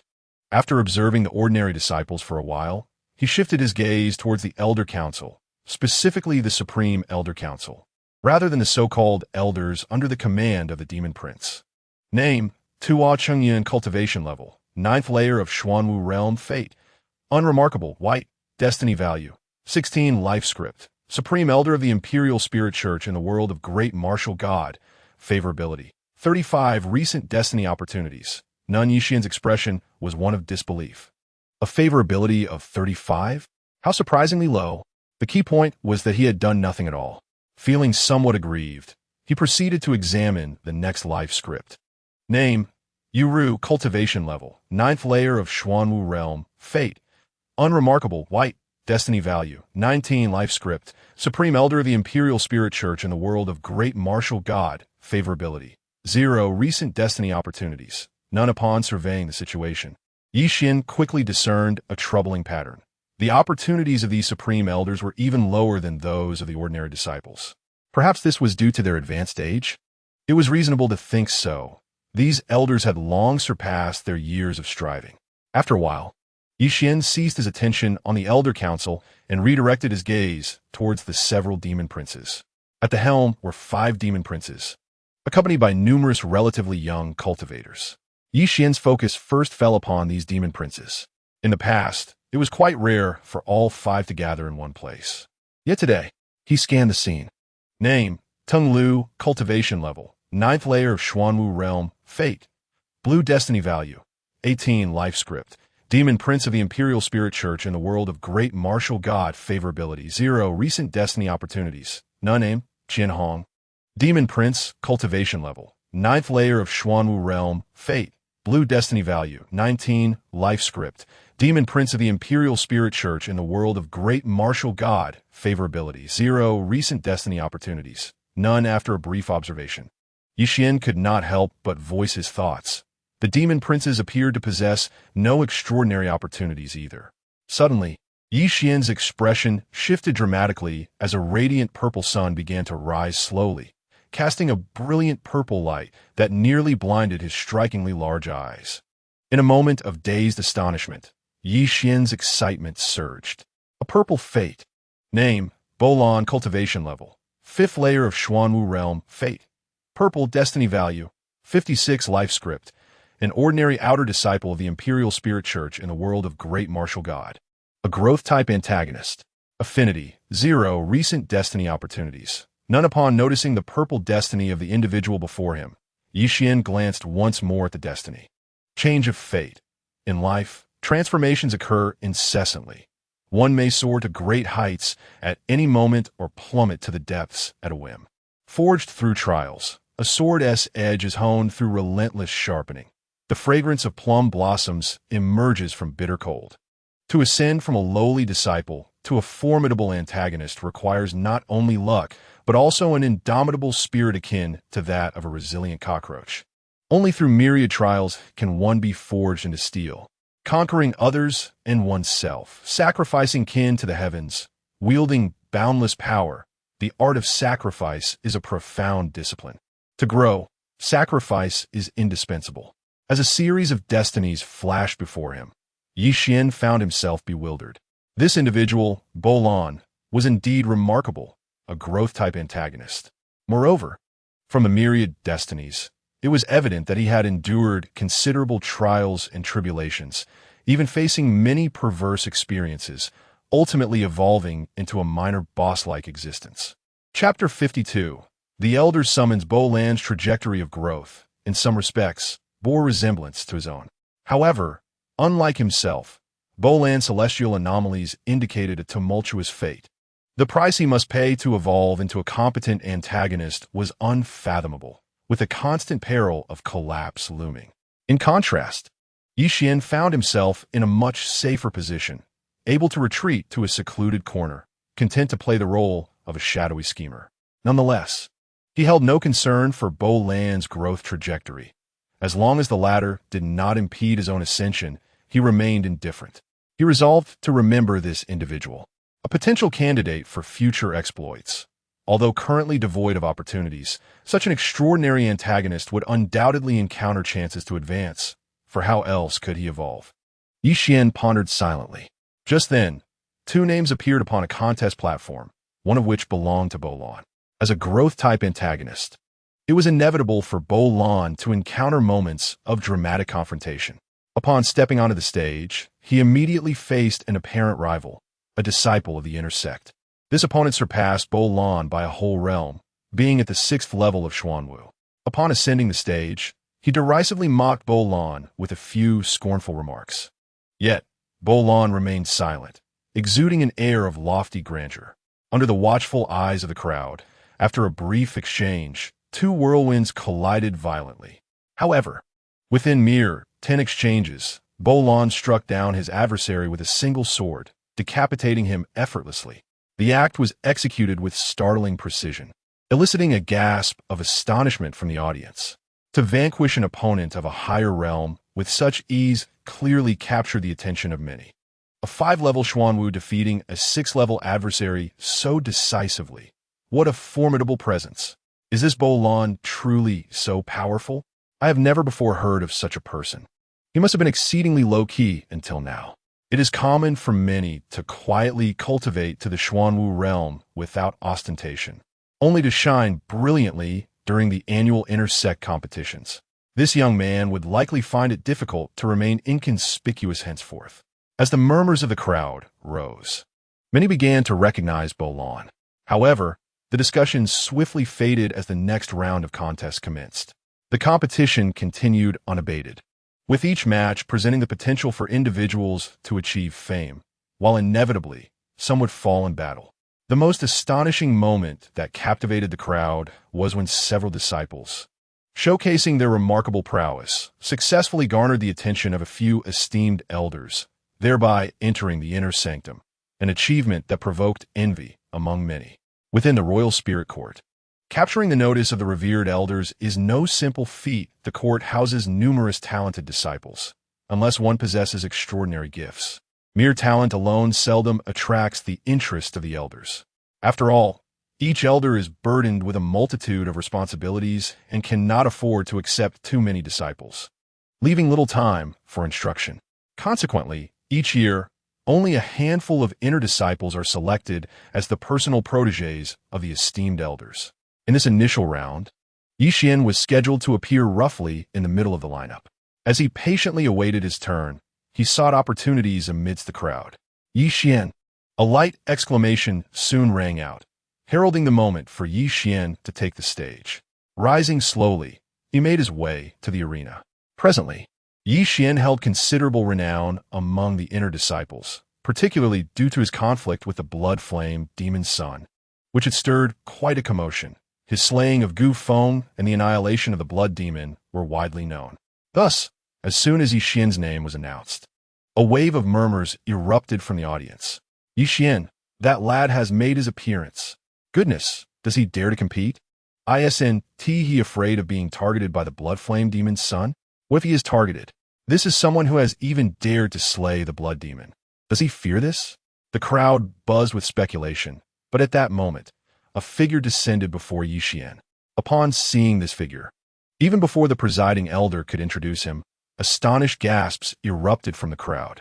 It was Ni Ling, a subordinate of the blood flame demon's son. What an extraordinary coincidence. How could it be so fortuitous? Is it a conspiracy? Surely not. These are inner disciples, and even the demon's son has no authority to interfere. But what if it involves the revered elders? The crowd engaged in fervent discussions on this matter. Ni Ling was well known among the disciples as a formidable warrior under the blood flame demon's son. Since joining the court, he had gained considerable fame in the outer sect. And after entering the inner sect, he continued on an impressive trajectory. In just 1 year, he reached the Xuanwu realm, capturing the attention of the demon's son, who ultimately chose to recruit him. Now, Yi Xian's first adversary was this prominent general under the blood flame demon's son. There were many arenas for combat. Yet the majority of spectators focused on this confrontation, as it represented a clash between Yi Xian and the demon's son from a certain perspective. Many individuals possess a spectator's mentality, believing that Yi Xian is akin to a mantis attempting to stop a chariot, destined to falter soon, primarily out of a desire to witness his demise. Is this individual truly Yi Xian? Lacking any remarkable features, with unremarkable roots and mediocre talent. How dare he oppose the blood flame? Upon seeing Yi Xian, the esteemed elders, including the Grand Elder, cast curious glances his way. Recently, the blood flame demon's son had faced an ordinary inner sect disciple, and they had heard whispers of this encounter. Astonishingly, the demon's son had even suffered a setback, a first in their recollection. However, upon observing Yi Xian's innate qualities, the gathered elders exchanged subtle shakes of their heads. Their discernment was sharp, allowing them to perceive the caliber of the individual before them. One of the Grand Elders remarked, "Yi Xian, this child possesses average talent and dares to confront the blood flame demon's son. It seems we have overestimated him. Perhaps the external narrative has been excessively embellished." A nearby elder with crimson hair added, "Perhaps the blood flame simply deems him unworthy of notice, which leads others to believe that this Yi Xian is bold enough to defy him." The others nodded in agreement, finding the elder's explanation plausible. As a demon's son, it was rare for him to personally confront a single individual, making this assertion reasonable. At that moment, the elder spoke again, Ni Ling surpasses Yi Xian by 2 realms. Let us see if he can secure victory. If he cannot even defeat the likes of Ni Ling, claiming to oppose the demon's son would indeed be an overestimation. Just then a disciple seated behind the Grand Elder interjected, "Elder Fei, it is said that this Yi Xian has joined the Spirit Alliance."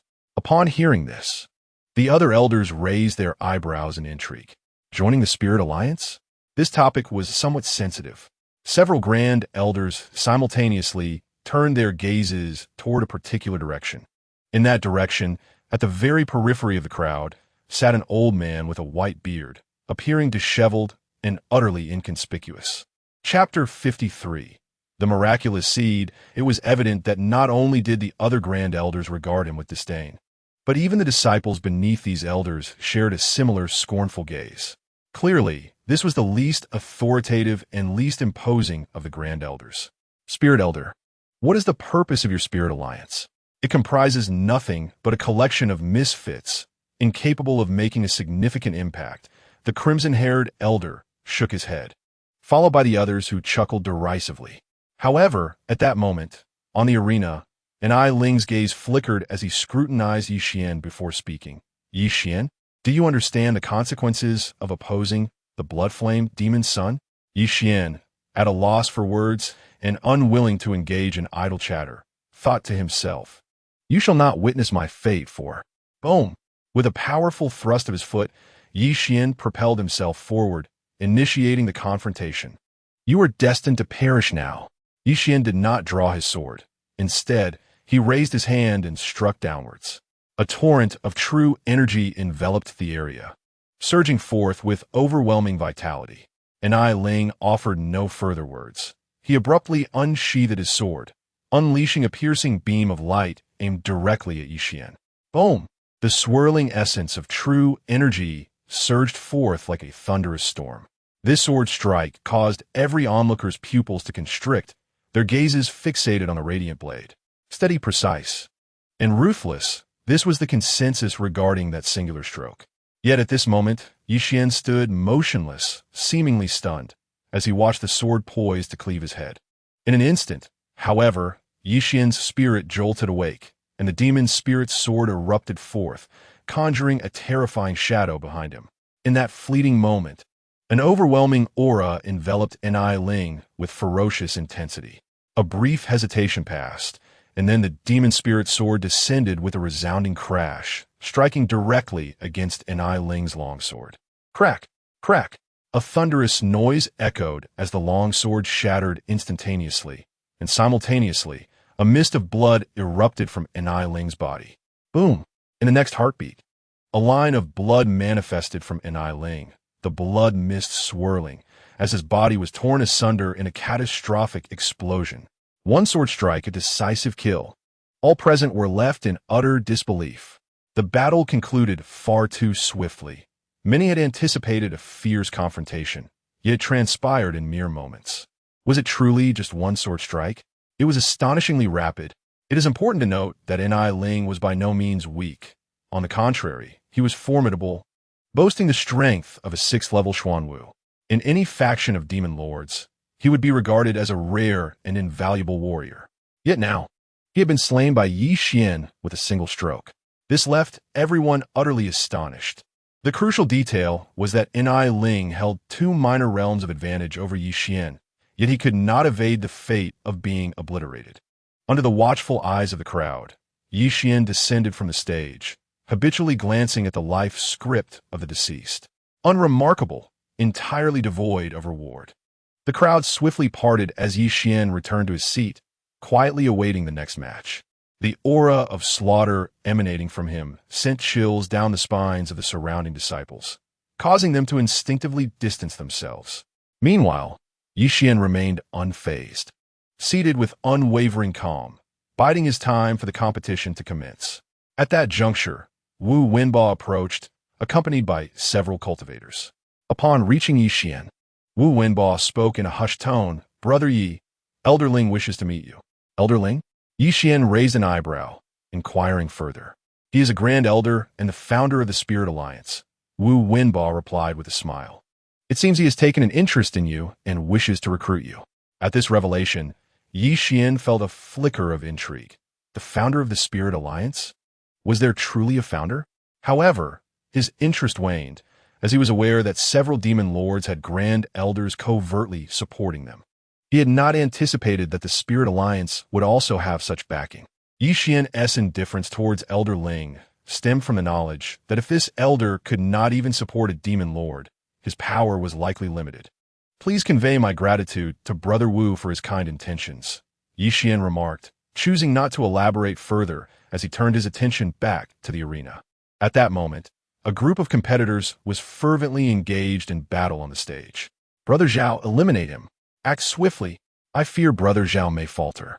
Roan Wingguang's 8 Directions Emperor Blade is formidable and has long matched Brother Zhao's prowess. Then concede, there's no need to continue. Yixian turned his gaze toward one of the arenas. On that stage, a disciple was locked in a fierce struggle with Bolan. The two were evenly matched, engaged in a relentless clash. Though Bolan bore wounds, the disciple was injured even more severely. Ultimately, after once again inflicting significant damage on his opponent, Bolan executed a sudden, downward thrust with his sword, directly striking the disciple's shoulder, instantly rendering him combat ineffective. "Brother, spare me," the disciple pleaded. Bolan's expression remained impassive as he continued his relentless assault, soon severing the opponent's other arm. With a sweeping motion, Bolan prepared to deliver a fatal blow. "Brother, I have a fortunate opportunity to share a revelation from my recent training expedition." The disciple retreated several steps, suddenly declaring. Bolan halted his sword's advance, the tip poised at the disciple's throat, his gaze cold and unyielding. "Speak," he commanded icily. At the same moment, Yi Xian's ears perked up in the audience. The disciple whispered a few words, prompting Bo Lan to abruptly lurch forward, sealing the disciple's fate with a swift thrust to the throat. Blood gushed forth as the lifeless body crumpled to the ground. I never claimed that revealing such information would spare your life, Bo Lan remarked coldly as he regarded the corpse. In the audience, every onlooker felt a jolt of shock. So ruthless, yet it seems justifiable. Bo Lan truly never uttered such words. However, Yi Xian, suddenly intrigued, immediately scrutinized Bo Lan's life script. Name: Bo Lan, cultivation level, 5th layer of the Xuanwu realm, fate, purple destiny value, 56. Life script: a common outer disciple of the Royal Spirit Church in the world of the Great Martial God. A developing antagonist.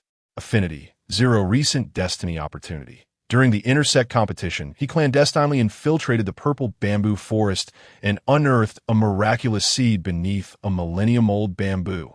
Destiny anomaly. Change of fate. Life is in constant flux. One may soar to great heights at any moment or plummet to the depths. Tempering steel. A sword's edge is honed through struggle. The fragrance of plum blossoms arises from the bitter cold. To ascend from a lowly disciple to a qualified antagonist, one requires not only luck but also an indomitable spirit akin to that of a resilient cockroach. Only through relentless trials can one become steel. Sacrifice of self and others. Offering one's kin in sacrifice, wielding boundless power. Sacrifice is an intricate art, essential for growth. Instantly, Yi Xian's eyes sparkled with newfound insight. Indeed, recently there has been an addition to the Destiny Opportunities section, a miraculous seed. Yi Xian pondered for a moment and swiftly recalled what this extraordinary seed was. Chapter 54. The Virtuous Gentleman. This is truly a delightful surprise. Yi Xian nodded in satisfaction. He had indeed heard of this miraculous seed. The name may seem rather unremarkable, yet it is said to be a unique item belonging to the Imperial Spirit Church. While it may not be an unparalleled treasure, consuming it is rumored to instantly elevate one's minor realm. Yi Xian glanced at the order of his forthcoming battle, realizing he had some time to spare. Thus he quietly withdrew from the crowd. During his exit, he attracted no attention, and throughout this time, Bo Lan remained motionless, seated and watching the match. Once outside the throng, Yi Xian made his way to a courtyard within the inner sect. He activated the system prompt function. This courtyard had long been abandoned. Yet deep within it lay a peculiar existence, a grove of purple bamboo. Due to this bamboo grove, intersect disciples often came here in hopes of fortune. Having been deserted, it was now unguarded, allowing Yi Xian to advance effortlessly into the purple bamboo grove. As he traversed a narrow stone path beneath the towering stalks, he searched beneath several bamboos but found nothing. However, the system indicated that the miraculous seed was nearby. After a bit more searching, Yi Xian sensed a strong pulse of life emanating from the root of a purple-black bamboo, as thick as an adult's thigh. He approached, dug beneath the bamboo root, and indeed unearthed a seed, vibrant with shades of red and purple. Is this the miraculous seed? It appeared rather unremarkable. Nevertheless, its life force was potent. He wondered about its flavor. Without hesitation, Yi Xian tossed the miraculous seed into his mouth, chewing it like a jelly bean, and swiftly circulated his true energy to refine it. As the energy flowed, he felt a pure vitality coursing through his body, and with this surge, his realm ascended once more, reaching the 5th level of the Xuanwu realm. The entire process unfolded effortlessly, seamlessly. Having completed his breakthrough, Yi Xian quickly departed the purple bamboo grove and returned to the viewing area. Just as he left, another figure entered the courtyard. The silhouette stood in the courtyard, surveying the surroundings, and upon ensuring everything was safe, ventured into the bamboo grove. This figure was none other than Bo Lan. Upon entering the grove, Bo Lan swiftly located the purple bamboo, but upon seeing the disturbed soil, evidently excavated, her expression darkened instantly, revealing her displeasure. The item was gone. Before his demise, the disciple had confided in him that this treasure's location was known solely to him, a secret unbeknownst to anyone else. However, upon observing the freshly disturbed earth, A chill gripped Bolan's heart. Meanwhile, Yi Xian remained blissfully unaware of these developments and showed no interest in them. Upon returning to the spectators' area, Yi Xian continued to await the next bout. To his astonishment, old Zhou had been defeated. How could this be? It was yet another case of an underdog triumphing against the odds. Chun Yifeng's strike was devastating. He had not anticipated this youth's formidable prowess, as Shui Mingshu's black serpent was no match for him. The audience erupted into fervent discussions, their excitement palpable as each battle unfolded, leaving them in awe.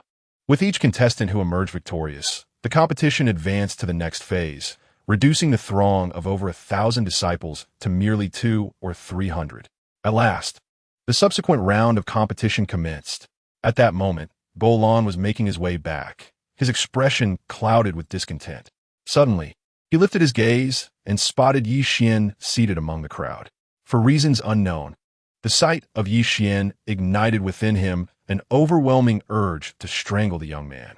He recognized Yi Xian, yet he was certain that throughout his life, he had never crossed paths with him. Why then did he harbor such intense feelings? He found himself utterly perplexed.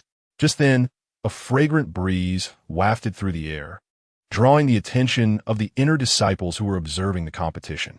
In an instant, their gazes were fixed in astonishment upon a strikingly beautiful young woman who had appeared before them. Her eyes sparkled like water, her raven hair flowed like clouds, and her violet attire danced as if caught in a gentle wind, resembling an ethereal fairy descending from the heavens.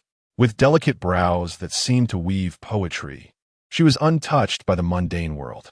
Her skin gleamed like polished ivory, radiating a luminous sheen, while her flowing hair and large, gem-like eyes captivated all who beheld her. She possessed an indescribable nobility, yet when she smiled, a different charm emerged, her eyes sparkling with life.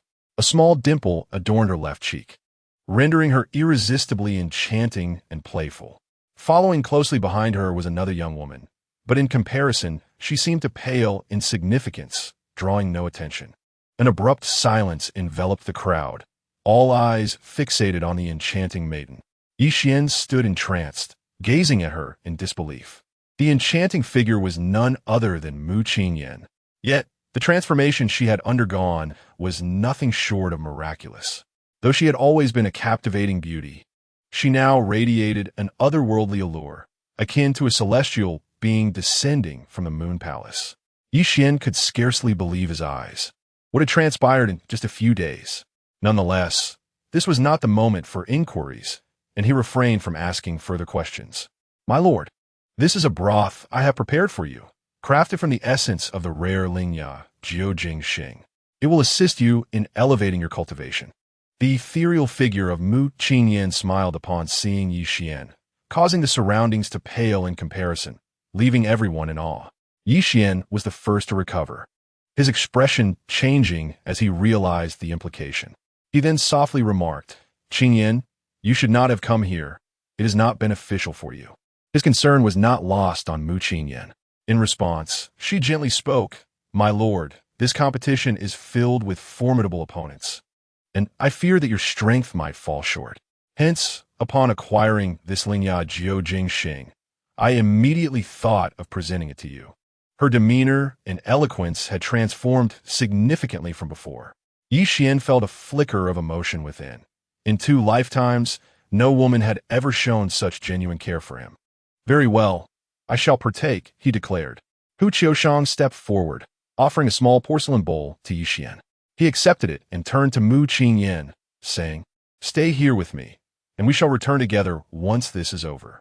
At that moment, Mu Qingyan's presence drew considerable attention, particularly from the disciples of the Royal Spirit sect, who were notorious for their nefarious deeds, none resembling the virtuous gentleman that Yi Xian appeared to be. Chapter 55. Celestial Child. As Yi Xian made his presence known, he worried that Mu Qingyan might attract unwanted attention on her way back. "Understood, my lord." Mu Qingyan's cheeks flushed as she quietly stood beside him. Hu Qiushang also remained silent, her previously rebellious demeanor fading into that of a gentle lamb. This scene left many inner disciples in astonishment, filled with envy and silent resentment, as they perceived Yi Xian's fortunate position. The competition continued unabated. However, at that moment, an inner disciple approached Yi Xian, clearing his throat to announce, "Brother Yi Xian, Elder Ling requests your presence." Instantly, numerous gazes turned towards him, and Yi Xian furrowed his brow slightly. Elder Ling was indeed persistent, sending another to summon him. The mention of Elder Ling's name elicited peculiar looks from the gathered disciples, who regarded Yi Xian with curiosity. Although Yi Xian was unsure of the implications, he sensed that Elder Ling was unlike the other elders. "Brother Yi Xian," the disciple continued, a smile adorning his face. Yi Xian rose, nodding to Mu Qingyan to indicate that she should wait there, then proceeded to follow the disciple towards the seat of the Grand Elder. Soon, Yi Xian found himself before a disheveled old man. Observing the elder, he maintained his composure and respectfully bowed, greeting Elder Ling. The elder was momentarily lost in thought, but upon noticing Yi Xian's gesture, he slowly turned his gaze towards him. Before him stood a youth of remarkable demeanor, his countenance striking and ethereal, naturally evoking a sense of admiration. Yet, an inexplicable feeling lingered in the air. Was this truly the aura befitting a member of the demonic sect? After scrutinizing Yi Xian for a moment, the Elder Ling nodded subtly and remarked, "Your innate constitution is rather ordinary, yet your cultivation progresses at an astonishing rate, rivaling that of the demon prince. This indicates that your perseverance must surely surpass that of the average person." Yi Xian inwardly acknowledged this truth. Indeed, his tenacity exceeded that of most. Without such resolve, how could one unearth treasures or seize opportunities? "You flatter me, Elder Ling. I am curious as to why you summoned me," Yi Xian respectfully replied. Young man, this old fellow surely has his eye on you." Suddenly, a sinister voice emerged, belonging to a senior elder who cast a mocking gaze at Yi Xian. Yi Xian glanced at him but chose not to respond, redirecting his attention to Elder Ling. Nevertheless, the elder seemed resolute in his taunts, continuing, "Whoever this old man favors is destined for misfortune. Young man, beware lest you fall victim to his schemes." Elder Ling chuckled warmly, his gaze unwavering upon Yi Xian. "Do not heed this old fool's ramblings. I, unlike others, am honest and never deceive. Young man, I perceive in you an extraordinary talent for cultivation. Why not join my ranks? I can assure you will become the 6th demon prince." As he spoke, Elder Ling wore a benign expression, seemingly harmless. Yet, seeing a member of the demonic sect display such a demeanor felt rather incongruous. Yi Xian found himself somewhat speechless at this proposal. "Elder Ling, I need to deliberate on this matter." "Do not deliberate. This old man merely seeks to ensnare you." Suddenly, the senior elder rose, beaming as he said, "Young one, I share a close relationship with the Black Spirit Demon Prince. Why not align yourself with my faction?" With that, he gestured toward another elder, who coldly smirked. The last time the Black Spirit Demon Prince was ambushed by the righteous, he was gravely wounded and near death. Such a simple-minded demon prince is unfit for significant responsibility. "Young man, my Bloodflame sect holds you in high regard. To engage this young fellow, they even dispatched the Blood Demon. Are you not attempting to recruit him for future retaliation?" Another senior elder chimed in, his face expressionless, marred by several deep scars resembling those of a centipede. Yet, Elder Ling disregarded the other's insinuations and continued, "Yi Xian, do not listen to these old fools' nonsense. You should return and continue your trials. Consider my offer." He then added, "I possess a technique that I can impart to you. With your innate talent, by the time the secret realm opens in 3 months, you will possess strength comparable to that of the demon prince." A faint smile graced Elder Ling's face as he spoke. 3 months to reach such strength seemed too protracted for Yi Xian. He shook his head internally. With the system at his disposal, he was confident he could surpass the demon prince well before that time. However, such thoughts were not ones he could voice aloud. "Very well, you may go." With a wave of his hand, he signaled for Yi Xian to step down. "Understood, Elder Ling. I shall deliberate carefully." Yi Xian slowly retreated. After stepping down, he continued to await the next match. The second round of the competition unfolded swiftly, as only 2 pairs of contestants remained. Before long, it was Yi Xian's turn to take the stage.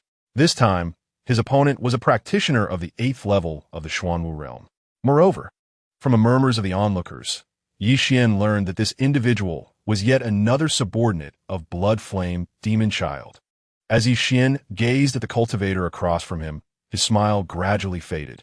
This was not due to the opponent's cultivation level, but rather because Blood Flame Demon Child had repeatedly targeted him, brazenly doing so during this intersect competition. In both previous matches, he had faced the Demon Child's minions. It was hard for Yi Xian to believe that there was some underhanded manipulation at play. The one who seeks your demise is Tian Tong. The intersect disciple sneered coldly, while Yi Xian maintained an expressionless demeanor, casually assessing the potential opportunities. Unsurprisingly, he was met with disappointment, utterly devoid of any fortuity. Let us fight. Without further ado, Yi Xian planted his feet firmly on the ground and surged forward in an instant. At this juncture, there was nothing left to say. It was time for battle. A bolt of black lightning cleaved through the air, appearing before the disciple in a heartbeat, with true essence roaring fiercely and surging downward. Clang!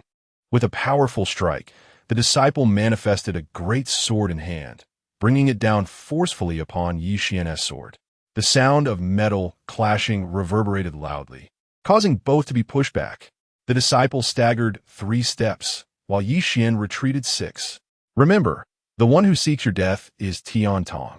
The thunderous shout reverberated, causing a ringing in everyone's ears, and in that moment, Tian Tong charged at Yi Xian. True essence erupted wildly. So you are Tian Tong. Yi Xian raised his hand and swiftly struck out with his sword toward the shadow that rushed forward. Simultaneously, upon hearing the name Tian Tong, Yi Xian felt a stir in his heart. He was not unfamiliar with this moniker. Chapter 56. The conflict of the demon child Tian Tong was the foremost warrior under Blood Flame Demon Child, having fought in countless battles, his hands stained with the blood of numerous foes. He had been deemed the primary adversary by many sacred lands and was even listed on the assassination roster of the Great Zhou dynasty. Clang, clang. The two transformed into shadows, flashing across the life and death arena with relentless speed. The sounds of metal clashing echoed continuously. Yi Xian's expression turned grave. He regarded Tian Tong with utmost seriousness. The 8th level of the Xuanwu realm was undeniably formidable, and Yi Xian could sense that this opponent was far superior to the average practitioner of the same realm. It was important to note that, in terms of cultivation, the demon child himself was merely at the 9th level. Yet, Tian Tong, as an 8th level powerhouse, was already impressively strong. Senior brother Tian is indeed powerful. It seems this time, Yi Xian may not withstand the onslaught. Yi Xian was truly finished this time. Tian Tong cultivated the unique demon seal and had yet to reveal his trump card when Yi Xian was already on the brink of defeat. However, at that moment, Yi Xian suddenly unleashed a strike with his demon spirit sword, eliciting gasps of astonishment from the crowd. A resounding clang echoed as Tian Tong abruptly retreated. But in the next instant, his vital energy erupted beneath his feet like a bomb detonating against the ground, surging forward with tremendous force. The long sword sliced through the air, unleashing a torrent of vital energy that formed a terrifyingly powerful demon seal. This seal radiated an overwhelming aura. Indeed, the unique demon seal. Among the disciples, someone cried out in shock. Almost instantaneously, the demon seal descended with formidable ferocity. Yi Xian raised his arm and struck fiercely, the collision of vital energies producing a resonant clang that shattered the seal. A wave of surging vital energy erupted in all directions. Yi Xian staggered back 2 steps, spitting out a mouthful of blood. Yet, Tian Tong remained impassive, pressing forward. Blood trickled from the corner of his mouth, indicating he too had sustained injuries, though they seemed not to hinder him significantly. Young master, in the crowd, Mu Qingyan gazed intently in Yi Xian's direction, her delicate fists clenched tightly, and a resolute decision seemed to take root in the depths of her pupils. Just when everyone believed Yi Xian to be at a disadvantage, a wild glint surged across his face. At that moment, Tian Tong charged in again, delivering a powerful punch. Yi Xian remained expressionless, an overwhelming aura of fury emanating from him. Within Yi Xian, a phantom sword shadow emerged, standing behind him like a specter, coldly surveying the world, sending chills down spines. Yet it was merely a sword. Boom! In the next instant, the sound of a sword being drawn echoed suddenly. That resounding clang reverberated in the ears of everyone present, causing the crowd to shudder involuntarily. Then, beneath the astonished, terrified, and incredulous gazes of countless cultivators, a sword infused with swirling demonic energy descended with unmatched ferocity. It was as if a legion of demons had emerged, the sword energy slicing through the air, darkening the heavens and the earth. Without any respite in the next moment, the sword ruthlessly cleaved through Tian Tong's body, piercing him and slicing the massive arena in half, causing it to collapse with a thunderous roar. In an instant, everyone was left in a daze. Observing this scene, Mu Qingyin's eyelashes fluttered, and then a smile blossomed upon her face. She had known it all along. What did it matter if he was 3 realms higher? She believed her young master would not be defeated. Meanwhile, among the spectators, not only the numerous inner disciples, but also the esteemed elders rose to their feet in astonishment. A cultivator of the 3rd realm of reversal. Such talent and aptitude were simply terrifying. This young man was formidable indeed. The arena erupted in a commotion. At that moment, Yi Xian also hastily descended from a stage. Not lingering for long. On this occasion, the crowd instinctively recoiled, their gazes towards Yi Xian filled with an overwhelming sense of dread. To slay the celestial child. This signified that he may have preliminarily acquired the prowess of a war demon. The celestial child is universally acknowledged as the foremost individual beneath the war demon, a consensus that reigns unchallenged. The contest continued, and as the elimination rounds involving 200 participants commenced, the top 50 emerged victorious. Ultimately, this grand competition concluded without further bouts. The top 50 represented the most gifted individuals within the Holy See. Continuing the trials held little significance, for these contests were akin to life and death struggles, devoid of mercy. The loss of even a single participant constituted a grievous setback. Among these 50, nearly all received varying degrees of rewards. Moreover, a select few caught the attention of certain elders, who took them under their wing as named disciples. In the aftermath of this grand competition, the figure who garnered the most discourse was undoubtedly Yi Xian, though he had only engaged in 2 battles. Both of his adversaries were far from ordinary disciples. It could be said that Yi Xian achieved fame through his endeavors, particularly in the final confrontation. The sword that cleaved the celestial child was shrouded in mystery. Even many elders could not discern the technique employed. Yet, none dared to inquire further. Each individual harbored their own secrets, and prying into the mysteries of others was deemed a grave taboo among practitioners. At this moment, within the hall of the Grand Elders, a multitude of elders, led by the 5 from the faction of the war demons, convened within a demonic temple to deliberate. The recent internal competition showcased the remarkable talents of the top 100 disciples, whom the Holy See could invest substantial resources in nurturing. For instance, Yi Xian, despite his ordinary potential, exhibited a fortuitous aura that suggested he was destined for great fortune, as one elder remarked. His long brows and cold gaze exuding an air of formidable authority. Indeed, the Holy See found itself amidst a crisis. It was time to select a cadre of seeds to be cultivated, preserving a flicker of hope for the institution. Beside him, an elder with impaired vision spoke up. The other elders murmured among themselves, hesitant to contest the 2 elders, who evidently commanded considerable respect. Have the candidates for the 10 blood disciples, the 6 celestial wolves, and the remaining vacant positions been determined? The list should be presented forthwith.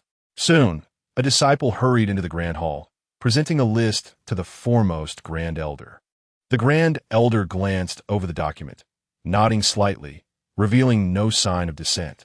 He then passed the list around for the others to peruse in turn. Just then, an elder clad in a black robe rose abruptly, stating, "Elder Yu Jianzhong, I believe that while Yi Xian possesses commendable fortune, his innate talent is rather modest." He requires further observation and is currently unworthy of the title of Blood Moon. The assembly turned their attention to this individual, who was none other than the Grand Elder supporting the Blood Flame Demon. Blood Moon. The Holy See comprised a total of 10 blood disciples, 6 celestial wolves, and 4 blood moons. The previous celestial child had held the title of Blood Moon. At this moment, Yi Xian had already been selected for the Blood Moon list due to his previous performance. Unworthy? Tian Tong was indeed a Blood Moon, yet he was slain by Yi Xian. In the realm of the strong, who could deem Yi Xian unworthy? The first elder spoke with a calm demeanor, indifferent to the disputes among the other disciples, for he oversaw the greater affairs of the entire sect. In the 57th chapter of the canonization, one of the elders under this disciple maintained a tranquil expression as he remarked, Yi Xian possesses unremarkable roots, yet he has ascended to the rank of inner disciple only in the past month, achieving such growth. If it were due to fortuitous circumstances, one could understand. However, if as he spoke, his expression turned cold, if outsiders were to infiltrate. Here, the elder fell silent, his words trailing off, leaving the implication clear, casting aspersions upon Yi Xian. The other elders remained silent, each supporting different disciples. If Yi Xian were to be hindered, it would not disadvantage them. Perhaps it would even allow their own to ascend. Nevertheless, the first elder waved his hand, indicating that the matter could be addressed later, and for now, it was settled. With that, he closed his eyes. The others, in silent agreement, ceased their discussions. On the following day, Yi Xian was resting in his chamber. After the inner sect competition, he had made some progress in his cultivation. Though he had not broken through during the night, he had certainly advanced to a higher level. Young master, this is lotus seed porridge. Please drink it while it's warm to replenish your strength, Mu Qingyan announced as she stepped into the room, with her companion Hu Qiuqiao quietly following behind, her eyes filled with reverence as she gazed at Mu Qingyan. Now, she bore no resentment and seemed willing to follow her. Yi Xian opened his eyes, his gaze settling on Mu Qingyan. He inquired calmly, Qingyan, what has transpired? Since returning from the grand competition, he had entered a state of seclusion and was unaware of the changes that had occurred with Mu Qingyan. However, he could surmise something was amiss. Young master. At that moment, Mu Qingyan's face flushed, an alluring sight. Yi Xian was taken aback, puzzled by her reaction. After a brief pause, Mu Qingyan explained the reason. It turned out that while Yi Xian was engaged in the competition, Mu Qingyan experienced a breakthrough that led to a remarkable transformation, manifesting astonishing phenomena. However, this event had not leaked out, and only Hu Qiuqiao had witnessed it, which explained the drastic change in Mu Qingyan. As for why Mu Qingyan blushed, Yi Xian was unsure, but felt it inappropriate to inquire further. Nonetheless, he was not surprised by her transformation. Given her latent potential, it was only a matter of time before she soared to great heights. Moreover, with the impending doom of the sect drawing near, it was indeed time for Mu Qingyan to awaken. Just then, a thunderous roar echoed from deep within the sect, followed by a voice that resounded, proclaiming names with grandeur and authority. Upon hearing this, Yi Xian felt an overwhelming sensation akin to that of a divine ranking. The 5 blood disciples, Emperor Wenbai, the 9 blood disciples, Fu Hu, in the land of Yanglan, the heavenly wolf, Gu Si, the 4th blood moon, Yi Xian. The names echoed softly, resonating like the tolling of a grand bell, cascading down like the torrents of celestial law, enveloping every corner of the Holy See. As the sound reverberated, brilliant rays of demonic light slowly ascended from the depths of the Holy See, casting their glow over the residences of the inner disciples, where Yi Xian and his companions resided. Concurrently, countless disciples looked up in astonishment, clearly aware of the monumental event about to unfold. The Holy See was bestowing titles, and once again, auspicious signs had descended. The Blood Moon and Heavenly Child had been slain by Yi Xian, who had taken their place. This Yi Xian had ascended to greatness in a single stride. The so-called canonization by the Holy See primarily referred to that auspicious radiance. This was a secret treasure of the Holy See, rumored to greatly enhance cultivation speed for those enveloped by the auspicious light. The most extravagant record noted that someone had advanced 3 realms in a single night. That individual is now one of the 5 demon sons. At that moment, within the Blood Flame Demon Hall, the Blood Flame Demon Son stood with his hands clasped behind his back, his expression exceedingly grim. Just then, a hurried figure in a black robe approached, an elder who had just appeared at the Elder Council. Upon entering the Demon Hall, the elder spoke directly, Blood Flame. Yi Xian has already risen. He must be eliminated swiftly. If we allow him to continue growing, he may become another figure of Demon Son caliber. The names of Gu Feng, Blood Demon, Heavenly Child, and Yi Xian have all contributed to his rising reputation, stepping atop the shadows of their renown. How could Blood Flame not feel fury? However, as a Demon Son, he currently had no pretext to act against Yi Xian. Yet, with even the Heavenly Child unable to contend with him, it seemed there was no one else who could stand against him. Still, Blood Flame was reluctant to personally confront Yi Xian. No matter, I am on the verge of breaking through to the Heavenly Martial Realm. He is merely at the 5th level of the mysterious martial realm. The chasm between mysterious and heavenly martial is akin to divine retribution. Hardly a concern, Blood Flame remarked coldly. The first elder had already conferred upon him the title of Blood Moon. The black-robed elder's face darkened as he spoke. Blood Moon? The expression of the Blood Flame Demon Son turned utterly grim. Upon hearing the elder's words, he immediately grasped their significance. Those who receive such titles would gain an auspicious blessing, which could facilitate a breakthrough. Given that Yi Xian could now contend with the Heavenly Child, should he achieve further advancement, he might indeed be capable of challenging a Demon Son. Blood Flame, have you considered the matter? The black-robed elder stepped forward, urging him. Blood Flame remained silent, his expression growing increasingly frigid. Yi Xian has soared to unprecedented heights, directly ascending to Blood Moon, a sight that inspires envy. The Celestial Wolf and the Blood Disciples have welcomed new initiates, marking a significant transformation. A vague sense of impending events lingers in the air. Throughout the various halls of the Holy See, all inner disciples are engulfed in profound astonishment. Meanwhile, within Yi Xian's abode, a dark, malevolent aura envelopes the space, exuding an exceptionally peculiar essence. This phenomenon is what one might refer to as an auspicious omen. Seated in meditation, Yi Xian is immersed in the baptism of a mysterious force. Under the influence of this power, he perceives a remarkable acceleration in his cultivation progress. The Royal Spirit Holy See boasts an extensive history, its profound foundations far beyond the imagination of ordinary disciples. This recent conferment has enabled many inner disciples to break through their limits. In just one night, the core strength of the Holy See has surged significantly. As dawn breaks, Yi Xian slowly opens his eyes, his expression tranquil as he introspects his realm, a satisfied smile gracing his features. After a night of cultivation, he has finally reached the 6th level of the Xuanwu realm. He now feels capable of contending with an ordinary practitioner at the 9th level. However, confronting the Demon Child seems implausible, as the Demon Child is not an ordinary cultivator, but a formidable opponent known for transcending ranks in battle. Yet, Yi Xian is not overly concerned. With his current strength, even if he cannot defeat the Demon Child, escape would not pose a problem. Moreover, as one of the 4 Blood Moons, he is no longer a mere insignificant figure. The Blood Flame Demon Child would require justifiable reasons to act against him, for he is not someone who can be easily manipulated or intimidated. Inner Disciple Yu Wenbin requests an audience with Blood Moon Yi Xian. Inner Disciple Wan Nan requests an audience with Blood Moon Yi Xian.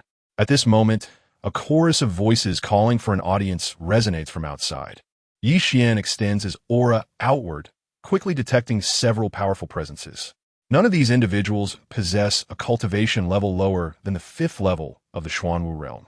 The 5th level serves as a critical threshold for inner disciples. Only those above this level can truly be considered formidable. Mu Qingyan exchanged a glance with Hu Qiuqiao, who promptly exited the inner chamber to open the door. Instantly, a cacophony of wails and cries erupted from outside. After a brief glance, Hu Qiuqiao hurried back inside, her expression one of palpable trepidation. "Young master, there are dozens of disciples outside, seeking an audience," she reported, her tone laced with fear. clearly shaken by the encounter. Yi Xian had sensed this earlier and said nothing as he stepped outside. Upon emerging, he beheld neatly arranged rows of disciples, all gazing up at him with admiration. "Senior brother Yi," they chorused in unison the moment he appeared. Faced with such fervor, Yi Xian couldn't help but rub his nose, feeling somewhat like a charismatic figure from a bygone era. At this moment, all eyes were fixated upon him. Yi Yuan, a formidable figure at the 6th level of the Xuanwu realm, commanded respect despite the presence of many who surpassed him in cultivation. He had transcended 3 realms to vanquish Tiantong and had since ascended to become one of the 4 blood moons, a status that significantly elevated his standing in terms of both resources and identity, placing him just below the demon sun. Consequently, although the crowd refrained from extending gestures of camaraderie due to the influence of the blood flame demon sun, they were equally cautious not to offend him. "Please, no need for excessive formality," Yi Xian said with a warm smile as he surveyed the gathering, ever on the lookout for opportunities to seize. Previously, during the grand competition, the dispersal of the crowd had made it challenging for him to identify prospects. However, among the elite disciples of the Church of the Imperial Spirit before him, he recognized a chance not to be missed. Name: Li Lingfeng, cultivation, 7th level of the Xuanwu realm, fate, green, destined value, 24, life script, an inner disciple of the Church of the Imperial Spirit in the world of great martial deity. Unremarkable in nature. Affinity, 12, recent destiny opportunity. Tasked to the small hidden temple, he inadvertently discovered a demon wolf egg, which upon absorption, enabled him to break through to the 8th level of the Xuanwu realm. Name: Shi Liangpeng, cultivation, 6th level of the Xuanwu realm, fate, green, destined value, 19, life script, an inner disciple of the Church of the Imperial Spirit in the world of great martial deity, with significant potential for growth. Affinity, 9, recent destiny opportunity. In one day during training, he secured a clear spring sword, capable of unleashing over 5 times his strength in a single strike, albeit at the cost of exhausting all his energy, serving as a formidable trump card. Name: Zhang Rui, cultivation, 8th level of the Xuanwu realm, fate, blue, destined value, 26, life script, an inner disciple of the Church of the Imperial Spirit in the world of great martial deity, with considerable growth potential. Affinity, 14, recent destiny opportunity, none. Yi Xian scanned the crowd and identified several fortuitous prospects. These disciples not only boasted impressive cultivation levels, but also possessed notably high destined values. The majority exhibited a high fate tier, predominantly green, with a fair share of blue. As for affinity, opinions varied. Some were favorable while others were less so, largely influenced by a few demon suns. Disregarding any negativity, Yi Xian smiled lightly and proclaimed, "Today, as we visit the demon food house, please indulge freely. All expenses will be borne by me, Yi Xian." With a grand gesture, he asserted his generosity. Upon hearing this, the crowd stirred with excitement. The demon food house served as the canteen of the church, renowned for its extravagant offerings, often featuring the flesh of powerful demonic beasts, which were exceedingly costly. The prospect of treating such a large group would undoubtedly entail a significant expenditure. "Thank you, Senior Brother Yi. Yi, the senior brother, is truly magnificent." Laughter erupted among the crowd. Ever since Yi Xian's triumph in the intersect competition, he has transitioned from a junior brother to a senior brother.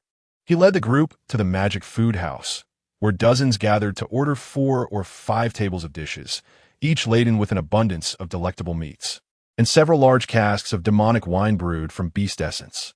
The atmosphere was vibrant and lively as cups were raised and toasts exchanged. Within the Blood Flame Demon Palace, Blood Flame Demon Sun listened to reports from his subordinates, his expression darkening. Numerous inner sect disciples accepted Yi Xian's invitation, significantly broadening his social connections. This gathering presented a prime opportunity for Yi Xian to ascend and establish his own influence. It is important to note that the disciples present at this banquet were formidable, including several of the caliber of Tiantong. Should Yi Xian successfully recruit them or forge alliances, it would pose a substantial threat to him. "Fulue, go and assess the situation," Blood Flame commanded, prompting a burly man to rise and depart. There was no time for hesitation, Immediate action against Yi Xian was imperative. If he remained unchecked, it would indeed be too late. The elder in the black robe spoke solemnly. Blood-flamed demon son remained silent, his expression profound, lost in contemplation. At the magic food hall, the merriment continued, with libations flowing and dishes delighting the palate. The revelry lasted well into the night, and even those with considerable cultivation found themselves unable to endure, retreating in a drunken stupor. Yi Xian reclined on a long bench, slightly intoxicated. Junior brother Yi, Wu Wenbo approached, belching contentedly before taking a seat beside Yi Xian. I've received word that Blood-Flame Demon Son intends to make a move against you. Thank you. Yi Xian replied, his countenance impassive. He felt little trepidation towards Blood-Flame Demon Son. Should conflict arise, retreat was always an option. By the way, senior brother Wu, please convey to Elder Ling that I, Yi Xian, am unworthy of his guidance and that he should seek others. Yi Xian stated coolly. Understood, junior brother Yi. As long as you are certain, Wu Wenbo nodded in agreement. Senior brother Yi, I raise a toast to you. Suddenly, an inner sect disciple entered. Yi Xian recognized him as a highly esteemed figure among the inner disciples, yet he did not serve any of the demon sons.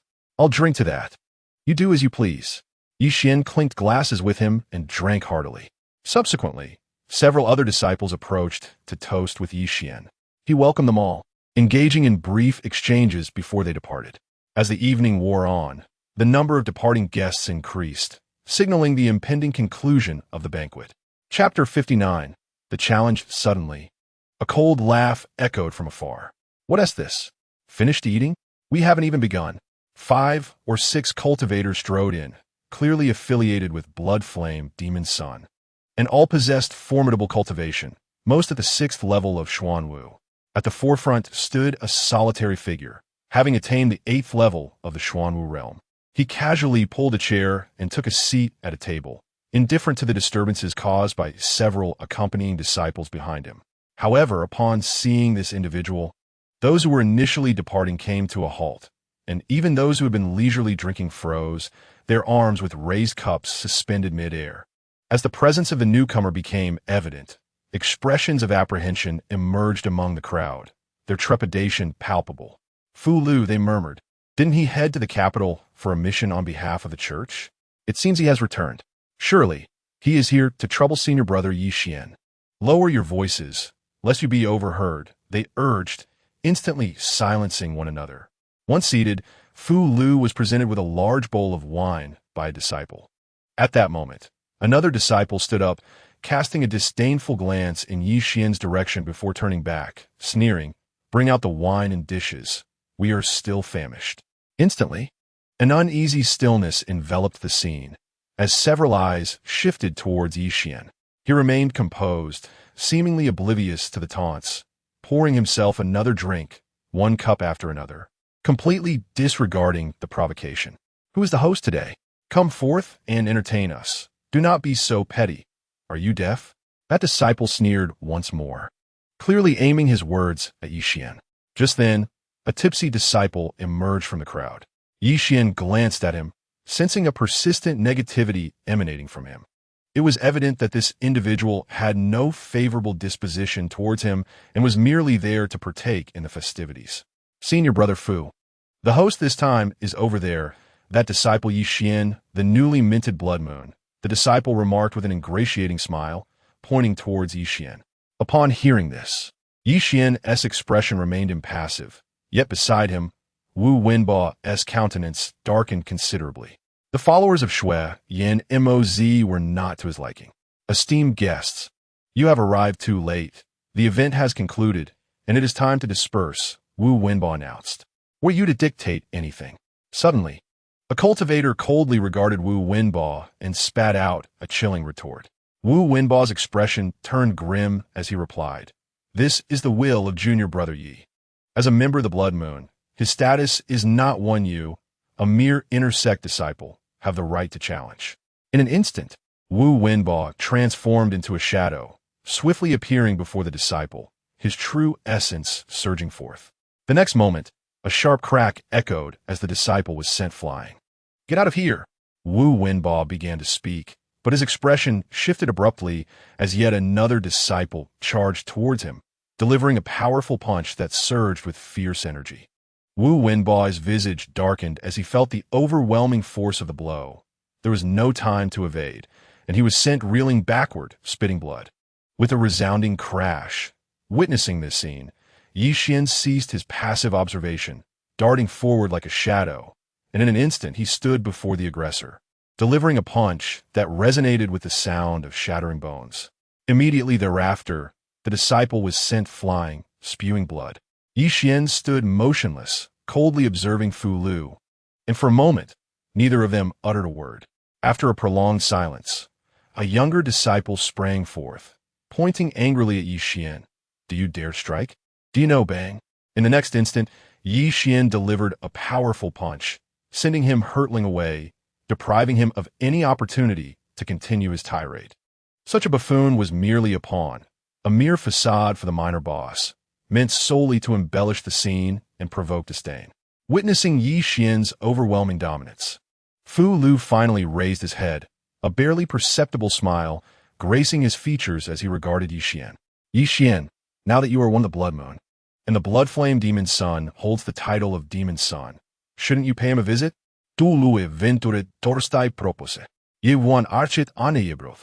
Somewhat taken aback by the suggestion, with a faint smile, he replied, "The 5 Demon Sons are indeed my seniors. However, as for visiting the Blood Flame Demon Son, I shall refrain. He has consistently targeted me, and there is no necessity for such a call. Besides, if I were to pay a visit, it would only be as a final courtesy." Yi Xian's retort was unflinching and resoundingly dismissive. At this, the other disciples seethed with indignation. Yet Fu Lu exhibited no signs of anger. Instead, he merely chuckled calmly. "You, Yi Xian, are quite remarkable. To have risen from an ordinary disciple to your current stature is indeed no small feat." As he spoke, Fu Lu rose slowly to his feet. "Yi, Fu Lu, humbly wish to spar with you, brother Yi. Do you dare to accept the challenge? Should my senior wish to spar, I shall gladly oblige." Yi Xian readily agreed. "Excellent," Fu Lu responded. "Tomorrow, we shall determine our fates in the Valley of Life and Death." With that, Fu Lu departed with his entourage. That day, news of Fu Lu challenging Yi Xian spread swiftly, reverberating throughout the church. Fu Lu's name was as formidable as Tian Tong's, perhaps even more so. His reputation was one of ferocity. Over the years, he had traversed the land for the church, facing countless perils. His assignments in dangerous territories were well known, establishing his renown within the church. Meanwhile, Yi Xian, as one of the Blood Moon, possessed considerable fame as well, with every action of his drawing significant attention. The sudden announcement of the impending battle between Fu Lu and Yi Xian ignited fervent discussions among the masses. Opinions were sharply divided. Some favored Fu Lu, while others believed the rising star, Yi Xian, held greater chances of victory. In any case, this battle captured the interest of many, including the Blood Flame Demon Son, the Black Spirit Demon Son, and the other 3 Demon Sons, all of whom focused their attention on this event. Yet at that moment, Yi Xian remained unfazed by the impending clash. For him, his odds of victory were substantial, having slain Tian Tong with a single sword strike. He was confident he could do the same to Fu Lu. Within the Blood Flame Demon Hall, Fu Lu stood respectfully beside the Blood Flame Demon Son. Blood Flame Demon stood with his hands behind his back, contemplating for a long moment, before he quietly inquired, "Fu, what are your chances of victory?" Fu Lu pondered briefly, then clasped his hands and replied, "If I attempt a breakthrough tonight, I would say I have an 80% chance. However, if the breakthrough fails, the odds would be 50-50. Blood Flame Demon asked calmly, "How confident are you in achieving the breakthrough?" 50%, Fu Lu declared without hesitation. "I shall grant you a few more points of assurance." As Blood Flame Demon spoke, he waved his hand, and a cacophony of wails echoed from the wall. "No." Following that, a surge of bloodlight surged into Fu Lu's body. Fu Lu's form shuddered, and an expression of ecstatic joy immediately spread across his face. Chapter 60. The Life and Death Opportunity. Fu Lu turned to Blood Flame Demon, expressing his gratitude. "Thank you, Demon Lord. I shall not fail in my mission." Meanwhile, Yi Xian was entirely indifferent to the impending confrontation, having left the sect without a second thought. The inter-sect competition and the meal he had shared were not in vain. He had accumulated numerous opportunities and aimed to discover them before his duel with Flaw the following day. Although Yi Xian felt confident in his chances of victory, he was not dismissive of Flua's capabilities. Recent opportunities. Opportunity 1.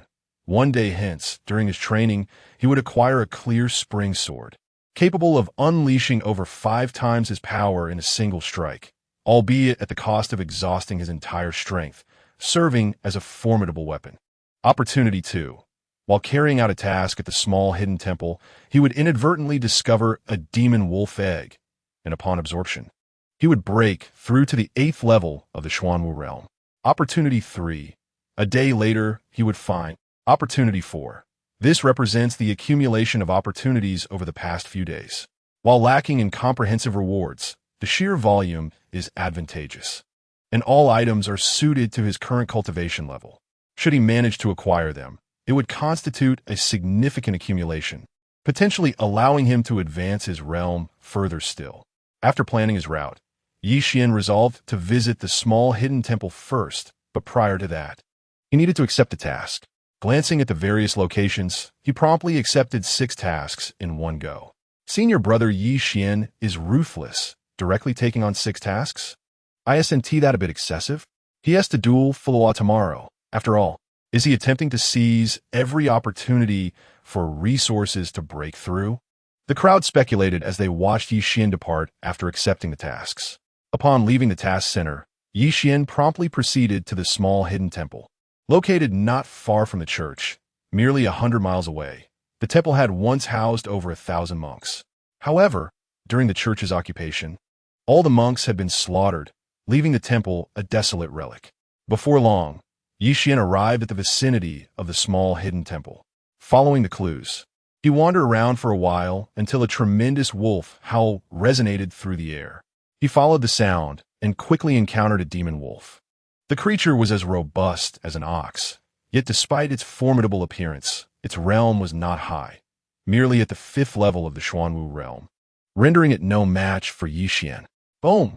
As the earth trembled violently, the corpse of the demon wolf collapsed. Yi Xian swiftly located the demon wolf egg, and, after absorbing the pure essence within, he proceeded to his next destination. The forthcoming objective was the clear spring sword. According to the mission description, this sword resided in a weapon workshop named Wan Su Fong, situated in a small town. Upon arriving at the town, Yi Xian found the workshop, known as Wan Su Fong. Although modest in size, it boasted a comprehensive array of weaponry. Some weapons were crafted on-site by blacksmiths, while others were second-hand items being resold. Upon entering the workshop, Yi Xian observed a bustling atmosphere filled with a constant flow of patrons. Despite being a small town, the business was surprisingly thriving. After browsing for a while, he paused before a seemingly unremarkable yet ancient-looking sword, as indicated by the prompt. Young brother, you have a keen eye. This weapon was acquired by a guard from a transport agency just a few days ago during a delivery. It appears ordinary, yet its capabilities are quite extraordinary. A burly man approached, cheerfully promoting the sword. Yi Xian glanced at him, recognizing him as a shop attendant, akin to a salesman. It looks decent, Yi Xian remarked, lifting the clear spring sword and channeling a hint of true energy into it, finding no anomalies. However, it was rather plain. Its appearance was satisfactory for a side sword. How much is it? He inquired casually. 500 spirit stones, the man declared with a wide grin. At this, Yi Xian shook his head, displaying a look of disdain. While 500 was not exorbitant, he could not afford to acquiesce so readily, as it might arouse suspicion from onlookers. 300 stones. Ye wan it. Young brother, you jest. Although this sword is not a premium item, it is indeed an earth-tier weapon, possessing exceptional qualities. 300 stones are far too little, the man replied, shaking his head. 350. 400 stones. It cannot be lower, Yi Xian insisted, feigning hesitation before ultimately completing the transaction and departing. Once outside the workshop, Yi Xian did not linger in the town, but swiftly made his way out. With a clear spring sword in hand, he sought out an isolated area beyond the town. There, he withdrew the sword, scrutinizing it for a considerable time, ultimately concluding that it was merely an ordinary sword. After sensing it thoroughly, he discerned no peculiarities. Yi Xian waved the sword before his eyes, and in the next moment, a drop of his blood merged with the blade. A flash of sword light coursed through, vanishing into Yi Xian's being. He raised his arm, and instantly, a brilliant radiance manifested at his fingertips, suspending a miniature sword. Indeed, it was the clear spring sword. Yi Xian felt a premonition that this sword harbored a potent energy, pure and formidable. With the slightest exertion, this power would unleash itself. With a thought, Yi Xian retracted the small sword, his expression subtly shifting as he gained yet another card to play. In the depths of the 100-break forest, within a stone cave, Yi Xian stumbled upon a heap of desiccated bones. After some searching, he finally fixed his gaze on one particular skeleton, which lay next to a small vial containing a black elixir. Approaching, Yi Xian grasped the vial firmly and inspected it. Upon removing the cork, bang, the cork flew off, releasing a peculiar fragrance that filled the air. Instantly, Yi Xian's eyes sparkled. The quality of elixirs is categorized into several grades, from the lowest to the highest. They are yellow, profound, earth, and heaven. The elixir before him was at least of profound quality. Despite already possessing profound-level techniques and weapons, profound elixirs remained exceedingly rare. Moreover, this appeared to be an elixir capable of instantaneously restoring true energy. Its value was undoubtedly immense, a life-saving potion. Excellent. Yi Xian waved his hand, tucking the vial into his possession. Besides this small vial, there were also some techniques, diagrams, and spirit stones. The diagram seemed to depict a unique martial technique. He wondered if it would be suitable for his cultivation. The spirit stones were plentiful as well. This would undoubtedly be a significant gain. After a quick glance, he discerned that the rest of the items were worthless, so he collected everything together. Before long, a day had passed, and Yi Xian had discovered several fortuitous opportunities, significantly enhancing his strength. However, he was still quite far from breaking through to the 7th layer of the profound martial realm. In the later stages, the difficulty of advancing to each new level escalates exponentially. Despite not achieving a breakthrough, Yi Xian's prowess had noticeably increased, particularly with the clear spring sword, which had become one of his greatest assets. Chapter 61. The duel the following day, at the church's Valley of Life and Death. With just an hour remaining before the duel, countless disciples had already arrived at the valley, creating an impenetrable throng. Among them, atop a massive viewing platform, stood the blood-flamed demon prince, accompanied by the elder in black robes, with several formidable figures behind him. I wonder if Fu Lu can achieve a breakthrough. If not, victory will be quite challenging, remarked the elder in black robes. We shall know in an hour. We simply need to watch, replied the blood-flamed demon prince with a faint smile. Yet, the underlying murderous intent in his words was palpable to all. The elder in black robes continued. Yi Xian has yet to arrive. He harbors many secrets that warrant further exploration. I have dispatched individuals to track him, but with little success. It is exceedingly difficult to follow someone of Yi Xian's caliber. Those I sent have lost his trail, the blood-flame demon prince admitted. At that moment, 4 or 5 figures emerged beside the viewing platform, one of whom was the first elder. Elder Shirley, I have heard that if Yi Xian triumphs in this battle, he will qualify for the position of a prospective demon prince. Is that truly the case? Yi Xian's prowess surpassed that of the celestial Tongan Fulua, which, according to the ecclesiastical regulations, positioned him beyond the mere identity of the blood moon, allowing him to be considered for the title of a prospective demon child. Thus, upon selection as a prospective demon child, Yi Xian would have the opportunity to establish his own faction and possess the authority to choose his own protector. Indeed, that is precisely the case. The few conversing appeared to be oblivious to the presence of the blood-flamed demon child and his companions, speaking with an air of nonchalance. However, while the speakers may have lacked intent, the listeners were acutely aware, especially since the speakers were indeed purposeful in their discourse. Upon hearing their words, The blood-flamed demon child furrowed his brow slightly. A prospective demon child? Achieving such a status would place him merely a step away from the esteemed position of a demon child. At that juncture, even as a prospective demon child, he would not be able to act against Yi Xian at will. Has Yi Xian already selected his protector? The venerable Ling. The voices of the group gradually faded away. Just then, an overwhelming aura of malevolence began to permeate the air, as if a great flood or ferocious beast were about to emerge. In an instant, silence enveloped the crowd, and all eyes turned towards the cavern where Fuluo resided. Having reached Fuluo's level, he had acquired his own dwelling. Soon the oppressive aura receded, and a figure emerged from within the cave. Lord Fuluo, Brother Fuluo. One by one, the figures bowed their heads, unwilling to meet his gaze. Having just broken through, Fuluo's presence now bore a weightier aura than that of an ordinary ninth-tier martial artist. After exiting his retreat, Fuluo first approached the battle stage of the blood flame demon child. Demon child. Fuluo's expression was one of utmost respect. The blood flame demon child nodded lightly and remarked, "Indeed, you have broken through. Yi Xian is no longer your match." Fuluo expressed his gratitude, acknowledging that his breakthrough was made possible with the demon child's substantial assistance. Bowing deeply, he then glanced towards the life and death platform, his brow furrowing slightly.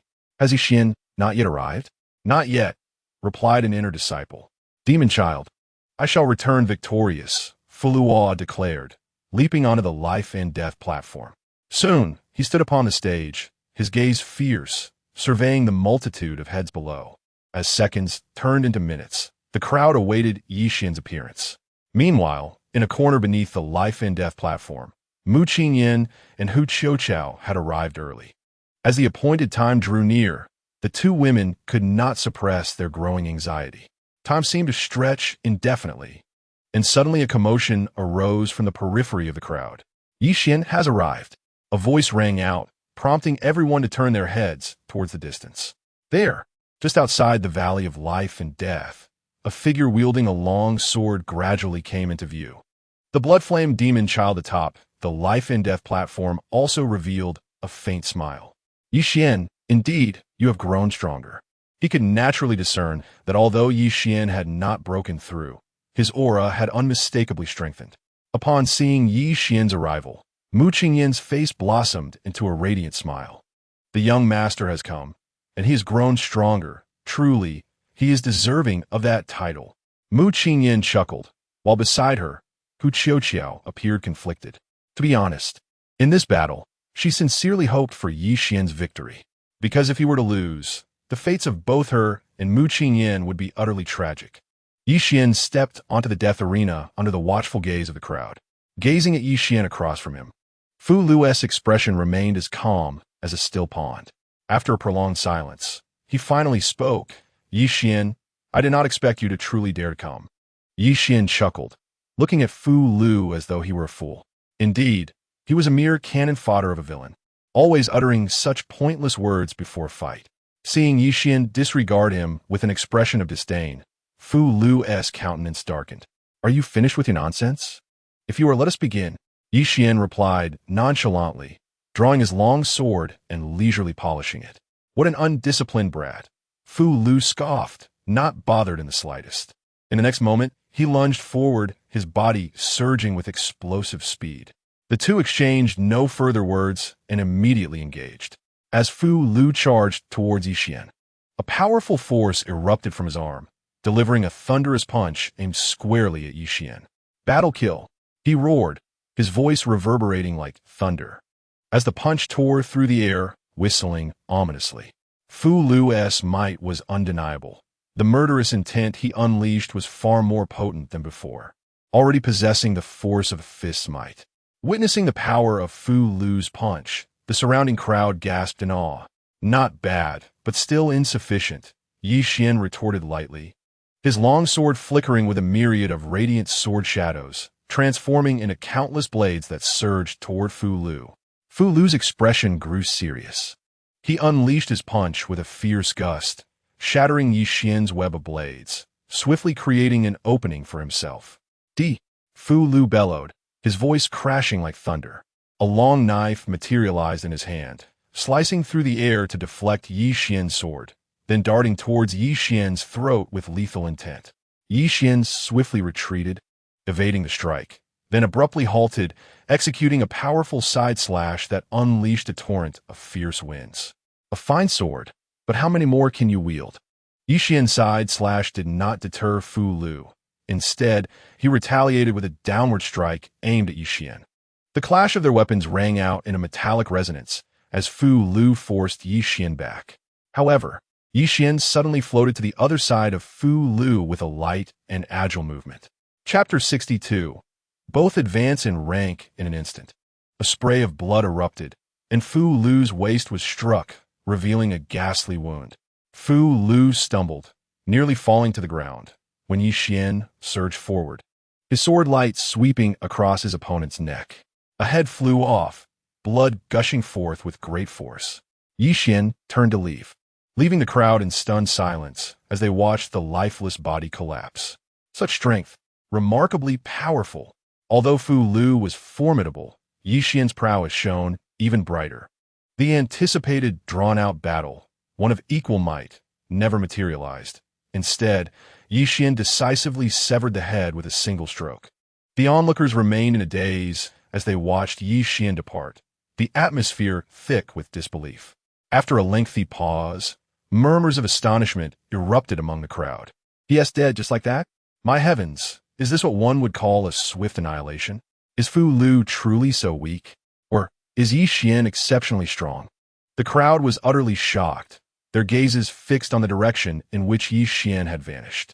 Bloodflame Demon Child also observed Yi Xian's retreating figure, his expression shifting from pale to dark in rapid succession.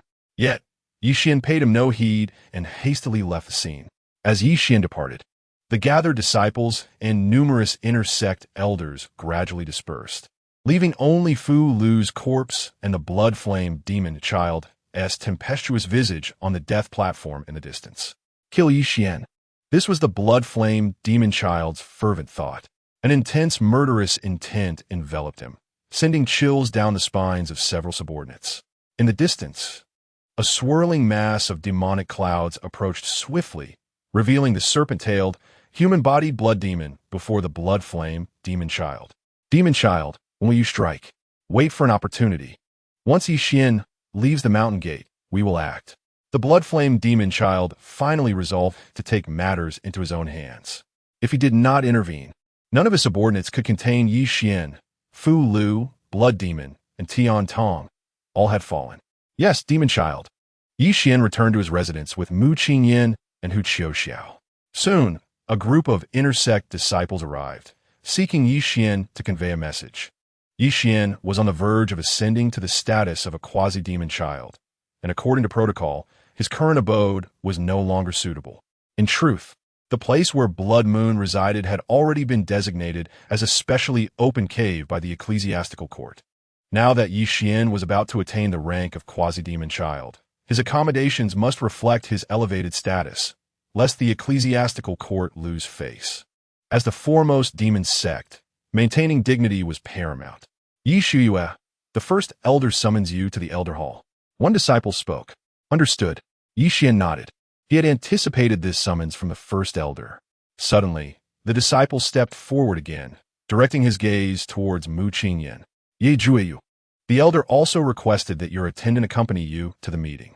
Oh, Yi Xian was somewhat taken aback, but refrained from commenting further. Without a doubt, the innate talent displayed by Mu Qingyan has already caught the attention of several individuals. Young master. Mu Qingyan glanced at Yi Xian, her heart filled with a sense of trepidation, for this was indeed the demonic sect. Fear not. Accompany me, Yi Xian reassured her with a smile, which immediately calmed her nerves. Under the guidance of a few disciples, Yi Xian and Mu Qingyan swiftly arrived at the elder hall. Inside the elder hall, the first elder sat at the forefront, while a dozen or so other elders were engaged in animated conversation. Upon the arrival of Yi Xian and Mu Qingyan, the atmosphere shifted noticeably. Yi Xian, I pay my respects to the great elder. Yi Xian offered a slight bow, his demeanor respectful. The great elder acknowledged with a subtle nod, his eyes narrowing slightly. Upon seeing Yi Xian, he gestured for him to take a seat. Once seated, the great elder spoke in a measured tone.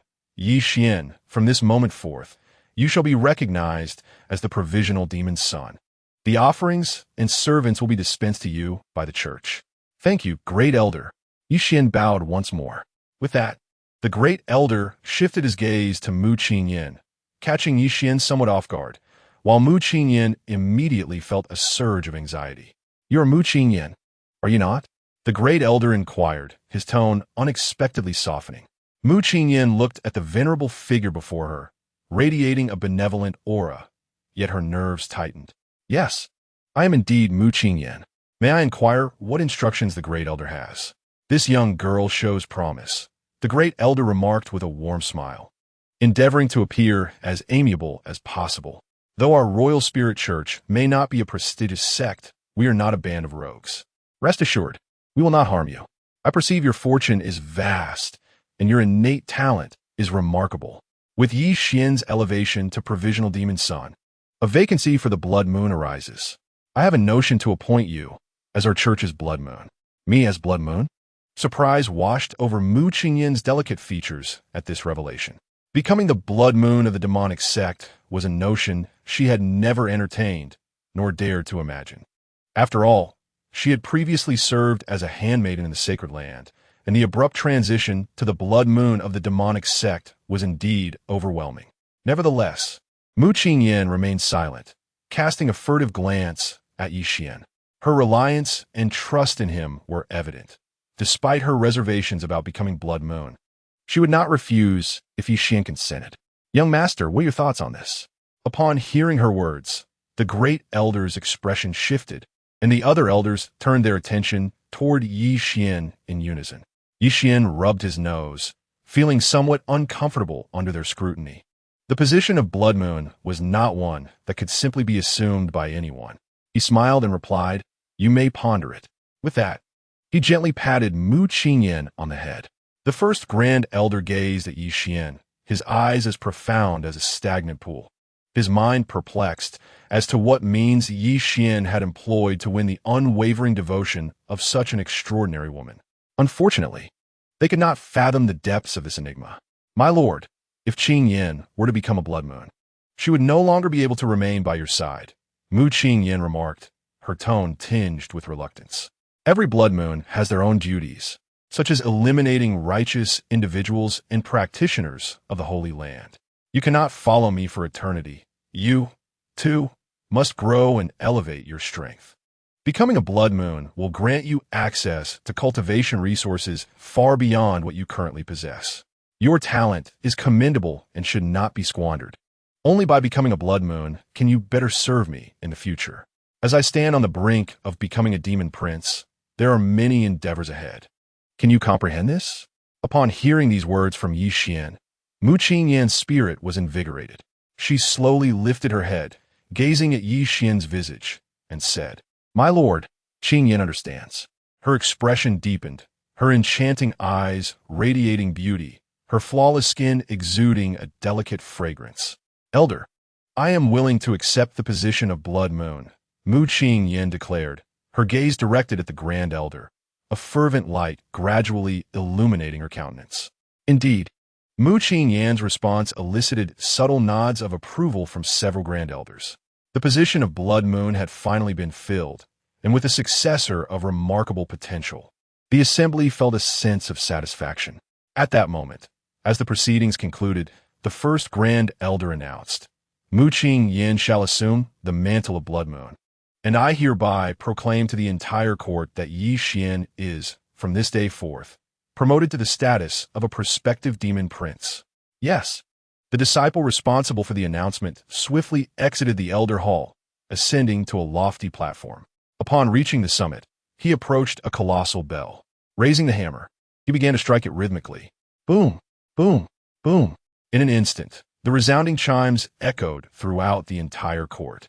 One toll, two tolls, three tolls, each resonating in succession, culminating in a total of 9 mighty bell tolls. The richness of the sound reverberated through the mountain range, unmistakably heard by all. Everyone was jolted by the powerful resonance. Fully aware of its significance, it heralded the birth of a new prospective demon prince. Although Yi Xian was merely a prospective prince, this also signified that the other 5 demon princes would soon face a formidable new rival, shattering the existing power dynamics among them and heralding a new cycle of conflict. In this moment, Yi Xian had truly made a name for himself within the court. However, he held no regard for such superficial accolades. The following day, he personally ascended the Demon Mountain to select his dwelling. The choice of dwelling was of utmost importance, serving as his future cultivation site. Ultimately, atop a verdant peak, Yi Xian selected a particular cave as his sanctuary. The cave of this particular demonic prince is situated relatively far from those of the other 5, lying on the outermost periphery of this region. The peaks rise majestically into the clouds, shrouded in thick mist, presenting an awe-inspiring sight. Despite its remoteness, the locale remains tranquil, which is precisely what pleases Yi Xian the most about this place. After selecting the cave, the following day, an elder from the church arrived. This elder, a master of formations, commenced to arrange arrays around the area. Each demonic prince's cave is protected by a formation, accompanied by various subordinate cultivators. The privilege of a demonic prince allows them to openly establish their own forces. The formation was meticulously laid out over the span of 3 days, a testament to its complexity and intricacy. However, during these 3 days, Yi Xian did not idly wait. He assigned Mu Qingyan to oversee the work while he embarked on another quest for opportunity. Outside the church, in a woodland situated 100 miles away, Yi Xian meandered for a while before coming to a halt in a low-lying hilly area. The system indicated that a corpse lay nearby, yet this did not appear to be a grave. Murmuring to himself, Yi Xian suddenly noticed a particular terrain before him. In the next moment, he swung his sword downward. The sword energy surged forth, exploding into a crater, and Yi Xian beheld a broken bone flying through the air. Immediately, an overwhelming aura of slaughter erupted, intertwined with a palpable sense of resentment and malice. This disconcerting atmosphere nearly caused Yi Xian to be overcome with bloodlust. What had this predecessor endured before their demise? Unyielding and discontent. Yi Xian's expression darkened as he sensed the murderous intent and began to fervently absorb the sword energy within. Indeed, within this aura, an incredibly potent sword energy was intermingled. Yi Xian was utilizing this sword energy for body refinement. Should he absorb all of it? It would undoubtedly elevate his demonic spirit sword to a higher level. This predecessor's realm must have been at least that of the celestial martial realm. As he absorbed the sword energy, Yi Xian's gaze gradually brightened. The sword energy weakened, yet his sword intent grew increasingly intense, fierce, and powerful. The sound of clashing swords resonated within him. Simultaneously, within the Royal Spirit Church, a group of individuals clad in black darted forth from the mountain gate, heading in a specific direction. "Are you certain he is in that direction?" One of the black-clad men inquired indifferently. "Absolutely. My Eagle Emperor curse has long recorded his aura, and it lies in that direction." Sandtown. With a swift strike, Yi Xian dispatched a cultivator, rummaging through the fallen body to extract a map. While this map held little utility for him, its immense value promised a handsome price.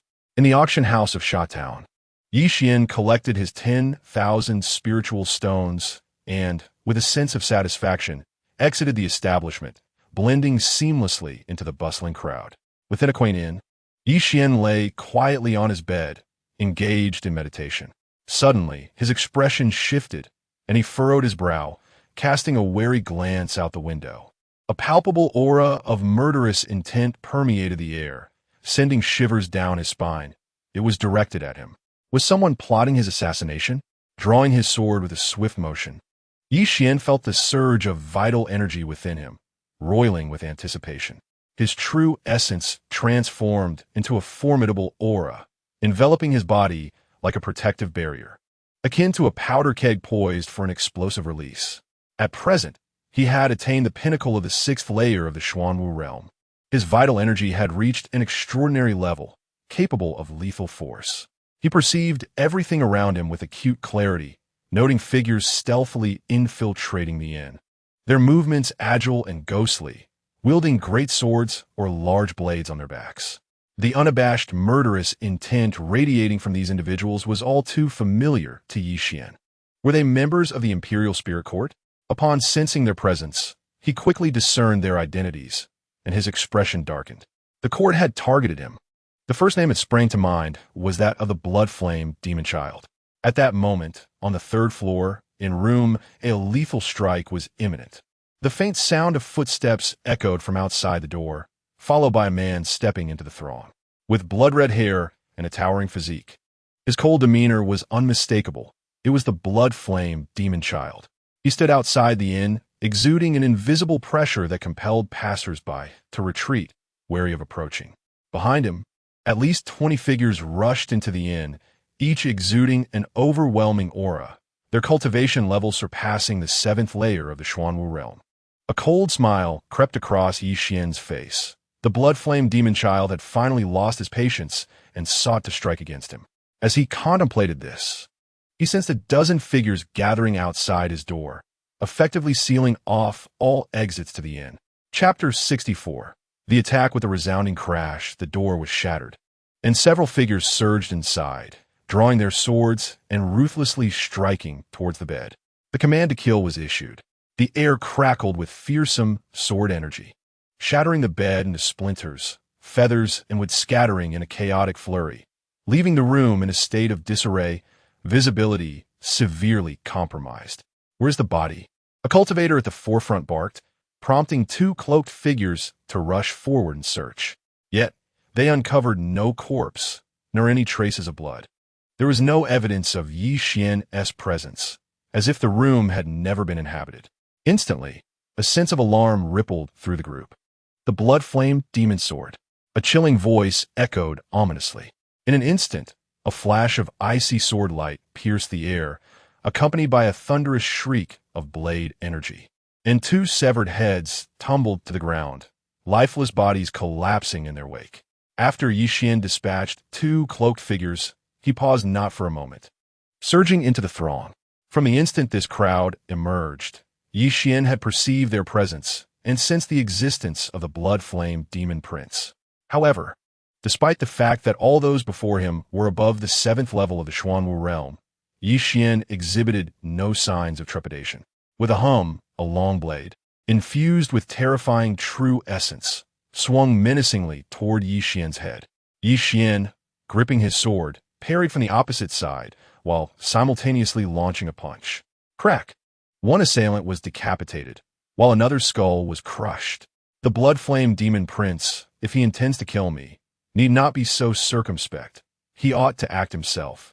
For these individuals are merely destined for death. With a fierce and dominating sweep of his sword, a brilliant beam of sword light surged forth, accompanied by a cry of anguish as one was struck, losing half a shoulder in the process. Yi Xian then swung his sword again, severing the head of another foe before leaping from the inn, landing steadily on the ground. "Do not let him escape." The leader of the cloaked figures, his expression grim, waved his arm, and the others transformed into a whirlwind rushing outward. At that moment, Yi Xian stood in the street, which had become eerily desolate as bystanders had retreated. In the distance, a few heads could be seen discreetly peering out. The wet ground reflected a faint glow, appearing profoundly deep. Opposite Yi Xian stood several figures. At the forefront was none other than the blood-flame demon prince, flanked by the blood demon and two unfamiliar cultivators, both at the 9th level of the Xuanwu realm. If blood flame seeks to kill me, why does he refrain from acting himself? Does he truly believe these individuals are my match? Yi Xian gazed at the blood flame demon prince, a smile gracing his face. With arms crossed, Blood Flame observed Yi Xian impassively and remarked, "Yi Xian, join my ranks, and I shall spare your life. Alternatively, ponder whether you can survive this day." Gazing down the darkened road ahead, Yi Xian's expression remained utterly calm. Although he stood at the 6th level of the Xuanwu realm, his strength could contend with that of the 9th level. As long as his opponents were not of the Tianwu realm, he held a chance of victory. "Very well." Blood Flame Demon Prince nodded repeatedly, gesturing, "Kill him." No sooner had the words left his lips than a flurry of swift footsteps echoed behind him, splashing water from the rain-soaked earth. Figures armed with blades and swords fanned out from behind, exuding a heavy atmosphere and a chilling murderous intent that sent shivers down the spine. Suddenly, Yi Xian leaned back as a knife nearly grazed his cheek, the fierce wind slicing past him, inflicting a searing pain akin to a blade's edge. The 8th level of the Xuanwu realm is still lacking compared to the Tiantong. Yi Xian raised his long sword and swung it fiercely, unleashing a powerful wave of energy that cleaved half of an enemy's head, blood gushing forth in a torrent. At that moment, the remaining individuals rushed forward, encircling Yi Xian and attacking him relentlessly. They were a group of warriors, all at least at the 6th level of the Xuanwu realm. While Yi Xian was not overly concerned about one or two of them, the sheer number posed a significant challenge. Suddenly, 2 long blades sliced through the air, aiming directly for Yi Xian's head. He swiftly evaded to the side, feeling a chill settle in his heart, realizing that the strength of these opponents exceeded normal expectations.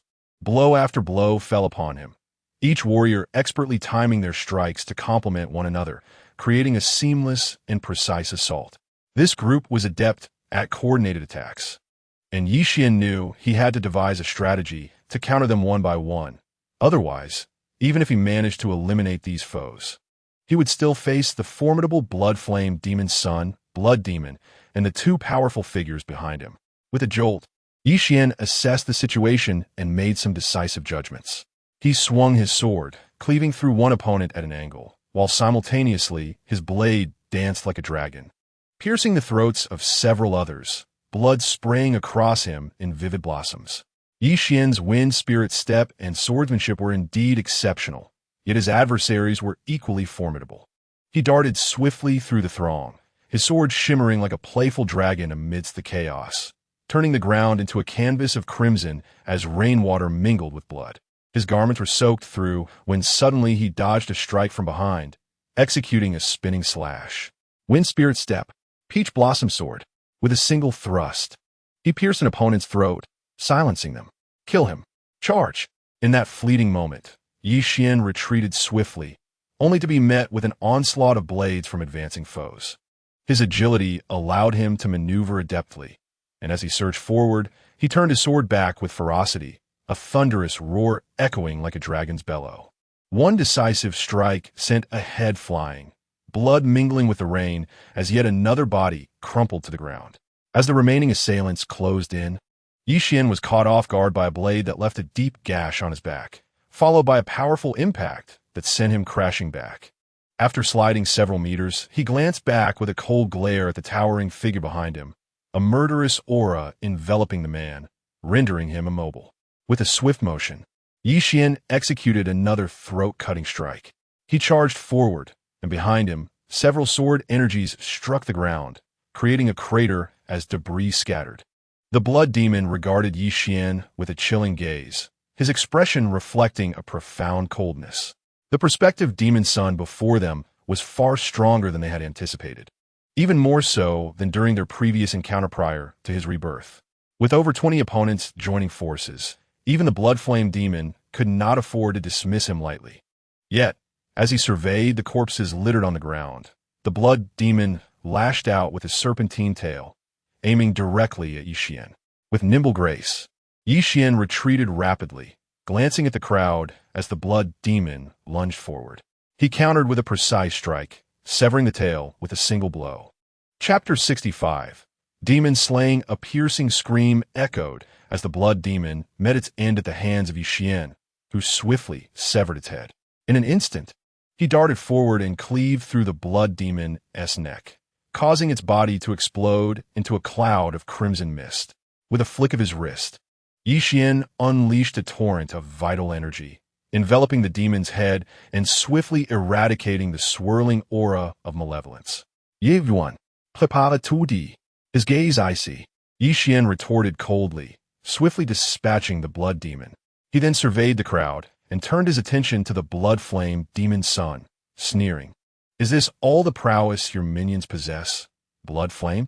I anticipated a thrilling battle, yet I find myself utterly disappointed. Yi Xian shook his head in disdain. The blood flame demon son stood at the rear of the assembly, his expression one of indifference as he fixed his gaze upon Yi Xian. Upon hearing Yi Xian's words, the blood-flamed demon son's countenance darkened ominously. Yi Xian, what is your true identity? Based on my investigations, you have appeared unremarkable until now, yet in merely a year, you have ascended to such heights. I find myself increasingly intrigued by you. Yi Xian flashed a smile. I apologize, but I have no interest in men. The blood-flamed demon son responded with a chilling smile. Do not be too hasty with your words. You shall soon find yourself among the dead. We bear no grudges. Yet you have reached this point due to an ancient grudge. Blood flame, today you shall meet your demise. Yi Xian's gaze bore into blood flame, his face radiating a cold, murderous intent. Such words directed at a demon son were unprecedented. At that moment, a sharp voice rang out. Were you to speak to a demon son in such a manner? A sudden reprimand arose from the crowd, and the shouts soared into the air. Who am I? I am a prospective demon son. Yi Xian chuckled coldly. The title of demon son had once towered above him, yet now it seemed inconsequential. He too was a prospective demon son, merely a step away from the title. A prospective demon son is still not a demon son. If you die today, you will be nothing. No one will remember a corpse. A flurry of sword intent surged into the air around them as the crowd prepared to strike. Behind Yi Xian, a spectral long sword materialized, exuding an aura of death, akin to a stagnant pool devoid of life, and it sliced towards the throng ahead. As the sword descended, a cruel smile graced Yi Xian's face. Previously hesitant to take lives, he now felt numb. The figures before him seemed no different from livestock. In no time, a crimson light erupted. With a single stroke, the area was engulfed in a storm of blood, and cries of agony resonated. At least 3 or 4 formidable opponents were cleaved in two by that one sword. Meanwhile, the adversaries were not idle. Numerous sword energies rained down upon him, leaving ghastly wounds across his body, terrifying to behold. Yet, Yi Xian appeared unfazed, calmly evading several strikes, and as he sensed a presence behind him, he swiftly turned, piercing the skull of an assailant with a single stroke.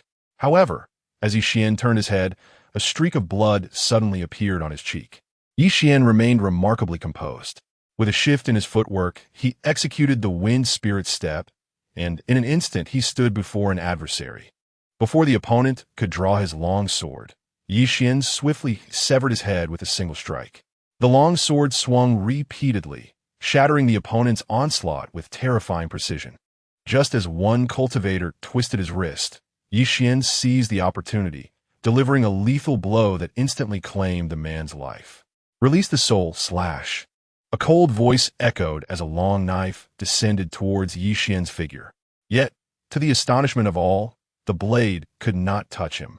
Yi Xian's form was as elusive as a specter, deftly evading the attack, and then sweeping his sword horizontally towards the cultivator. As the sword descended, the man's pupils dilated in sheer terror, his mind gripped by fear. Before him appeared a pair of eyes, cold and devoid of emotion, fixated upon him unblinkingly. In the next moment, Yi Xian abruptly regained his focus, launching a strike aimed at the opponent's head. A surge of overwhelming true essence erupted forth, propelling the adversary backward. Yi Xian had claimed yet another life. At this juncture, all hostilities ceased, and the onlookers gazed at Yi Xian in horror. His bloodied long sword and crimson-stained garments rendered him akin to a demonic god. Yet at that moment, 2 figures emerged from behind the blood-flamed demon child. Suddenly, a shadowy figure appeared silently before Yi Xian, raising a hand as a looming silhouette manifested, descending upon him. In the next instant, a grotesque visage emerged on the assailant's face, appearing particularly sinister and bloodthirsty in the dim light. Yi Xian narrowed his eyes, feeling the piercing intensity of the true essence that nearly blinded him. He struck forward, unleashing the demon spirit sword. The blade, imbued with an insatiable thirst for blood and unparalleled power, cleaved into the opponent's shoulder, shattering half of his arm. Despite inflicting such a grievous injury, Yi Xian did not relent. A flash of sword light sliced through the darkness, painting the area in shades of crimson. In a single stroke, he dispatched the formidable cultivator. However, Yi Xian too was not unscathed, An enemy's blade severed a chunk of flesh from his arm, nearly severing it entirely. A meteoric glare surged from behind Yixian. He pivoted to defend himself momentarily before swiftly striking downward at the assailant's head. If you wish to flee, leave your life behind. Yixian attempted to retreat, but in the next instant, a long spear lunged towards him, aimed directly at his head. The force bore down with a terrifying gale, intent on his destruction. Yixian engaged in fierce combat with the adversary. The clash of blades and the howling of true essence creating a tempestuous onslaught that pushed his opponent into peril. After dozens of exchanges, Yixian pierced through the opponent's chest, a spray of blood erupting as he pierced the heart. Thud! The lifeless body lay sprawled on the ground, eyes wide open in disbelief, unable to fathom the swift and decisive defeat it had suffered. It is essential to note that Yixian was merely a 6th-tier warrior of the Xuanwu realm. Despite being besieged by so many formidable opponents, he managed to single-handedly slay countless foes. All eyes were fixed on the multitude of corpses, a chill creeping over the onlookers as none dared to advance a single step further. Yixian turned to face the Blood Flame Demon. The Blood Flame Demon remained unperturbed, stepping forward with the unmistakable intention to engage. "Indeed, you have now qualified to perish at my hands," he stated coolly. His voice bore no emotion, yet an aura of lethal intent began to emanate from him. "It is too late. I've already acquired the strength necessary to vanquish you," Yixian replied indifferently, prompting a slow, mocking laugh from the Blood Flame Demon. Chapter 66. Defeat Boom. In the next instant, two figures soared towards each other like cannonballs, crashing together with tremendous force. The collision between Yixian and the Blood Flame Demon unleashed a terrifying explosion that resonated through the heavens. The radiant sword light captivating all who beheld it. The two figures separated upon contact, both having exerted their utmost strength in the clash. The surge of true essence rippled outward, sending debris flying from the ground. "Indeed, quite formidable," the Blood Flame Demon remarked as he took a step back, then propelled himself forward with a powerful stomp. At that moment, a flash of sword light swept through the crowd as Yixian effortlessly claimed two heads, then charged ahead. As he advanced, Yixian drew his long sword, a torrent of overwhelming true energy surging forth to meet the Blood Flame Demon's assault. The Blood Flame Demon's long sword vibrated, conjuring a massive ethereal sword shadow that descended alongside his strike. The Blood Emperor's sword, unleashed, instantly forced Yixian to retreat. He stumbled back, raising his sword defensively, squinting at his adversary. After the initial strike proved effective, the Blood Flame Demon resumed his offensive, his long sword transforming into brilliant arcs of light that erupted around Yixian. He parried left and right, while he sustained minimal damage. Blood began to splatter across his form, gradually staining him crimson. The remaining cultivators, witnessing the demon's overwhelming prowess, shed their fear of Yixian. Yet in that moment, Yixian remained composed, devoid of any emotional turbulence, fully engrossed in his battle with the Blood Flame Demon. This foe was the most formidable adversary he had encountered in quite some time. As the fight raged on, the Blood Flame Demon felt an increasing sense of shock. Though he appeared to be pressing the advantage, Yixian grew steadier with each exchange, leaving only minor wounds on his opponent, unable to inflict any significant harm. It seemed the disparity between them was not as pronounced as he had initially believed, and this realization stirred an ever-deepening unease within the Blood Flame Demon. At this moment, Yixian was once again repelled by a strike, yet he did not charge forward.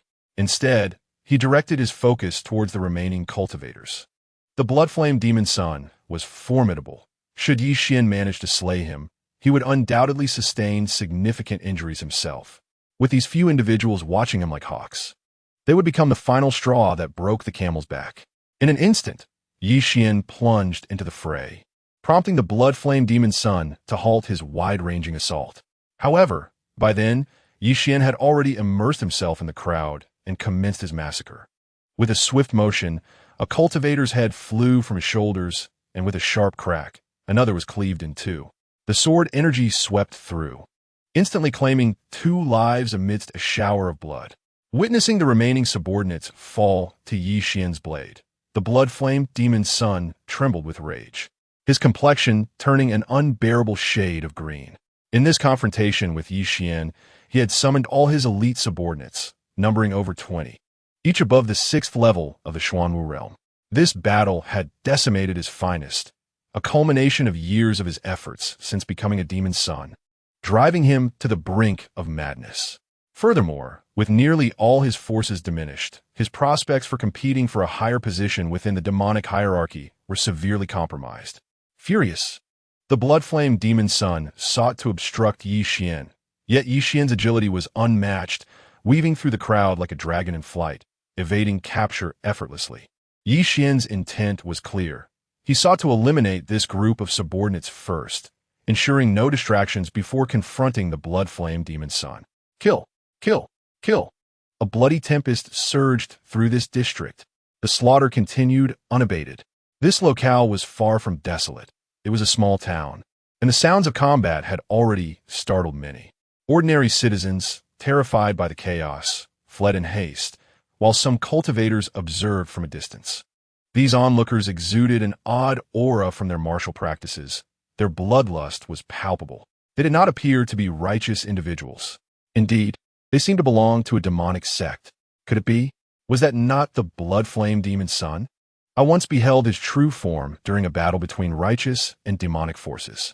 The demon's son? Who could possibly contend with him? It seems their martial aura leans towards demonic techniques. Is there internal strife within the demonic sect? This is truly explosive news. The crowd murmured excitedly, their chatter filling the air.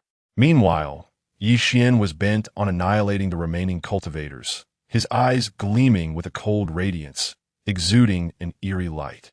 In that moment, he resembled a terrifying deity of death, instilling a sense of dread even in the heart of the blood-flame demon's son. As the skies slowly began to rain, thunder grew increasingly intense. The clash of swords and the rumble of thunder intertwined, filling the space with explosive energy. As the two combatants engaged, the intensity of the sword aura surged, culminating in Yi Xian's counterattack. Clang! Clang! The sound of striking iron reverberated as Yi Xian launched a frenzied counterattack against his opponent. The sword in the hands of the blood-flame demon prince was severed, leaving him with numerous wounds inflicted by Yi Xian. Suddenly, a primal aura surged forth. Erupting from Yi Xian's being, a seemingly unadorned sword ascended from above his head, and in an instant, Yi Xian's energy surged exponentially. With a thunderous crash, a long sword descended fiercely upon him. The resounding roar of thunder echoed as it cleaved towards the blood-flame demon prince, sending him reeling backward, blood spilling from his mouth. The blood-flame demon prince's expression shifted dramatically, his blood-red hair swirling wildly as he succumbed to a fit of rage. However, there was no time for contemplation, as Yi Xian charged at him once more. In the next moment, the demon prince swung his colossal sword at Yi Xian. Yet Yi Xian had already transcended to a terrifying realm, effortlessly severing the demon prince's arm with a single stroke. The giant sword clattered to the ground, leaving the blood-flame demon prince momentarily stunned. As he regained his senses, he looked at Yi Xian with astonishment. In the following moment, the demon prince attempted to rise and flee. Stay! Yi Xian's tone dripped with mockery as he indifferently approached the blood-flame demon prince. The demon prince looked up, the harsh words ringing in his ears as the rainwater washed away the crimson blood beneath him, sending chills down his spine. He had been defeated so decisively, without any struggle. Despite appearing gravely injured, he knew deep down that Yi Xian bore no fatal wounds. Spare me, and I shall follow you henceforth. The blood-flame demon prince pleaded, a desperate will to survive surging within him. Perhaps, Yi Xian replied slowly, eliciting a flicker of joy in the demon prince's countenance.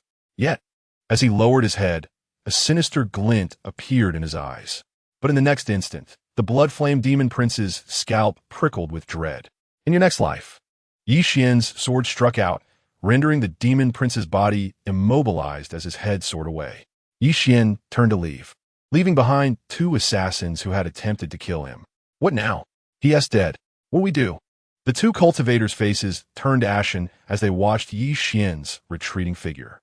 Return and inform the elder not to target me, or else my sword will not distinguish between friend and foe. Yi Xian's voice echoed back to them. Upon hearing this, the two cultivators' expressions darkened further. Did they dare to relay such a message? Without even considering the implications, they were already contemplating whether to return to the church or flee. The corpse of the blood-flame demon prince lay on the ground as Yi Xian conducted a routine search of his body before departing. The elders' hall awaits. A conclave of elders appear to be engaged in a grave discussion within the dimly lit hall, where the walls shimmered with an ethereal glow, revealing the visage of a man. This countenance, defined with sharp angles and a resolute expression, bore an unmistakable resemblance to that of the blood-flame demon child. Suddenly, the visage emitted a piercing scream, exploding in a burst of crimson, blood gushing forth. What has transpired? The blood-flame. He is dead. Dead? How can that be? Where's blood-flame now? It seems he has left the sect, perhaps to the neighboring city. The elders' faces paled in shock as they murmured anxiously amongst themselves, witnessing the visages shattering, a harbinger of the blood-flame demon child's demise. The fall of a demon child is a momentous event that reverberates throughout the entire ecclesiastical hierarchy. For many years, the 5 demon children have vied against one another, and it has been an eternity since one had fallen. Yet today, a demon child has indeed perished. Soon, the entire ecclesiastical court would be made aware of this shocking news. Outside the elder hall, Yi Xian had returned to the sect, his blood-soaked garments clinging to him, and a long sword in hand. Upon entering the ecclesiastical court, he attracted numerous curious glances and whispers. It was shortly after the grand sect competition, and many inner disciples had yet to leave the court for their training journeys. The moment Yi Xian appeared, he captured the attention of the entire ecclesiastical court. In an instant, the court was abuzz. Yi Xian, the prospective demon child. How could this be? He is drenched in blood. Who has he battled? It appears that the golden silk belt in his hand belongs to the blood-flame demon child. How could the blood-flame demon child's belt be in his possession? Could it be? What a disgrace. Disgrace? Have you not seen Yi Xian covered in blood? Something must have transpired. Are you suggesting it was the blood-flame demon child? Impossible. He had 1 foot on the threshold of celestial martial prowess. As people moved to and fro within the court, all eyes were intently fixed on Yi Xian, particularly in response to the token of the blood-flame demon child he held. They were all visibly shaken. Yi Xian strode into the elder hall.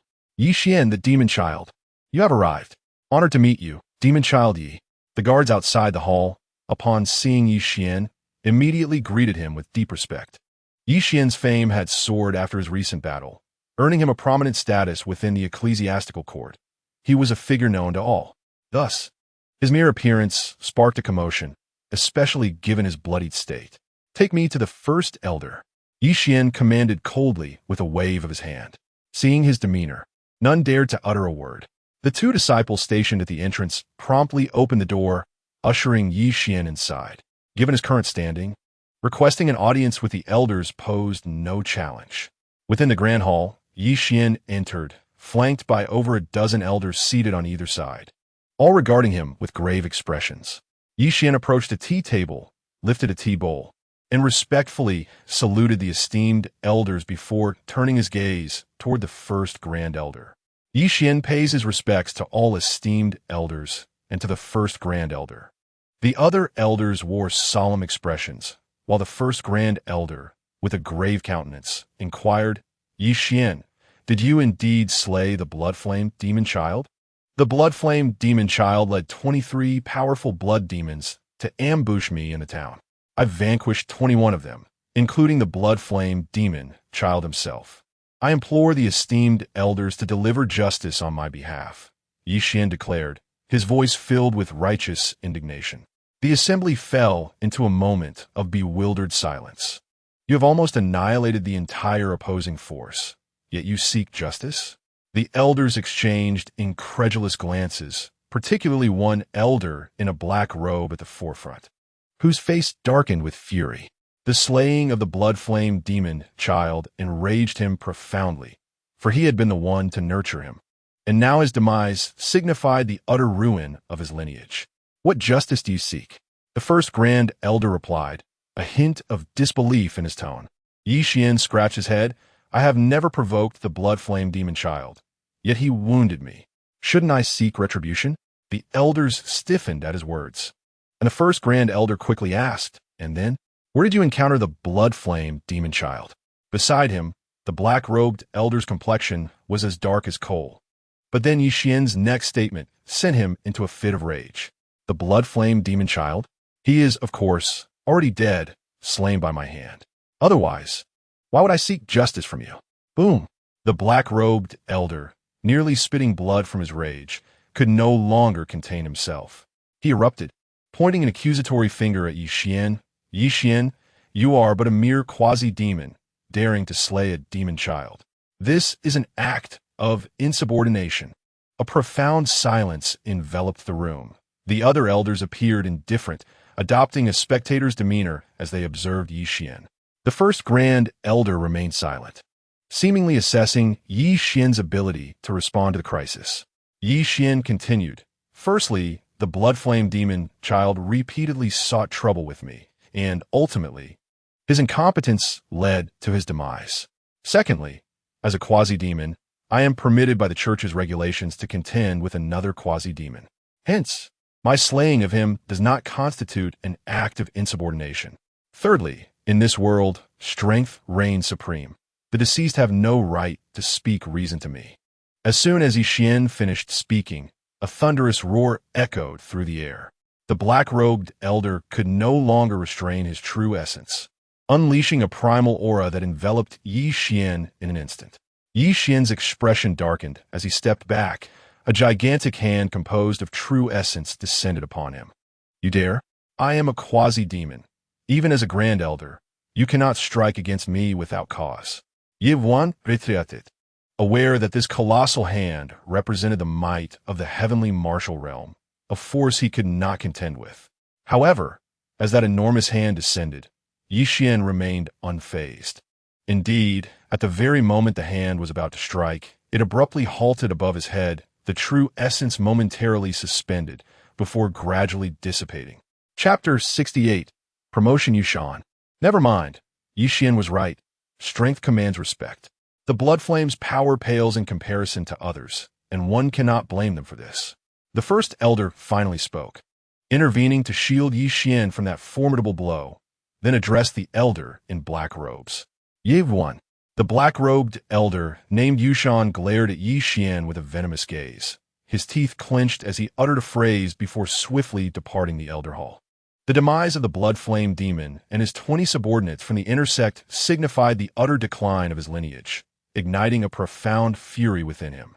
The name Yi Xian had now been inscribed onto his list of adversaries to eliminate. Yi Xian paid no heed to the fuming black-robed elder, instead smiling amiably at the first elder. Elder, to whom shall I appeal for justice? I have suffered grievous injuries without provocation and nearly lost my life. Yi Xian stated, his expression one of innocence. The assembly of elders fell silent once more. After all, he had vanquished the blood flame demon, yet still sought redress. The first elder, equally speechless, remarked, Yi Xian, since you have slain the blood flame, the position of demon son that he vacated shall henceforth be yours. At this pronouncement, the other elders were momentarily taken aback. However, upon hearing this, Yi Xian raised an eyebrow and inquired, Elder, what benefits accompany becoming the demon son? All the elders twitched at the corners of their mouths. This lad was incessantly preoccupied with gains, now even casting his sights upon the first elder's authority. The elder cleared his throat and replied, perhaps you should visit the Heavenly Calculation Pavilion. You may uncover what you seek. Furthermore, all resources belonging to Blood Flame will be at your disposal. Yi Xian nodded nonchalantly in agreement, then added, Elder, my injuries are quite severe. Could you provide me with some elixirs to aid my recovery? I exhausted all my medicinal resources during the battle with Blood Flame and his cohorts. The assembly once again grimaced. This fellow was becoming increasingly brazen. The first elder waved his hand, and a surge of true essence propelled Yi Xian out of the hall. Yi Xian felt a sudden buzz in his head, and when his vision cleared, he found himself outside the hall. He muttered in exasperation, "So stingy, exceedingly stingy." With a bemused expression, Yi Xian departed, while the two guarding disciples remained in awe. This prospective demon's son, no, the newly appointed demon's son, possessed quite the audacity. Even after receiving such generous rewards from the first elder, he still appeared unsatisfied. Upon leaving the elder hall, Yi Xian returned to his cave residence. The prospective demon's son's abode was filled with the melodious chirps of birds and fragrant blossoms, resembling a picturesque landscape. Upon entering, he found Mu Qingyan engrossed in her cultivation, while Hu Qiuxiao diligently tidied the premises. The cave was expansive, and despite Hu Qiuxiao having labored for 4 or 5 days, she had only managed to clean half of it. Yet she bore no complaints, because she now holds great faith in Mu Qingyan. Suddenly, Yi Xian's figure appeared ahead, and upon seeing him return, Hu Qiuxiao's eyes revealed a hint of conflict. Yi Xian nodded at Hu Qiuxiao before returning to his cave dwelling. Soon after, the resonant sound of bells echoed within the holy sea, mingled with a tremendous roar, imbued with a sense of Tao.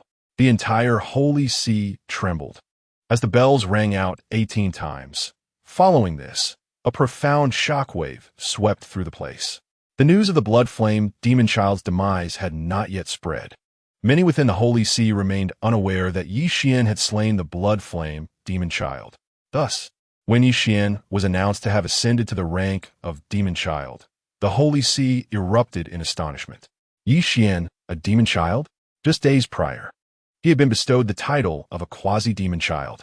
I recall that a short while ago, he was merely a blood moon. When did the term blood moon become insufficient to describe him? Yet, in Yi Xian's view, it could only be reduced to that. The progression from blood moon to quasi-demon child to demon child, such an extraordinary rise in status, is unprecedented, unparalleled in history. The inner disciples engaged in fervent discussions, but soon, whispers of the blood flame demon child's fate began to circulate through clandestine channels. Initially, some expressed skepticism, unwilling to believe that the blood flame demon child had been slain. However, it was not long before the veracity of the news was confirmed by a certain esteemed elder. Once validated, this revelation sparked an uproar. The fall of a demon child represented an event of tremendous significance for the Holy See. For years, the 5 demon children had been embroiled in conflict. Yet none dared to openly sever ties. Yet today one had perished? How had this occurred? Was it the work of righteous individuals? As the crowd was engulfed in shock, others sought to gather information, and soon it emerged that the slayer of the blood flame demon child was none other than the newly appointed demon child, Yi Xian. In an instant, Yi Xian's reputation soared to unprecedented heights. Ye Quanske diding. Just as Yi Xian returned, he instructed Hu Qiuxiao to prepare some healing ointment for him, followed by a refreshing bath. Upon exiting the bathroom, Mu Qingyan personally handed him a towel. "My lord, it is being said outside that you were the one who killed the blood flame demon child?" Yi Xian nodded casually, revealing no intention to conceal the truth. There was no need for subterfuge regarding such matters. Upon hearing this, Mu Qingyan's expression was merely one of mild surprise, devoid of overwhelming shock. However, Hu Qiuxiao, standing nearby, was utterly astonished. Yi Xian had truly slain the blood flame demon child? This felt surreal to her. It was only recently that she had met Yi Xian, and the ancient figure of the demonic sect had been able to contend with him. How much time had passed since then? Yi Xian had directly beheaded a demon child. And according to rumors circulating within the Holy See, the blood flame demon child had ambushed Yi Xian alongside the blood demon and over 20 other cultivators. Yet the outcome was such. To what extent had Yi Xian's strength ascended? In the past, Hu Qiuxiao harbored only fear and disdain for Yi Xian. However, at this moment, a flicker of reverence emerged in her gaze. Such a figure, given time, is undoubtedly a dragon among men. A conflicted expression crossed Hu Qiuxiao's eyes, yet she refrained from elaborating further. To her, the demonic sect remains merely a demonic sect, regardless of the opponent's extraordinary talents. It all holds the same significance for her. The imperial spirit court will inevitably be trampled underfoot by the sacred land and the great Zhou dynasty. Therefore, She would not cultivate any dependence on the court. Nothing much. Just remain low profile for a while, Yi Xian remarked with a gentle smile. Mu Qingyan nodded in agreement. Just then, footsteps sounded outside the cave, but Yi Xian feigned ignorance. Greetings, Yi Mozai. A chorus of voices rang out. Yi Xian rose and slowly walked to the cave entrance, where he beheld at least several dozen figures gathered before him. These individuals possessed varying strengths, ranging from the 1st to the 8th level of the Xuanwu realm, all visiting Yi Xian's cave with the intent of establishing goodwill. Some, eager to demonstrate their sincerity, arrived bearing gifts, pledging their loyalty in extravagant displays. Yi Xian responded amiably, striving to appear approachable. After all, as a newcomer, it would not bode well to exhibit excessive arrogance. Moreover, he genuinely required subordinates to assist him, as certain matters need not be tackled single-handedly. Chapter 69. The Celestial Calculation Pavilion. Yi Xian, unreserved in accepting these gestures of goodwill, instructed Mu Qingyan to collect the offerings one by one. Soon, a plethora of gifts had been amassed. Ultimately, Yi Xian discreetly noted a few individuals from the crowd that caught his eye. In the following days, Yi Xian refrained from venturing outside and focused on his cultivation within the court. In due course, he made a visit to the Celestial Calculation Pavilion, seeking an opportunity and, following the Elder's guidance, located a celestial fate calculator within the pavilion, ultimately achieving success in his cultivation. This celestial fate calculator is a technique of numerical divination. When mastered, it allows one to deduce the past and future. However, this technique holds little significance for Yi Xian. Possessing his own fateful opportunities, he had no desire to predict anything. Moreover, there exists a saying that the more one calculates fate, the thinner it becomes, a truth that applies equally to both the subject of the divination and the diviner themselves.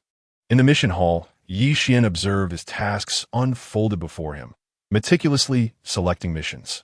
At that moment, a hurried cultivator from a mission department approached, presenting him with a list of tasks. Yi Mozai, this is the task list compiled according to your request. Please review it, and if anything piques your interest, feel free to command me at any time. Yi Xian accepted the task list and glanced over it, noting a series of over 20 tasks neatly arranged. He nodded. Completing all 20 tasks would be unfeasible. However, his aim was not merely to fulfill tasks, but to seize opportunities, and he intended to accomplish as many as he could in an instant. Soon, Yi Xian selected his first task, destined for the neighboring city of Hening County, with the objective being the county lord. The lord of Hening County, Qi Zichen, is notorious for his indiscriminate slaughter and his tyrannical rule. According to the task's description, this individual is a despot of the worst kind, exploiting his position to extract wealth from the common folk, leaving the citizens of Hening County in dire straits. To eradicate evil?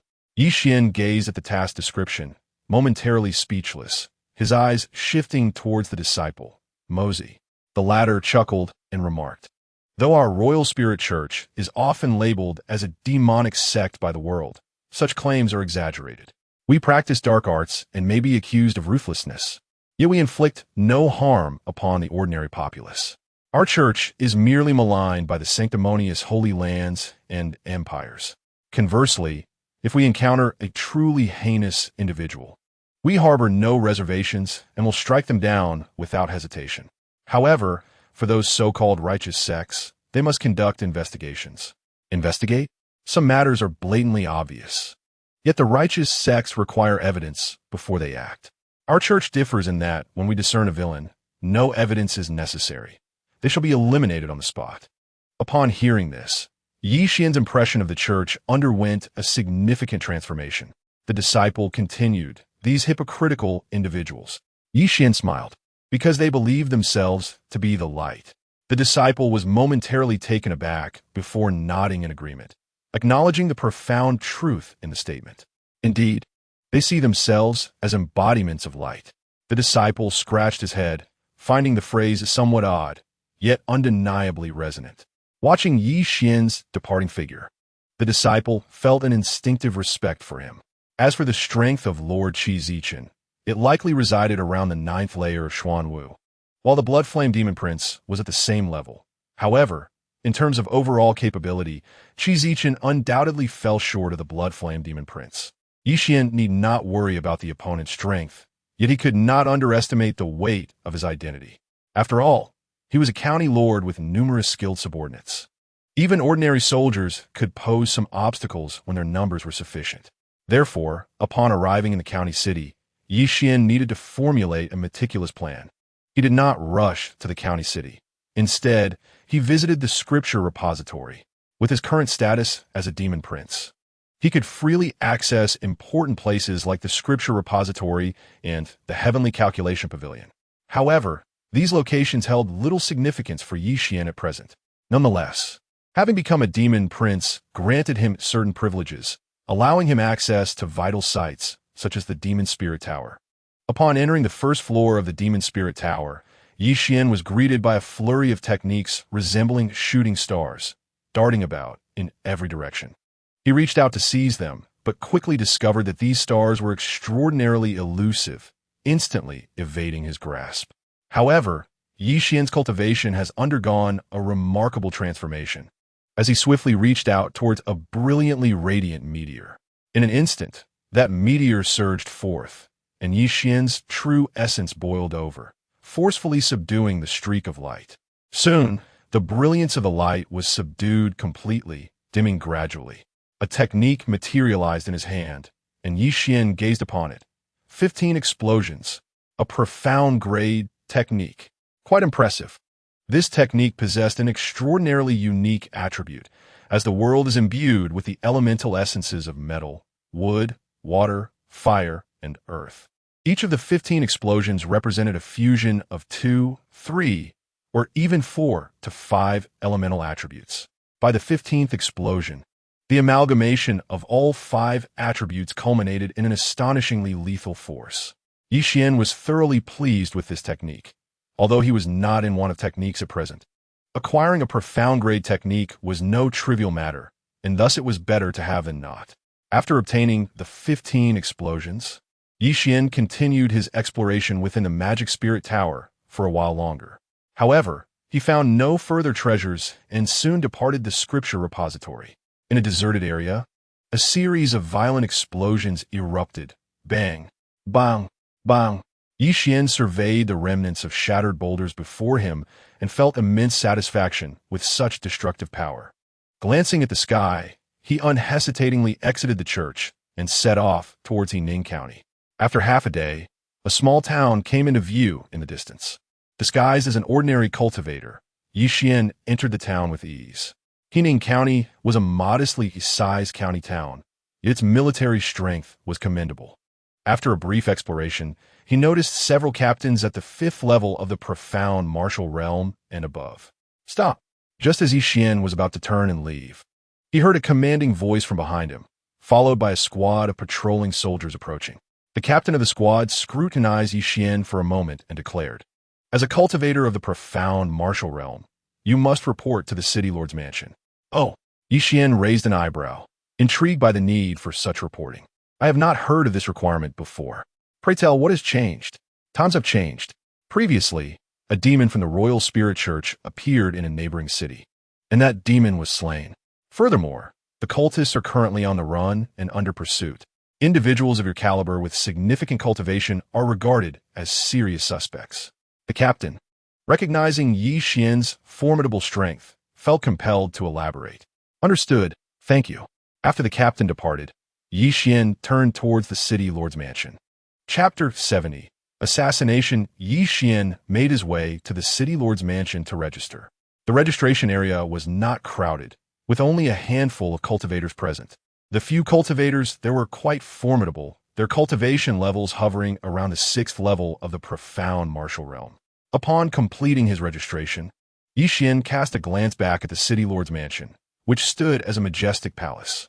While it may not have been resplendent in gold and jade, it certainly exuded an air of opulence, and its grand scale was nothing short of luxurious for a city lord's residence. As Yi Xian turned his gaze in that direction, he suddenly heard a mocking voice from behind. "What are you looking at? Clearly, you're a rustic bumpkin who has never set foot in the city.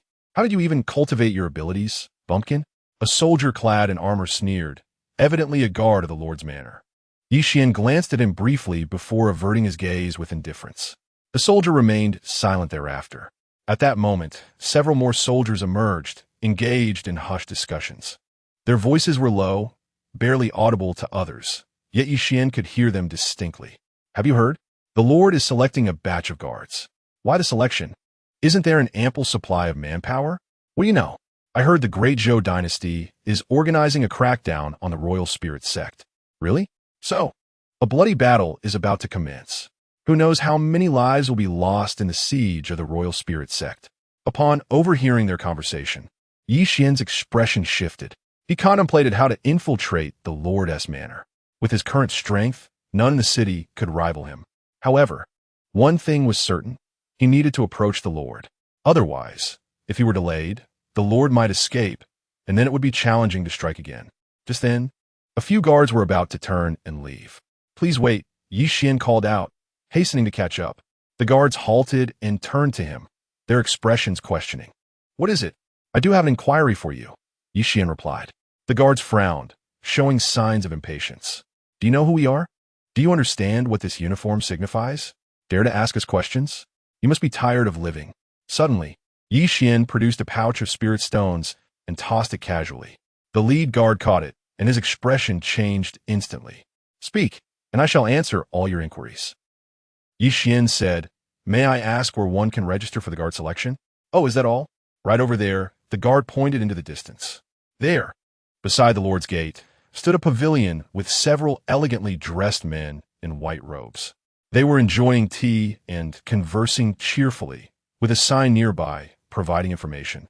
As several individuals approached to inquire, "Thank you," Yi Xian said, making his way toward them, disregarding the guards. Upon reaching the white-robed men, he bowed slightly. "Esteemed gentlemen, I have heard that this is the place to register for the guard selection. I wish to apply." "You wish to apply for the guard position?" One man scrutinized Yi Xian for a moment before replying, "Very well. The registration fee is 100 spirit stones." Without hesitation, Yi Xian retrieved 100 spirit stones and handed them over. The men were somewhat taken aback, having expected Yi Xian to haggle, yet he simply paid without a word. Such generosity was unprecedented. They had never seen anyone so willing to part with 100 spirit stones without protest. Some even exchanged glances, silently chiding the one who stated the fee for asking too little. "Register tomorrow at the Lord's manor for the assessment." A person threw paper and pen in front of Yi Xian and said, "Thank you." After completing the registration, Yi Xian swiftly departed from the scene.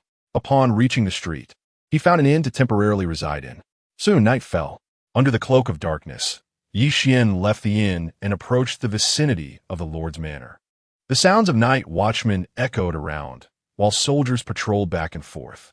After surveying the area, Yi Xian waited until the crowd dispersed before swiftly approaching a tall wall. Once a contingent of soldiers departed, he quickly scaled the wall and entered the Lord's manor. As he stealthily infiltrated, he immediately sensed several exceptionally powerful auras. Yi Xian had no intention of assassinating Lord Qi Zicheng tonight. He merely sought to familiarize himself with the terrain for future endeavors. Before long, Yi Xian navigated through the manor, becoming acquainted with its layout and pinpointing the Lord's residence. Just as he contemplated leaving, a sudden authoritative shout pierced the air. "Who goes there? Halt!" Hearing the voice from behind, Yi Xian's expression changed dramatically. Realizing he had been exposed, he turned and fled without hesitation. As he scaled the wall, he unexpectedly collided with a squad of soldiers. With a swift motion, Yi Xian drew his sword, unleashing a surge of spiritual energy. And a blade of sword qi surged forward, instantly wreaking havoc among the soldiers, resulting in several fatalities before they could even scream. "Quick, an assassin! Over there, seize him!" Not far into his escape, Yi Xian encountered waves of soldiers charging from all directions. Quickly, he pulled out a piece of cloth to cover his face and readied his sword for battle. A torrent of sword qi erupted forth, cleaving through the air like a force of nature. In an instant, the crowd was engulfed in a crimson mist, and Yi Xian darted through the chaos, distancing himself from the pursuers. Meanwhile, the city gates were shut, and the sound of footsteps resonated throughout the city, indicating that a state of alert had been established. After evading his pursuers, Yi Xian circled back within the city to ensure his safety before returning to the inn. Just as he re-entered, an inspection team arrived. Yi Xian changed into a different outfit and underwent the inspection, which revealed no abnormalities. The entire city spent the night in a search, with many disturbed and unable to sleep. At that moment, within the Lord's manor, Lord Qi Zicheng wore a grave expression as several of his guards stood in the main hall, their faces filled with concern. "Can we ascertain the identity of the intruder?" Lord Qi Zicheng inquired. "It is impossible to determine. The intruder's technique was exceptionally advanced, and we did not glimpse their true appearance," replied one of the officers. "Could it be someone from the imperial spiritual court?" The lord of the city, Qi Zicheng, suddenly remarked, "It is highly improbable. The Royal Spirit Church has always centered its activities around the Tai Chi and the sacred land of Tianyuan, and Ning County is merely a small town, unlikely to attract such formidable experts." A general interjected. At that moment, a guard stepped forward and said, "My lord, I have a plan." "Oh." Both Qi Zicheng and several guards turned their attention to the speaker. The guard continued, "I suspect that the recent recruitment of various masters by the Lord has undoubtedly drawn the covetous gaze of certain forces. Perhaps this individual is among the very experts being recruited." Chapter 71. The Reincarnation of the Empress. Upon hearing this, Qi Zicheng's expression shifted as he pondered for a moment before asking, "What is your name?" "Your Excellency, I am He Jingyi," the guard responded. Yi Xian stood within the city lord's mansion, observing the scene before him with an unperturbed demeanor. At that moment, dozens of newly recruited guards were undergoing scrutiny by soldiers. Many appeared bewildered, passively accepting the situation, unsure of what had transpired. Only Yi Xian understood the unfolding events. Soon, the scrutiny reached Yi Xian. However, he displayed no sign of panic. Having stealthily infiltrated the city lord's mansion the previous night, he had left no trace. Thus he felt no concern. He smoothly passed the inspection. Yi Xian then underwent the routine examination conducted by the city lord's guards and successfully entered the mansion, becoming a venerator. The position of venerator was distinct from that of soldiers or guards, offering a relatively generous stipend and greater freedom of movement. Subsequently, Yi Xian participated in a competition among the venerators. He took to the arena 3 times, each time defeating his opponent with a single strike. Particularly in the final match, utilizing the 6th level of the Xuanwu realm, he vanquished a practitioner of the 8th level with 1 blow, leaving the audience in awe. Instantly, a ripple of excitement surged through the crowd. "Han Sun, the city lord summons you." A guard approached Yi Xian with an invitation. "Very well." Yi Xian nodded. Han Sun was the alias he had adopted in this world, as there was no historical figure by that name here. Thus, he chose a name at random. Following the guard, Yi Xian entered the inner sanctum of the city lord's mansion, where he beheld a commanding figure seated upon a high platform. "Are you Han Sun?" "Yes, my lord," Yi Xian replied nonchalantly while appraising the man before him. "Name, Qi Zicheng, cultivation level, 9th level of the Xuanwu realm, fate, blue destiny value, 22 life script, a minor city lord in the world of great martial deity, tags, unimportant. Canon fodder character, affinity, 13 recent destiny opportunities, none. Upon observing the other's fate, Yi Xian couldn't help but scoff. Simultaneously, he was rendered speechless by the ominous destiny. Blood disaster. 1 day hence, he shall be slain by the newly appointed demon son of the Royal Spirit Church. Yi Xian was at a loss for words. He had not anticipated that meeting the city lord would be so effortless. He had been contemplating whether to take action now. However, if one were to take action, could they escape from here, given the plethora of skilled individuals outside?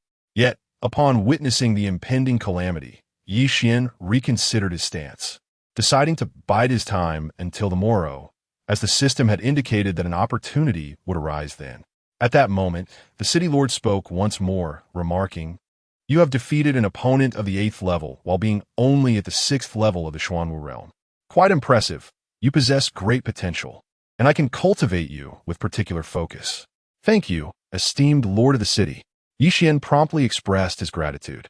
"Very well. You may leave." Qi Zicheng waved his hand, closing his eyes, signaling that he had no further intention to speak. Yi Xian glanced up and stated, This subordinate takes his leave. With that, he withdrew. After Yi Xian departed, Qi Zichen turned to a nearby guard and instructed, investigate this individual, confirm his identity without question, and then allow him entry into the Fengfu. Understood. The guard complied and left. Qi Zichen then addressed another guard, saying, once all the attendants are arranged, ensure each one is accompanied by a maid of exceptional beauty. Yi Xian returned to the crowd of attendants, and soon after, everyone was accounted for. A guide began to assign accommodations, and Yi Xian was given special treatment, assigned to the finest room in the residence. Just then, a knock sounded at the door. A guard appeared with a maid standing before Yi Xian's door. Han Gongfeng, this young lady has been assigned to you by the city lord as your maid, the guard announced. A maid? Yi Xian scrutinized the girl, showing no inclination to refuse, as customs dictate. Besides, she appeared to be of similar age to Mu Qingyan. While her beauty did not quite match that of Mu Qingyan, she was certainly more exquisite than Hu Kukio, indeed a rare beauty. No one wishes to turn down something so delightful. If Han Gongfeng finds her unsatisfactory, we can easily replace the maid, or if one is insufficient, additional maids can be provided at your request, the guard continued. After Yi Xian indicated he had no objections, the guard took his leave. Yi Xian returned to his room with the maid, who seemed somewhat shy. She whispered a greeting to Yi Xian and began to tidy the room, clearly well practiced in her duties. Yi Xian observed the girl bustling about, her little feet flitting here and there, and he instinctively cast a glance her way. Name, Jiao Huan Shi Realm. 9th level of True Spirit Realm, Fate. Purple Destiny Value. 65, Life Script. Reincarnation of an Empress, Purple. Imperial Destiny, Purple. Auspicious Fate, Purple. Prosperous Husband, Purple. Supporting Female Empress, Purple. Affection Level, 6, Recent Destiny Opportunity, by chance. She has become the newly appointed maid of the Demon Child of the Royal Spirit Court today, thus becoming a follower of the Demon Child. Consequently, her fortune will shift, leading to an initial awakening of her bloodline in 10 days. Having glanced inadvertently at this life script, Yi Xian's expression shifted. Here comes another formidable contender. Yi Xian was utterly astonished to discover that a casually assigned maid possessed such an extraordinary background. Reincarnation of the Empress, Purple. Fated Emperor's Fortune, Purple. Destiny's Luck, Purple. Prosperous Spouse, Purple. Supporting Character Empress, Purple. Although she could not rival Mu Qingyan, her potential was still remarkable. With a bit of cultivation, she could evolve into an unparalleled figure. Especially notable was the first title, the Reincarnation of the Empress. This identity alone was enough to astonish the world. Furthermore, Yi Xian noticed another issue. He had observed a recent trend concerning Destiny's fortune. Ever since Qi Zichen, he had sensed its emergence. The recent fated opportunities now bore his presence, an unprecedented occurrence. The significance of this eluded Yi Xian, yet he felt an undeniable shift in the fabric of fate. Meanwhile, the young maid diligently tidied up. Yi Xian fell into deep contemplation, taking a moment to assess his own attributes. Name, Yi Xian Realm. 6th layer of the Xuanwu Realm, Destiny, Blue Destiny Value. 26 Life Script, in the Great Martial God. A qualified antagonist within the Imperial Spirit Holy Court. Recent Destiny Opportunities. Plundering. Destiny Manifestations. Fortune Cooked. Prosperous Spouse, gazing at his attribute panel. Yi Xian noted the considerable changes since he last checked. His destiny value had increased, his fate had ascended, and he had evolved from a mere minor antagonist to a qualified one. However, Yi Xian couldn't help but feel a twinge of sarcasm. Despite now being a demonic scion, he was still merely deemed qualified. Was the bar for becoming a major villain set so high? As for the destiny manifestations, they had undergone significant transformation, with many attribute enhancements linked to Mu Qingyan and her maidens. Yi Xian felt a sense of satisfaction regarding this development. Chapter 72. Slaying the City Lord Now. With an additional maid in his service, one could only anticipate that his attributes would become increasingly formidable. My lord, I have finished tidying up. May I humbly assist you with your bath? Suddenly, the maid coyly spoke. Her cheeks flushed as she lowered her gaze. Very well, let us proceed. Yi Xian replied without hesitation. Opportunities to nurture their bond could not be squandered. After the bath concluded, the following day arrived at the city lord's mansion. Dozens of acolytes gathered within the estate. On this day, the city lord personally welcomed the guests. Qi Zichen surveyed the crowd below with a serious expression. Since you have all become acolytes of both myself and Ning County, we are now akin to family. As such, I shall speak candidly. Upon hearing this, the crowd sensed an air of unease, a realization that Yi Xian, naturally, understood all too well. As he spoke, the lord of the city's expression darkened, and he slowly began to articulate, "To be candid with you all, the inquiries conducted yesterday were not born from distrust, but rather due to an incident the day prior, wherein an individual infiltrated the city lord's mansion. The motive remains unknown, yet I suspect it may be linked to the Holy Spirit Church." Upon hearing this, the faces of the gathered individuals fell instantly. The name of the Holy Spirit Church weighed heavily in their hearts. "Lord Qi, since the perpetrator remains at large, what course of action do you intend to pursue?" One among them inquired. Lord Qi cast a sweeping glance over the assembly, asserting, "I suspect that the assassin is concealed among you. He would not simply depart." "Oh!" The crowd murmured in confusion, one voice rising above the rest. "Lord Qi, such claims lack substantiation. If you possess no evidence, upon what grounds do you make such assertions?" Unfazed, Lord Qi smiled faintly and replied, "It is simple. I have memorized the essence of that individual. Once you all present yourselves before me and release your true energy, it shall be revealed. Is it truly that straightforward? Indeed. Proceed in order, one by one." At the conclusion of Lord Qi's words, several stepped forward, approaching him. Waves of true energy were unleashed, and over 10 individuals successfully passed through the scrutiny. Lord Qi observed each one with utmost seriousness. Yi Xian regarded Lord Qi with an unwavering heart, harboring no concerns that he could genuinely discern his so-called true energy. Instead, he pondered how best to eliminate Lord Qi, who had unwittingly delivered himself right to his doorstep. Although Lord Qi was also at the 9th level of the Xuanwu realm, there existed a significant distinction between the 9th level and the 9th level.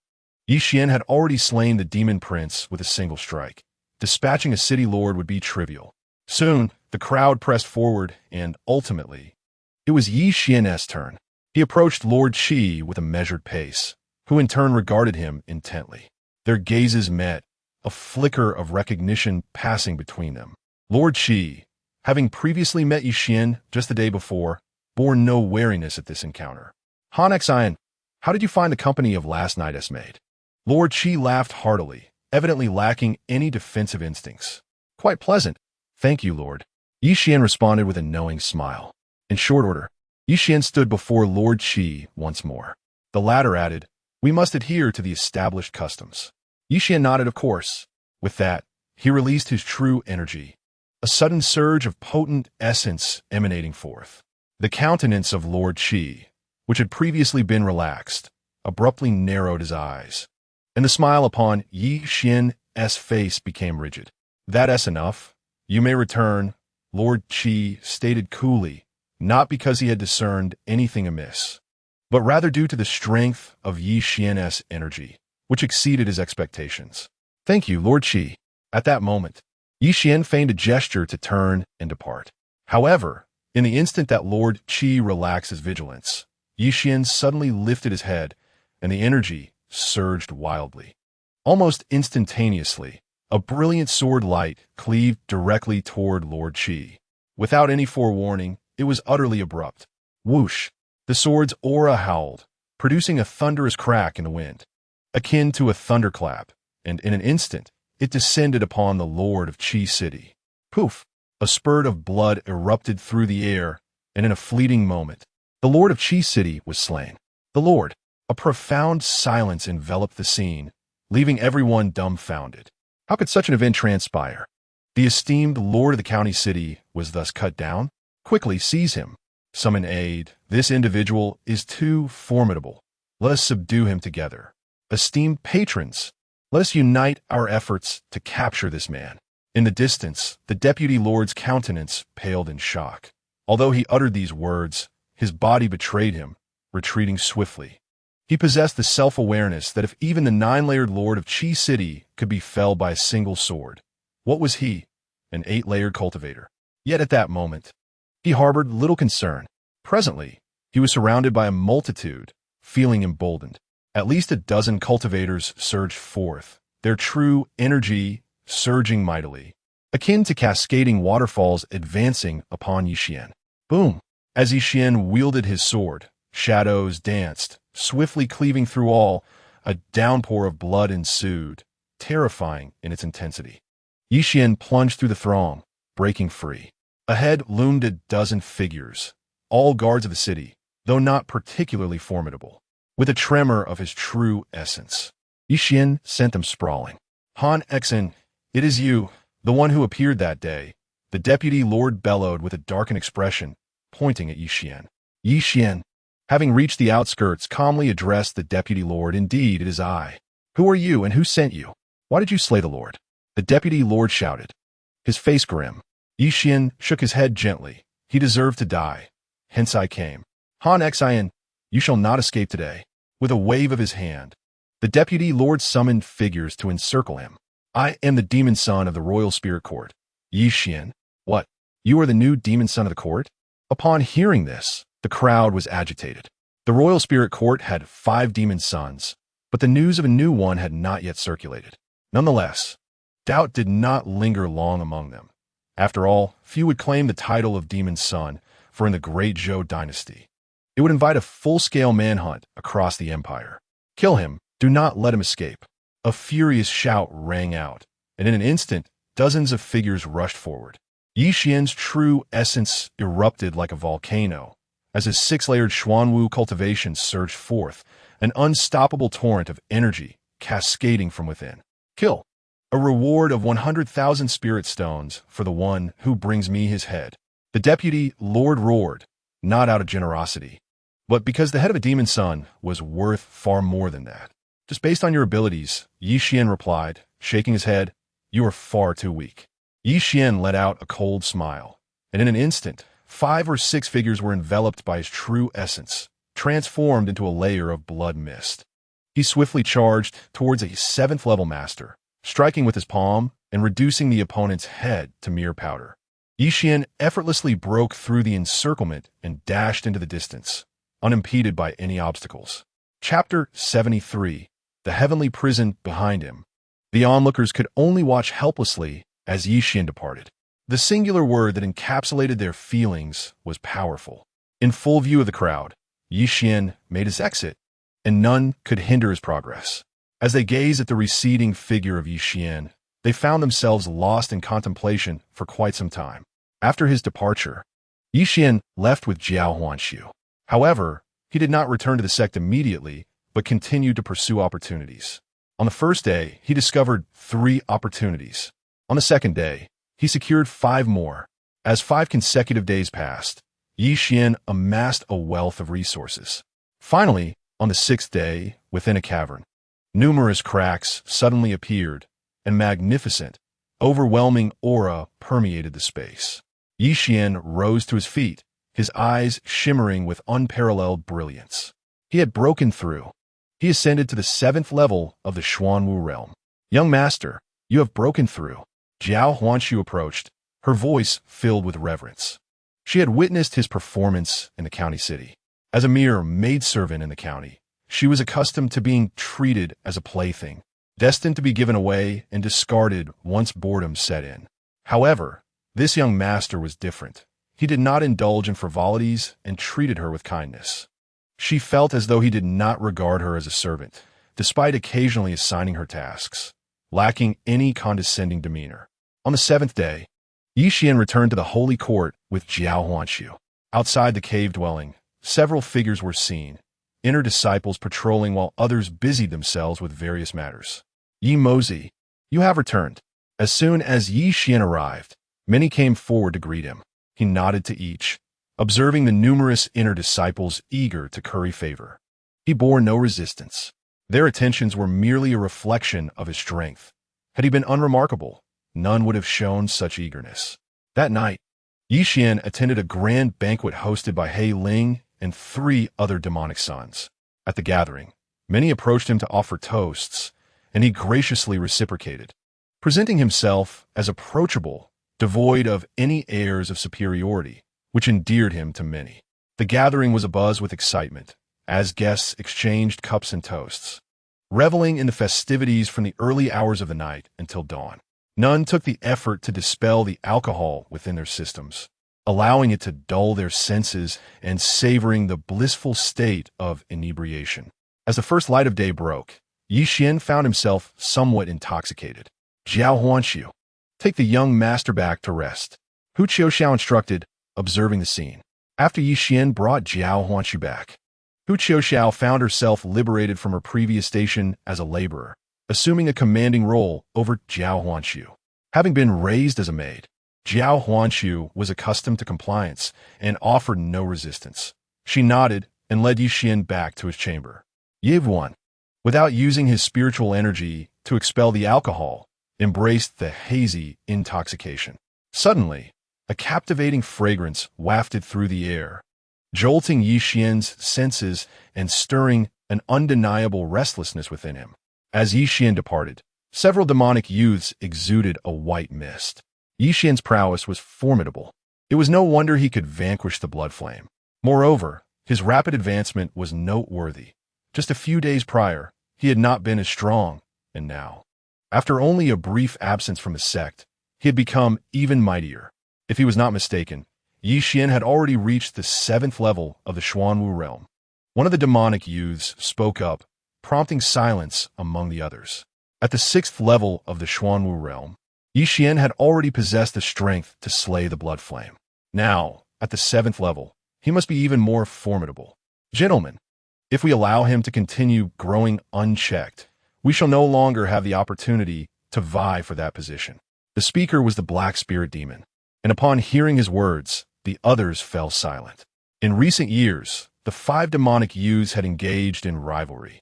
Yet their realms and rates of cultivation growth had been relatively balanced, maintaining a state of equilibrium in strength. However, Yi Xian's emergence had shattered that balance. At that moment, a blue-haired demon spoke up. "If that is the case, what is the consensus among us? Some matters require decisive action." Indeed, another chimed in, as Fei Chun suggested. "Given Yi Xian's rate of growth, it won't be long before we lose our chances." Yet, while they deliberated on how to deal with Yi Xian, the elders in the Elder Hall were filled with excitement. They had been closely monitoring Yi Xian's every move, and witnessing his rapid progress brought them immense joy. Such talent was exceedingly rare. Even at the height of the Holy See's power, few exceptional talents among the younger generation could rival him. If Yi Xian continued on this path of advancement, he would soon surpass the other demonic youths and ascend to that coveted position. Perhaps he could unlock the legacy and achieve their desired goals. "Let us continue to observe," one elder remarked. "This Yi Xian is indeed different from the typical disciple. I have investigated his past. He had always been unremarkable, yet in these brief months, he has risen with a terrifying speed." The others nodded in agreement, clearly sharing the same sentiments. Within the cave dwelling, Yi Xian's wine had long since awakened. At this moment, he was deep in contemplation regarding the banquet. In his eyes, it was undoubtedly not a mere simple exchange of sentiments.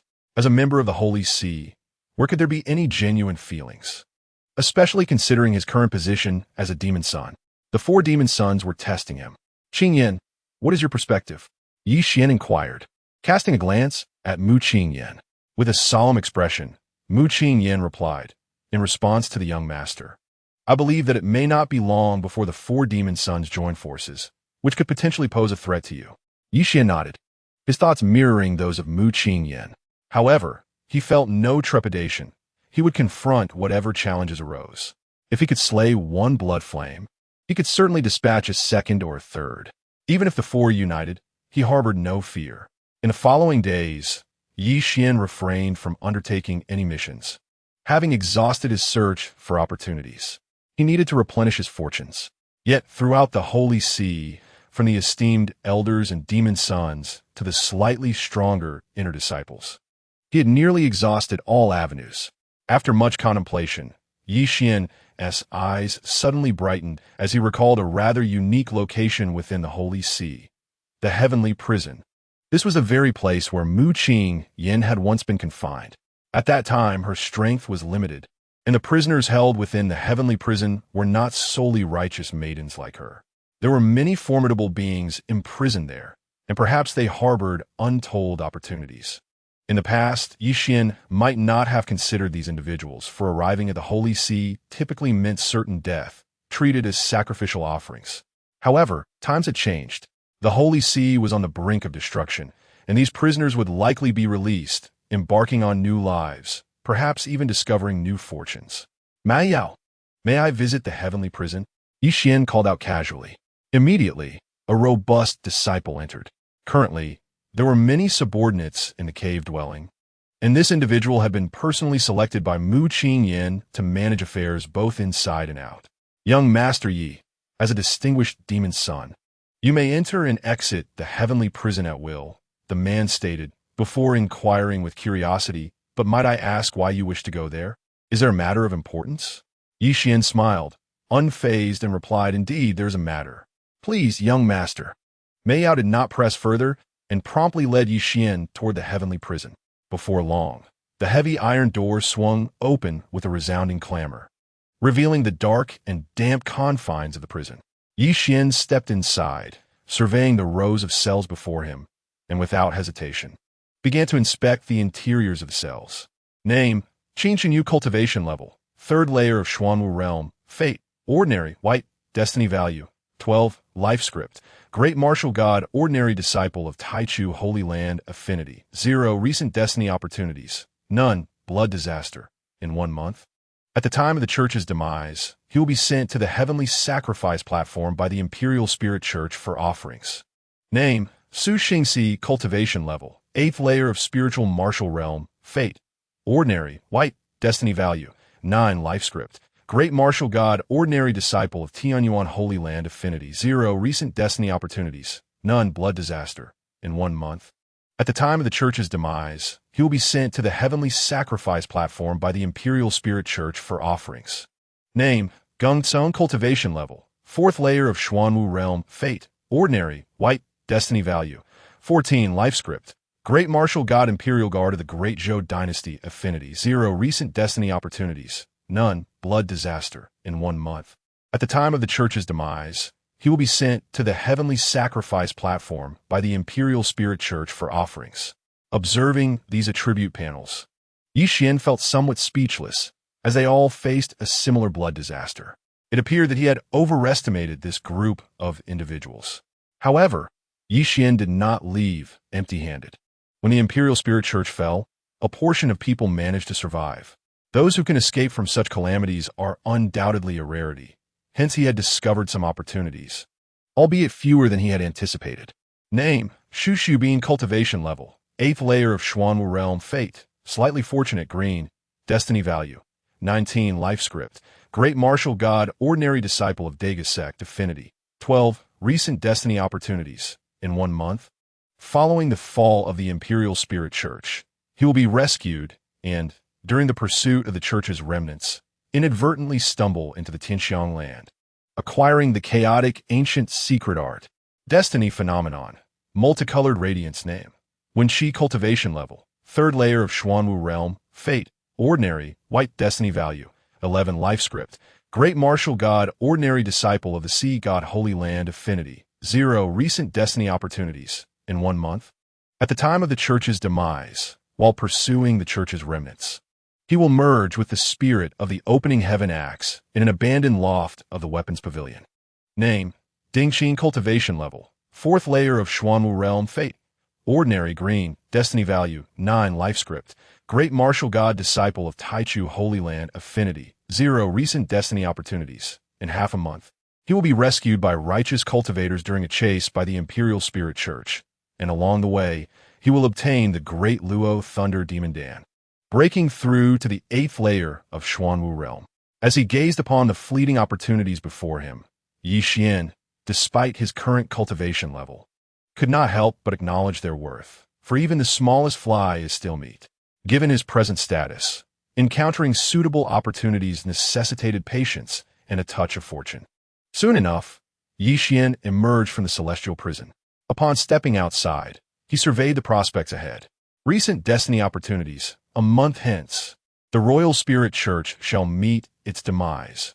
While hunting the remnants of the church, he may encounter the spirit of the opening heaven axe in an unoccupied attic of the weapon pavilion. Recent destiny opportunities. A month hence, upon the collapse of the Royal Spirit Church, he shall be rescued and inadvertently stumble into the land of heavenly lament during the pursuit of the church's remnants. Acquiring the ancient chaotic secret technique. Recent destiny opportunities. In half a month, rescued by righteous cultivators amidst a chase from the Royal Spirit Church, he may obtain the great Luo Thunder Demon Dan, thereby advancing to the 8th level of the Xuanwu realm. With these prospects in mind, Yi Xian exited the celestial prison, unhurried, as the earliest of these opportunities lay a fortnight away. Subsequently, he arrived at the stone forest. This time, he presented a unique stone token, and upon his return, he resolutely ascended to the 10th level. Yi Demon's son, we pay our respects to Yi Demon's son. A chorus of exclamations erupted as many retreated in awe upon his arrival. Generally, upon reaching the level of Demon's son, the stone forest caverns would hold little significance. Yet Yi Xian was an exception. Although he was a demon's son, his cultivation was merely at the 7th level of the Xuanwu realm, rendering the stone forest caverns still somewhat beneficial to him. Upon reaching the 10th level, Yi Xian selected a cavern. With a thunderous punch, he shattered the entrance, causing the stone door to explode, followed by a furious roar. Who dares disturb my tranquil cultivation? A towering figure emerged, clad in worn armor, bloodied and visibly injured, suggesting a recent interruption to his practice. Ram Aoyan, do you not recognize me? How dare you raise your voice before this demon's son? Such a display is utterly disgraceful. Yi Xian stood with his hands clasped behind his back, a cold smirk gracing his features as he regarded the man. Upon seeing Yi Xian, the man's expression darkened, and he refrained from speaking further. The name Yi Demon's son was now known to all, a figure even feared by the blood flame demon's son. Recognizing the aura of the man before him, Yi Xian noted that he was not a rabid dog seeking trouble, but rather a former subordinate of the blood flame demon's son. With the man silent, Yi Xian paid him no mind and proceeded directly into the cavern to cultivate. Within the depths of the cavern, he approached the training platform. Settling onto the platform, Yi Xian retrieved his secret tome to peruse. Chapter 75. The Solitary Lantern Palace. Soon, having absorbed the content within, Yi Xian delved into the tome with his consciousness. As his mind entered the secret text, he gradually began to grasp the mysterious technique contained therein. This is a tome of profound arcane arts, known as the Soul-Burning Demon Veil. This particular technique is not one of overwhelming power. Rather, it belongs to an extraordinarily esoteric realm of practices. Whenever the true essence is unleashed, it possesses the capacity to incinerate the very souls of adversaries. Moreover, it bears an additional advantage. Individuals from the church are steeped in demonic arts, their bodies saturated with malevolent energy that intensifies with the elevation of their cultivation. This technique also holds a significant attribute, known as the demon veil. To put it plainly, it conceals the demonic energy. For practitioners of the demonic sect, this is of utmost importance.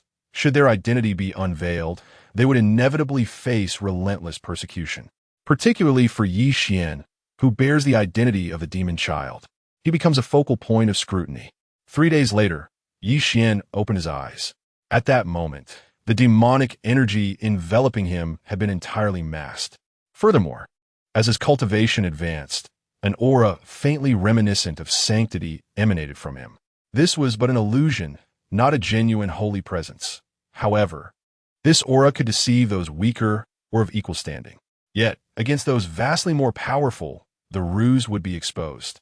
Nonetheless, for Yi Xian at this juncture, this was more than sufficient. Emerging from his secluded chamber, Yi Xian stepped outside. Salutations to the demon child. We welcome your return, exclaimed the disciples gathered outside, many of whom held considerable status, including figures like Blood Moon and several blood disciples. Yi Xian couldn't help but reflect on the prestige of the demon child, compelling even blood disciples and Blood Moon to take heed. Upon exiting the stone forest, Yi Xian found himself outside the cave. The following day, within a palanquin, Yi Xian sat comfortably, flanked by Mu Qingyan and Hu Xiao, who attended to him. A disciple from the inner sect piloted the palanquin, and Mu Qingyan softly inquired, "Young master, what prompts your desire to visit the Solitary Lantern Palace?" The Solitary Lantern Palace is the destination of Yi Xian's journey. It is a formidable organization within the Demonic Sect, rivaled only by the Imperial Spirit Church, and is regarded as a thorn in the side of the major sanctuaries and the Great Zhou dynasty. In many respects, it stands as a companion to the Imperial Spirit Church. However, their tactics diverge significantly. The Solitary Lantern Palace is elusive, lacking a fixed stronghold, rendering large-scale assaults by the sanctuaries unfeasible. Yi Xian's ability to discern one of the palace's hidden bases was facilitated by his identity as the demon child, gleaned from the words of the Grand Elder. His intention to visit was not to forge alliances, but to seek opportunities, as avenues for acquiring such opportunities diminish. The Solitary Lantern Palace represents one of the remaining paths. Upon hearing Mu Qingyan's inquiry, Yi Xian chuckled softly and replied, "It is nothing of great significance. I have merely heard of the esteemed reputation of the Solitary Lantern Palace, and was pleasantly surprised to discover the existence of a nearby stronghold. I wish to explore it." Mu Qingyan nodded in understanding, refraining from further comment, her demeanor towards Yi Xian one of absolute submission. At that moment, within the confines of the Solitary Lantern Palace, an endless expanse of ancient woods was adorned with radiant lanterns. A closer examination would reveal that the creatures trapped within appeared to be wandering, lost in a labyrinthine forest. Bathed in the brilliance of the soaring lights, a majestic palace loomed in the distance. From an external perspective, it resembled an ordinary grove, devoid of ancient trees, brilliant lights, or any towering structures. Yet, within this realm resided thousands of devoted followers, frequently observed in deep gray robes, traversing back and forth. Following the token bestowed by the elder, Yi Xian stepped into the illuminated area. As he crossed the threshold, an unusual energy enveloped him, as if an invisible force sought to erase the memories from his mind. Beside him, Mu Qingyan and her companions displayed expressions of confusion. Yi Xian retrieved the token, and a surge of power emanated from it, restoring clarity to his mind and awakening the others as well. Upon glancing ahead, they beheld the emergence of the palace. Undoubtedly, the Solitary Lantern Palace. This light must possess a captivating allure. In that moment, I felt as though I was on the verge of losing myself, Mu Qingyan remarked, her hand resting upon her chest. Indeed, Yi Xian concurred, acknowledging the potency of the allure that even someone of Mu Qingyan's stature could be ensnared by it. "Who dares intrude?" A thunderous voice erupted, accompanied by a formidable presence that suddenly surged from within the palace. Almost immediately, an elder emerged, his countenance stern, swiftly approaching, scrutinizing Yi Xian and his companions. Yi Xian raised his gaze to the figure before him, a tremor of unease coursing through him. This elder was undeniably powerful. Yi Xian felt confident that an ordinary heavenly martial realm practitioner could not instill such a sensation within him. Thus, the individual must either be a pinnacle expert within that realm or someone who had transcended it.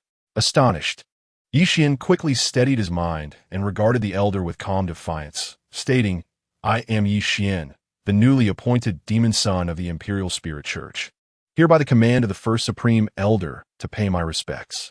A new demon son? The elder scrutinized Yi Xian before gesturing with his hand, summoning a radiant light that enveloped them, ushering them into the palace. Upon entering, Yi Xian and his companions were greeted by a stunning sight, surrounded by a multitude of individuals within the palace. Among them stood several men, strikingly handsome, and women of ethereal beauty, each resembling celestial beings descended from the moonlit heavens.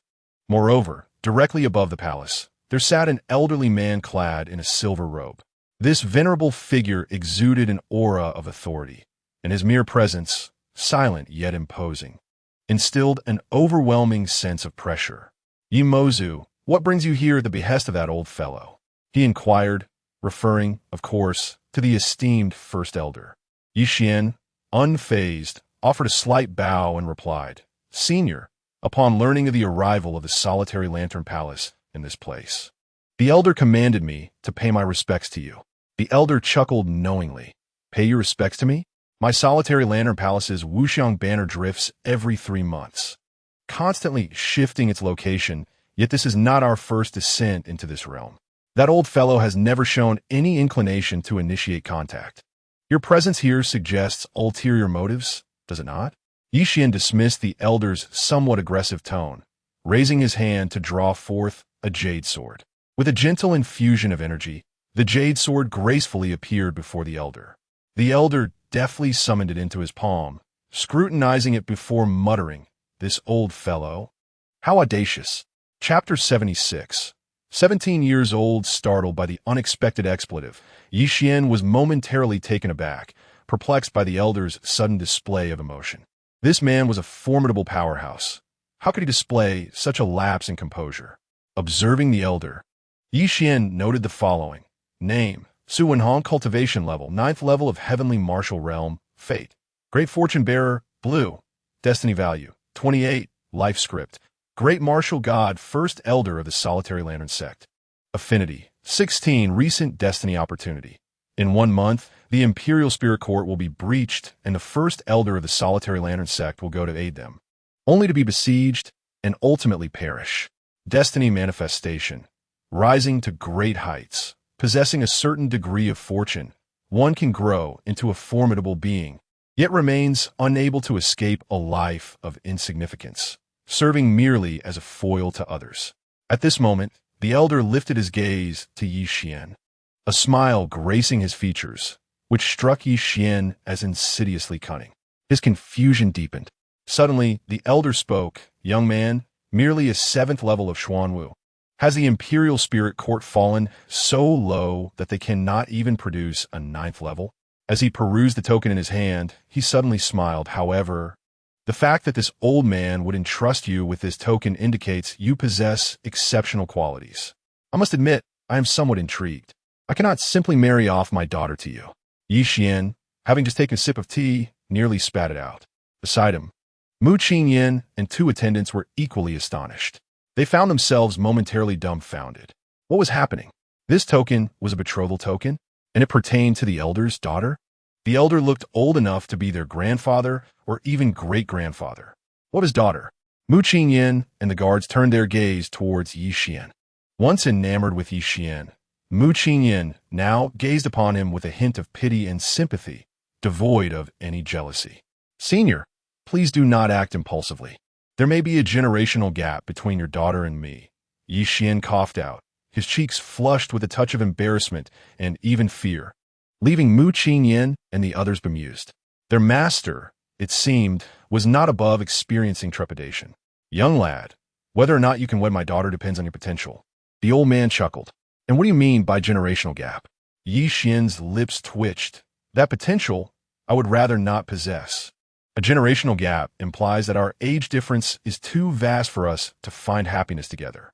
My daughter is merely 17. Do you find me too old?" The old man regarded Yi Xian with a mischievous gleam in his eyes, clearly amused. 17? Your late marriage and childbearing are quite excessive, Yi Xian retorted. At that moment, the old man gestured, summoning a surge of true energy that lifted Yi Xian effortlessly before him. Yi Xian found himself utterly powerless against the old man's formidable cultivation, submitted to his whims. A wave of true energy entered Yi Xian's body, coursing chaotically through his meridians. Shortly thereafter, the old man set Yi Xian back down. Your root bone is quite ordinary, the old man remarked, perplexed. Upon closer inspection, he discerned that Yi Xian's root bone was unremarkable, lacking any unique qualities. Is this truly sufficient to become the demon son of the royal spirit court? Has the court truly fallen so low? Yi Xian paid little heed to these words, for he had no intention of marrying the old man's daughter.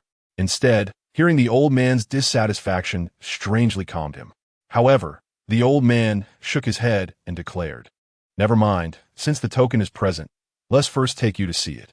Before Yi Xian could respond, the old man unleashed his true energy, propelling him deeper into the palace. Yi Xian felt utterly disheartened. What was this? He had come for a visit and was instead being treated as a prospective son-in-law. He inwardly cursed the Grand Elder, believing the old fellow had ensnared him. Meanwhile, deep within the palace, the old man led Yi Xian to the innermost sanctum, where 7 or 8 cultivators clad in golden armor stood, each radiating an aura as formidable as that of the blood-flame demon sun. Name: Sun Jiangchu Cultivation. 9th level of the Xuanwu Realm. Fate: Modest Fortune Green. Destiny Value: 16. Life Script: Great Martial God Guiding Light of the Solitary Lantern Sect. Favorability: 0. Recent Destiny Opportunities: None. Destiny Anomaly: In 1 month, the Royal Spirit Court will be breached. The Grand Elder of the Solitary Lantern Sect will go to aid and will be surrounded and ultimately perish. Name: Yu Haiyun Cultivation. 9th level of Xuanwu Realm. Fate: Minor Fortune Bearer. Green. Destiny Value: 18. Life Script: Great Martial Deity Guide of the Solitary Lamp Sect. Favorability: 0. Recent Destiny Opportunities: None. Destiny Anomalies: None. Bloodshed Calamity: In 1 month, the Imperial Spirit Church will be breached, and the first Supreme Elder of the Solitary Lamp Sect will go to aid, only to be besieged and ultimately perish in battle. Name: Gang Bin Cultivation. 9th level of Xuanwu Realm. Fate: Minor Fortune Bearer. Green. Destiny Value: 12. Life Script: Great Martial Deity Guide of the Solitary Lamp Sect. Favorability: 6. Recent Destiny Opportunities: None. Destiny Anomalies: None. Bloodshed Calamity: In 1 month, the Imperial Spirit Church will be breached, and the first Supreme Elder of the Solitary Lamp Sect will go to aid, only to be besieged and ultimately perish in battle. Yi Xian took a glance and thought to himself, what a predicament. These are all doomed souls that cannot escape their fate in a month. He surveyed the surroundings, finding no opportunities, yet noted a common trait among these individuals. They all faced a bloodshed calamity. Although they were not born on the same day, they were destined to die on the same day. Yi Xian then shifted his gaze towards the center of the palace. There upon the throne sat a queen. Indeed, it was unmistakably a queen, radiating with golden brilliance. Perched upon the throne was a young maiden, 17 or 18 years of age, whose beauty approached the enchanting level. With elongated, pale violet eyes that sparkled with an innate allure, capable of ensnaring the gaze of any man. Draped in an opulent purple brocade robe, her silhouette was voluptuous and exquisite, reminiscent of a luscious peach, exuding a subtle charm. Cascading silken tresses flowed freely from her fragrant shoulders, cascading down to her slender waist. Beneath the brocade, a pair of legs, ensconced in purple stockings, were revealed, slightly swaying as she sat upon the throne, emanating an irresistible wild allure that ignited an inexplicable warmth throughout. Even with Yi Xian's composure, witnessing this scene rendered him parched and bewildered. His mind was flooded with questions. Is she truly only 17? Chapter 77. Special antagonist gazing at the queen, who exuded a profound and mature aura.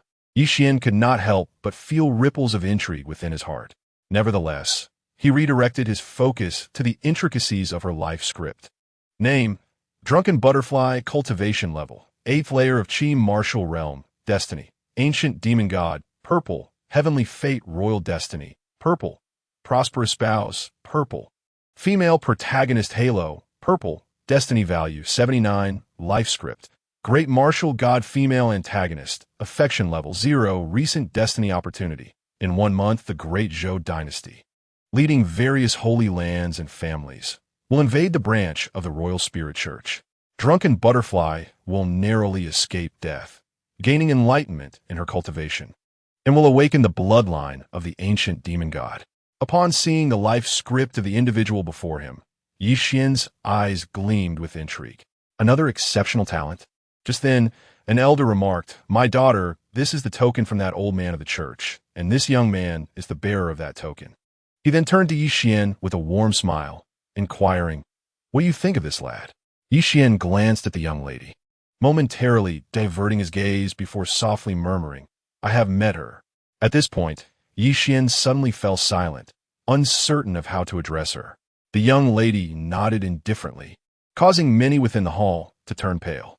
She is the most sought-after princess of the Solitary Lamp Sect, and now that she possesses the token, is she to be wed? Many felt a sense of loss. The young lady then rose, addressing Yi Xian, "Father, this person has acquired the token by reaching the 7th layer of Xuanwu, indicating he possesses extraordinary qualities." "Perhaps," the elder replied nonchalantly, "but I have not discerned anything remarkable. Yi Xian, whether you marry him or not depends entirely on your own judgment," the elder continued without regard for Yi Xian's feelings.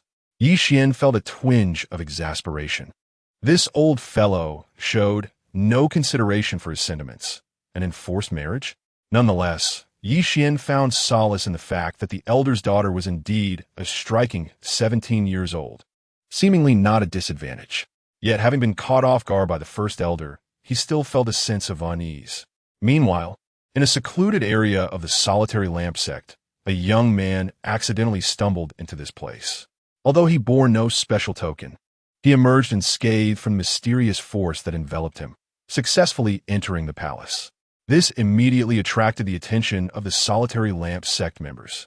But upon learning he was from the Royal Spirit Church, they refrained from causing him any trouble and invited him inside. "I am Bolon, having inadvertently trespassed here. I kindly ask the brothers of the Solitary Lamp Sect not to hold it against me." Yi Xian recognized the newcomer as the growing antagonist, Bolon. "Brother Bo, you are too courteous. Are you not accompanying the famed Yi Xian, the demon son of your sect?" inquired a young cultivator responsible for the reception. Yi Xian, the demon's son? Bolan's previously calm demeanor shifted, revealing his surprise upon hearing those words. "Brother, I'm not a follower of Yi Xian, nor was I aware of his presence in your esteemed sect," Bolan stated. "Very well, it is of no consequence. The relationship between the Royal Spirit Church and my Solitary Lantern sect has always been amicable. The fact that you, senior brother, could traverse this bewildering array without relying on a token speaks to our affinity." The young disciple responsible for the reception displayed a hint of surprise on his countenance. "Pray tell, where might the demon son Yi Xian be at this moment?" inquired Bolan, although he harbored some discontent towards the newly appointed demon son Yi Xian. Even feeling an inexplicable aversion, it was necessary to extend a greeting upon their encounter, lest he offend due to a lapse in etiquette. "The first elder is currently attending to demon son Yi Xian. It may be rather inconvenient at this juncture," the attending disciple remarked. "Understood," Bolan nodded in acknowledgement. The disciple continued, "Since it is rare for you to visit our Solitary Lantern sect, would you care to allow me to show you around?" After a moment's contemplation, Bolan, finding himself at leisure, nodded in agreement. Meanwhile, within the Solitary Lantern sect, Yi Xian found himself engulfed in a state of perplexity after being warmly welcomed by the first elder. Suddenly thrust into an unexpected engagement, Yi Xian felt a degree of discomfort. However, under the guidance of the first elder, he entered the inner sanctum, where he encountered numerous talented youths, the very embodiment of the sect's legacy. The first elder was intent on introducing Yi Xian to them. That evening, after partaking in a sumptuous banquet filled with polite exchanges and superficial pleasantries, Yi Xian finally returned to his designated quarters. "Young master, do you truly intend to unite with the princess of the Solitary Lantern sect?" inquired Mu Qingyan upon their return, her tone tinged with a hint of jealousy. Sensing her subtle envy, Yi Xian could not help but chuckle, responding, "What troubles you? Shouldn't you be elated that I have been chosen by the princess?" Realizing her own misplaced sentiments, Mu Qingyan's face flushed crimson. "And no, Qingyan is genuinely happy for you, young master." Yi Xian, choosing not to tease her further, adopted a serious demeanor and stated, "The first elder's intention, of course, is to forge an alliance with the Solitary Lantern sect to secure their support against future tribulations. However, I hold no interest in his daughter." The intricate web of interests compelled him to reflect deeply. At that moment, a guard of the Solitary Lantern sect approached to report that disciples of the Royal Spirit Church sought an audience with Yi Xian. Yi Xian and Mu Qingyan exchanged bewildered glances. disciples of the Royal Spirit Church requesting an audience here at the Solitary Lantern Sect? Yi Xian pondered, somewhat at a loss. Please come in, he commanded. The disciple acknowledged and stepped outside, soon returning with a young disciple clad in a black robe. Upon seeing this individual, Yi Xian's expression shifted to one of astonishment. At first glance, he recognized the youth as the formidable antagonist, Bolon. Greetings, Demon Sect. Bolon bowed, slightly in respect. Indeed, if my memory serves me correctly, you're Bolon? Yevuan inwidit. Upon hearing the words, Bolon was momentarily taken aback.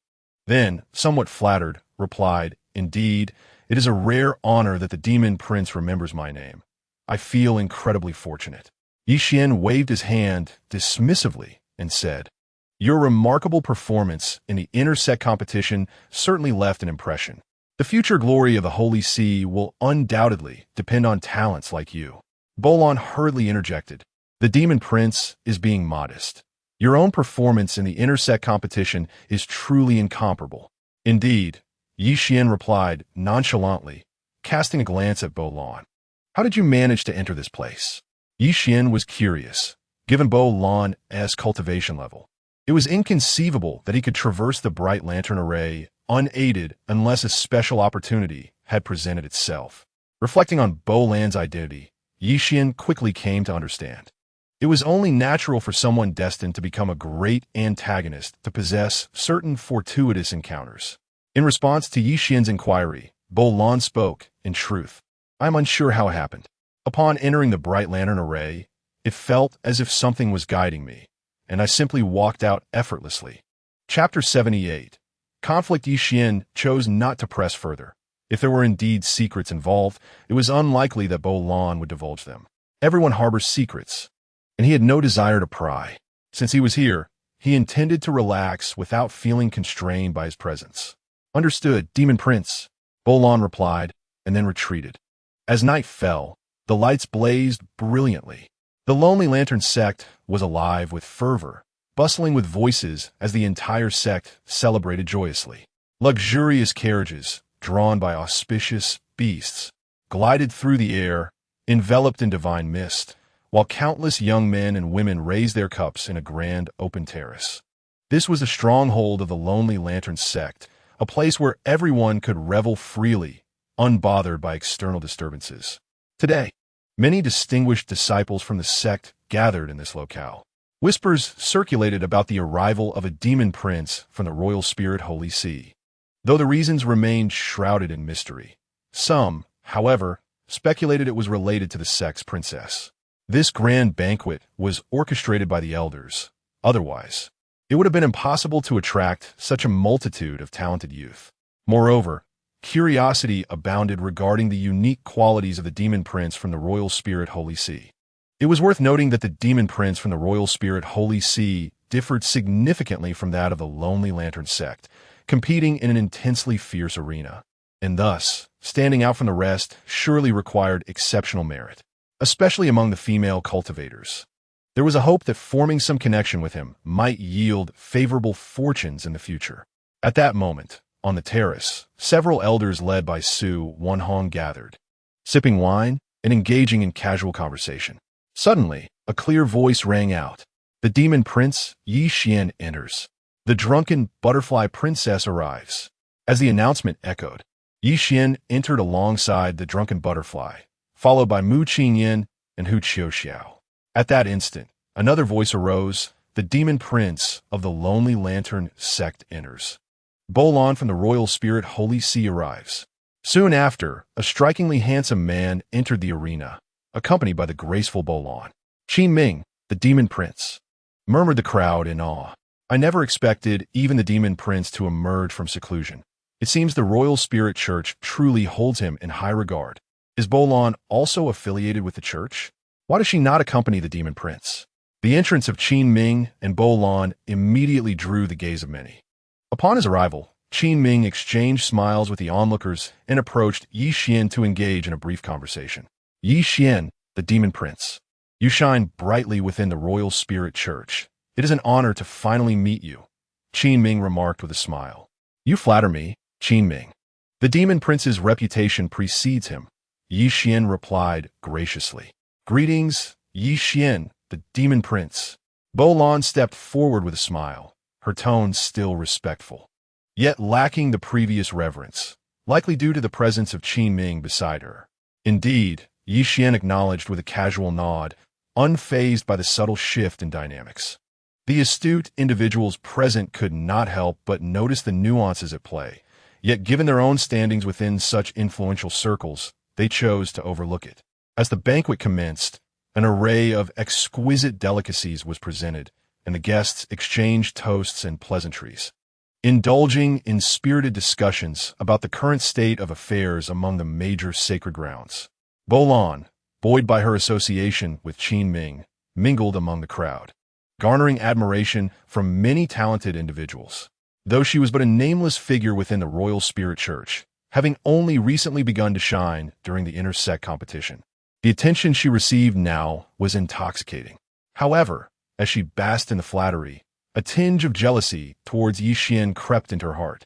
They had both ascended to the inter-sect at the same time, yet Yi Xian had reached the pinnacle of success, while she remained merely an ordinary disciple. At that moment, the enchanting Su Zue Dai, the princess of the Solitary Lantern Church, approached with graceful steps, captivating all who beheld her. Upon sighting her, Bo Lan's eyes lit up, and she straightened her attire, adopting a more spirited demeanor. Yi Xian, the demon prince, it has been a day since we last met, and I trust you are well. Suddenly, Su Zue Dai glided past Bo Lan, having appeared behind her without warning. Instantly, Bo Lan's expression darkened. Yi Xian, amidst the crowd, had been keenly aware of Bo Lan's demeanor. He recognized that she was the antagonist within the narrative, and from the moment she entered, he had kept a watchful eye on her. Particularly as she drew near, he felt a stirring suspicion. Originally a growing antagonist, her fortunes seemed to have been usurped by him, and he wondered if, in losing her luck, her fate had irrevocably shifted, perhaps in ways that intertwined with his own. This, however, was merely Yi Xian's conjecture, the truth of which remained uncertain. Yi Xian cast a glance at the distant Thin Lan, whose complexion appeared less than favorable, while he calmly dealt with the drunken butterfly and other disciples of the Solitary Lantern sect who were toasting him. Young master, Thin Lan's gaze towards you seems rather peculiar, remarked Mu Qinyan, having noticed a change in Thin Lan's demeanor. Yi Xian chuckled softly. It is of no consequence. In this position, one inevitably attracts dissent from many. At that moment, Su Wanhong ascended the platform, exuding a commanding presence that enveloped the audience below, rendering them utterly silent. All eyes fixed forward. Welcome, the demon son Yi Xian, to the Solitary Lantern sect.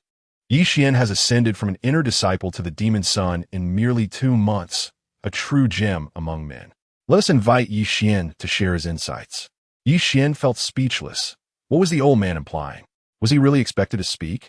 It felt somewhat ostentatious. However, he was suddenly pushed forward, forcing him to take the stage. Not one to dawdle, Yi Xian ascended the platform, uttered a few words, and promptly descended without further ado. The banquet continued well into the night, with revelry unceasing even after several rounds of drinks. Might I have the honor of sharing a drink with this beautiful lady? Suddenly, a drunken man approached, holding a cup, nodding at Yi Xian before taking a seat beside Mu Qingyan. Mu Qingyan's brow furrowed in concern. Young master. She looked towards Yi Xian, and upon seeing him smiling benignly at the intruder, her anxiety dissipated. Would you permit me the pleasure of a drink? The young man persisted, blatantly ignoring Yi Xian as he attempted to engage Mu Qingyan. Apologies, my young master is here. Mu Qingyan politely declined. Oh, Demon Sonye. I am a descendant of the Tian Lantern lineage. Might I request your lady's company for a drink? The young man addressed Yi Xian, his tone lacking respect. Yi Xian chose not to respond, and instead pour himself a drink. After a prolonged silence, he finally spoke. Do you believe yourself worthy? The drunken youth's expression stiffened, momentarily frozen before a dark scowl overtook his features. What did you say? I am Bang.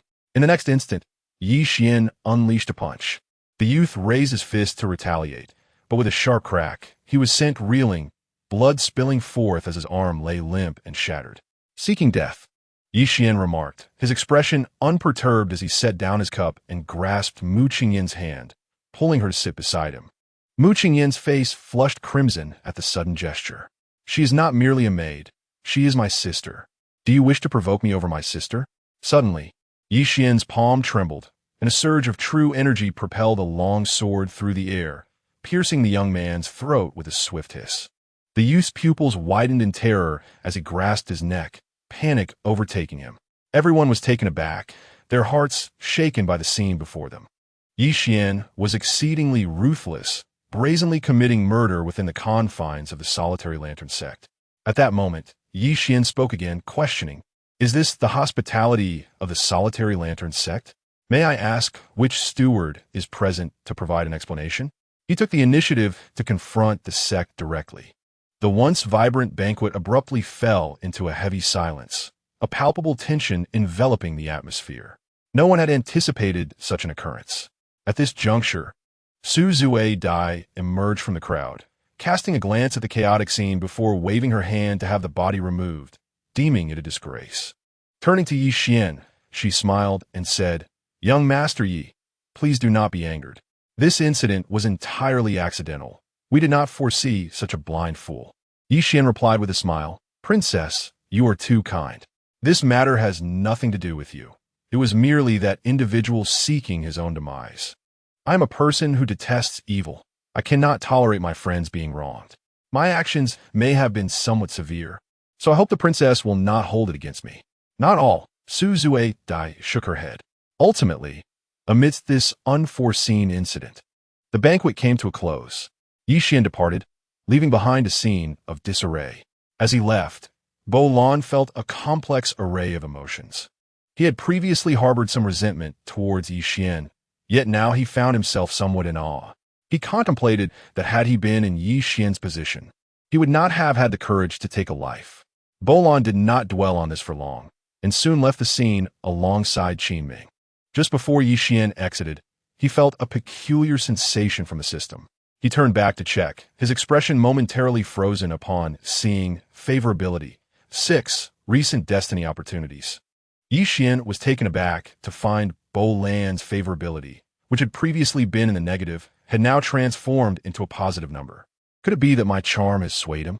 Yi Xian found himself both amused and puzzled. While he considered it normal for Mu Qingyin and Hu Qiuqiao's favorability towards him to increase, he was bemused that this young man had also elevated to a positive status. At the same time, he was intrigued to discover that Bo Lan's destiny opportunities had updated, revealing new prospects. The night passed in silence, and after departing with Qin Ming, Bo Lan was assigned to a residence. Standing on a lookout platform, he clasped his hands behind his back, his expression gravely solemn. As he gazed at the horizon, a sense of confusion enveloped him. A gentle breeze brushed against his cheek, and he felt a profound bitterness within. Why had he once harbored such jealousy and disdain towards Yi Xian? The latter had not wronged him in any way, yet he had loathed him, even contemplating murder. However, witnessing the events of the banquet today had offered him a renewed perspective on Yi Xian. If the roles were reversed, would he have dared to act in such a manner? He questioned himself and realized he might not possess such courage, acknowledging that this was where he fell short compared to others. With a faint bitter smile, Bo Lan suddenly experienced a moment of enlightenment, as if a veil had been lifted from his heart. In an instant, clarity washed over him, and he felt the constraints that had long imprisoned his realm shatter like a fragile membrane. He had ascended to the 6th level of Xuanwu. After a prolonged period, Bo Lan exhaled deeply. He had finally broken through. He had been stagnating at the 5th level for an extended duration, and unexpectedly, it was during a banquet that he achieved this breakthrough. He realized that his previous entrapment was largely due to excessive jealousy. Now, with his thoughts clear, progress came naturally. Having grasped this pivotal understanding, Bo Lan did not dwell on it further. He then retrieved a bone from an unknown beast, contemplating it for a moment. With determination, he stepped outside, channeling his true essence into the bone, which surprisingly began to emit a soft, radiant glow. Soon, he made his way toward an uninhabited area. The reason he was received by the demon prince Qin Ming was due to this extraordinary bone. rumored to be a remnant of a powerful figure from the Solitary Lantern sect, which Bo Lan had stumbled upon, potentially capable of unlocking a radiant lantern. Each lantern of the Solitary Lantern sect symbolizes a unique legacy. Just as Bo Lan departed from his residence with the bone, Qin Ming, within a palace, suddenly sensed something. A flicker of joy appearing in his expression as he stepped out of the palace, heading toward the source of his intuition. Demon Prince Qin, you have arrived? A subtle gleam flashed in Bo Lan's eyes. Can you sense it? Qin Ming nodded, appearing nonchalant, as if he had not noticed anything amiss. Meanwhile, upon returning to his abode, Yi Xian found himself at leisure after declining the apologies and gifts from the drunken butterfly, promptly stepping outside. As he walked, he contemplated the fated opportunities ahead, specifically those belonging to Bo Lan. In addition, Yi Xian possessed several recent fated opportunities, all collected within the past few days at the Solitary Lantern sect. He resolved to first gather Bo Lan's fated opportunity. Entering a luminous area, he beheld lanterns suspended in the sky, reminiscent of the resplendent full moon, impressively vast and grand. Suddenly, Yi Xian halted before a colossal lantern. Its design resembled a breathtaking landscape painting. It bore a striking resemblance to the princess. Gazing at the enchanting figure depicted, one could not deny her extraordinary beauty. Tall, with skin like fine jade. Despite being merely an image, it was undeniable that she was a paragon of beauty. However, Yi Xian had encountered numerous women and was not easily swayed. Yet, the likeness of this figure seemed eerily familiar, and after considerable thought, he abruptly realized that the woman bore a striking resemblance to the drunken butterfly, the princess. The distinction lay in the fact that while the drunken butterfly exuded an air of regal elegance, she retained a hint of youthful innocence, a charm that had not yet faded. And here before him, as Yi Xian was about to turn and depart, a sudden notification from the system echoed in his mind. Instinctively, he activated it to review his life script. Chapter 80. The Tomb, Mi Qiongshi Cultivation Level, Unknown Fate, Ancient Goddess, Purple, Northern Dipper Fire, Purple, Wood Maiden, Purple, Red Seal Shrine, Purple, Destiny Value, 95, Life Script. One of the protagonists in Great Martial God Affinity, none. Recent Destiny Opportunities, none. Upon glancing at this brief introduction, Yi Xian fell into a state of stupor. The titles, Ancient Goddess, Purple, Northern Dipper Fire, Purple, Wood Maiden, Purple, Red Seal Shrine, Purple, sounded somewhat obscure and inscrutable. Although he did not comprehend their significance, he could unmistakably sense their grandeur and formidable nature. His expression stiffened. Moreover, this individual bore an uncanny resemblance to the drunken butterfly. Not only did they look alike, but their features were almost indistinguishable. What could possibly be the connection between them? Furthermore, this was merely a painting. How could there exist a life script? A chill ran down Yi Xian's spine, as if he had encountered a ghost. He gazed intently at the painting, suddenly noticing a wisp of white mist rising from it, followed by the sound of a system notification. Hastily, Yi Xian approached to investigate, discovering an opportunity within. Before the bright lamp, he hurried over, scrutinizing the image closely. Abruptly, he unleashed a powerful punch. A beam of white light surged forth, and Yi Xian swiftly charged in, his true essence pouring out and enveloping the area. In the next moment, as his true essence shrouded the white light, Yi Xian felt something within his palm thrashing violently.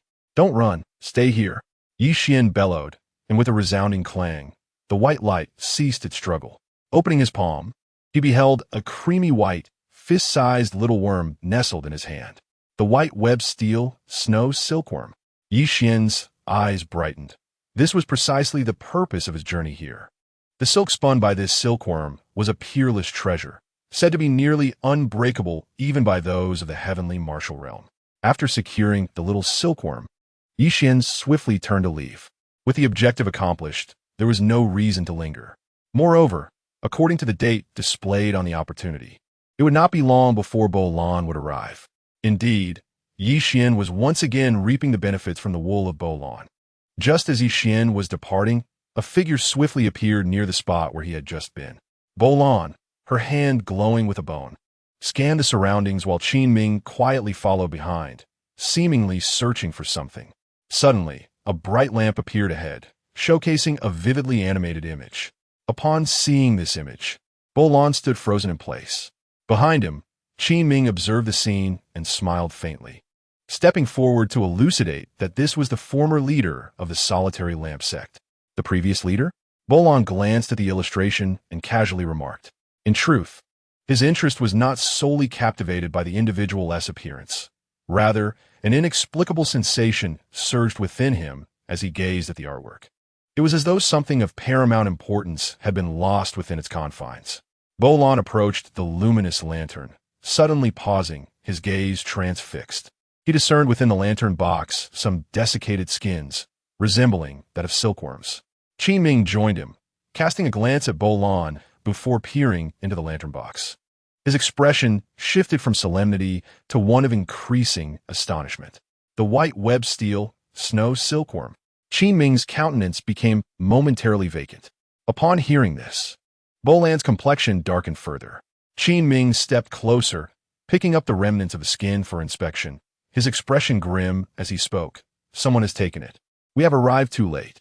Arrived too late. The originally ashen hue of his face suddenly ignited with a new thought. He felt that this precious item ought to belong to him. Yet now, it had been snatched away by another. This sentiment was not unfamiliar. He had felt it once before at the Imperial Spirit Court. Whenever such feelings arose, they inexplicably fueled his animosity towards Yixian. There was no prior enmity between them, yet the mere sight of Yixian filled him with unwarranted hostility. He could not fathom the reason for this sentiment. Recalling the previous incident at the court, along with the current one, he suddenly harbored a suspicion that the one who had seized the white web steel snow silkworm was none other than Yixian. Demon's son, perhaps I know who has taken the snow silkworm. Bolon spoke up. Who? Qin Ming inquired, his curiosity piqued as he regarded Bolon with evident intrigue. Yixian departed from the luminous lantern and proceeded directly into a grand hall. As he entered, Elder Su strode in unexpectedly. Ye Demon's son, come sit with me. Let us discuss the matter of marriage. Elder Su, upon spotting Yixian, gestured eagerly. Elder Su, I have come to bid you farewell and express my gratitude for your care over the past period. As for the matter of marriage, perhaps there will be another opportunity to discuss it, Yixian replied. Elder Su, with a jovial demeanor, remarked, What is it? Is my daughter unworthy of you? Or have you already found your dream partner? Yixian was rendered speechless, opting not to engage in debate on the matter. Indeed, I have no immediate plans for marriage. I wish to venture out for some experiences and will certainly visit your esteemed sect in the future. Elder Su fell into deep contemplation, the nature of which remained unclear. Then, Elder Su's expression shifted, becoming grave as he fixed his penetrating gaze upon Yixian. Setting that aside, there is a matter I wish to discuss for potential collaboration. At this proclamation, Yixian displayed a hint of interest. It was the first time in recent days that Elder Su had adopted such a serious demeanor. Please do share. Old Master Su, upon hearing this, did not hesitate to speak directly, stating that recently there is a grave that may reveal itself to the world, and he inquired if the young friend had any interest. His gaze was piercing as it fell upon Yixian. A grave? Yixian pondered, intrigued. He had heard of secret realms and relics, but what could be of interest about this grave? Perhaps the burial items are of extraordinary value? To be frank, Yixian was indeed quite curious about this grave. However, he feigned indifference and asked, Pray tell, Old Master, what benefits does this grave offer? Old Master Su chuckled lightly. This grave is the resting place of our sect's founder. Each grave is akin to an ancient relic, filled with techniques and treasures beyond count, a vast repository of riches. Despite Old Master Su's grandiose claims, Yixian remained unmoved and inquired, Since this is your sect's founder's grave, why invite an outsider like me? Is it not against propriety? Old Master Su laughed heartily and replied, To be candid, it is due to the matter of a token. Accessing this ancestral grave requires this token, and only you can utilize it. Yixian found himself perplexed. How was his token connected to the sect? Noticing the confusion on Yixian's face, Old Master Su elaborated. It turned out that in the past, the sect had a long-standing alliance with the royal spirit court, with each generation leaving behind a token, effectively splitting it between the two sects, corresponding to a grave. Only when the two halves are united can the grave be opened. Hence, the Supreme Elder of the Royal Spirit Court sent Yi Xian with the token, not merely to secure a beautiful bride, but to obtain the other half of the token to access the corresponding grave. Upon hearing this, Yi Xian immediately asked, "Aside from myself and the princess, who else may enter? As long as the grave is opened, anyone below the heavenly martial realm, even those who have just begun to tread upon it, may enter. However, those above the heavenly martial realm will trigger a certain restriction upon entry, thereby damaging the grave." Old Master Su explained, without concealing any details. Yi Xian nodded, responding, "I understand. I'll contemplate this." He did not agree outright, for he understood that no opportunity falls from the sky. Understanding Yi Xian's sentiments, Old Master Su did not press further and continued. "This grave is the burial site of the previous sect leader, who also has treasures buried within. Among the most formidable of these is the Nirvana Celestial Axe, the Full Moon Fierce Fong Banner, and the Azure Dragon Blood Flame Mirror." After contemplating this, Yi Xian remarked, "After all, this grave is the resting place of the sect leader. Is it not a great disrespect to pilfer treasures from such a sacred site?" Old Master Su had already stated that it was the founder's grave. Would they not be robbing their own ancestor? This was the first time Yi Xian had encountered such a notion and wondered if the ancestor would be angered upon hearing it. Upon hearing Yi Xian's doubts, the elder smiled calmly and replied, "Young friend, there is no need for concern. Since the ancestor left the token, it must be an implicit permission. Sealing the tomb is merely a means of preserving power, awaiting the day of excavation to gradually flourish." Yi Xian fell silent for a moment before inquiring, "How will the treasures obtained from the tomb be distributed?" The elder chuckled, "It all depends on one's abilities. You may take as much as you can seize, and our Demonic Sect will not obstruct you." Before Yi Xian could respond, the elder added, "However, this tomb belongs to our Demonic Sect, so a nominal fee must be shared, just 10% of what you acquire, nothing excessive." A smirk graced Yi Xian's lips. Indeed, even in the realm of reincarnation, the intermediary still profits. Nevertheless, he found the elder's terms quite reasonable and considered giving it a try, for as the leader of a sect, the treasures within the tomb must surely be plentiful. At that moment, the elder turned to Yi Xian and asked, "What do you think, Emozi? Are you inclined to give it a try?" "Absolutely."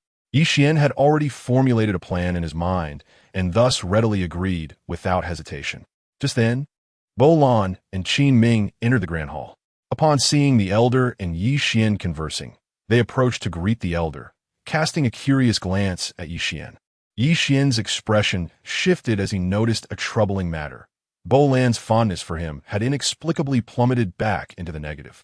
Yi Xian felt speechless, pondering how Bo Lan could harbor such resentment. Hadn't there been a change in their rapport before? Why had it regressed so suddenly? Was the youth's temperament so capricious? Reflecting on the situation, Yi Xian suddenly recalled something. Could it be that Bo Lan discovered he had taken the white net steel snow silkworm, which was originally Bo Lan's opportunity? Surely not. As Yi Xian contemplated, he noticed Bo Lan's gaze, which seemed to seethe with animosity, as if he could scarcely contain his fury. It felt as if something vital in his life had been usurped by Yi Xian, though what it was eluded his understanding. At that moment, Qin Ming spoke up, "Elder, may I inquire why you summoned us?" The elder recounted the details regarding the tomb, and upon hearing it, Bo Lan exhibited a mild surprise. Clearly aware of the tomb, but lacking full comprehension. However, Qin Ming was markedly different. Upon learning that the tomb of the previous generation's leader was about to be opened, he was instantly invigorated. He had awaited this day for a long time. Yet, when he heard that Yi Xian and the sect's princess would be among the first to enter, Qin Ming's brows furrowed in secret. Being in the first group meant that the opportunities would be immensely abundant. Such was his line of thought. Min Wihin, Bolan, Obsing Yesuan felt an overwhelming urge to unleash his frustration, though he could not comprehend the source of his feelings. In truth, according to the original script of life, Lan was destined to be among the first to enter the graveyard, for from Qin Ming's lips, he learned of an unwritten rule within the Lonely Lantern sect. Those who possess a token may unite with the princess. Those who enter by sheer fortune or by accident may also forge a bond with her. The Lonely Lantern sect's formation is unlike others, having been crafted with the Destiny Breaker's fatalistic technique. Only those bearing the token or those endowed with great fortune may enter. Thus, while Lan appeared to have stumbled in by chance, his fortune was indeed extraordinary. Realizing this, his gaze towards Yixian grew increasingly malevolent. If only he had arrived a moment sooner, he would have been the one to unite with the princess. Contemplating this, Lan's demeanor towards Yixian grew even more hostile. Could it be that Yixian had usurped his opportunity, snatching the white net steel snow silkworm and the princess from him? No wonder he had always felt an aversion towards Yixian. What was rightfully his had been taken away. Under these circumstances, it would fall upon Yixian, the demon prince, to pave the way for them. The graveyard is fraught with peril, and Yixian must tread carefully. At this moment, Qin Ming spoke with grace, concealing his inner thoughts. Meanwhile, Yixian, who had been observing the expressions of both men, chose to remain silent. So it was settled. Elder Su finally made a decision. Very well. Then I shall rely on Elder Su to make the arrangements. Yixian replied with a smile. Qin Ming and Lan nodded in agreement. Subsequently, Elder Su briefed the group on the precautions necessary within the graveyard to avoid encountering insurmountable challenges. After all, it was the tomb of the previous sect leader. Although resources had been prepared for the younger generation, one must possess genuine skill to obtain them. Soon Yixian took his leave. As he departed, Elder Su speculated on the location and timing of the graveyard's emergence, urging Yixian to arrive punctually. Yixian committed every detail to memory. Upon returning to his quarters, he found Mu Qingyan and Hu Qiuxiao engaged in their cultivation, with 2 guards stationed outside. Demon Prince. Yixian entered the room directly. As he did, Hu Qiuxiao suddenly shrieked, and he caught sight of a white figure darting into the inner chamber. Yixian turned to Mu Qingyan. Young master. Mu Qingyan blushed and replied, I was helping Qiuxiao cleanse her physical form. She is on the verge of a breakthrough. Chapter 82. Breakthrough. Yixian nodded, his expression impassive. This girl, it's not as if she hasn't seen it before. Why be so shy? Mu Qingyan was rendered speechless. Yixian paid her no mind and swiftly returned to the bed, sitting cross-legged. He had heard the sound of the system notification resonate. Congratulations, host, for successfully plundering 50 instances of Destiny opportunities, earning the title of Junior Destiny Plunderer, which confers a cultivation boost when worn. A significant villain was being exploited by the host, thus altering the fate of this antagonist, as the predetermined destiny was in the process of modification. The host was requested to await further developments. The subsequent message did not capture Yixian's attention. However, upon noticing the title of Junior Fate Plunderer, he felt a spark of curiosity. This title comes with an accolade? Yixian endeavored to communicate with the system, proclaiming, equip the title of Junior Fate Plunderer. Instantly, as his consciousness connected with the system, the title was automatically donned. Almost immediately thereafter, Yixian felt an influx of energy surge within him, bestowing an unmistakable augmentation of strength, rendering him even more formidable. Is this truly possible? It appears to be a junior title, implying that future upgrades are attainable. Just then, the system emitted another notification. The Fate Roulette has commenced. You are entitled to 1 draw, with a draw level of green and purple. The higher the level, the greater the probability of a favorable outcome. A draw of fate? Yixian's expression shifted, and he instinctively uttered the word draw. Drawing in progress. A colossal illusion of a spinning roulette materialized before him. As he observed the ongoing draw, he grew impatient as it seemed to take an eternity to conclude. So he opted to divert his attention elsewhere. During a moment of leisure, Yixian ventured outside, where he beheld Mu Qingyan continuing to purify Huaqiu's corporeal form. As he watched, an invigorating warmth enveloped him, and by this time, the roulette had nearly completed its rotation. He returned to his room, and, at that moment, the system chimed once more. Congratulations, host. You have drawn a blue fate. Blue fate. This grants the host a destiny unmarked by great misfortune.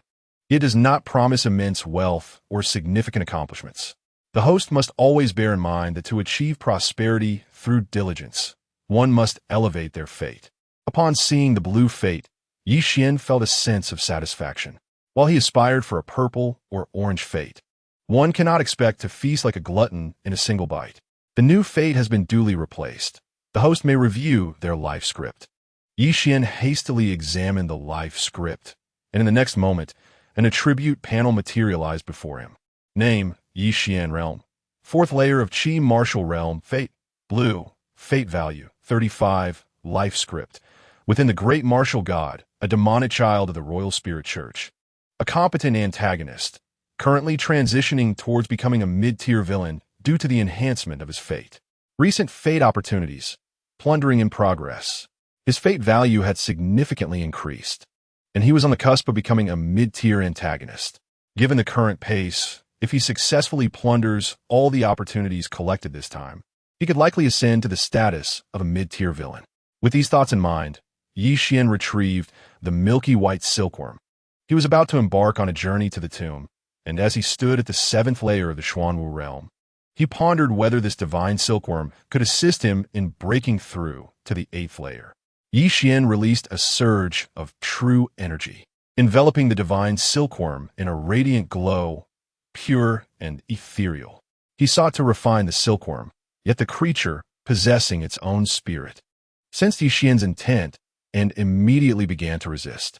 A flicker of spiritual light emanated from its form, countering Yi Xian's energy. However, despite its sentience, the silkworm's strength was woefully inadequate to contend with Yi Xian's might. A force tugged at the silkworm, drawing it toward Yi Xian's mouth.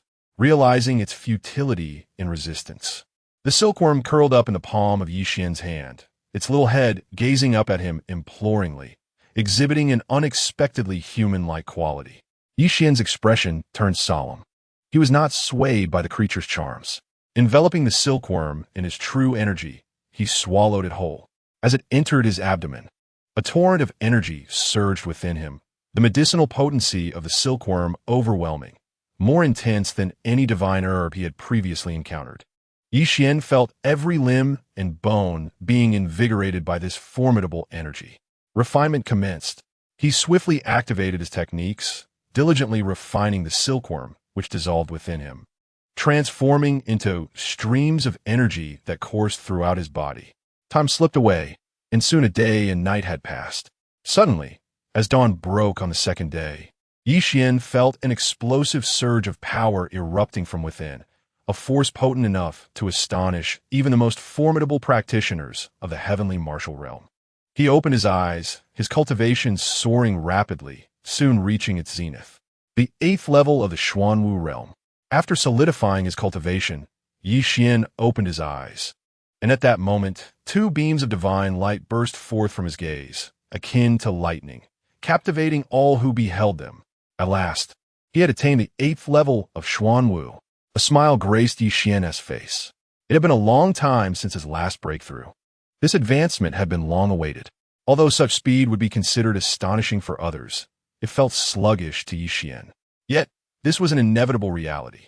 After reaching the Xuanwu level, ascending to the heavenly martial realm would prove to be increasingly arduous. Nevertheless, given Yi Xian's current standing, he had made considerable progress. Next, after stabilizing his realm, Yi Xian delved into the comprehension of a mystical level technique. His realm had ascended rapidly, yet his cultivation of techniques was not as swift. The speed of his elevation stemmed from the continuous opportunities he encountered. However, the enhancement of techniques required insightful understanding. Yet, Yi Xian remained confident that, with the elevation of his fate, his techniques would soon follow suit. A buzzing sound filled the air, accompanied by a rush of wind, as Yi Xian's technique evolved further. At that moment, a disciple approached hastily. "Greetings, demon son Yi Xian," the disciple called out from outside the door. "What is it? Speak," Yi Xian replied quietly. "The tomb is about to be opened, and Elder Su invites Yi Xian, the demon child, to the Elder Hall for a discussion." Upon hearing this, A glimmer flashed in Yi Xian's eyes. The tomb's opening was imminent. He nodded solemnly and rose to depart.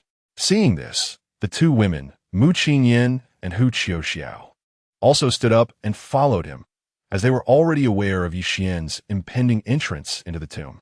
Soon, guided by a disciple, Yi Xian arrived within the grand hall. Elder Su and Princess Su had long awaited his arrival, and upon seeing him, they exchanged nods and smiles. It wasn't long before Qin Ming and Bo Lan arrived, accompanied by two cultivators whose powers were at the 9th level of the Xuanwu realm. However, Yi Xian's pupils constricted upon noticing them, for he discovered that Qin Ming had broken through to the heavenly martial realm. Level 1. Chapter 83. The passage. Not only that, but the life scripts of Bo Lan and Qin Ming were astonishing. Yi Xian gazed at them in awe. Name: Qin Ming. Cultivation level. 1st level of Destiny Realm, Destiny. Luck Master, Blue. Destiny value, 35. Life script: Great Martial God, Demon Child of the Iron Lantern Sect. Favorability, 0. Recent Destiny Opportunity. 1 day later, enter the tomb of the previous generation of the Iron Lantern Sect, where he will find a spiritual sword within an ancient coffin, which harbors an ancient sword spirit. After absorbing and refining it, he will break through to the 2nd level of the heavenly martial realm. Destiny Phenomenon, rising to great heights, possessing a certain degree of luck. He can grow into a formidable being, yet he remains unable to escape the fate of being a mere supporting character throughout his life. Striving for excellence. You are a man of ambition. You understand that without effort today, you will be surpassed tomorrow in this continent where the strong reign supreme. Villain's Aura. With the aura of a villain, you can navigate the early stages with ease, turning peril into safety until you encounter someone called the protagonist, at which point you realize you are merely a supporting role.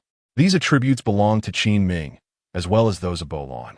Yi Xian shifted his gaze to Bo Lan, and a panel of attributes materialized before him. Name: Bo Lan. Cultivation level, 9th level of Xuanwu Realm, Destiny. Villain of Fortune, Blue. Destiny value, 32. Life script: Great Martial God, a developing major antagonist, still growing.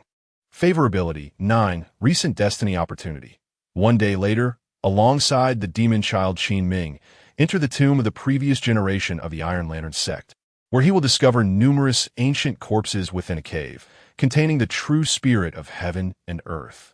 After absorption, his cultivation will leap to the level of a 9th level Xuanwu cultivator. Destiny Phenomenon, rising to great heights, possessing a certain degree of luck. He can grow into a formidable being, yet he remains unable to escape the fate of being a mere supporting character throughout his life. Striving for excellence. You are a man of ambition. You understand that without effort today, you will be surpassed tomorrow in this continent where the strong reign supreme. The Villain's Halo. Possessing the aura of a villain, you initially navigate through challenges with ease, transforming peril into opportunity, until you encounter an individual known as the protagonist, at which point you realize you are but a pawn in another's game. Yi Xian, upon witnessing the life scripts of the two, found himself momentarily speechless. He had seen both of their attribute panels before, particularly that of Bo Lan. They had crossed paths multiple times since their days in the Holy See. However, this time, Bo Lan's attribute panel had undergone significant alterations, leaving Yi Xian utterly astonished. At that moment, a surge of powerful auras began to swell, drawing Yi Xian's attention back. He observed a formidable presence enveloping the area as a procession of figures entered in succession. A cursory glance revealed approximately several dozen cultivators approaching, all possessing the strength of the 9th level of the Xuanwu realm, exuding robust vitality and each appearing notably youthful, unmistakably talented individuals. Elder Su stood amongst them.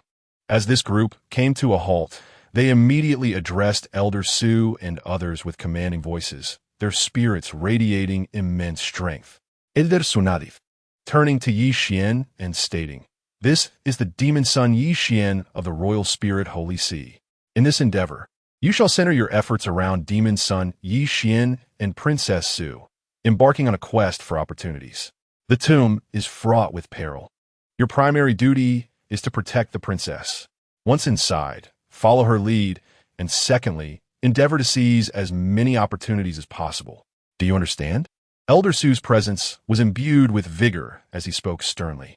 Understood. The multitude of cultivators responded in unison, their voices echoing powerfully, resonating with an overwhelming intensity. Seizing the moment, Yixin paid little heed to Elder Su's words, instead scanning the crowd with keen interest. He would not let any opportunity for gain slip by. Name: Shachenru cultivation level, 9th level of the Xuanwu realm, fate, ordinary white, destiny value, 16 life script. Great martial deity, a mere inner sect disciple of the solitary lantern, affection level, 0 recent destiny opportunities, none. Injinjin cultivation level, 9th level of the Xuanwu realm, fate, ordinary, white, destiny value, 11. Life script, great martial deity, a mere inner sect disciple of the solitary lantern. Affection level, 0 recent destiny opportunities. In 3 days, a trial in the judgment grounds, obtain a great returning pill. Recent destiny opportunities. In 1 day, venture to the marketplace for training, slay disciples of the righteous holy ground, and accidentally acquire a map of heavenly secrets, along with a supreme magical treasure. Recent destiny opportunities. In 2 days, just as Yixin was contemplating these opportunities, Elder Su suddenly announced in a resonant voice, "The tomb has been located. Young friend Yixin and Princess Su, please take the token and set forth." With a powerful command, the group promptly boarded an ancient war chariot, embarking towards the horizon. Soon, 3 auspicious beasts pulled the chariot, racing forth like a divine rainbow. The boundless solitary lamp appeared as if a myriad of stars were suspended in the heavens above. An abundance of energy overflowed, resembling streams of galaxies hanging in the air. Suddenly, an ancient war chariot sliced through the sky, descending upon this realm. Upon the chariot stood an elder, flanked by powerful cultivators emanating formidable auras.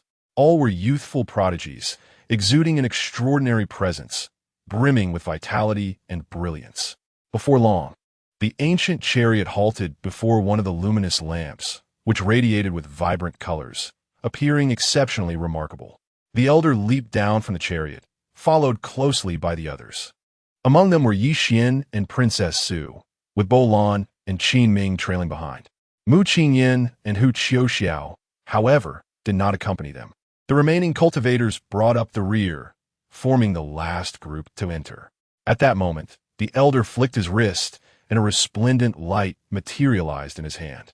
Yixin recognized this radiant orb as the token, now whole, having united with the other half belonging to Princess Su.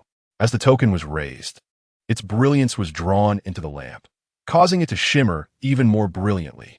Subsequently, a luminous portal emerged, signaling the opening of the passage. Yevuan, Princess Su. You two may enter first.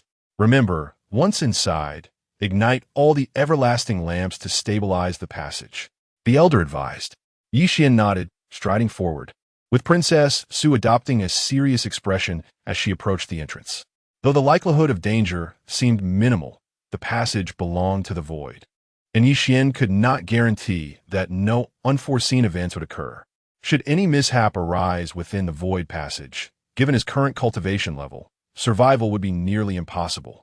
Watching Yixin and Princess Su enter the passage, Qin Ming and Bo Lan, along with the others, adopted solemn expressions. Boom! As Yixin stepped into the passage, a powerful surge of energy erupted from its direction, causing the surrounding space to quiver violently. Chapter 84. Spirit Soared. The void was tumultuous and exceedingly unstable, as if on the verge of collapse. Suddenly, a flash of white light enveloped the scene, and the figures of Yixin and Princess Su vanished from the passage. Moments later, within a graveyard, Yixin and Princess Su emerged into an expansive chamber. This was a confined space, a vast stone room flanked by 2 rows of azure stone walls, which were damp and adorned with moss and hanging sconces. As Yixin and Princess Su walked through, they observed the walls on either side, where eerie paintings unfolded before their eyes. They depicted a group of masked figures clad in azure garments, holding green lanterns that flickered ominously. Some moved in peculiar postures, dancing wildly, lending an extraordinarily uncanny atmosphere to the scene. Yewan glanjit at princesu, who wore a furrowed brow, mirroring his apprehension. After a moment of contemplation, Princess Su seemed to recall something, a flicker of agitation crossing her brow as she spoke. It appears to be the Qingyi people from the former Solitary Lantern sect. Qingyi people? Yi Xian was utterly perplexed, noticing that Princess Su also bore a look of astonishment upon seeing these individuals. Indeed, during its zenith, the Solitary Lantern sect had a cadre of individuals wielding green lanterns, traversing the vast expanse of the Great Zhou dynasty. Their mandate was to eliminate the formidable figures of various sacred lands, thereby eradicating their living forces. Princess Su stated with grave seriousness. Upon hearing this, Yi Xian's expression shifted. An organization dedicated to hunting powerful beings? The audacity of the Solitary Lantern sect to establish such a faction speaks volumes of its former dominance and might. Yi Xian inquired, what happened afterward? Such a remarkable organization. Why did it vanish? Princess Su replied, they were too arrogant and were ultimately annihilated by a coalition of the major sacred lands. Yi Xian was left speechless. The two circled within the chamber, and soon a fissure in the wall came into view. Peering through the crack, they discovered an enigmatic hidden stone chamber.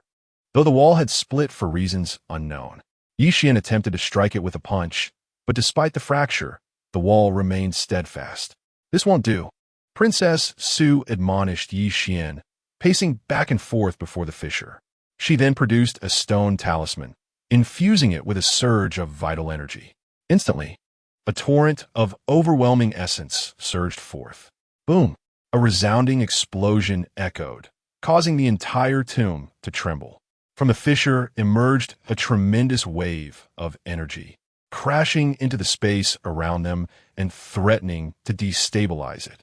Princess Su, undeterred, delivered punch after punch, murmuring incantations as she struck the wall. Gradually, the fissure widened, and in an instant, Yi Xian and Princess Su transformed into a streak of black light, darting through. Upon emerging on the other side, Yi Xian was enveloped in a dazzling golden radiance, an awe-inspiring sight. As the light dimmed, Yi Xian's breath caught in his throat upon surveying the scene before him. There lay numerous corpses, each suspended by iron hooks. Their garments were tattered, with remnants of flesh and blood from mysterious weapons adorning them. Some skulls were crushed by blunt instruments. Others bore gaping wounds in their chests, and many were covered in lacerations, as if drained of their lifeblood. The methods of death were grotesquely varied, some unheard of, inducing a shiver down one's spine. This is the Qingyi. Princess Su's face was now utterly astonished. These are the Qingyi? Yi Xian was equally taken aback, never having anticipated that the very figures they had just discussed would manifest before them. How did they end up here? Were they not supposed to be out fighting, perishing in battle? Yi Xian furrowed his brow. Not everyone perished in battle. Some mysteriously vanished. Princess Su explained, gazing at the array of azure-clad corpses before her, pondering the tragic fate that befell them in this very place. Why did they meet their demise here? What transpired all those years ago? A pang of sorrow gripped her heart, for each of these figures was a prodigious talent, an unparalleled powerhouse of their time. In the past, a mere quintet of them could contend with a formidable entity. Yet today, they hung lifeless, their bodies long desiccated, each demise a harrowing spectacle. Within each azure figure lay a restoration elixir, preserving at least 10% of their former prowess. One could only wonder, after so many years, if any remnants of that power still existed, and if so, how much divine strength remained intact. As she spoke, a long sword materialized in her hand, and she began to search among the corpses. The blade sliced through flesh and bone, swiftly revealing a seed-like object. Seeing this, Yi Xian also commenced his task. Before long, the two had meticulously dissected every azure corpse. Elders, I beg your forgiveness. Princess Su uttered softly once their grim work was complete. Yi Xian, observing the several seeds in his grasp, felt a surge of vitality emanating from them, stirring a ripple of emotions within him. With the precious life seeds in hand, he and Princess Su prepared to depart. After a thorough search, they found two exits, a vast chasm and a formidable iron door. This door exuded an overwhelmingly profound aura, as if it concealed some primordial beast within, a desolate energy wafting forth. Princess Su furrowed her brow, concluding that there was a unique essence beyond, likely an enigmatic realm. An enigmatic realm? Yi Xian mused, realizing that this so-called tomb was far more intricate than he had initially perceived. Such realms could be understood as distinct spaces, often forged by powerful magicians, resembling small worlds that might harbor great fortunes. Especially in the case of a Master-S tomb, these sites frequently emerged as relics, stirring tumultuous waves in the realm of cultivation. Soon, they discovered the mechanism to open the iron door. With a resounding boom, the door swung open, allowing a beam of sunlight to pierce through, revealing a miniature world before them. Forests towering mountains, and rivers a complete ecosystem. As Yi Xian stood in awe, a sudden, thunderous sound echoed from afar.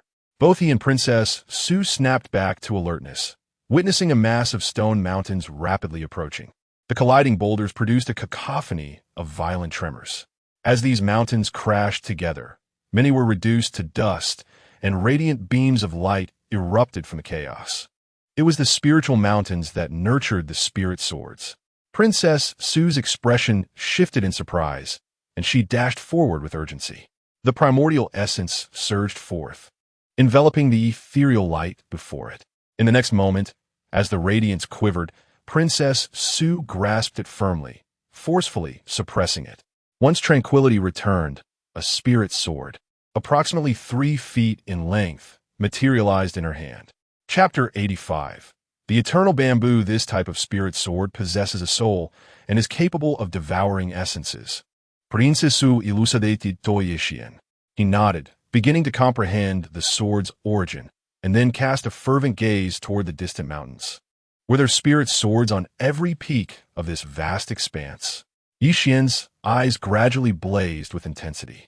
Quickly search, do not linger here. There are surely other treasures to be found. This secret realm is unstable, and its opening will not last long, Princess Su remarked as she began to explore the surroundings. Yi Xian followed closely behind, the two forming a defensive formation, ready to support each other in case of unforeseen circumstances. This secret realm was evidently not vast. They had not ventured far when they discerned a hazy chaos swirling in the distance. Suddenly, a flash of light appeared ahead, revealing a humanoid plant racing in apparent panic. Notably, this plant resembled a normal tree, its branches lush and leaves crystalline. As it sprinted, the gases it exhaled transformed into glistening shards. Above its head, a gaseous form resembling a bamboo segment appeared. The eternal bamboo. Yi Xian narrowed his eyes, while Princess Su's pupils constricted, both recognizing this peculiar entity simultaneously. The eternal bamboo, despite its impressive name, was less formidable than it sounded. It is said to grow segment by segment, reaching heights of up to 100 meters, which is the origin of its name. Furthermore, once it matures to this height, the topmost segment possesses remarkably wondrous properties. Yi Xian and Princess Su were taken aback by the encounter with such an extraordinary species so soon after entering. Capture it, Princess Su exclaimed, darting forward like a fleeting shadow. However, the eternal bamboo was exceedingly agile, slipping past her side. Surround and intercept, Yi Xian called out, closing in from the side and reaching for it.